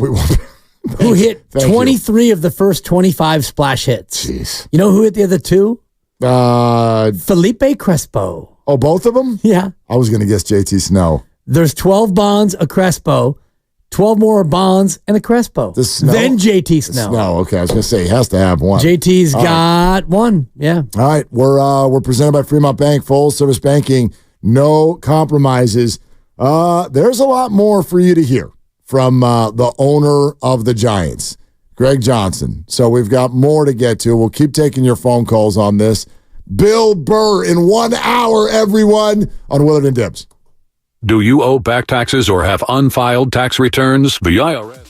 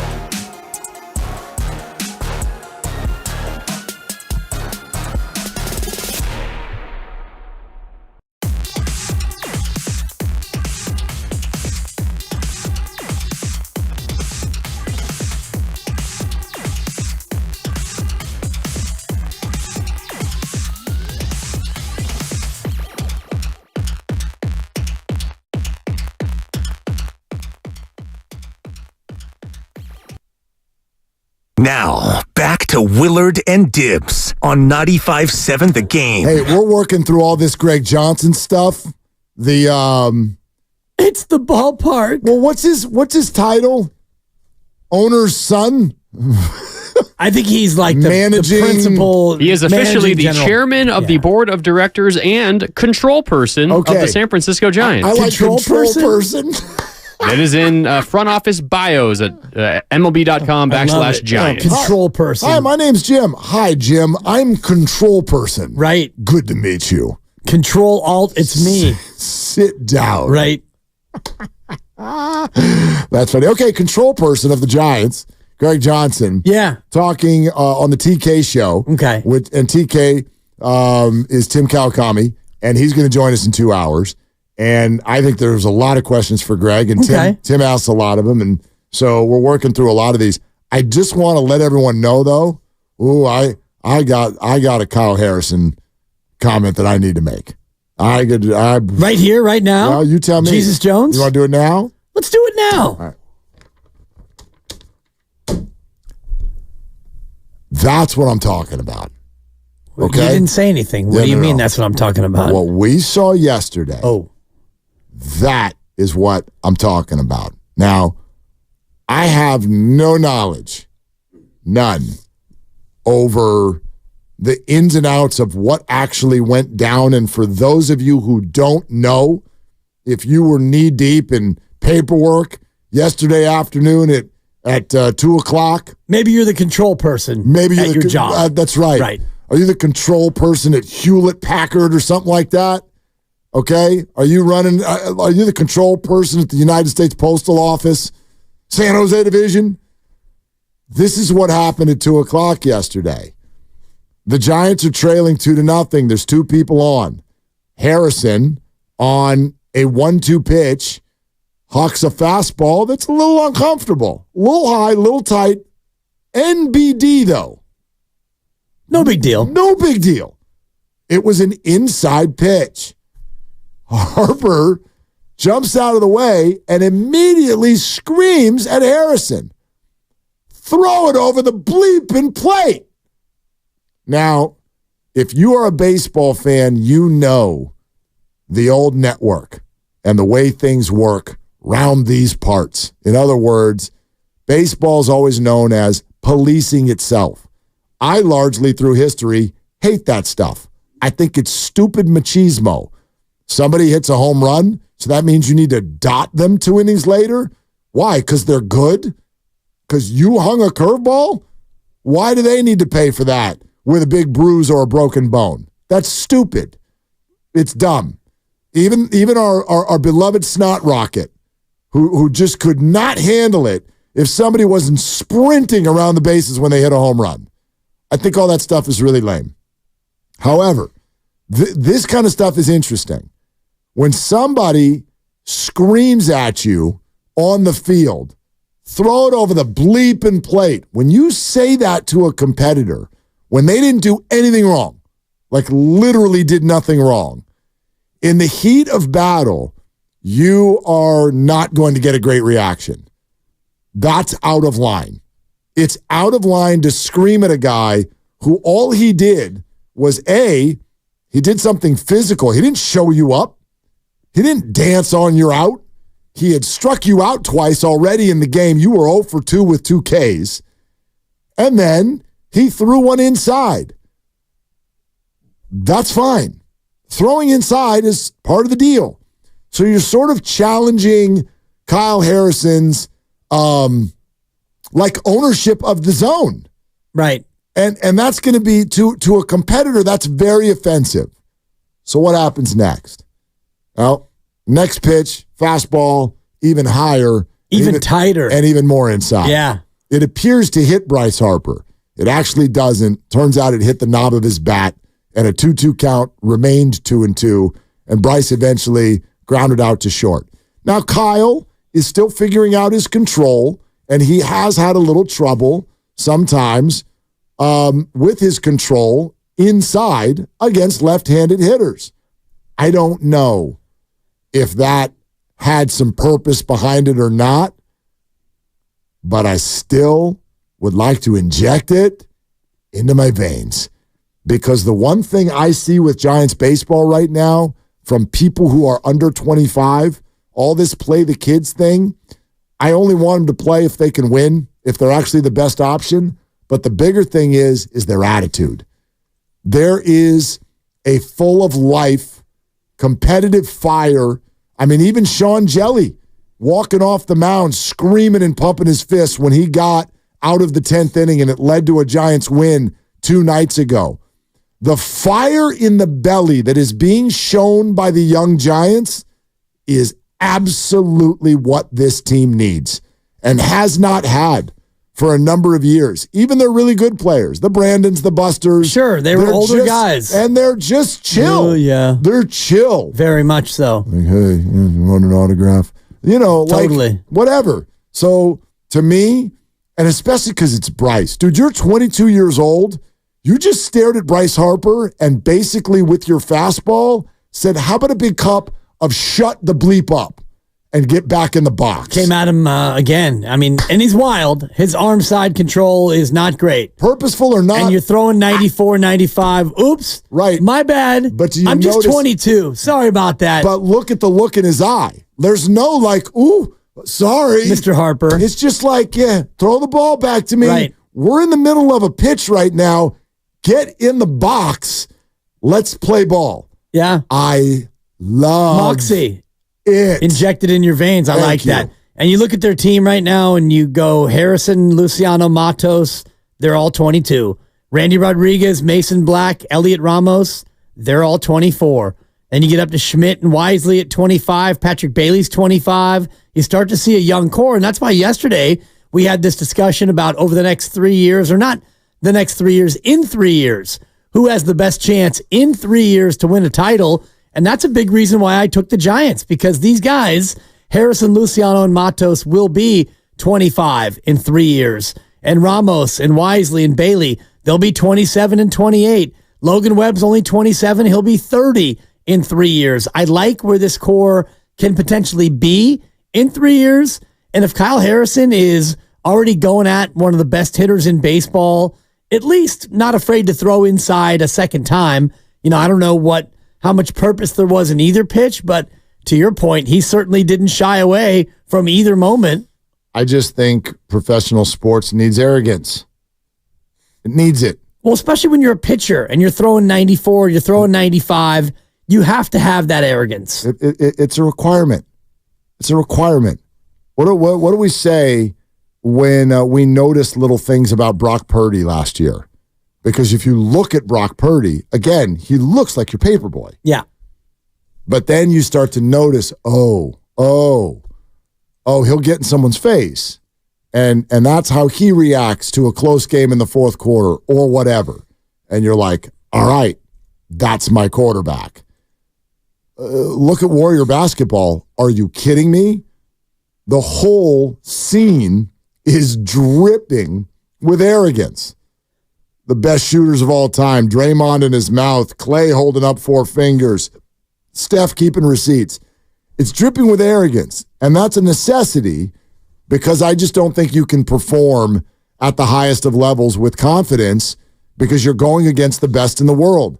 You have to be like unnecessarily arrogant. And there are times, and this, quite frankly, is what was really at the core of my rant 2 weeks ago, is when the Dodgers come to town, they look so confident, and you look so scared. You look so overwhelmed when the Dodgers come to town. Have you noticed, and every team has a different thing, you know when a guy hits a double and everybody now's got a thing, you look over the dugout. They all have a thing. They've all got a thing. Yeah. But have you noticed what the Dodgers one is? I haven't. The YouTube Twitch audience. This like whipping of arms around like multiple times and then doing a spin. Oh my God. Arrogant. Obnoxious. Yeah. Well, you'd love it if you were a Dodger fan. Exactly. I'm not ripping it. I'm saying you have to match that. When Mookie Betts walks onto a baseball field, he's like, what? You have to. Well, he's going to go 2 for 5. Exactly. You have to match that. you have to look at the Dodgers and be like, what, Mookie? And that's what happened yesterday. Bryce flipping bearded Harper screamed at your 22-year-old top pitching prospect, and he said, what, Bryce? What? Get in the box. That's what the Giants have been missing. That you have to have ridiculous swagger. You have to have unbelievable belief. And you have to not back down. I am not in favor. You know this. I'm not in favor of this machismo, let's throw at each other for no reason. But that one had different quirks to it.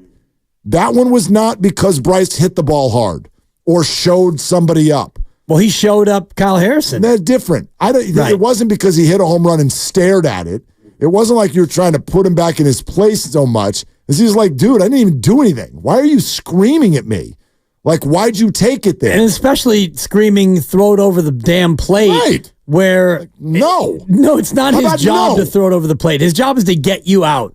And if that means I got to brush you back once and maybe brush you back twice, that's how this is going to go. Yeah. And by the way, he got Bryce Harper out after throwing at him once and maybe missing a second time. I don't know if he threw at him either time, but 2 pitches high and tight, and then the result was you got him out. Yep. So it turns out it worked. B, maybe we're all going to pitch you like that. Right. You know? I mean, honestly, get you off your game. If you play for the Mets and you saw that, where Bryce screams at you because the ball was high and in, then he goes into the clubhouse after the game and goes, dude, I've been hit in the face before. It sucks. You know, I really wasn't that mad. I've got a little PTSD with regard to high and tight from left-handers. Dude, if I'm a left-handed pitcher, and forget the Mets, I mean, I know the Giants don't see him again. If I'm Blake Snell, where's the first pitch? First pitch, first inning, Bryce steps in. Where am I throwing that ball? Probably high and tight. Dude, I'm going to buzz your beard. If I know that it's going to help me get you out, I'm not trying to hit you. I'm trying to get you out.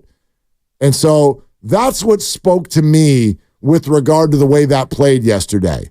Purposeful or not doesn't matter. I don't know what Kyle, if he just missed his spot, but the look on his face and the behavior and the execution was, hey, Bryce, I'm not letting you intimidate me. Right. I don't care who you are.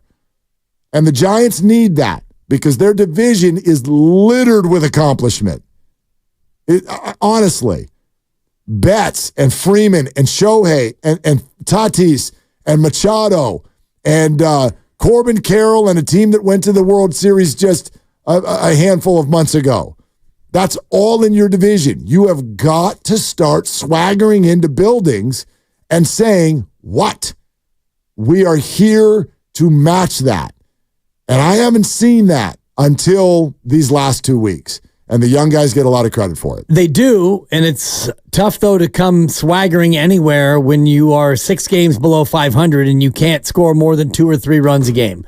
It makes it very tough to swagger anywhere, especially when you're Kyle Harrison and you've been a little bit up and down. He hasn't been dominant. He's been good in spots, but by and large, he's been a little bit uneven.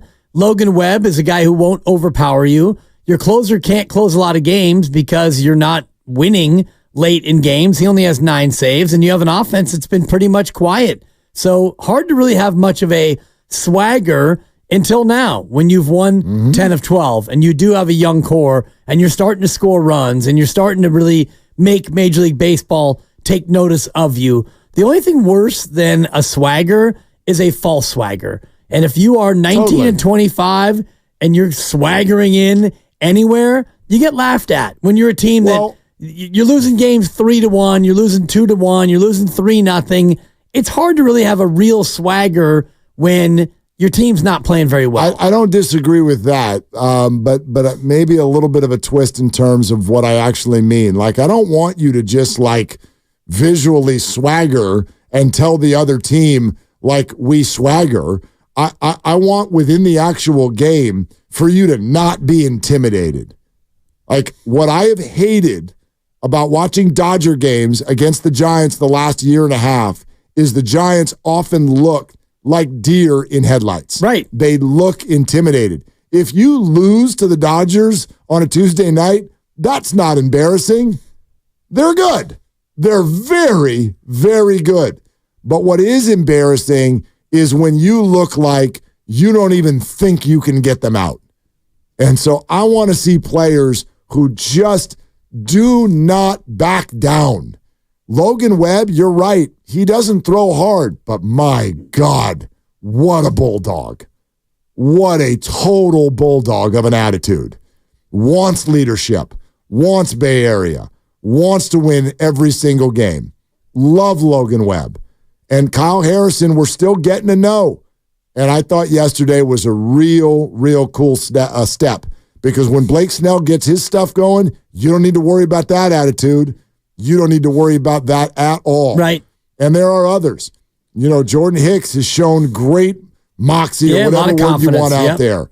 And now as FP talked to us about the Latin flavor with the guys like Matos and Ramos who are finally looking like big leaguers, and it is infectious, and it's bleeding out to every single player out there now. And you've got to do that. That's all I think that's what the fans want to feel.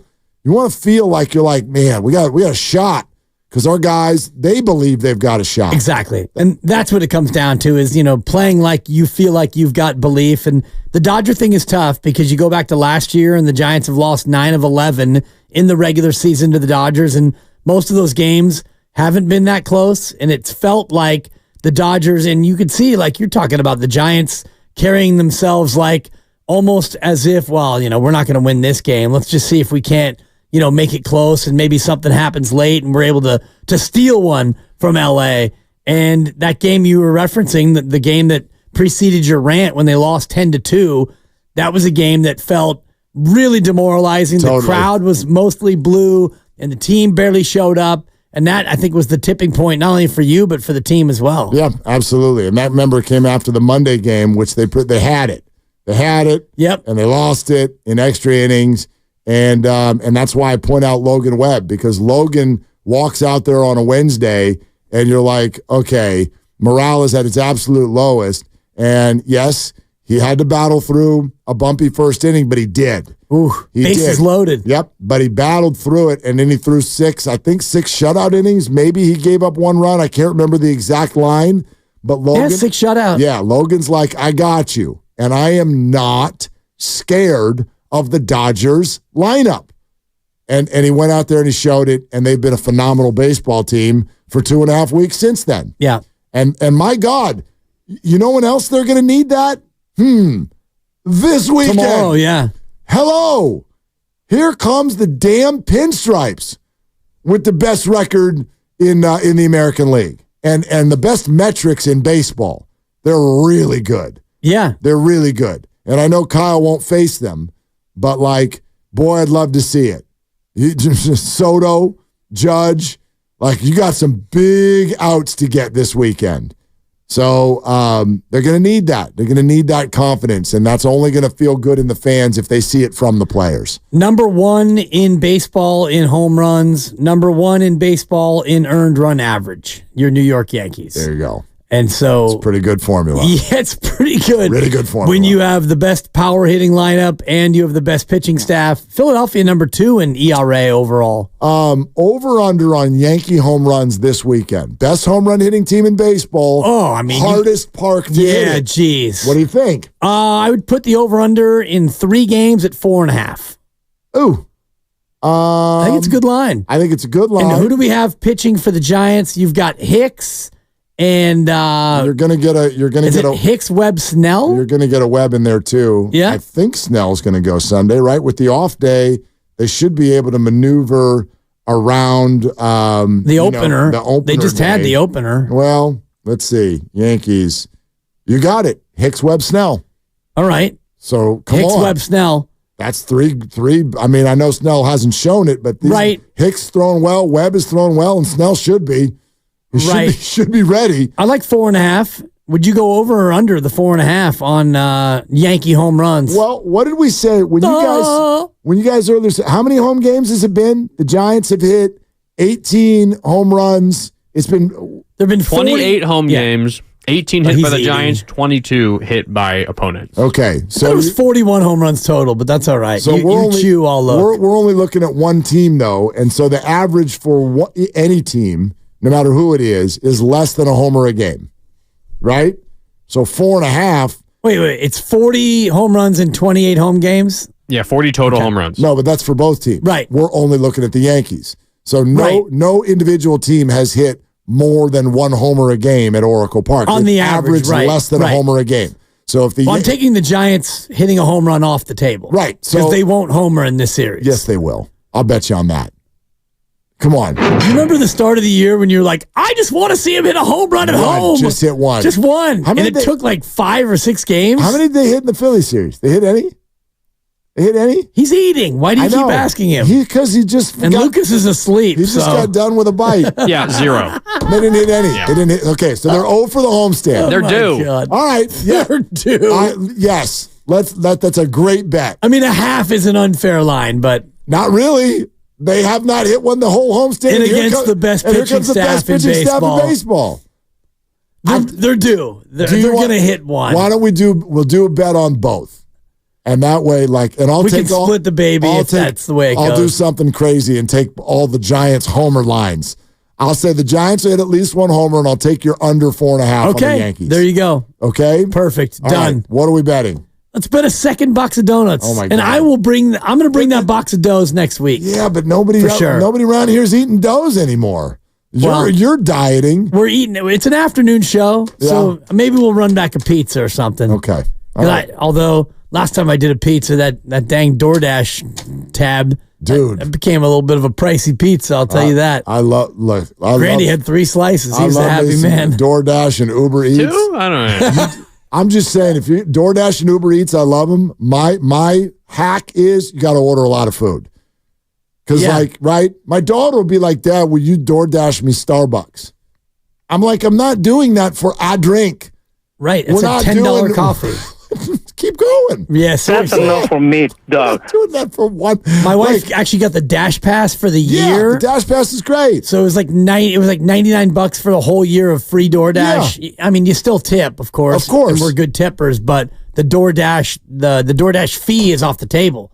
So we've been dashing it up a little bit. Yeah, no, it helps. Believe me, my kid's been working on me on the Dash Pass for quite some time now. Quite some time. All right, a couple things. First of all, if you haven't already, make sure you subscribe to Willard and Dibs on the free Odyssey app because it's super offensive if you haven't. Like you're listening to the show. Come on, subscribe. Odyssey app or wherever you find your favorite podcast. While you're there, you can also tune in to all the other content that we've got throughout the day here on 95.7 The Game, such as the Morning Roast or Steiny and Goo. The roast today had Brett Boone. Brett Boone was with Steiny and Goo, and Ron Wotus was with the Morning Roast. So check both of those out. Or, for instance, later on today, you could check out Bill freaking Burr on the Odyssey app. Also, we are giving away a Steph Curry autographed jersey starting next week. Every day next week. Every show. You will have the opportunity to qualify for the Steph Curry autographed jersey. Here's what you got to do. I want you to mark down 3 times each day next week that you need to be listening for your details and your chance. 7:30 in the morning with Bonte and Shasky, 12:30 with Steiny and Goo, and 4:30 with us for details on how you can win the Steph Curry autographed jersey. And with Father's Day right around the corner, might be a good thing to have, could make an amazing gift for your loved one who has children. There you go. There you go. That's coming up next week. Okay? But coming up next, we got to dive back into this Greg Johnson sound because, Dibs, do you remember, and I know this is perfect for you, because you love it when people with a lot of money complain about money. Yeah, boy. I mean, we make a lot, but we also spend a lot. Thank you, Latrell. Thank you. I thought that was Patrick Ewing. I think you're right. Okay. Anyway. So do you remember when Greg was like, the goal every year is to break even? Oh, I love that. Do you remember that? That's my favorite. He would like potentially a mulligan. He would like to explain. Please explain. So boop, boop, boop, boop. We'll hear that next on Willard and Dibs. My friends at Pacific Coast Termite have treated almost 50,000 commercial businesses and homes, including mine, and they can help you too. Joe Starkey here.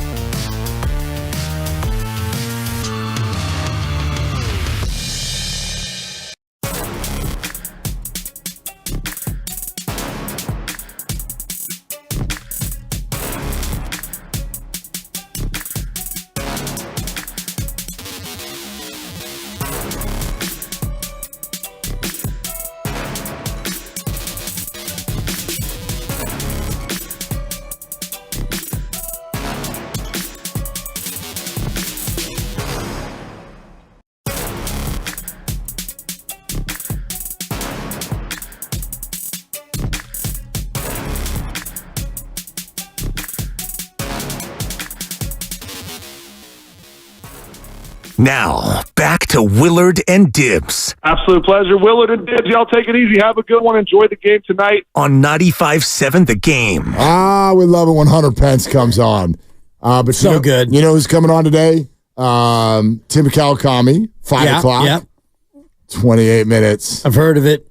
Bill Burr. Can't wait. Bill Burr. I love seeing you this excited. Because I'm into it. I'm excited, but you are like beyond excited. He's so great, dude. He's so hilarious. And I also, I can't wait to ask him some questions that I think are going to be pretty interesting. This is obviously, as Lucas informed me yesterday, a pretty big Boston sports fan. I had it all messed up.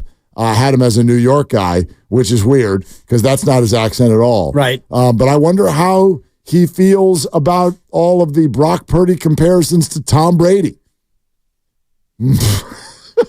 Well, I would think Boston fans probably don't dig that too much. And I wonder if the comparisons aren't just because of the draftism that you and I have talked about for so long, because... Of course. I mean, the other things, they do have similarities. Neither one of them is necessarily that fleet of foot, although Brock is more elusive than you think. Brock is not... Yeah, he can move. He can move, but, both are, kind of ruddy-cheeked, baby-faced style. Certainly early on in Tom's career, he was a little bit more doughy than he turned out to be later in life. I think that the comparison is based on A, where you were drafted, and B, you don't look like all the other guys.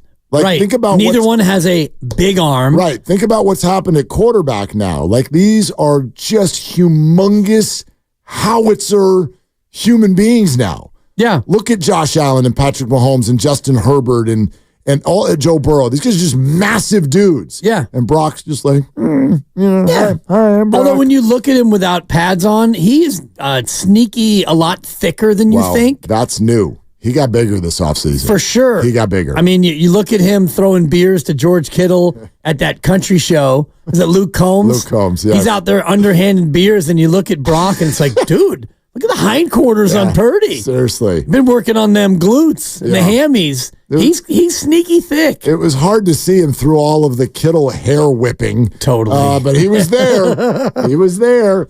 All right. Bill Burr at 4 o'clock. I can't wait. Bill Burr coming up in 25 minutes. This will be fun. All right. So check this out. Going back to the TK show and the conversation with Giants control master Greg Johnson.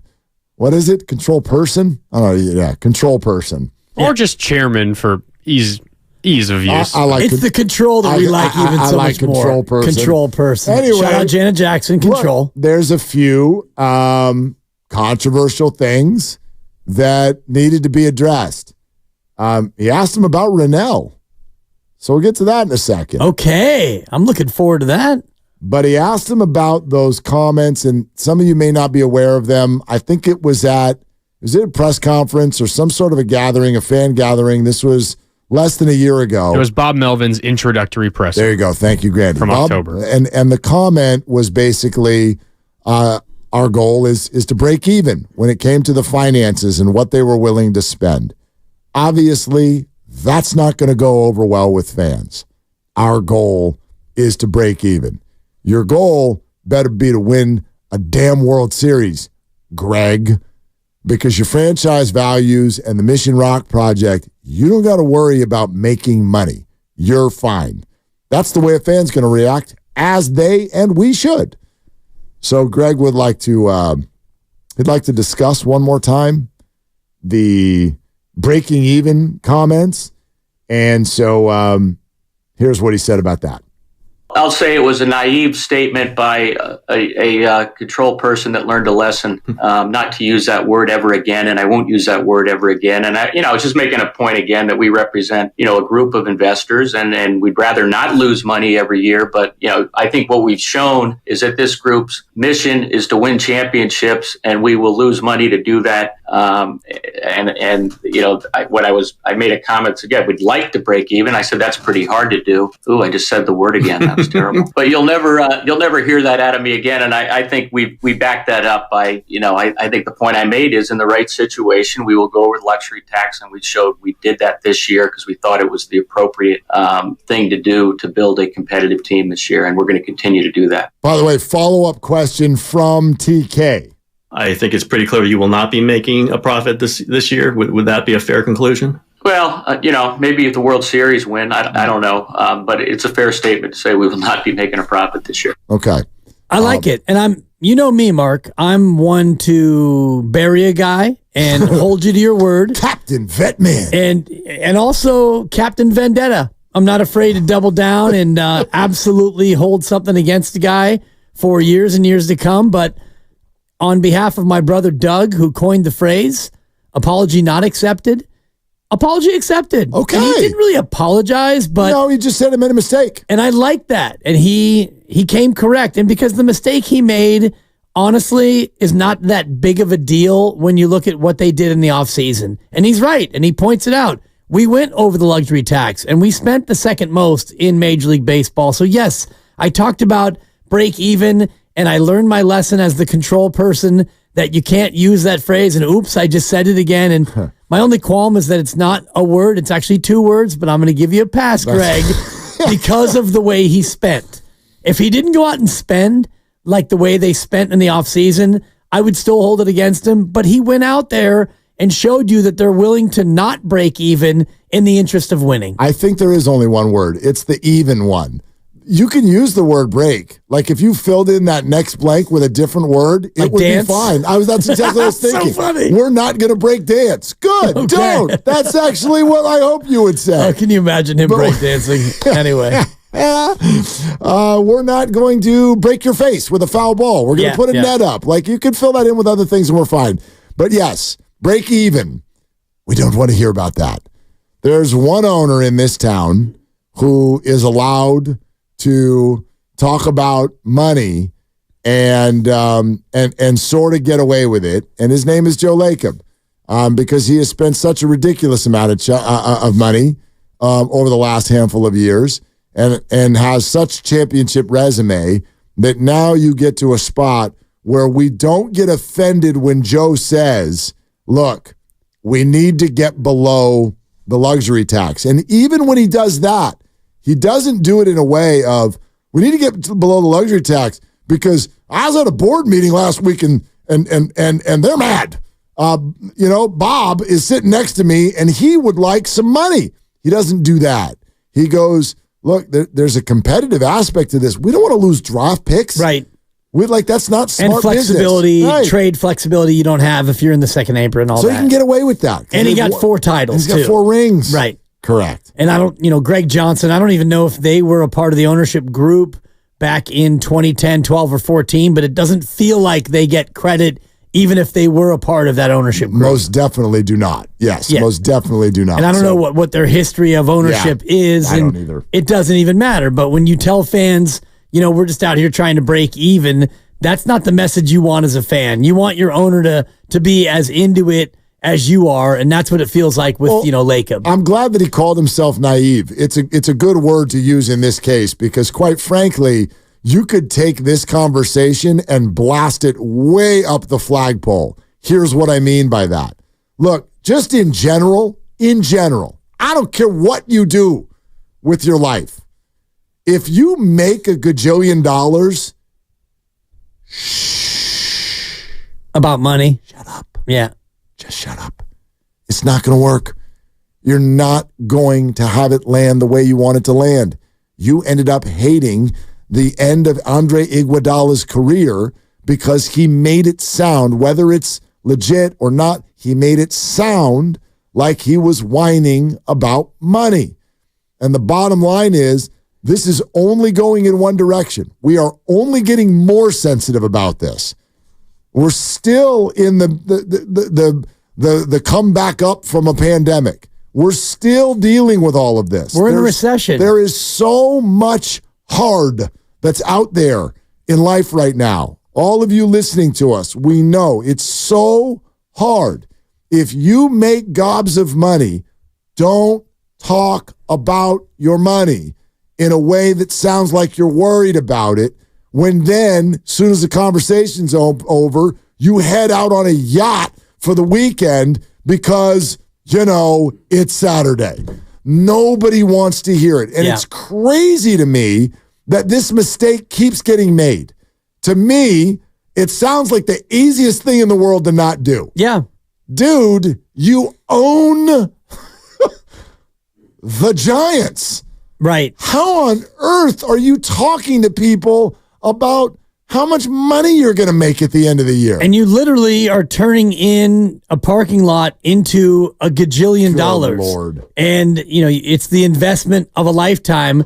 A parking lot that you used to be able to use as a fan, now you can't park there because the owner, who wants to break even, is turning it into a hundreds of millions, if not $1 billion investment right outside the ballpark for the team that he owns that is absolutely printing money. So I'm with you, and that's partly why I bristled at the Draymond Green remarks about how the league is making it tough on NBA players to really get wealthy because of all those fines, and he's been fined $2.2 million over the life of his career or more. And you're right, and I don't count another person's pockets. I don't worry about what anybody else is making and all the rest of it, but when you hear multimillionaires or billionaires, kind of complaining about, oh, woe is me. I mean, it falls on deaf ears. It just isn't going to land well. It doesn't. Even I get it. It might be coming from a good place. It's not going to work.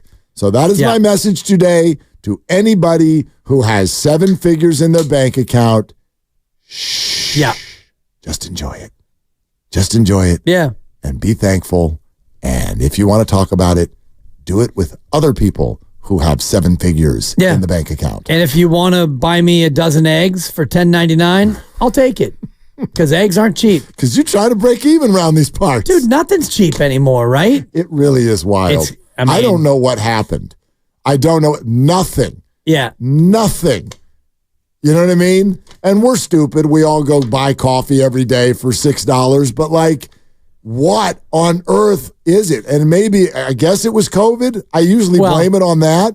But everything is so expensive. Yeah.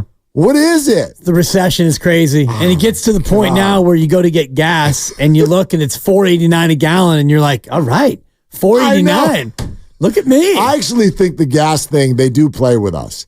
I think they pump it, no pun intended, so that when they bring it back down, it's still ridiculously high. Yeah. But we're like, wait a minute. There's a 4. Yeah. It's not a 5. 4. It starts at 4. It's a complete mind chuck. There'll be like a line out the gas station because there's a 4 on the sign. It's like, what are we doing? Yeah. It's still going to cost us $88 to fill that tank. No doubt.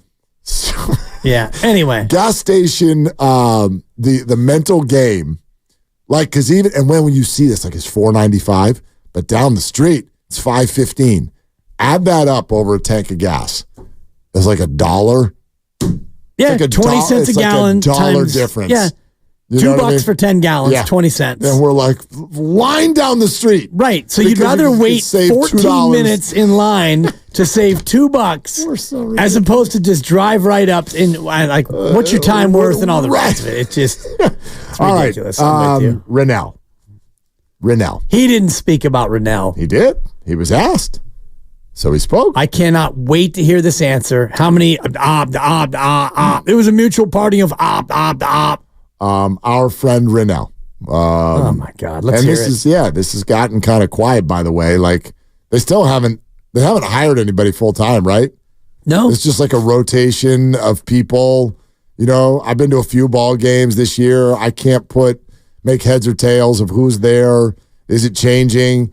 You know what I mean? It's always changing. Yeah. One of my former colleagues, Jeff Knox, actually got a chance to do a series. Really? Yeah. How'd it go? I didn't hear it, but I'm sure it went great. Which series was it? And the one against that one team. Okay. All right. I hope it went well. Yeah, we aren't that close. Anyway, if you're a season ticket holder and you've got some info on how this is going or whatever, give us a buzz. 888-957-9570. But Greg Johnson was asked on the decision to move on from Rell Brooks Moon just before the season began.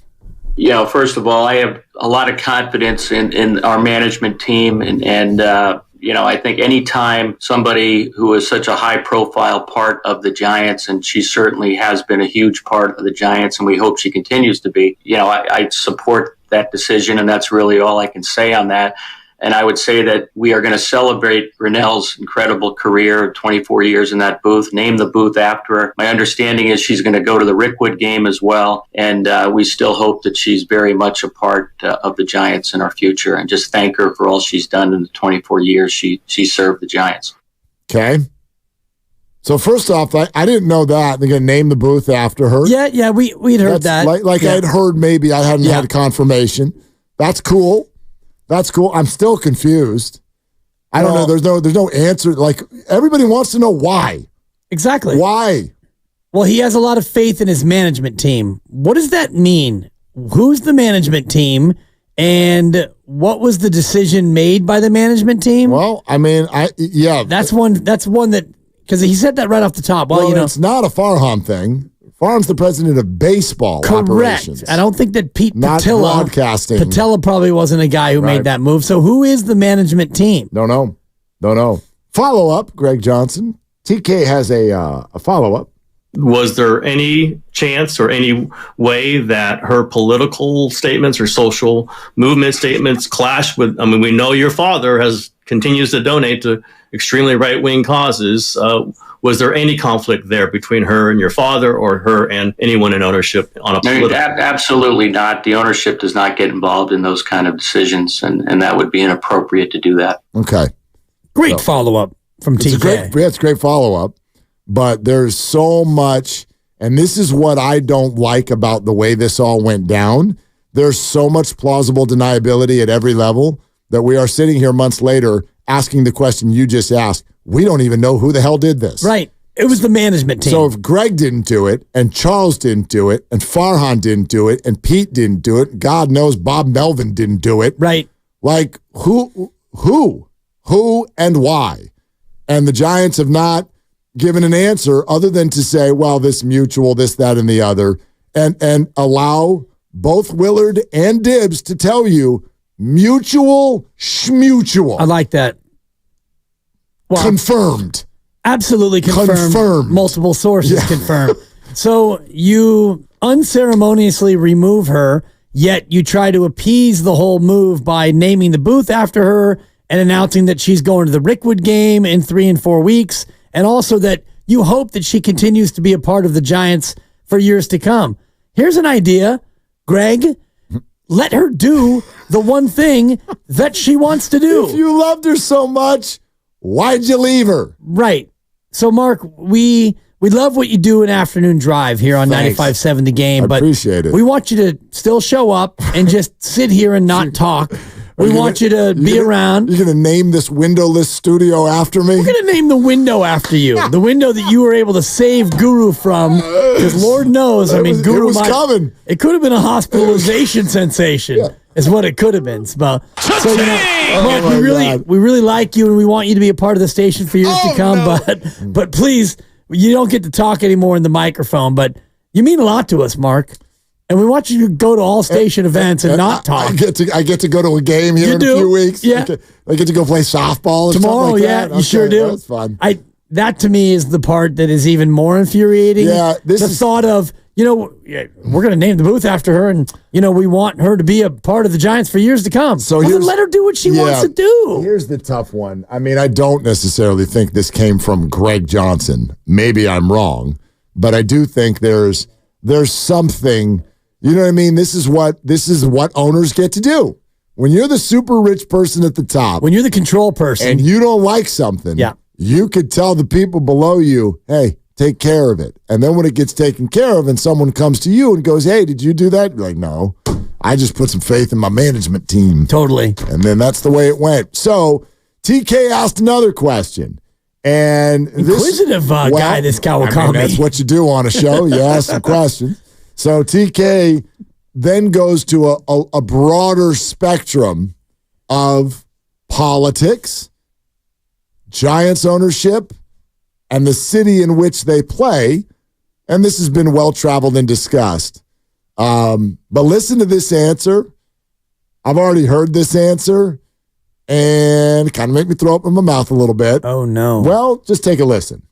My view is that baseball and sports brings people together of all views. And the more we try to go red versus blue to divide orange versus black is a huge mistake. And I would say that we should focus on the Giants and baseball and not get into political views. That's well rehearsed. If we get into red versus blue, then we start to divide orange versus black. I would just like That's pretty good. If we could get the PR person on who wrote that line, I'd love it. Lucas and Grandy, if we could effort finding whoever that is. That was a damn genius line. He sat in front of the mirror in the bathroom for at least 3 nights practicing that. No doubt. Before TK asked him, and he went, if we could just make sure that red versus blue doesn't get in the way of orange versus black. God, that was so good. It's so good, but gag me at the same time. We sure the author of that is not on the management team, that we don't know anyone? I think it might have been. It might have been. Right. Probably a dead end. I'd like to thank my management team for coming up with cool political lines that I can use. That reminds me of the single guy who's working on his lines, like when he's going to go out to a bar and try to meet a girl, Hey, did God lose an angel? Because I don't even know. I mean, my line... I've been out of the game so long, but you know what I mean about those lines. Yeah. Did it hurt? Dude, totally. When you fell from heaven? Thank you. That's exactly what I was talking about. You're from Tennessee? Did what hurt? Oh, God. That does have Gabe Kapler written all over it, doesn't it? That line? If we could make sure totally that red versus blue does not get in the way of orange versus black, that would be great. For the organization. Totally. We as an organization so stubborn. believe that orange and black is more important than red and blue. It's pretty good. I mean... So you threw up in your mouth at the cliched nature of that line? Dude, like... That was pretty well done. Read my lips. No new taxes. That's the thing. It's very much a political statement. It's a cop-out. It's a cop-out. And I know a lot of us, quote, don't want politics in sports. But I always laugh when you hear that because you don't get to pick and choose when things are relevant. Right. Stop kneeling. I don't like politics in sports. Well, I don't know. Have you figured out that maybe there are other perspectives out there dealing with stuff? Yes, there's politics in sports all the time. There's politics in everything. Right. It's like when their bridge is blocked by some sort of a protest and people are like, look, I'd love to hear your protest, but not now. I have dinner to cook. That's the point. They're trying to get your attention. Exactly. Anyway, it's just, it made me throw up in my mouth a little bit. And I wonder how many fans, when they discovered that the Johnsons' political leanings do not align with their own, how many of those fans decided, well, that's it. I'm not a fan anymore. None. Right. None. But I can't, nor could I. I couldn't do that. They're the Giants. It's the Giants. Right. And even though you may not agree with the political donations of the ownership, it still is not going to affect how much you're excited about, Matos driving a ball in the gap. Listen, to me, you get to a point where you have to pick your battles a little bit. Totally. Sometimes the kid wants a chicken sandwich and he wants to go to Chick-fil-A. What the hell are we going to do? Honestly. Dude, I fight that battle every morning. Am I going to turn this into a thing with a 10-year-old? Do you know what I mean? And if I did, how hypocritical am I when I then walk through the grocery store and throw all kinds of products in and I don't have any idea what the owner's doing? Oh, yeah. I got a pretty good guess, though, what a billionaire thinks. Pretty good guess. Just a wild shot. I might be wrong. Not all of them. Probably don't look at the world the same way I do. You were surprised a couple weeks ago we found out about a billionaire. We do got one. We got one. On our team. Proud to say it, too. That's my guy. That's my quarterback. All right, we're presented by Fremont Bank. Full service banking, no compromises. Stop everything. Forget everything with the Giants, and the Warriors, and the Niners. Forget everything. Bill Burr is joining us next on Willard and Dibs. Every baby deserves a happy start, but for those in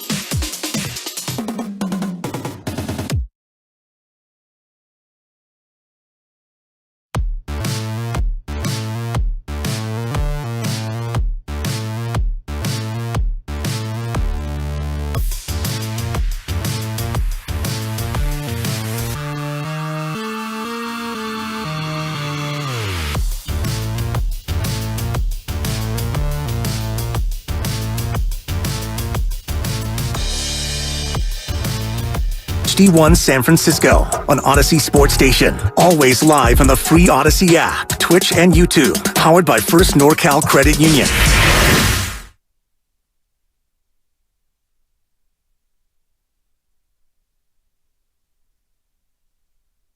Now, back to Willard and Dibs. Mark, do you have to be a homer on the radio? Well, Brian, you have no idea. Well, hold on a second. On 95.7 The Game.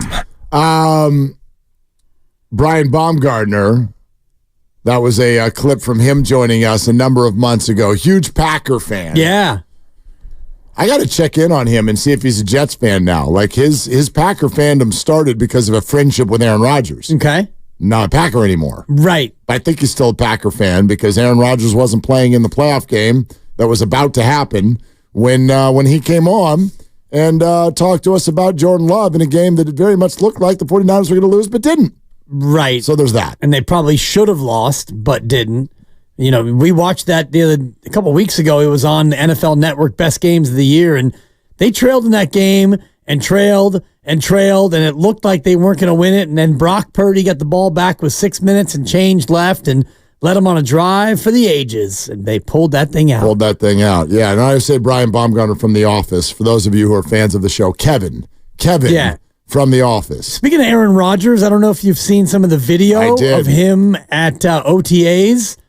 Should we call him Grandpa Rodgers? Because he does not look good. Well, Mark. it's not just that he wasn't moving very well. Limpy or gimpy? Well, it was actually more about the video of after he was running around out there when he sat down on a little bench and was getting what looked like some pretty significant treatment to the Achilles area. And so, you know what that also makes me do is laugh at this idea that he was going to play football back in December. Right. It is now after 8 weeks or whatever. It is now June, and obviously he still doesn't even look like his normal self. Okay, he's here. We're ready to rock. I cannot wait. I've been looking forward to this all week long. Huge fan here on Willard and Dibs, 95.7 The Game. Bill Burr, comedian, joins us now live. He has got a show at the Greek Theater in Berkeley coming up a week from Saturday. That is June 8th.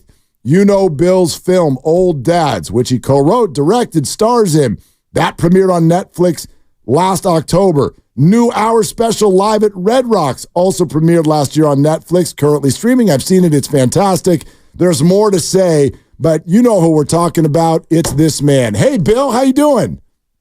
What's going on, guys? How are you? We're fantastic, and so thrilled to have you. And as I said, huge fan, so I don't want to come off as combative at all. However, let me start by congratulating you on the Boston Celtics being back in the NBA Finals for the first time, since they lost to the Warriors. Yes, it's been a long. Since you guys bought a couple of titles, that was fantastic basketball. That was fantastic. Watching the Warriors come back down 3-1 against Oklahoma, and it's like, wow, next year, can Oklahoma dig down deeper? Are we going to get another classic 7-game series? Nope. The best guy's going to go over there. Two most boring seasons in the NBA ever. Yeah, but then I respect your first one. How about the fourth one that came at the expense of the Boston Celtics? Do you respect that one? I don't know which one you're talking about. I honestly don't. I don't watch the NBA because I don't like pile-on championship teams. I didn't even like the one we had in 2008. So I don't get this, like, I can't beat you guys, so I'm just going to join your team. It's confusing to me. Well, Bill, Which is fine if that's how you do it, but, like, walking around acting like, I got 5, Jordan has 6, am I in the conversation? It's like Jordan didn't join the Pistons. He beat them.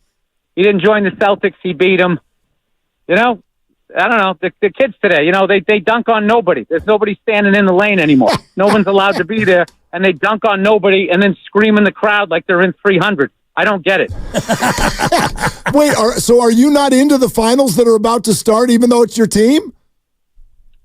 I am flipping back and forth, watching the Rangers-Panthers. I like the Stanley Cup playoffs is the thing that everybody in this country misses. It's literally one of the greatest, like, what you have to go through Dude, last year, Kachuk was playing with a broken sternum. His brother was dressing him, and then he watched the NBA, and they're all, flopping all over the court like soccer players. So, I mean, if that's the sport you guys are into, I get it. I get that. That makes sense for the West Coast.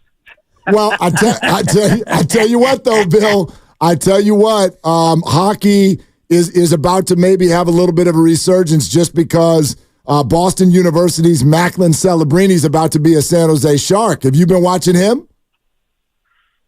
Dude, I got 2 kids, 7 and 4. I'm watching like Bluey. I'm doing the best I can out here, but I heard he got picked out there. That's great.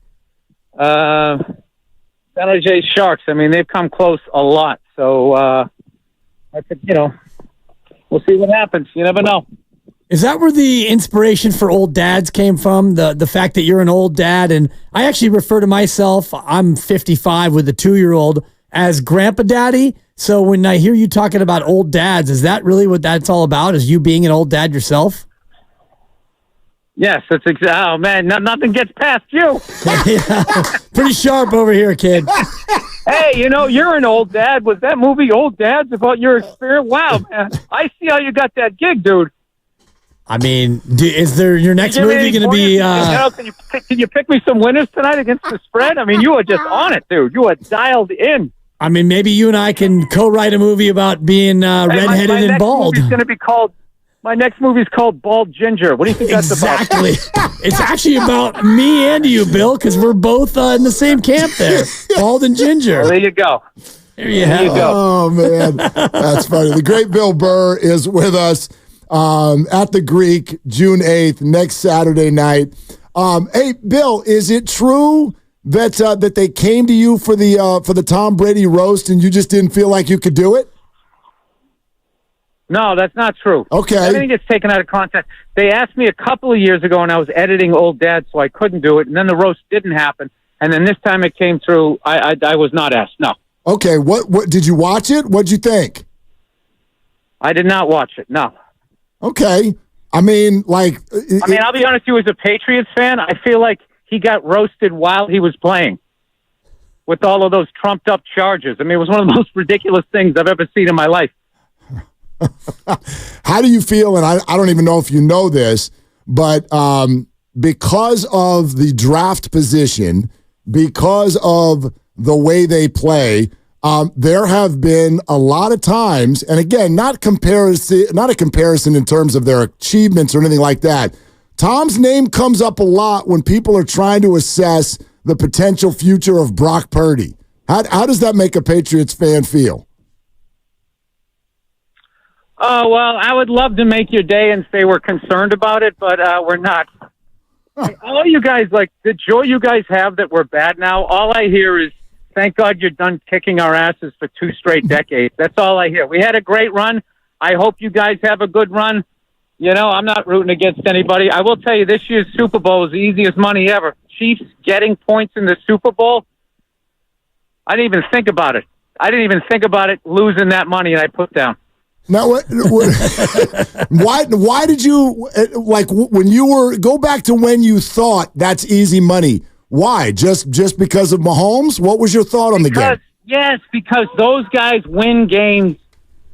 Teams that know how to win games they should lose, and teams that don't know how to win, lose games they should win. And that's what happened that day. 49ers should have won. 49ers were a better team. They just don't know how to do it yet, but that's okay for you guys because they're young.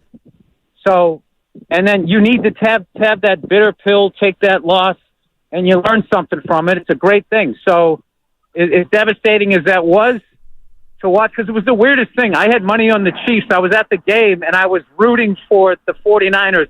My buddy's like, dude, you're literally rooting against – sorry, I'm on a busy street here. You're rooting against your money. It's I don't care. I like the 49ers way back.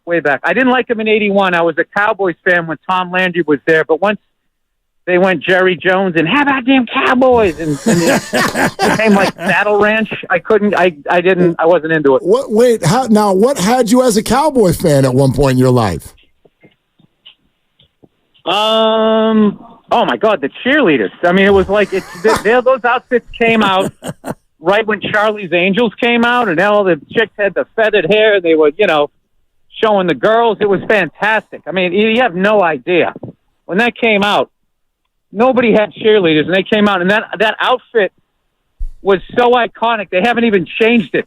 And doesn't even look out of date. It's like still looks amazing.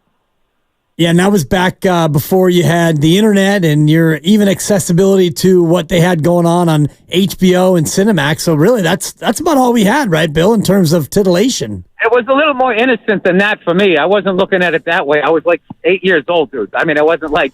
I got to finish this interview here. Yeah, so I mean, I was just looking at them like I was like they were just gorgeous. They were goddesses. I mean, I wasn't looking at it like, like some auto work UPS driver. Bill Burr, Greek Theater, June 8th, a week from Saturday, with us here on 95.7 The Game. Bill, this is a completely random, off-topic question, but I'm a huge consumer of stand-up comedy, and I've always felt like doing it outdoors as opposed to indoors where the laughter really resonates might be a challenge. Like, I've been to outdoor shows before, and it's different, and the Greek Theater that you'll do up here is outdoors. Am I making something up, or is that more of a challenge for you? No, it's fine. It's fine. It's more like they just have the sound systems dialed in now. Back in the day, I did a big radio tour and used to get that slap back off the back of the arena, and it sounded like you were on a bad cell phone call, and you had to slow down and ignore the sound of your own voice coming back.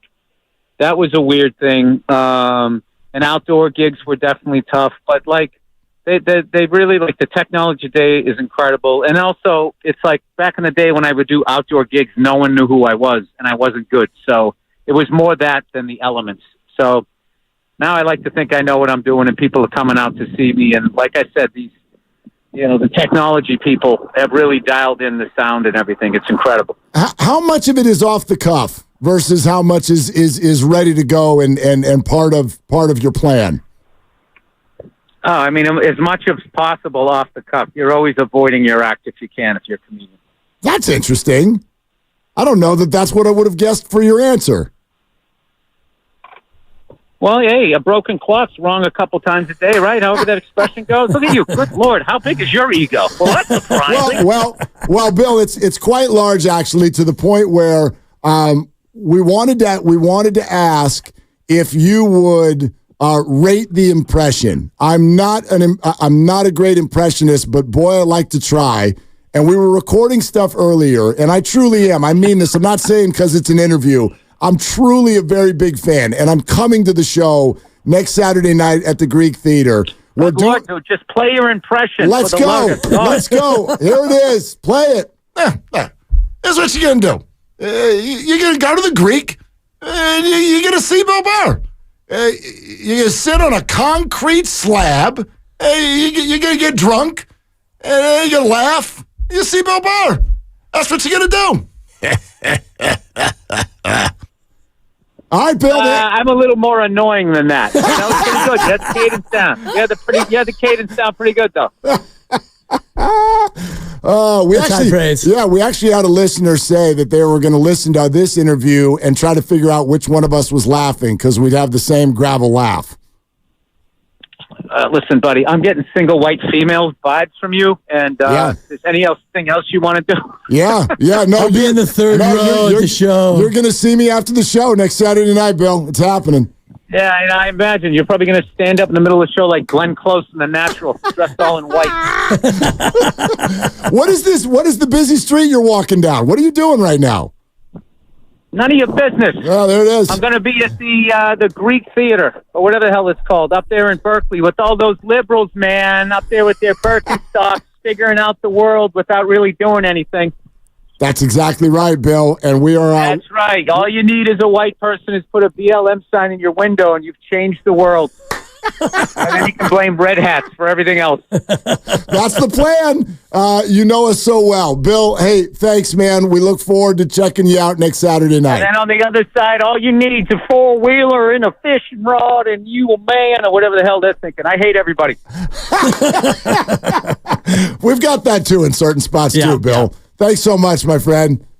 Okay, cool. All right, guys. Thank you so much. Thanks for helping me promote my show. Yeah, I'll see you. you Bye-bye. got it. All right, there it is, Bill. You got it. It's just so funny.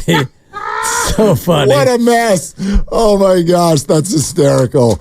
Yeah, he's got us dialed. He's got us dialed out here in the Bay. No doubt. And just the idea that a lot of it's off the cuff and what he said about trying to avoid your own act. You know, I'm just trying to avoid my own act. That's listen, if you, first of all, I like to laugh. Yeah. You know, why we go see so much stand-up comedy. You like to laugh, we love to laugh. We think it's funny. We watch, like my kids often, you know, I'm sitting there watching Netflix and I'm crying and they're like, Dad, why do you even think this is funny? It's not funny. Well, it is to us, okay? That's number one. But I've also said this a lot.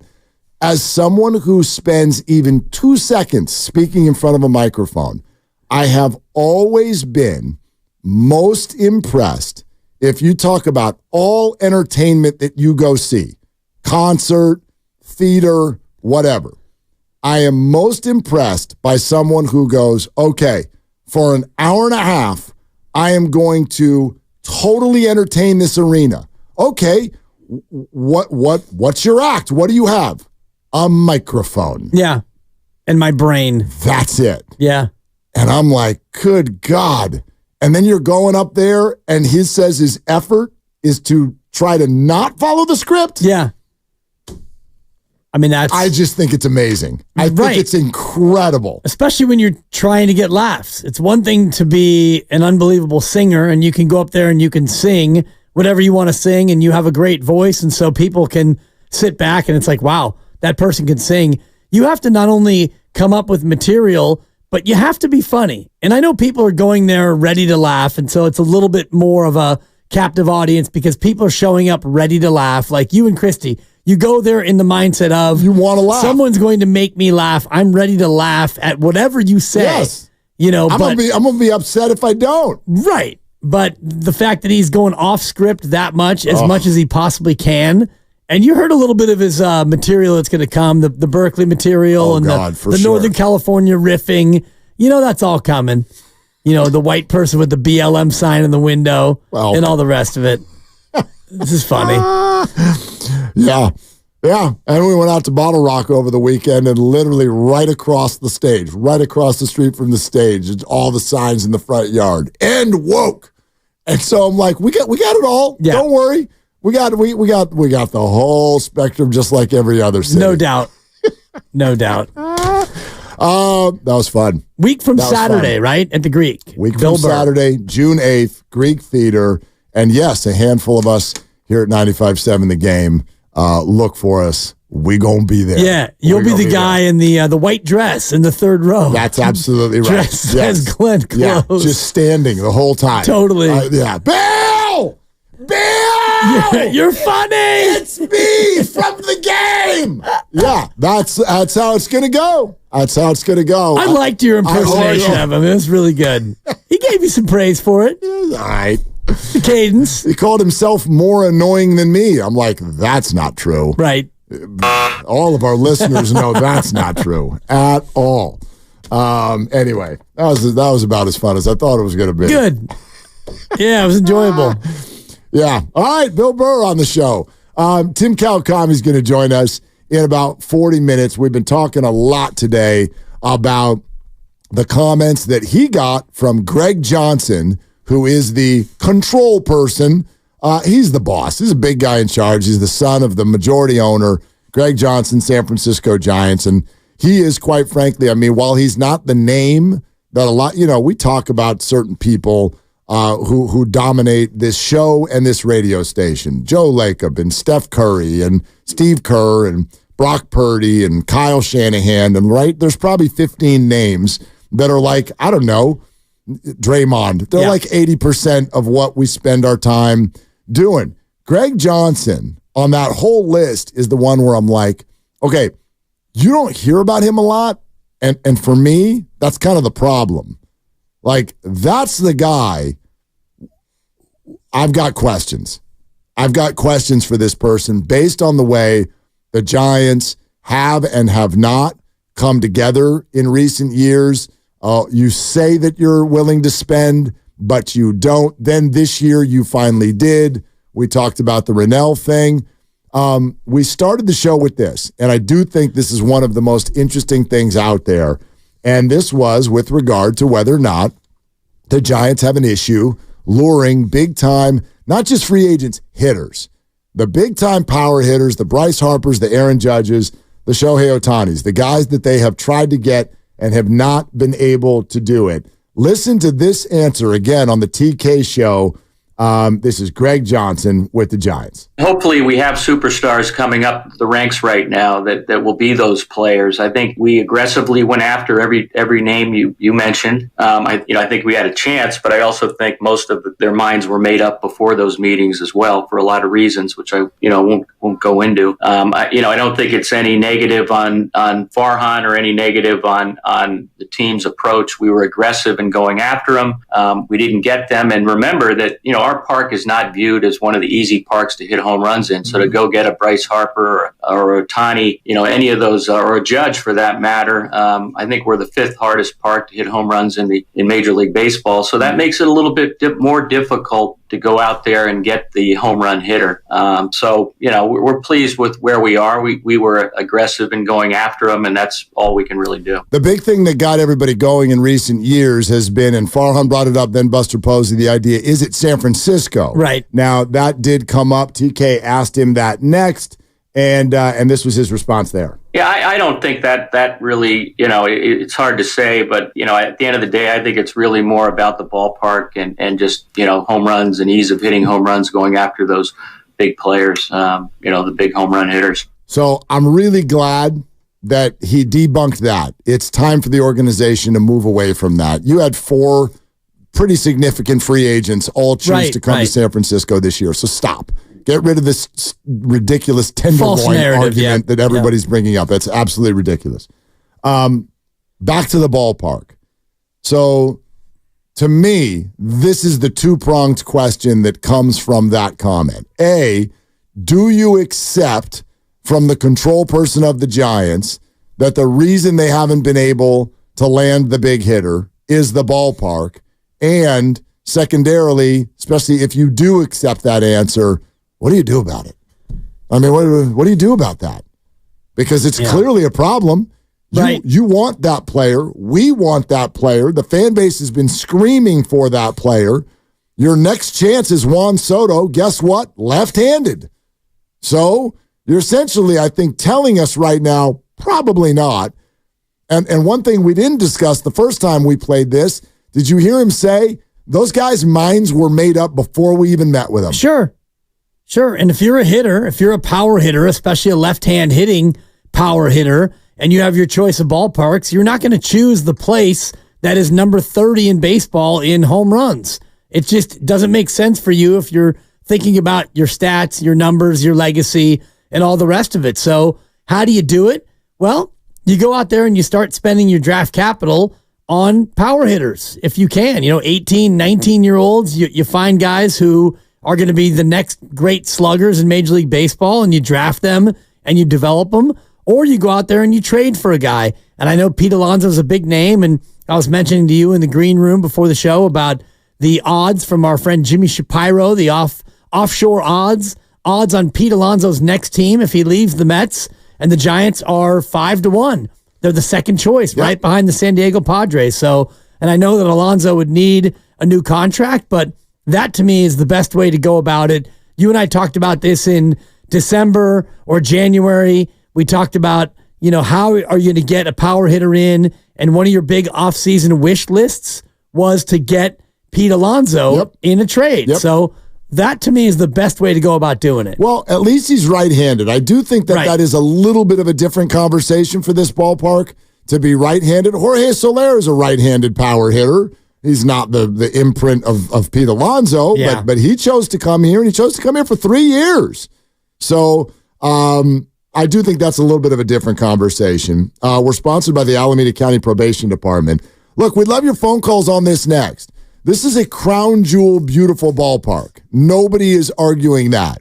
But do you accept that essentially the ownership of the Giants is saying that's why we haven't been able to get a slugger in here? It's the ballpark. And the second question is, My gosh, what do you do about that? They moved the fences once. You want them to do it again? We will take your phone calls on that next at 888-957-9570. And in 30 minutes, TK, Tim Kawakami, who did the interview, will join us live on Willard and Dibs. Want a career with purpose, great pay, outstanding.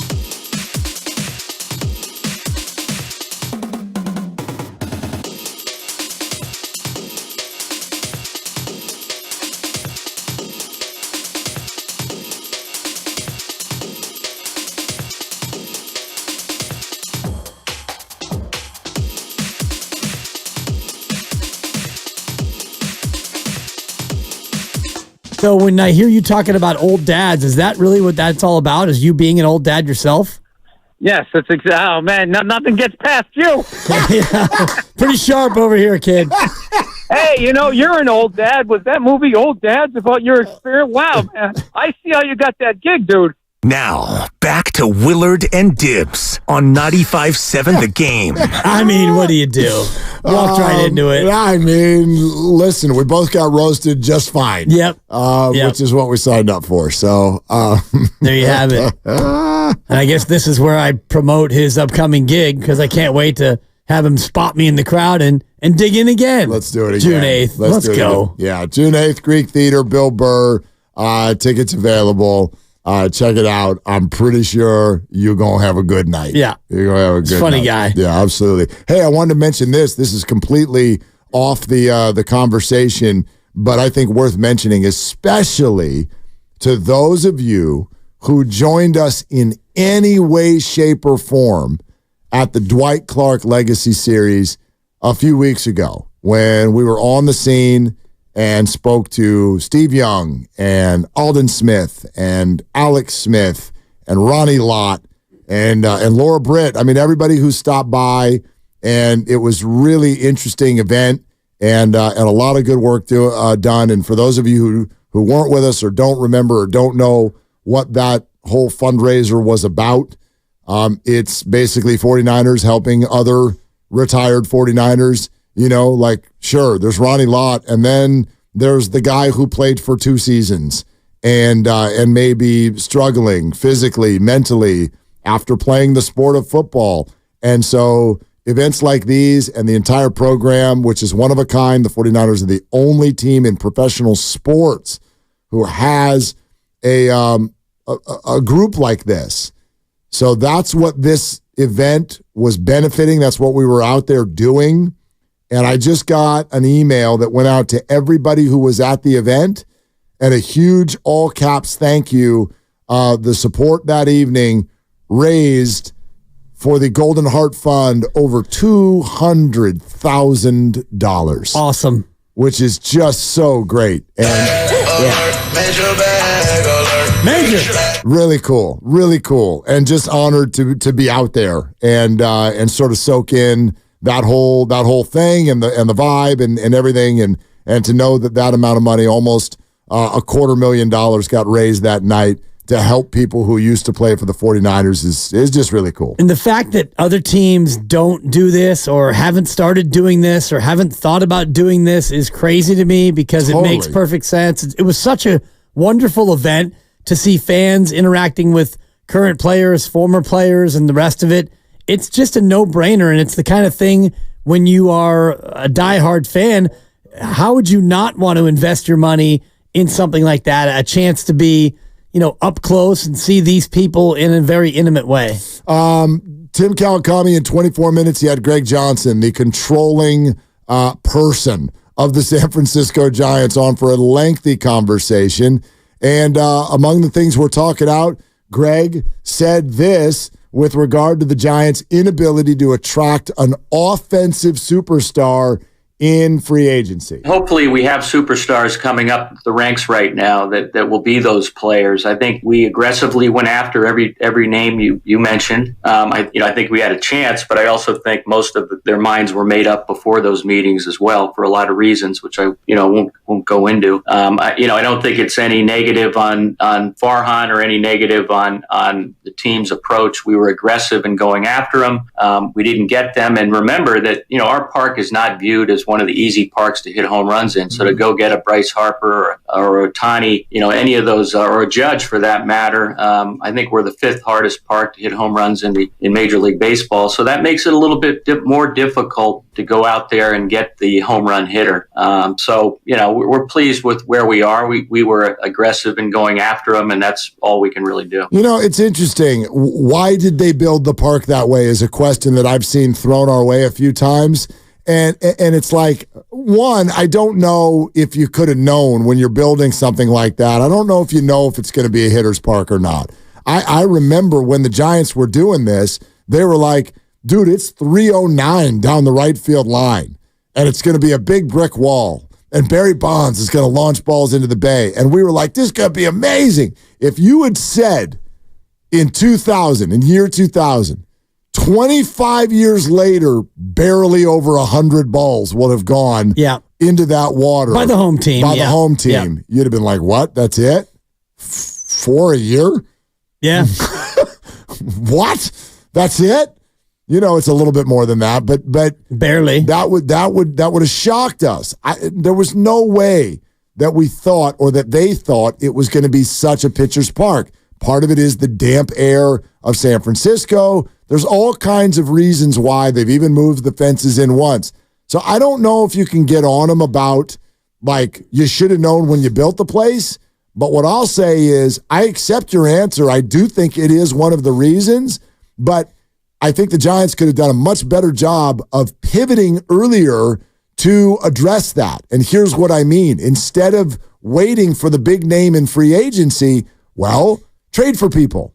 Draft people. Right. And I know that drafting doesn't mean they're going to be great, but the Giants have been very focused on pitching in early rounds in the Farhan Zaidi era. Not solely, but they've been very focused on it for the most part.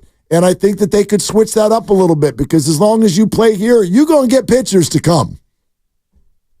It's not going to be that hard to get pitchers to come here. No. And you could look at this offseason where you were able to get Jordan Hicks and Blake Snell. Jordan Hicks, a guy who wanted to become a starter, he chose to come here. And Blake Snell, he waited until probably too late into the spring, but he also chose to come here.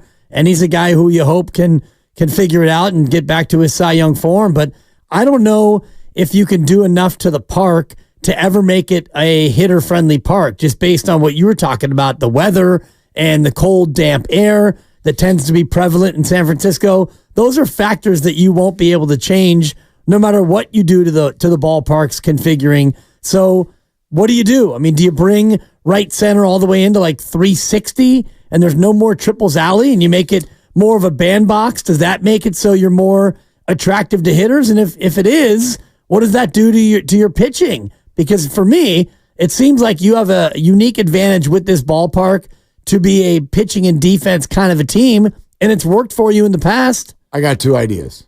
Okay. One of them I already said. Yep. Stop solely trying to do this through big-time free agency. It's expensive, it's hard, it's a difficult competition, and you are at a deficit when talking to a power hitter. And then here's the second thing, and this is where I think that this regime especially, but maybe any regime, would really struggle. I'm sorry, you're going to have to overpay. Yeah.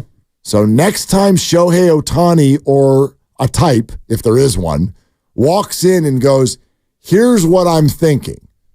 Would you do 10 years and $700 million and defer $680 million of the 700? Would you do that? Instead of saying yes, say, how about 800? We have the money. We want you more than everyone else. And especially, Shohei may not have even been the right one because I think he has or is about to have already had a 30th birthday. Right. The guy that I'm still upset about is not Ohtani, it's not Judge, it's Harper. Because when he was there, I think he was 24, 25 years old. And do you know who the next one is that fits that bill? You got it. It's Juan Soto. Yeah, it's coming tomorrow. Overpay. Just find out what the offer is and go crazy. Because there's no such thing as overpaying when it comes to players like that. Right. The guy's in his mid-20s. This does not come around very often. And we said that when they were going after Harper. Well, guess what? You're right. It doesn't come around very often. Here's the next time it comes around.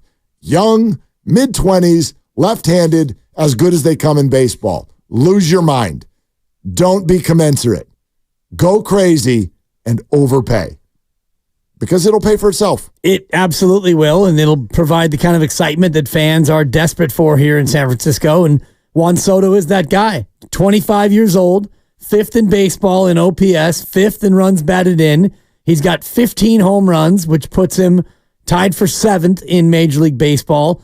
The dude is an absolute megastar. And I don't know if he's going to eventually spring free from the Yankees. He's a free agent, right, at the end of this year? Correct. And he's probably going to get the kind of contract that you were just talking about, 10-year, 12-year, $500 million or whatever the number is going to be. He probably won't quite get Ohtani money because the thinking still is that Ohtani will be a pitcher again next year. But Juan Soto's got to be at that next tier down. And you know that the Yankees are going to probably offer him much more than what the market would bear. You'd think, and we did the whole thing 2 years ago with Aaron with regard to people don't leave the Yankees, but it's a little different because Aaron was a lifetime Yankee and Juan is already in his third uniform. Right. He's 25 years old. Oh, that's right. He was a Nats. Yeah, he was already in his third uniform and has already openly had conversations in the Yankees clubhouse with reporters this year about how we're not taking anybody off the table. I'm going to be a free agent, and it is open season.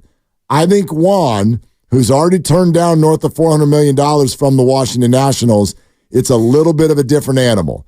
I agree the Yankees would be a massive favorite because he's having a very good year, and they're probably going to want to break off whatever he wants. But then again, got to be careful. You just did that for Judge, and is that going to get away from even the Yankees? I don't know. But if I'm the Giants, that's what I'm doing. Find out from the agent what the Yankees are offering and go significantly higher.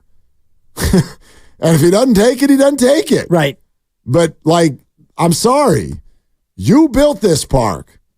You got to pay for it now. Right. And it's that's already, how you it's already paid for. No, but I know what you're saying. The cost of doing business with this park is if you want the power hitter, you got to get more. Exactly. That's just the nature of where you are. And, Juan Soto's a guy at 25 and a half years old. You give him a 10-year deal and you feel pretty good about the return on investment over the course of those 10 years.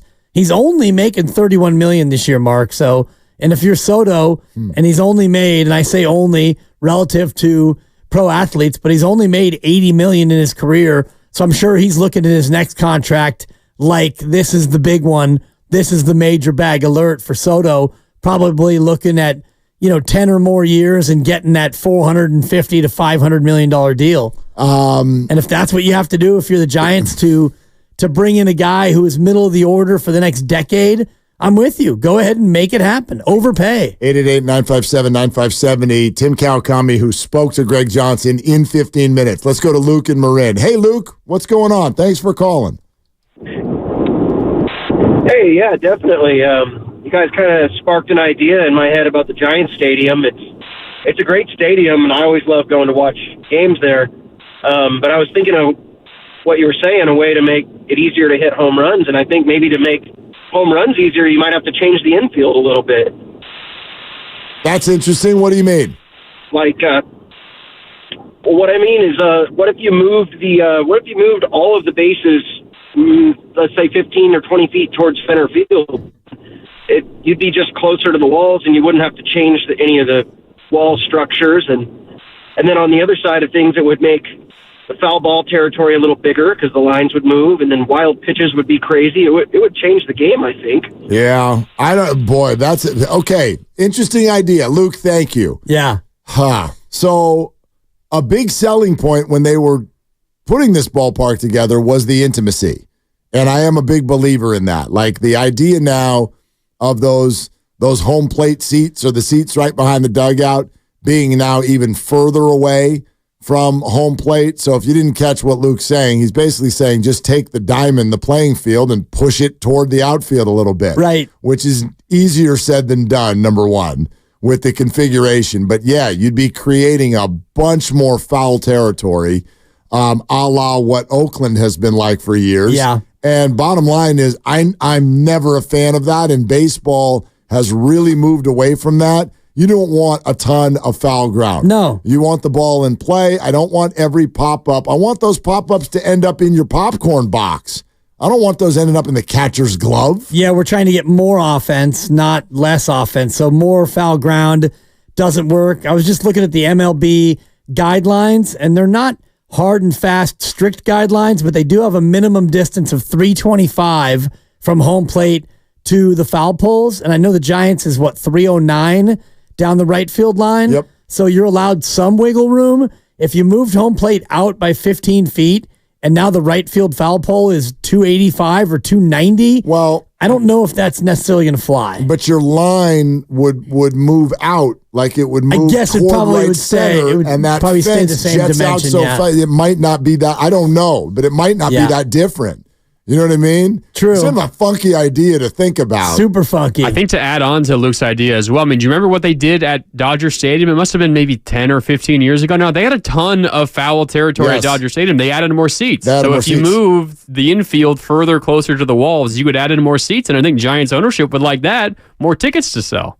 It's a good idea. It's a fair point there, yeah. It's a good idea. So center field becomes, Triples Alley goes from, 424 down to actually it's even shorter than that now, but maybe that's only like 390 now to the deepest part of the park. Look, right center, just because of the way that fence is built, is always going to be a difficult home run. Right. That's a long...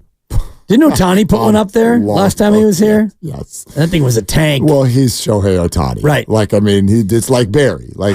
He did. Yeah, thanks. Jeez. Thanks. That bat is just different. And so Thanks. you're playing with a different animal there. That's just a completely different stadium, all of them. When he gets it, it usually goes in the upper deck. So he's different. But yeah, I look, open-minded, I don't know. It's doable.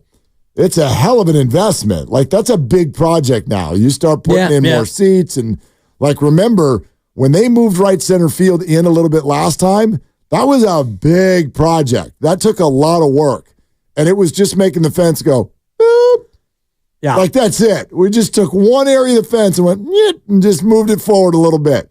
This would be we're redoing the field. We're adding seats down both lines, behind home plate as well. It's a reconfiguration sensation. That's a buck. That's a lot. Cha-ching! That'd be a lot. Yeah. So, we're sitting here having the conversation. It's a fun idea, but I can feel the Giants just shaking their head. We're not doing that. Right. I really don't think you change the ballpark. I think you change your approach. Yeah. It's the two things I said. You got to draft more of these players. You got to trade for more of these players. And you need to overpay if you want to play on the free agent market for hitters. Right. And the other way to do it would be to go ahead and draft guys who are good offensive players. And I'm just... Well, I know that's so... You know why I'm laughing? I'm clicking around at some previous drafts, and I just clicked on 2018. With the second pick, you took Joey Bart, and then Philadelphia took Alec Baum right after you. Well, that wasn't Farhan now. No, I'm not blaming Farhan. No, I know, but I'm just saying systemically, your drafts have not been good over the course of 30 years in getting position players who can slug. What year was Hunter Bishop drafted? I think 2019, right? Yeah. Yeah. Hunter Bishop, still only 25 years old. So was that 2019? 2019 Major League Baseball draft, the 10th overall pick. Adley Rutschman went 1. Bobby Witt Jr. went number 2. And I know you didn't have that high of a pick. Shea Langoliers went 9. So Bryson Stott, who was at the center of the Luciano gate the other day, he went 14. So there are major league players that went in and around Hunter Bishop in that draft. Was that Farhan's first draft? I believe so. 2019 MLB draft. Corbin Carroll went 16 in that draft. Ugh. Another major leaguer. That's to be more than a major leaguer. Yeah. He's a stud. 2018 was the Joey Bart draft. That was not Farhan. Okay, right. I'm just making sure that 2019 was Farhan. Yes. Because then it was in 2020 that his first round draft pick was Patrick Bailey. And that obviously has been a huge success, especially in the wake of Joey Bart being in the organization. I remember when the pick was made, everyone was like, a catcher? You got a catcher with the 13th overall pick in the draft? When you've got Bart sitting here, do you not believe in Bart? Well, and that's all gone the way it's gone. And even though I think people right now with what he's doing in Pittsburgh would love to see Joey Bart back in the organization, nobody would trade Patrick Bailey for Joey Bart. Absolutely not. You would not do that. Tyler Fitzgerald also in that Hunter Bishop draft in the 4th round. Interesting. I'm scrolling through, and Armani Smith in the 7th. There's a bunch of these other names. Oh, Blake Sable. by the Pirates in the 7th round in that same draft. Well, and again, so if we're sitting here talking about you need to use first-round picks on left-handed power hitters more, well, that's what they tried to do right out of the gate. And they missed, at least to this point. Hunter Bishop is still on the move. Hunter's on the move. Wow. No, he's still on the move. I think he just jumped a spot, actually. I got to look that up. I think this week he just jumped another spot. But yeah, it's up to AA. It's been injuries. It's been slowed. It's been poor play. Yep. It's not been a hit. Like, you know what I mean? I'm sure when they drafted him. Well, I mean, it's been 5 years. You certainly hope that your 10th overall selection 5 years later is on the team. And he hasn't even sniffed it. Yeah. So, but you got to try it more. You got to get some of those homegrown outfielders. And now maybe we are, right? Matos and Ramos and whatnot. Yeah. But if you're talking about left-handed, power-hitting type players, yeah, you probably need to focus on it in the early rounds a little bit more than they have. May 14th, he jumped from Richmond to Sacramento, and he promptly had hits in 1, 2, 3, 4, 5, 6, 7, 8, 9 consecutive games. You're talking about Bishop? Yes. So Bishop is at AAA for the last 2 weeks. Yeah, and he opened up with a 9-game hitting streak in Sacramento for the River Cats. Any homers? Any homers? Super question. Thank you. And yeah, couple two. Okay. Couple 2 homers there. Yeah. No, we're not. Because that's what we need is another outfielder to crowd things up. And we're going to sign Juan Soto, right? Right. No, Hunter Bishop's not done. Hunter Bishop's not done at all. But you'd have hoped he'd have been here by now. It's been 5 years, and you were the number 10 overall pick. You'd at least hope that there was a look, right? How about a coffee? Come on up. Let's check you out. Let's take a look. No. Yeah. You know, just getting to AAA 2 weeks ago. Especially when you look at the rest of the first round, and I'm seeing 1, 2, 3, 4, 5, 6. There's only 8 guys in the first round who have not appeared in the majors. Interesting. All right, we're presented by Fremont Bank, full service banking, no compromises. Greg Johnson was the subject, controlling person for the San Francisco Giants. He was on the TK show. TK stands for Tim Kawakami. Lots of questions to ask about Tim's reaction to that conversation. And then we will also, I know Tim was doing 49ers OTAs. Is there a Christian McCaffrey issue? How big of a swing are the Warriors going to take? These are all on the table with Tim Kawakami of The Athletic and the TK Show coming up next on Willard and Dibs. Meantime, it's Dan Dibley to talk about weight loss.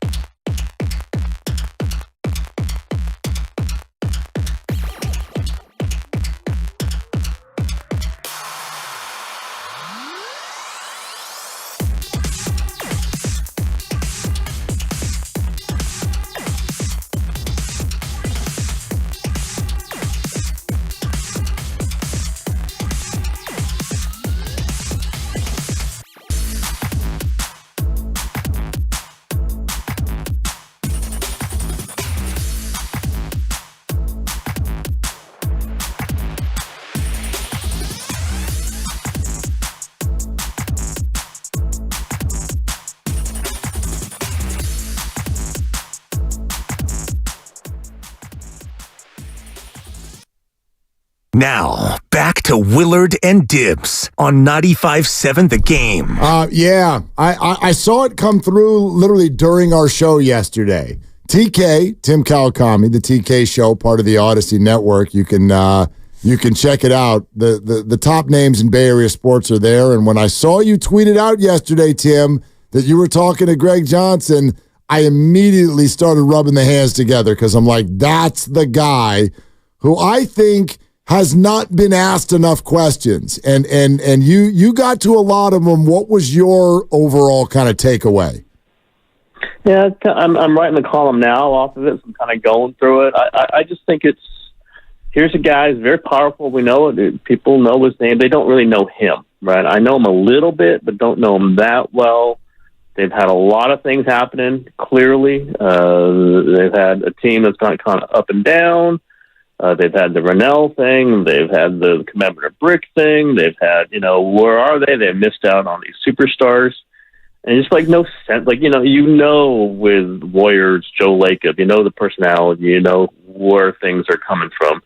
49ers with Jed York in a pretty similar way. You just kind of know what the background is. You know what the mood is. You know what the approach is.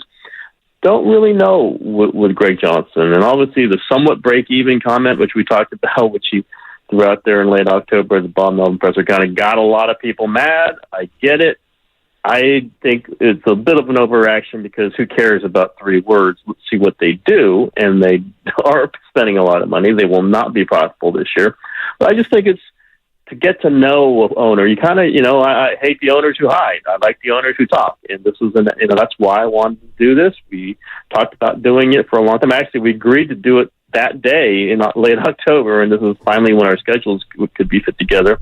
And I just think it's better for fans to understand who these people are. It's better for them to get what their tone of voice is, what things they, how they answer questions. And I asked him every question I had, everything I could run through, and he knew I was going to, and he did it. Some of the answers might not, enthrall Giants fans. He wasn't great on the Rennell question and certain other ones, but I don't know that he was personally involved with that. It's just good to hear the voice. It's good to hear the interchange, and that's what I did that podcast for, and hopefully it helps people understand him. While we're talking about the Rennell thing, I did really appreciate and admire your follow-up question, and he kind of went further to dodge it, talking about the management team made that decision. Where do you think that decision actually came from? Because he made it pretty clear that it wasn't an ownership thing, so how did that come about? What's your sense of how the Rennell move came about? Yeah, it would be a guess from me at this point. I try not to guess, but I don't think it was an ownership thing. I asked him specifically if a political figure. We know Rennell, is a supporter, a public supporter of a lot of social justice issues, which is to her credit. And we know that Charles Johnson, Greg's father, donates to many, many things that are anti what you would say would be social justice. I don't think that he denied that anything to do with it. I actually believe him. I just don't think Charles Johnson gets involved with stuff like that. Now, could there have been some times they bumped into it? There were some conflicts on the peripheries, possible. I don't think that's what this was about. I think it just got into a contractual thing. It got into a negotiation thing. It got into some things that, areas where they weren't going to pay her as much as she wanted. And I think she deserves every dollar. I'll say it that, but I think that's what it got into. Maybe there were some personality conflicts. I don't think it was Rennell and Charles Johnson or Rennell and Greg Johnson. I think that part you could hear in his voice. He was like, no, it has nothing to do with ownership. I believe him generally, but it's just another sign of some bumpiness. I think, maybe a different ownership would have just said 1 more year, Rennell, it's fine, whatever it takes, and you go out on your own terms. It didn't happen like that. Greg Johnson's not going to say, that he regrets anything that the team did, but I just think we're kind of seeing a different leadership, and we're seeing like Greg Johnson is not his father, but he has to learn some things as a control person too. He as the guy running the ship, or at least seen as running the ship, as the person put out there. You can do things more smoothly than they've done, and there've definitely been some bumpier PR things in the last year or so than we're used to with the Giants. Tim Kawakami joining us here, Willard and Dibs, 95.7 The Game. Tim, we've been playing a lot with his comment about the ballpark being the biggest detractor in free agency with big-time hitters. I'll buy the answer, but what on earth do you do about that? Try to get pitchers. I think that's what I've argued. Was like you load up the pitchers. You try to get pitching's easier to develop. To draft because you're usually drafting college pitchers, which are more predictable. I think unless they get injured, obviously, than position players. But I thought Ohtani was a chance at it if he really wanted to pitch at the park. I didn't think he wanted to hit at the park, and I think we've all heard that Bryce Harper was not signing with the Giants because he did not think he could hit home runs at the numbers he's used to at that park, and I think he's right. So yeah, there's a problem there. But pitchers don't want to sign with the Rockies, for the opposite reason.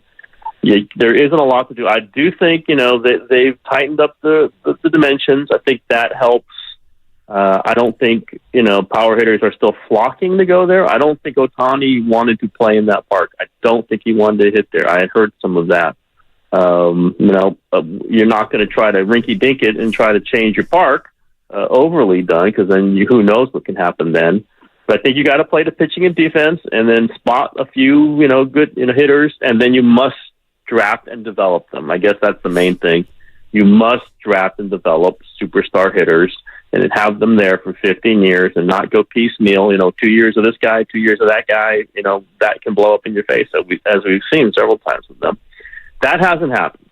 That's a Farhan Zaidi thing. I know it's hard. Not every team can just go, now we shall draft a superstar. It does not happen like that. But the end result is they don't have one or two or three, which like the great teams do, and they've had to do it other ways. They don't have a superstar now. They've got a lot of better hitters than they did last year. I do think this is I said this 3 weeks ago, so I have credibility on this. I think they're a better team than they were last year. I just had no doubt in my mind, even when they were 19-24. Maybe there were some questions about that, but if they're going to get a generational hitters, I think they've got to draft and develop them, and that has not yet happened.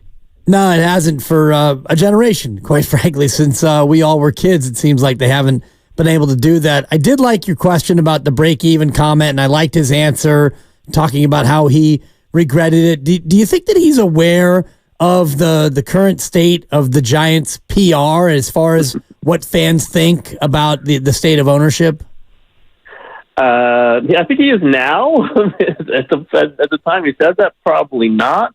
Again, he's kind of new to the spotlight and doesn't love it and likes kind of being anonymous. And I doubt that many Giants fans can spot him in the ballpark. It's just not what he does. He was in the spotlight for that moment in October, and those words came out of his mouth. As I've said, I heard it. I knew there was going to be a hubbub about it when he said it. I didn't think it was a big deal because guess what? Rich people like to get richer. That's what happens, right? It's what we all want it, whatever. It's the way you think. You're not supposed to say it out loud, no question. You're supposed to say, "I want to win, no matter what. No matter the cost." You're supposed to say it and say it and say it. I lean more towards the actions of it, and we saw they spent over $300 million in free agent signings. They would have spent more. They would have spent $800 million for Ohtani. They absolutely would have. They did not have the opportunity to do because he was going to go to the Dodgers. They would have, given, we know Correa $350 million. We know that deal was agreed to, and then they backed out of it because of the injury concerns. These are things those are real things. Fans don't have to be happy about them. They don't, they want wins and losses. They want entertaining players. I get it, but a semi-wisecrack by an owner is not as important as them paying Jung-Hoo Lee $125 million. It's not as important as them, going into, short-term deals with Blake Snell, which doesn't look great, but you understood at the time, and Matt Chapman. That is dollars that are being expended. They will not make a profit this year. And that part is the part that I follow. Again, I think Greg Johnson is fully aware now of the public relations part of it. Don't say stuff like that. I don't think he was at the time. Maybe he should have been. I think we all are quite aware of it and have been aware of it for Lunatic Fringe, man. When was that? 2000? It's forever with this team. The Giants fans are passionate. They're at times insane. They are at times think that they can get any superstar possible, and you can't. But it's also a good thing because those are fans who come to your park. Those are fans who care. Those are fans who bring their kids and turn their kids into Giants fans.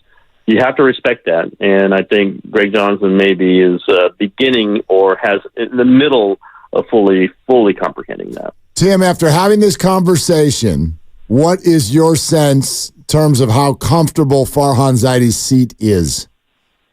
I think if they stay like this, it's fine. Again, they have a terrible season. Different question altogether. But that's for anybody. That's for anybody in any executive or coaching position. I think Greg Johnson likes the way Zaidi thinks. I think the ownership group likes the way he operates. They want better players. They want better results. But I think generally, if the Giants end up at 84 and 78 and they're in a wild card or they're one game out, I don't think that will cause a disruption. Because there's two things. If you move off of Farhan Zaidi, what do you do with Bob Melvin? And they really like Bob Melvin. And Bob Melvin came to work with Farhan Zaidi. So barring a disaster, which I don't think is happening and has not happened, really under Zaidi's watch, except for the first season, and that wasn't his team at all. I don't think he's on a necessarily hot seat. Again, if they don't play well and the fans don't show up for the last 2 months, could be a very different thing. But I think with the young players they got, again, no superstars, but solid players, and, the trajectory of this team, the pitching that will be there at the end, Alex Cobb and Robbie Ray, we know that they're due to arrive at some point. If Blake Snell can put together any decent outing, I think the Farhan Zaidi is safe. I think 3 years from now, they don't want to eat 2 years of a contract with Farhan. Then what do you do? Eat 2 more years of Bob Melvin too, if he doesn't coexist with a new guy? All things lean towards that. But again, one thing we're learning with Greg Johnson is it's a lean. It's, remember he texted, Susan Slusser of the Chronicle last year after I did take this personally because I wrote that there could be major changes, and he texted Slusser saying, they're under contract. Of course they're under contract. That was a non-answer because anybody could be under contract and still fired, and Gabe Kapler was fired. So, I think it's a read the room, it's a read the situation, but I think it's a strong lean that they like the Melvin Zaidi combination, and they're going to want it to work, and they'll have to see something, extremely disappointing for them to go back on that one. TK, Tim Kawakami, the TK Show, the athletic part of the Odyssey family as well with us on Willard and Dibs. Hey, Tim, I know not too long ago you did spend some time out at 49ers camp. What is your current sense on where this Christian McCaffrey thing is going, or is it not a thing at all? No, I think it's a thing. I don't think it's a major thing. Let's see with minicamp. I think he's going to show up next week. Mandatory. May not do any work. I think he wants a better contract. I think he deserves one. Hey, the 49ers have gotten really cheap, right? They got him with Carolina had paid all the guaranteed money. So the 49ers have just paid him the base salary, which we know is lower than what guys are actually worth. So I think he probably wants some guaranteed money. This is what they want. He's 28. He doesn't want to go into next year like, hey, maybe we'll keep you. Maybe you need a lower salary. I think he maybe would like it to, extend out a year. I think there's something to this. I've speculated that they all see the looming Purdy contract coming, which is going to be $170 million guarantee, whatever. It's going to be $45 million a year. It's going to be something that, again, doesn't have to destroy the cap just because you can lower them the first few years by paying guaranteed money. But it's still money out of Jed York's pocket. Like, there's still a limited amount of dollars that Jed York is going to pay. And I think some of the guys are understanding that if they don't get it now, there's not going to be a ton available next offseason when the 49ers are dealing with the Brock Purdy thing. And I don't think the Brock Purdy thing is one that's going to get into camp next year. I'll put it that way. We're not going to be sitting there September 4th like we were last year with Nick Bosa going, maybe he'll come in. I think the Purdy thing will be done fast. It will be massive. And I think there's some kind of ripple effects just knowing that's coming. And if I was Christian McCaffrey, I'd be thinking the same thing. Super important player. The running back market has stalled since he signed, his deal 4 years ago. Maybe he's got some responsibility to other running backs and to himself. That while he's still extremely, extremely valuable, he maximizes it this time. And I don't think, it doesn't really cost the 49ers on the cap. It costs them in guaranteed money. Again, I keep emphasizing this. It really is not. To guarantee him $20 million over 3 years will not hurt their cap. It just hurts Jed York's pocketbook, which I understand. It's his money, but they can do it, and I think they're eventually going to do it. And before that, you probably have a Brandon Ayuk extension, and you saw Jalen Waddle got paid, and we've already talked about Amon-Ra St. Brown. He got his contract. How do these things affect Brandon Ayuk, and what do you think the timetable for that getting done will be? Yeah, the McCaffrey thing makes you interested. Like, maybe they don't want to do Ayuk while they've got this McCaffrey thing. It could be limited dollars between the two. It could be just limited dollars just to hand out. It could affect what the other one wants. I think they're kind of separate, other than it's the same pool of money. It's coming from one person's bank account. But I think the dollars are kind of being clear with Ayuk. You got to give him $25, $27 million a year. It's got to be in the $70 million guarantee range. It's there.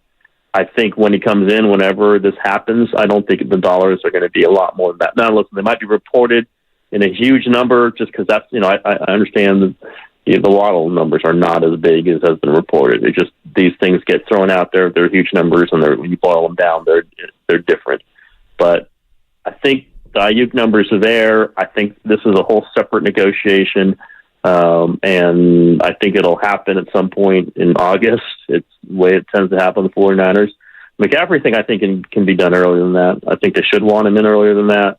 I think it's just moving around some dollars that he's already kind of down for. It's just not guaranteed.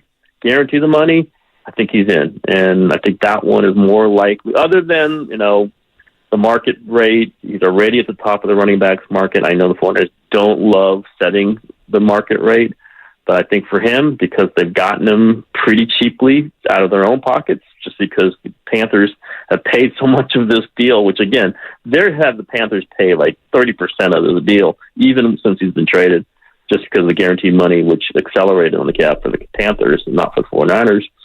You can do that. That's a deal you can do. And what I wrote is kind of on Jed York. Like, this is not about the cap. It really isn't. It's about what he's willing to guarantee. And I think he wants to win, right? I know he wants to win. Yep. It's just going to take some guaranteed money. Again, you can get burned on it if Christian McCaffrey isn't good enough to be on the roster in a year or two, but I think we're pretty well advised that he's going to be on the roster in a year or two, and it's still going to be good. It just takes a little bit more money from Jed York. I think they do it. I think they do that, but I do think it's a test case. To combine those two, as the 49ers are staring at the prospect of a $170 million guarantee for Brock Purdy, is an interesting moment. I think Jed York will pay it. I think he has to pay it. I think John Lynch and Kyle Shanahan are pretty sure that they want him to pay it, and we'll see what happens in the next few months. Tim, great stuff. Great interview with Greg. Appreciate you coming on, man. You got it, guys. Okay, there it is. TK Show, Odyssey Family, Athletic, Tim Kawakami right here on Willard and Dibs. We want to get back to more of some of these comments from Greg Johnson on the Giants, but just to kind of put a bow on the conversation he was just giving to us about the 49ers, man, this is a really narrow lane they're trying to navigate. No doubt. And I know what you said, was it yesterday, day before, with the whole that's why this is Super Bowl or bust. Yeah, that was yesterday. I know you were trying to needle me a little bit. A little bit. But I don't have any concerns about whether or not the 49ers are going to be a good team this year or even for the next few years. They're going to be a good team, in my opinion. They've got a very good coach. They've got a very good quarterback. That combo usually leads to ... good team. However, the way they navigate this offseason, it is I likened it a couple of weeks ago to a rock band that goes from good to great. And why do so many of them break up? Or why are there so many mental health problems? And you could give me simple answers like, well, it's the rock world and, there's a lot of drugs. Okay, but I just think when you get that newfound fame, that newfound fortune, all of the attention that they're getting, all of the name value that's throughout the building, a very simple thing happens. Every single individual goes, I want mine. And there's not enough for everybody. Right. And so maybe that doesn't affect, quote unquote, the cap till next offseason, but I think it affects the team right now. And that's the challenge of this year that's coming up. Well, and you hope it doesn't affect the team to the extent that guys will not want to show up and guys won't want to play. I'm not saying that Brandon Ayuk is going to not show up to camp or OTAs until he gets a new deal, but it's possible. And already TJ Houshmandzadeh, Brandon Ayuk's personal coach, told us that he kind of laughed at me, and I didn't even finish the question when I intimated, hey, what about him playing on the 5th year? He's not playing on the 5th year option. So unless Brandon gets his new contract, he's not going to play football. And Christian McCaffrey, I don't know if he's going to draw a hard line in the sand, but if I'm him and I'm looking around and Brandon gets his deal and Debo's already got his, and you're looking around, even Juwan Jennings got a new contract. I know it's not as much money, but McCaffrey could rightly say, where's my piece of the pie? I'm the most important guy in this room. I'm sorry to laugh. You gave TJ Houshmandzadeh Bill Burr's laugh. That was amazing. Yeah, totally. A little Farhan in there, too. Yeah, there was. Needed. Speaking of Farhan, okay, how about this? This going back to the TK show and Greg Johnson. Few things that we have not played for you yet that we really, really think that you need to hear. This was a great question from Tim, because this is something that I really thought about in the offseason. We, as Giants fans, really want the team to win. And you went out there and you really spent money in a way that you had not spent before. And you could argue, well, that's because we wanted to be a really good team. Sure. But I looked at it and I went, especially when they got Snell. I'm like, you've already got Soler, you got Jung-Hoo Lee, you got Matt Chapman, and then, you went out and got Blake Snell. And I was a big fan of it, but I thought to myself, are you building a roster or are you trying to fill the stands? You could argue that they have overlap and they're one and the same, but what is really your motivation here? Because I know the attendance figures were not where they wanted them to be last year. So that question was asked. How much of the moves in the offseason were done with attendance in mind? It is important, attendance, and I think that's part of the reasons why, we went out and made some aggressive moves in the offseason to bring in the kind of people that draw fans. And I think it's very unfortunate for somebody like Jung-Hoo Lee, who I think the fans were just starting to really appreciate. He's an exciting player. He's got a personality.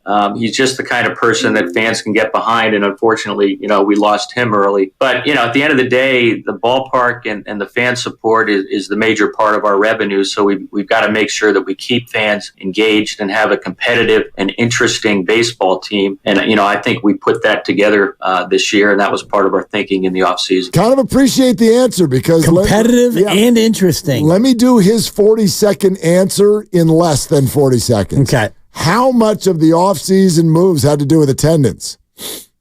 A lot. Yeah. No doubt. Almost all of it. Well, you want to be competitive and interesting.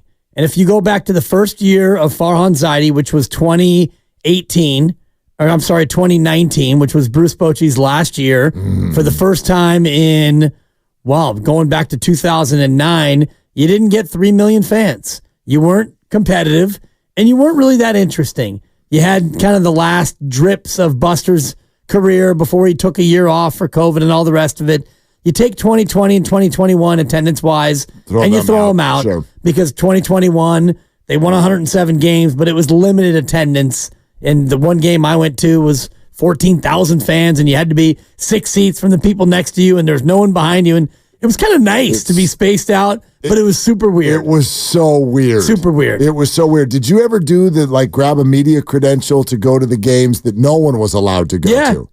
That was even more weird. Weirder. Yeah. Super Walk through eerie. that ballpark and there's no one in it, but there's a game happening. And cardboard cutouts. I mean. Remember cardboard cutouts? I do. That's just I do. I have one. Yeah. Of you? Yeah. Oh, that's so funny. Do you still have it? No, I don't know where it ended up. That's so funny. I don't know I'm still mad about that, actually. I don't know where it ended up. Even post-COVID, though, and, you take the 2021 year where they were competitive and they were very interesting. Fans couldn't really bask in it because the attendance was limited. But after that, you drew 2.4 and 2.5. You haven't even been anywhere near the pre-COVID levels of attendance. Correct. And so absolutely this offseason It was about being competitive and interesting. Okay, and also style of play. I do think that's, whether this is fair or not, this was something that fans were not loving, right? Gabe Kapler, Farhan Zaidi, and every position being a platoon. A platoon. Yeah. And Farhan had said, he's like, we want everyday players. We, just haven't been able to get any of them to agree. Well, you do have more this year. Jung-Hoo Lee was one. Matt Chapman was another. Tyro Estrada over at second base. Patrick Bailey. To a degree, you're starting to find it in the outfield, even though there's a lot of wiggle room going on there, but part of it is due to injury. But right now Matos is an everyday player. Ramos has become an everyday player. So what about the concerted effort to move away from that and sort of align with the way Bob Melvin likes to run a lineup? It was a discussion we all had. And again, I do think the team we had to put out there and how we approached it over the last few years was just a result of the kind of mix of players we had, and, having platoon pitchers, having to bring people up and down and switching people around. We know that's not great for fan engagement. And I think part of it, having Bob Melvin in there, who has a little bit, putting pitchers in a little bit longer, putting position players in, and then going out and getting position players that can be the ones playing regardless if it's a righty or lefty and be out there more. It's just better for the fans. And, we listened to the fans, and we heard the criticism, and we saw the drop in attendance. We dropped down to 17th last year. We're up to 7th this year. So, I think it's working, and the fans seem excited, and we're just thrilled to have people back in the park, and all of that helps the decisions in the offseason. I wonder if everybody hears something through all of these comments made by Greg Johnson. I wonder if you hear what I hear. And that is, and a lot of you are not going to like this. That man that we've been playing all afternoon long is super happy with the way things are going. Definitely.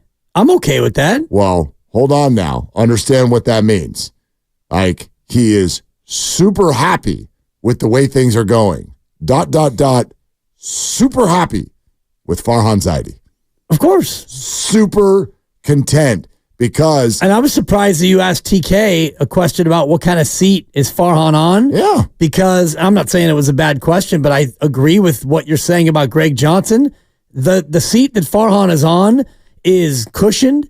There's no temperature at all above room temperature. It's cozy, comfy. Would that question have landed differently to you if it had been asked 2 weeks ago? Definitely. 19 and 25. Absolutely. Well, see, that's interesting, because now what we're basically saying is we're admitting that we're just week to week with our opinion.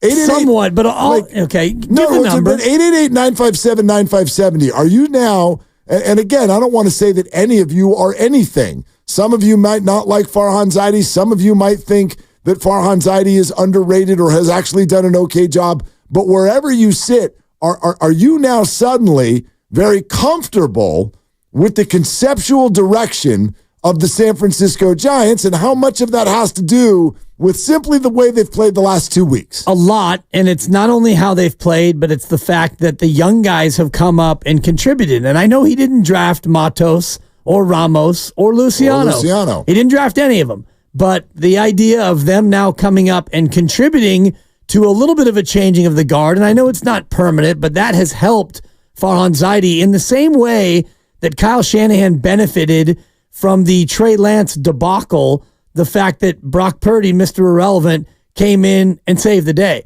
If that never had happened, well, Kyle Shanahan, he may not even have his job at this point after blowing that, trading first-round capital to take Trey Lance and having him not work out, but nobody seems to really mind because Brock Purdy came in and was spectacular. Let me throw something else at you, though, because you mentioned in there, Farhan didn't draft Ramos, he didn't draft Luciano, he didn't draft Matos. I do think that we need to, and this is not just about Farhan or the Giants, in general, we need to stop only giving credit. When a player's good, we only give credit to the person who drafted him. That's it. You picked him, you're amazing. If you didn't pick him, you get no hand in the credit for that player at all. Is that fair? No. Because I'd argue that development has absolutely, at minimum, as much to do with a player's success as the sort of the predictive nature of picking that player in the first place. We've watched a lot of players who were drafted low. They develop. Draft high. They don't. Who oversees that development? I'm not trying to give credit to any one person because this isn't a one-person job. Right. Drafting the player and developing the player is the whole system. But again, the president of baseball operations is just that. He's the president of baseball operations. So in the areas where operations go well, then he's got to get the attaboy, right? Yep. Okay, here's Greg Johnson on just that. The farm system during the Farhan Zaidi era. Looking at the minor league depth we have and how some players are moving up and looking at the depth of pitching we have, I think we're among the best right now in baseball. So I think a lot of that should be attributed to Farhan. And the fact that we stayed competitive with a team that didn't have that lift from the farm system, I think is a testament to Farhan as well. So I think, it was a difficult position to be in where you had to, move players in and out. You had to platoon pitchers. It's easy to criticize that, but we did stay competitive in a pretty difficult place as far as having players moving up. Well, that one's pretty tough for me. There's two pieces to that conversation right there. One, he's crediting Farhan. Okay, put that aside for a second. But the comment about he kept us competitive when we didn't have one, it sort of feels like you're saying he kept us competitive through a rebuild that we did a lot of work to tell you wasn't a rebuild. Yeah. Yeah, and it didn't have to be a rebuild. I mean, it was only a rebuild because you were unable to bring in free agents and your farm wasn't ready. And so that's why it felt like a rebuild. And the rebuild was done by Farhan in a series of moves, and you can credit the Tyro Estrada move and the other 87 moves that he made with rough in and rough out and all of the other micro moves. And you had a couple of rent an ace. You had Gosman and Rodon, who you basically paid for a year, and then they went elsewhere. And so your rebuild was kind of done on the fly, and it was done half-heartedly because ideally you were going to have these Matoses and the Ramoses come up a year ago or maybe even sooner than that and really produce. Not Luciano because he's only 22 now, but other guys in the farm. And Joey Bart is a guy who I know they didn't draft, but you're right to say it's draft and develop, and they didn't really develop Joey Bart, and now he's out there in Pittsburgh doing a little bit more than he did here. You know what's really interesting about the whole young guys thing, though? Yeah. I've noticed this, and I get it. We're excited about it for two reasons. There's three guys that came up together. It sort of feels that way. They came up at about the same time. They're names that we've been hearing for a long time. FP talks about how they have provided the Latin flavor. They're exciting. They're offensive players. They've got speed, young, vibe, got it. Matos, Ramos, Luciano. Do you know what gets left out of this conversation? Harrison and Bailey. They've already been here. And Bailey's and Doval, too. Yeah, and Bailey's playing like an all-star. Yeah. Now, these are not just developed players under this era. They were actually drafted by Farhan Zaidi. So we're focused all on three young guys who just got here, and we're rolling right by some young guys who've already been here. So that, to me, is very, very much a huge part of this conversation. Because what is really the overarching theme is not, hey, three players showed up and they've got talent and vibe. Right. The bigger issue is, we have been saying this for years, you have to have homegrown players producing on your roster. And for the first time in a while, I sort of feel like we are watching, finally, the manifestation of a homegrown core. And look, I know Logan's been around now for a while, but yes, you get to add him in to this whole thing. Like it can't just be one guy. It has to be like seven people.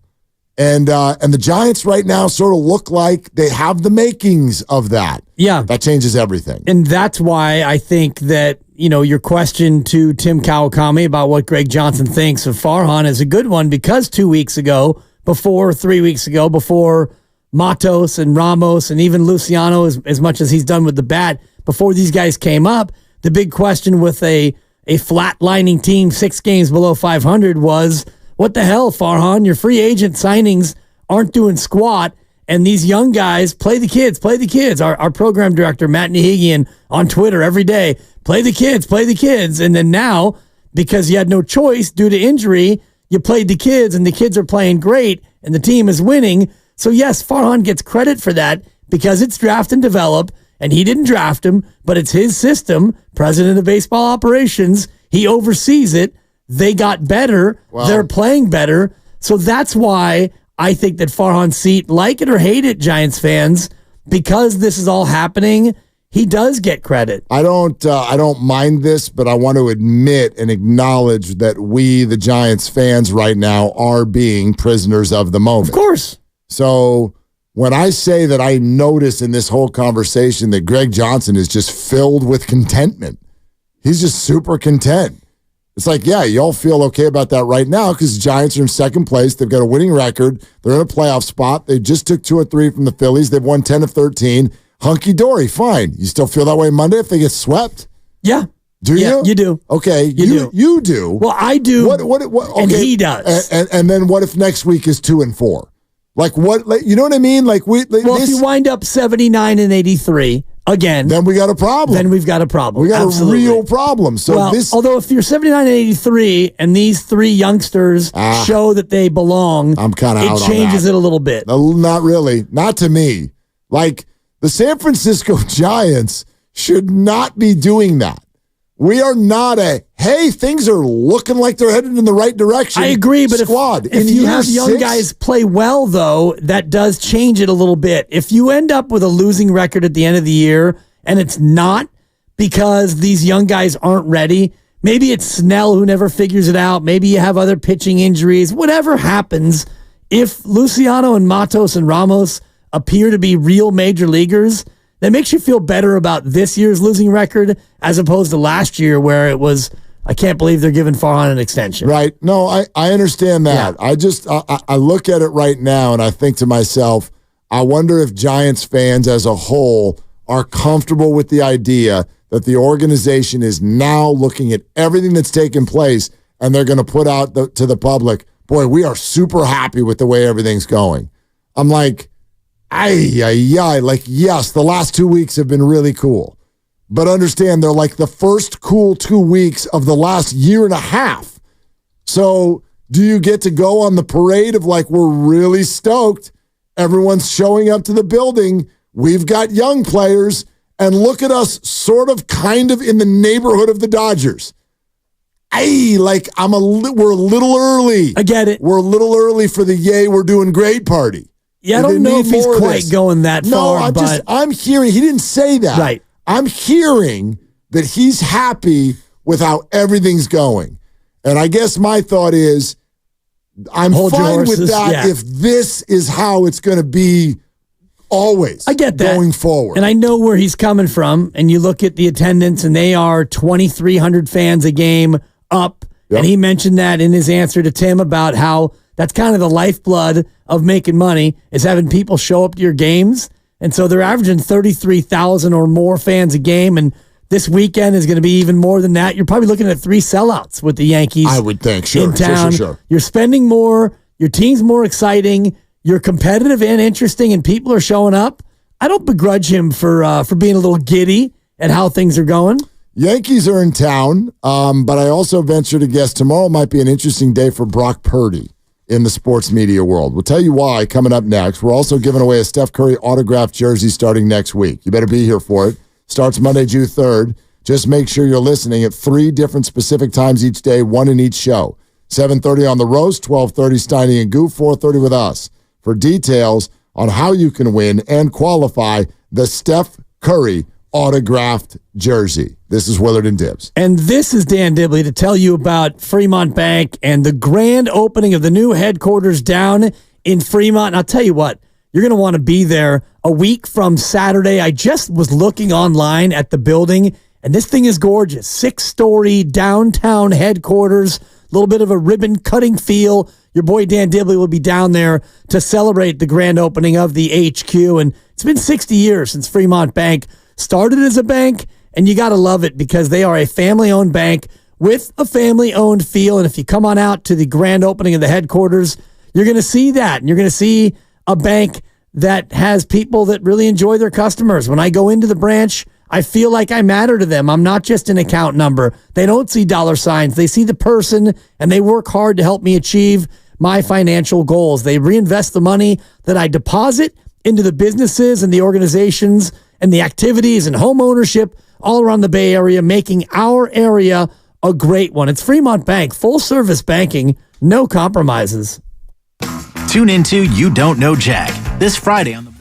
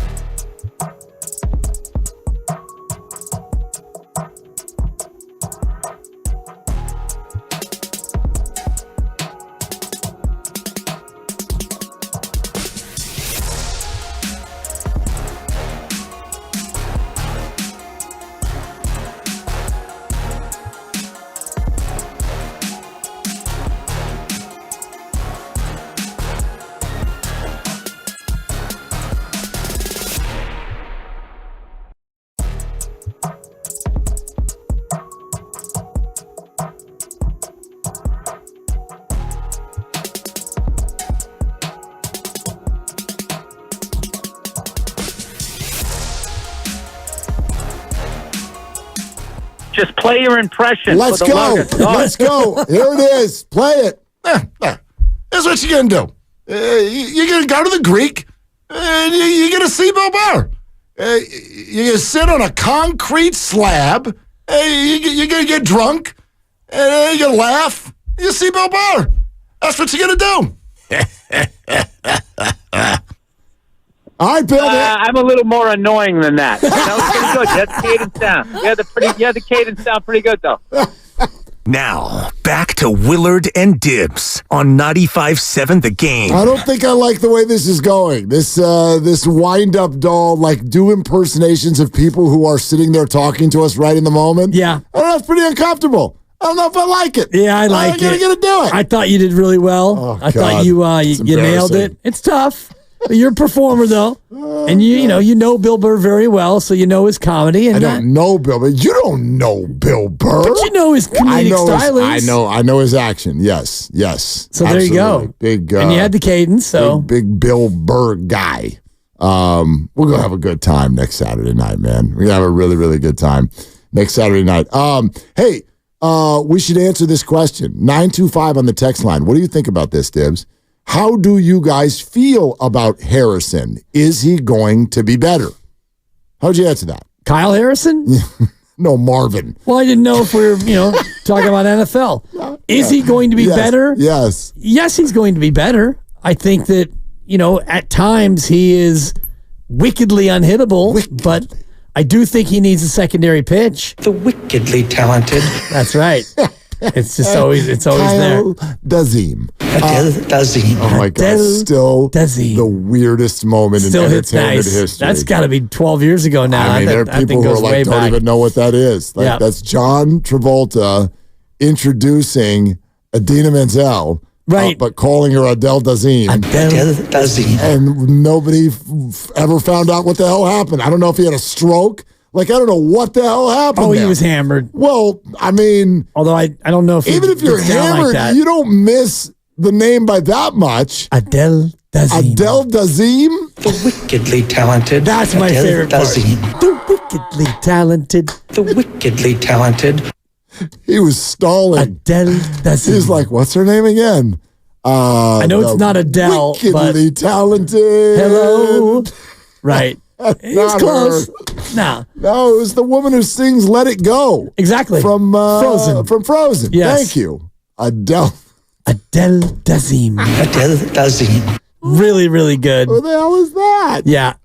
Oh gosh, that's so funny. Anyway, you think Who are you? You think Harrison's going to be better? I think so. Yeah, I think he needs to. I agree with your take. By the way, another like an elite level out pitch.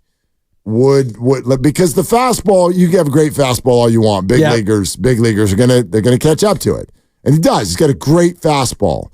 I think that get in the lab, right, and get one of his breaking pitches to be a little bit more consistent in the strike zone. That way, you can start to lead with that a little bit more. I think he's too predictable right now. Everybody knows that he's going to throw the fastball when he needs to throw a strike, and so. Like you said, major leaguers, he's throwing 94, 95. They spit on 95. I mean, who doesn't? Right. Who doesn't throw that now? Almost, except for Logan Webb. That's your answer. Yeah. He's the only guy who doesn't throw 95 in the whole league. Yeah, so I think once he gets a better command of his secondary pitch, then he can start to, quote, pitch backwards. I'm just looking at the Farhan Zaidi 2020 draft. Let's hear it. Patrick Bailey at number 13. Second round pick Casey Schmidt. Okay. Third round pick Kyle Harrison. It's a pretty good 1, 2, 3 right there. And I know Casey Schmidt feels a little bit like a 4A player. He's great at AAA. He struggled with the big league club, but at least he's 3 for 3 on those guys being major leaguers. I think that Casey Schmidt still to me projects as somebody who will play in the majors for a long time. If even it's just as a backup utility guy. Agreed. Super valuable. If he could just, if he could even just hit 230, you want to know who he can be when he's 32 years old? He can be Nick Ahmed. Yeah. That's who he can be. Like, just hit 230 and be like, you need me at second, you need me at short, you need me at third, and I can do it at an elite level. there's a job for you in the bigs. For sure. You know what I mean? Like, I still think that Casey Schmidt can be a successful big leaguer. I don't think he can be some sort of a middle-of-the-order guy. That's why you got Schmidt on. Yeah. Plus, he's welcome on this show anytime. So there's that with Schmidt. But, yeah, that's a good start to the draft. Yeah, and he had a couple other second-rounders that haven't panned out, but just those three. Because that was the short draft. They only had 5 rounds. The Giants did have multiple picks in a couple of those rounds. Got something out of it. And it's important to remember how young Kyle Harrison is. Yeah. I don't remember how many starts he had last year. I feel like it was in the 10 to 12 range. And you're looking at, maybe 8 or 9 so far this year, maybe 10. But again, that's what we're looking at. We're looking at about 20 major league starts, I think, for Kyle Harrison. And so, he's going to change from a thrower to a pitcher and get smarter and develop the other pitches. And he's still facing people for just the first or second time. Yeah. And I'm excited about where he is because I know it's easy after yesterday to sort of feel like Kyle's not throwing that well. Kyle's throwing pretty well. Kyle's had a pretty decent year now. Yeah. They just came off of a 7-game win streak in his starts. So Kyle's doing a pretty nice job as a young 22-year-old. 19 starts. Okay. 7 last year, ERA of 4.15. 12 this year, ERA 4.15. Yeah. How about exactly 4.15? Yeah. Well, I know it was 3.9 something going into yesterday, and then yesterday was a little bit bumpy. He's given up 1 hit per inning, which is not terrible. Only 33 walks, so a walk every 3 innings. How about strikeouts per 9? He's at 8.6. I'd love to see that get a little higher. I'd like that too. He's a starter. For starters, that's, to get up in the 10 range is usually a reliever thing, but would love to see him. I mean, Snell's is up there at 11. Right. So would love to see him get up a little bit higher, and I think a second out pitch is exactly what would turn him into a dominant. Right. Like dominant pitcher. Hey, Grandy, what are you doing in a few minutes? What are you doing? And then we'll tell you the Purdy thing. But what are you doing? We're going to hear from Brett Boone, who's on with Steiny and Goo, ahead of. It's a good interview. Heard it earlier. Yeah, Giants-Yankees starts tomorrow. Hear a portion of you guys' conversation with Tim Kawakami. And then you guys had a nice long segment reacting to Greg Johnson talking about the ballpark to blame for all the free agent failures.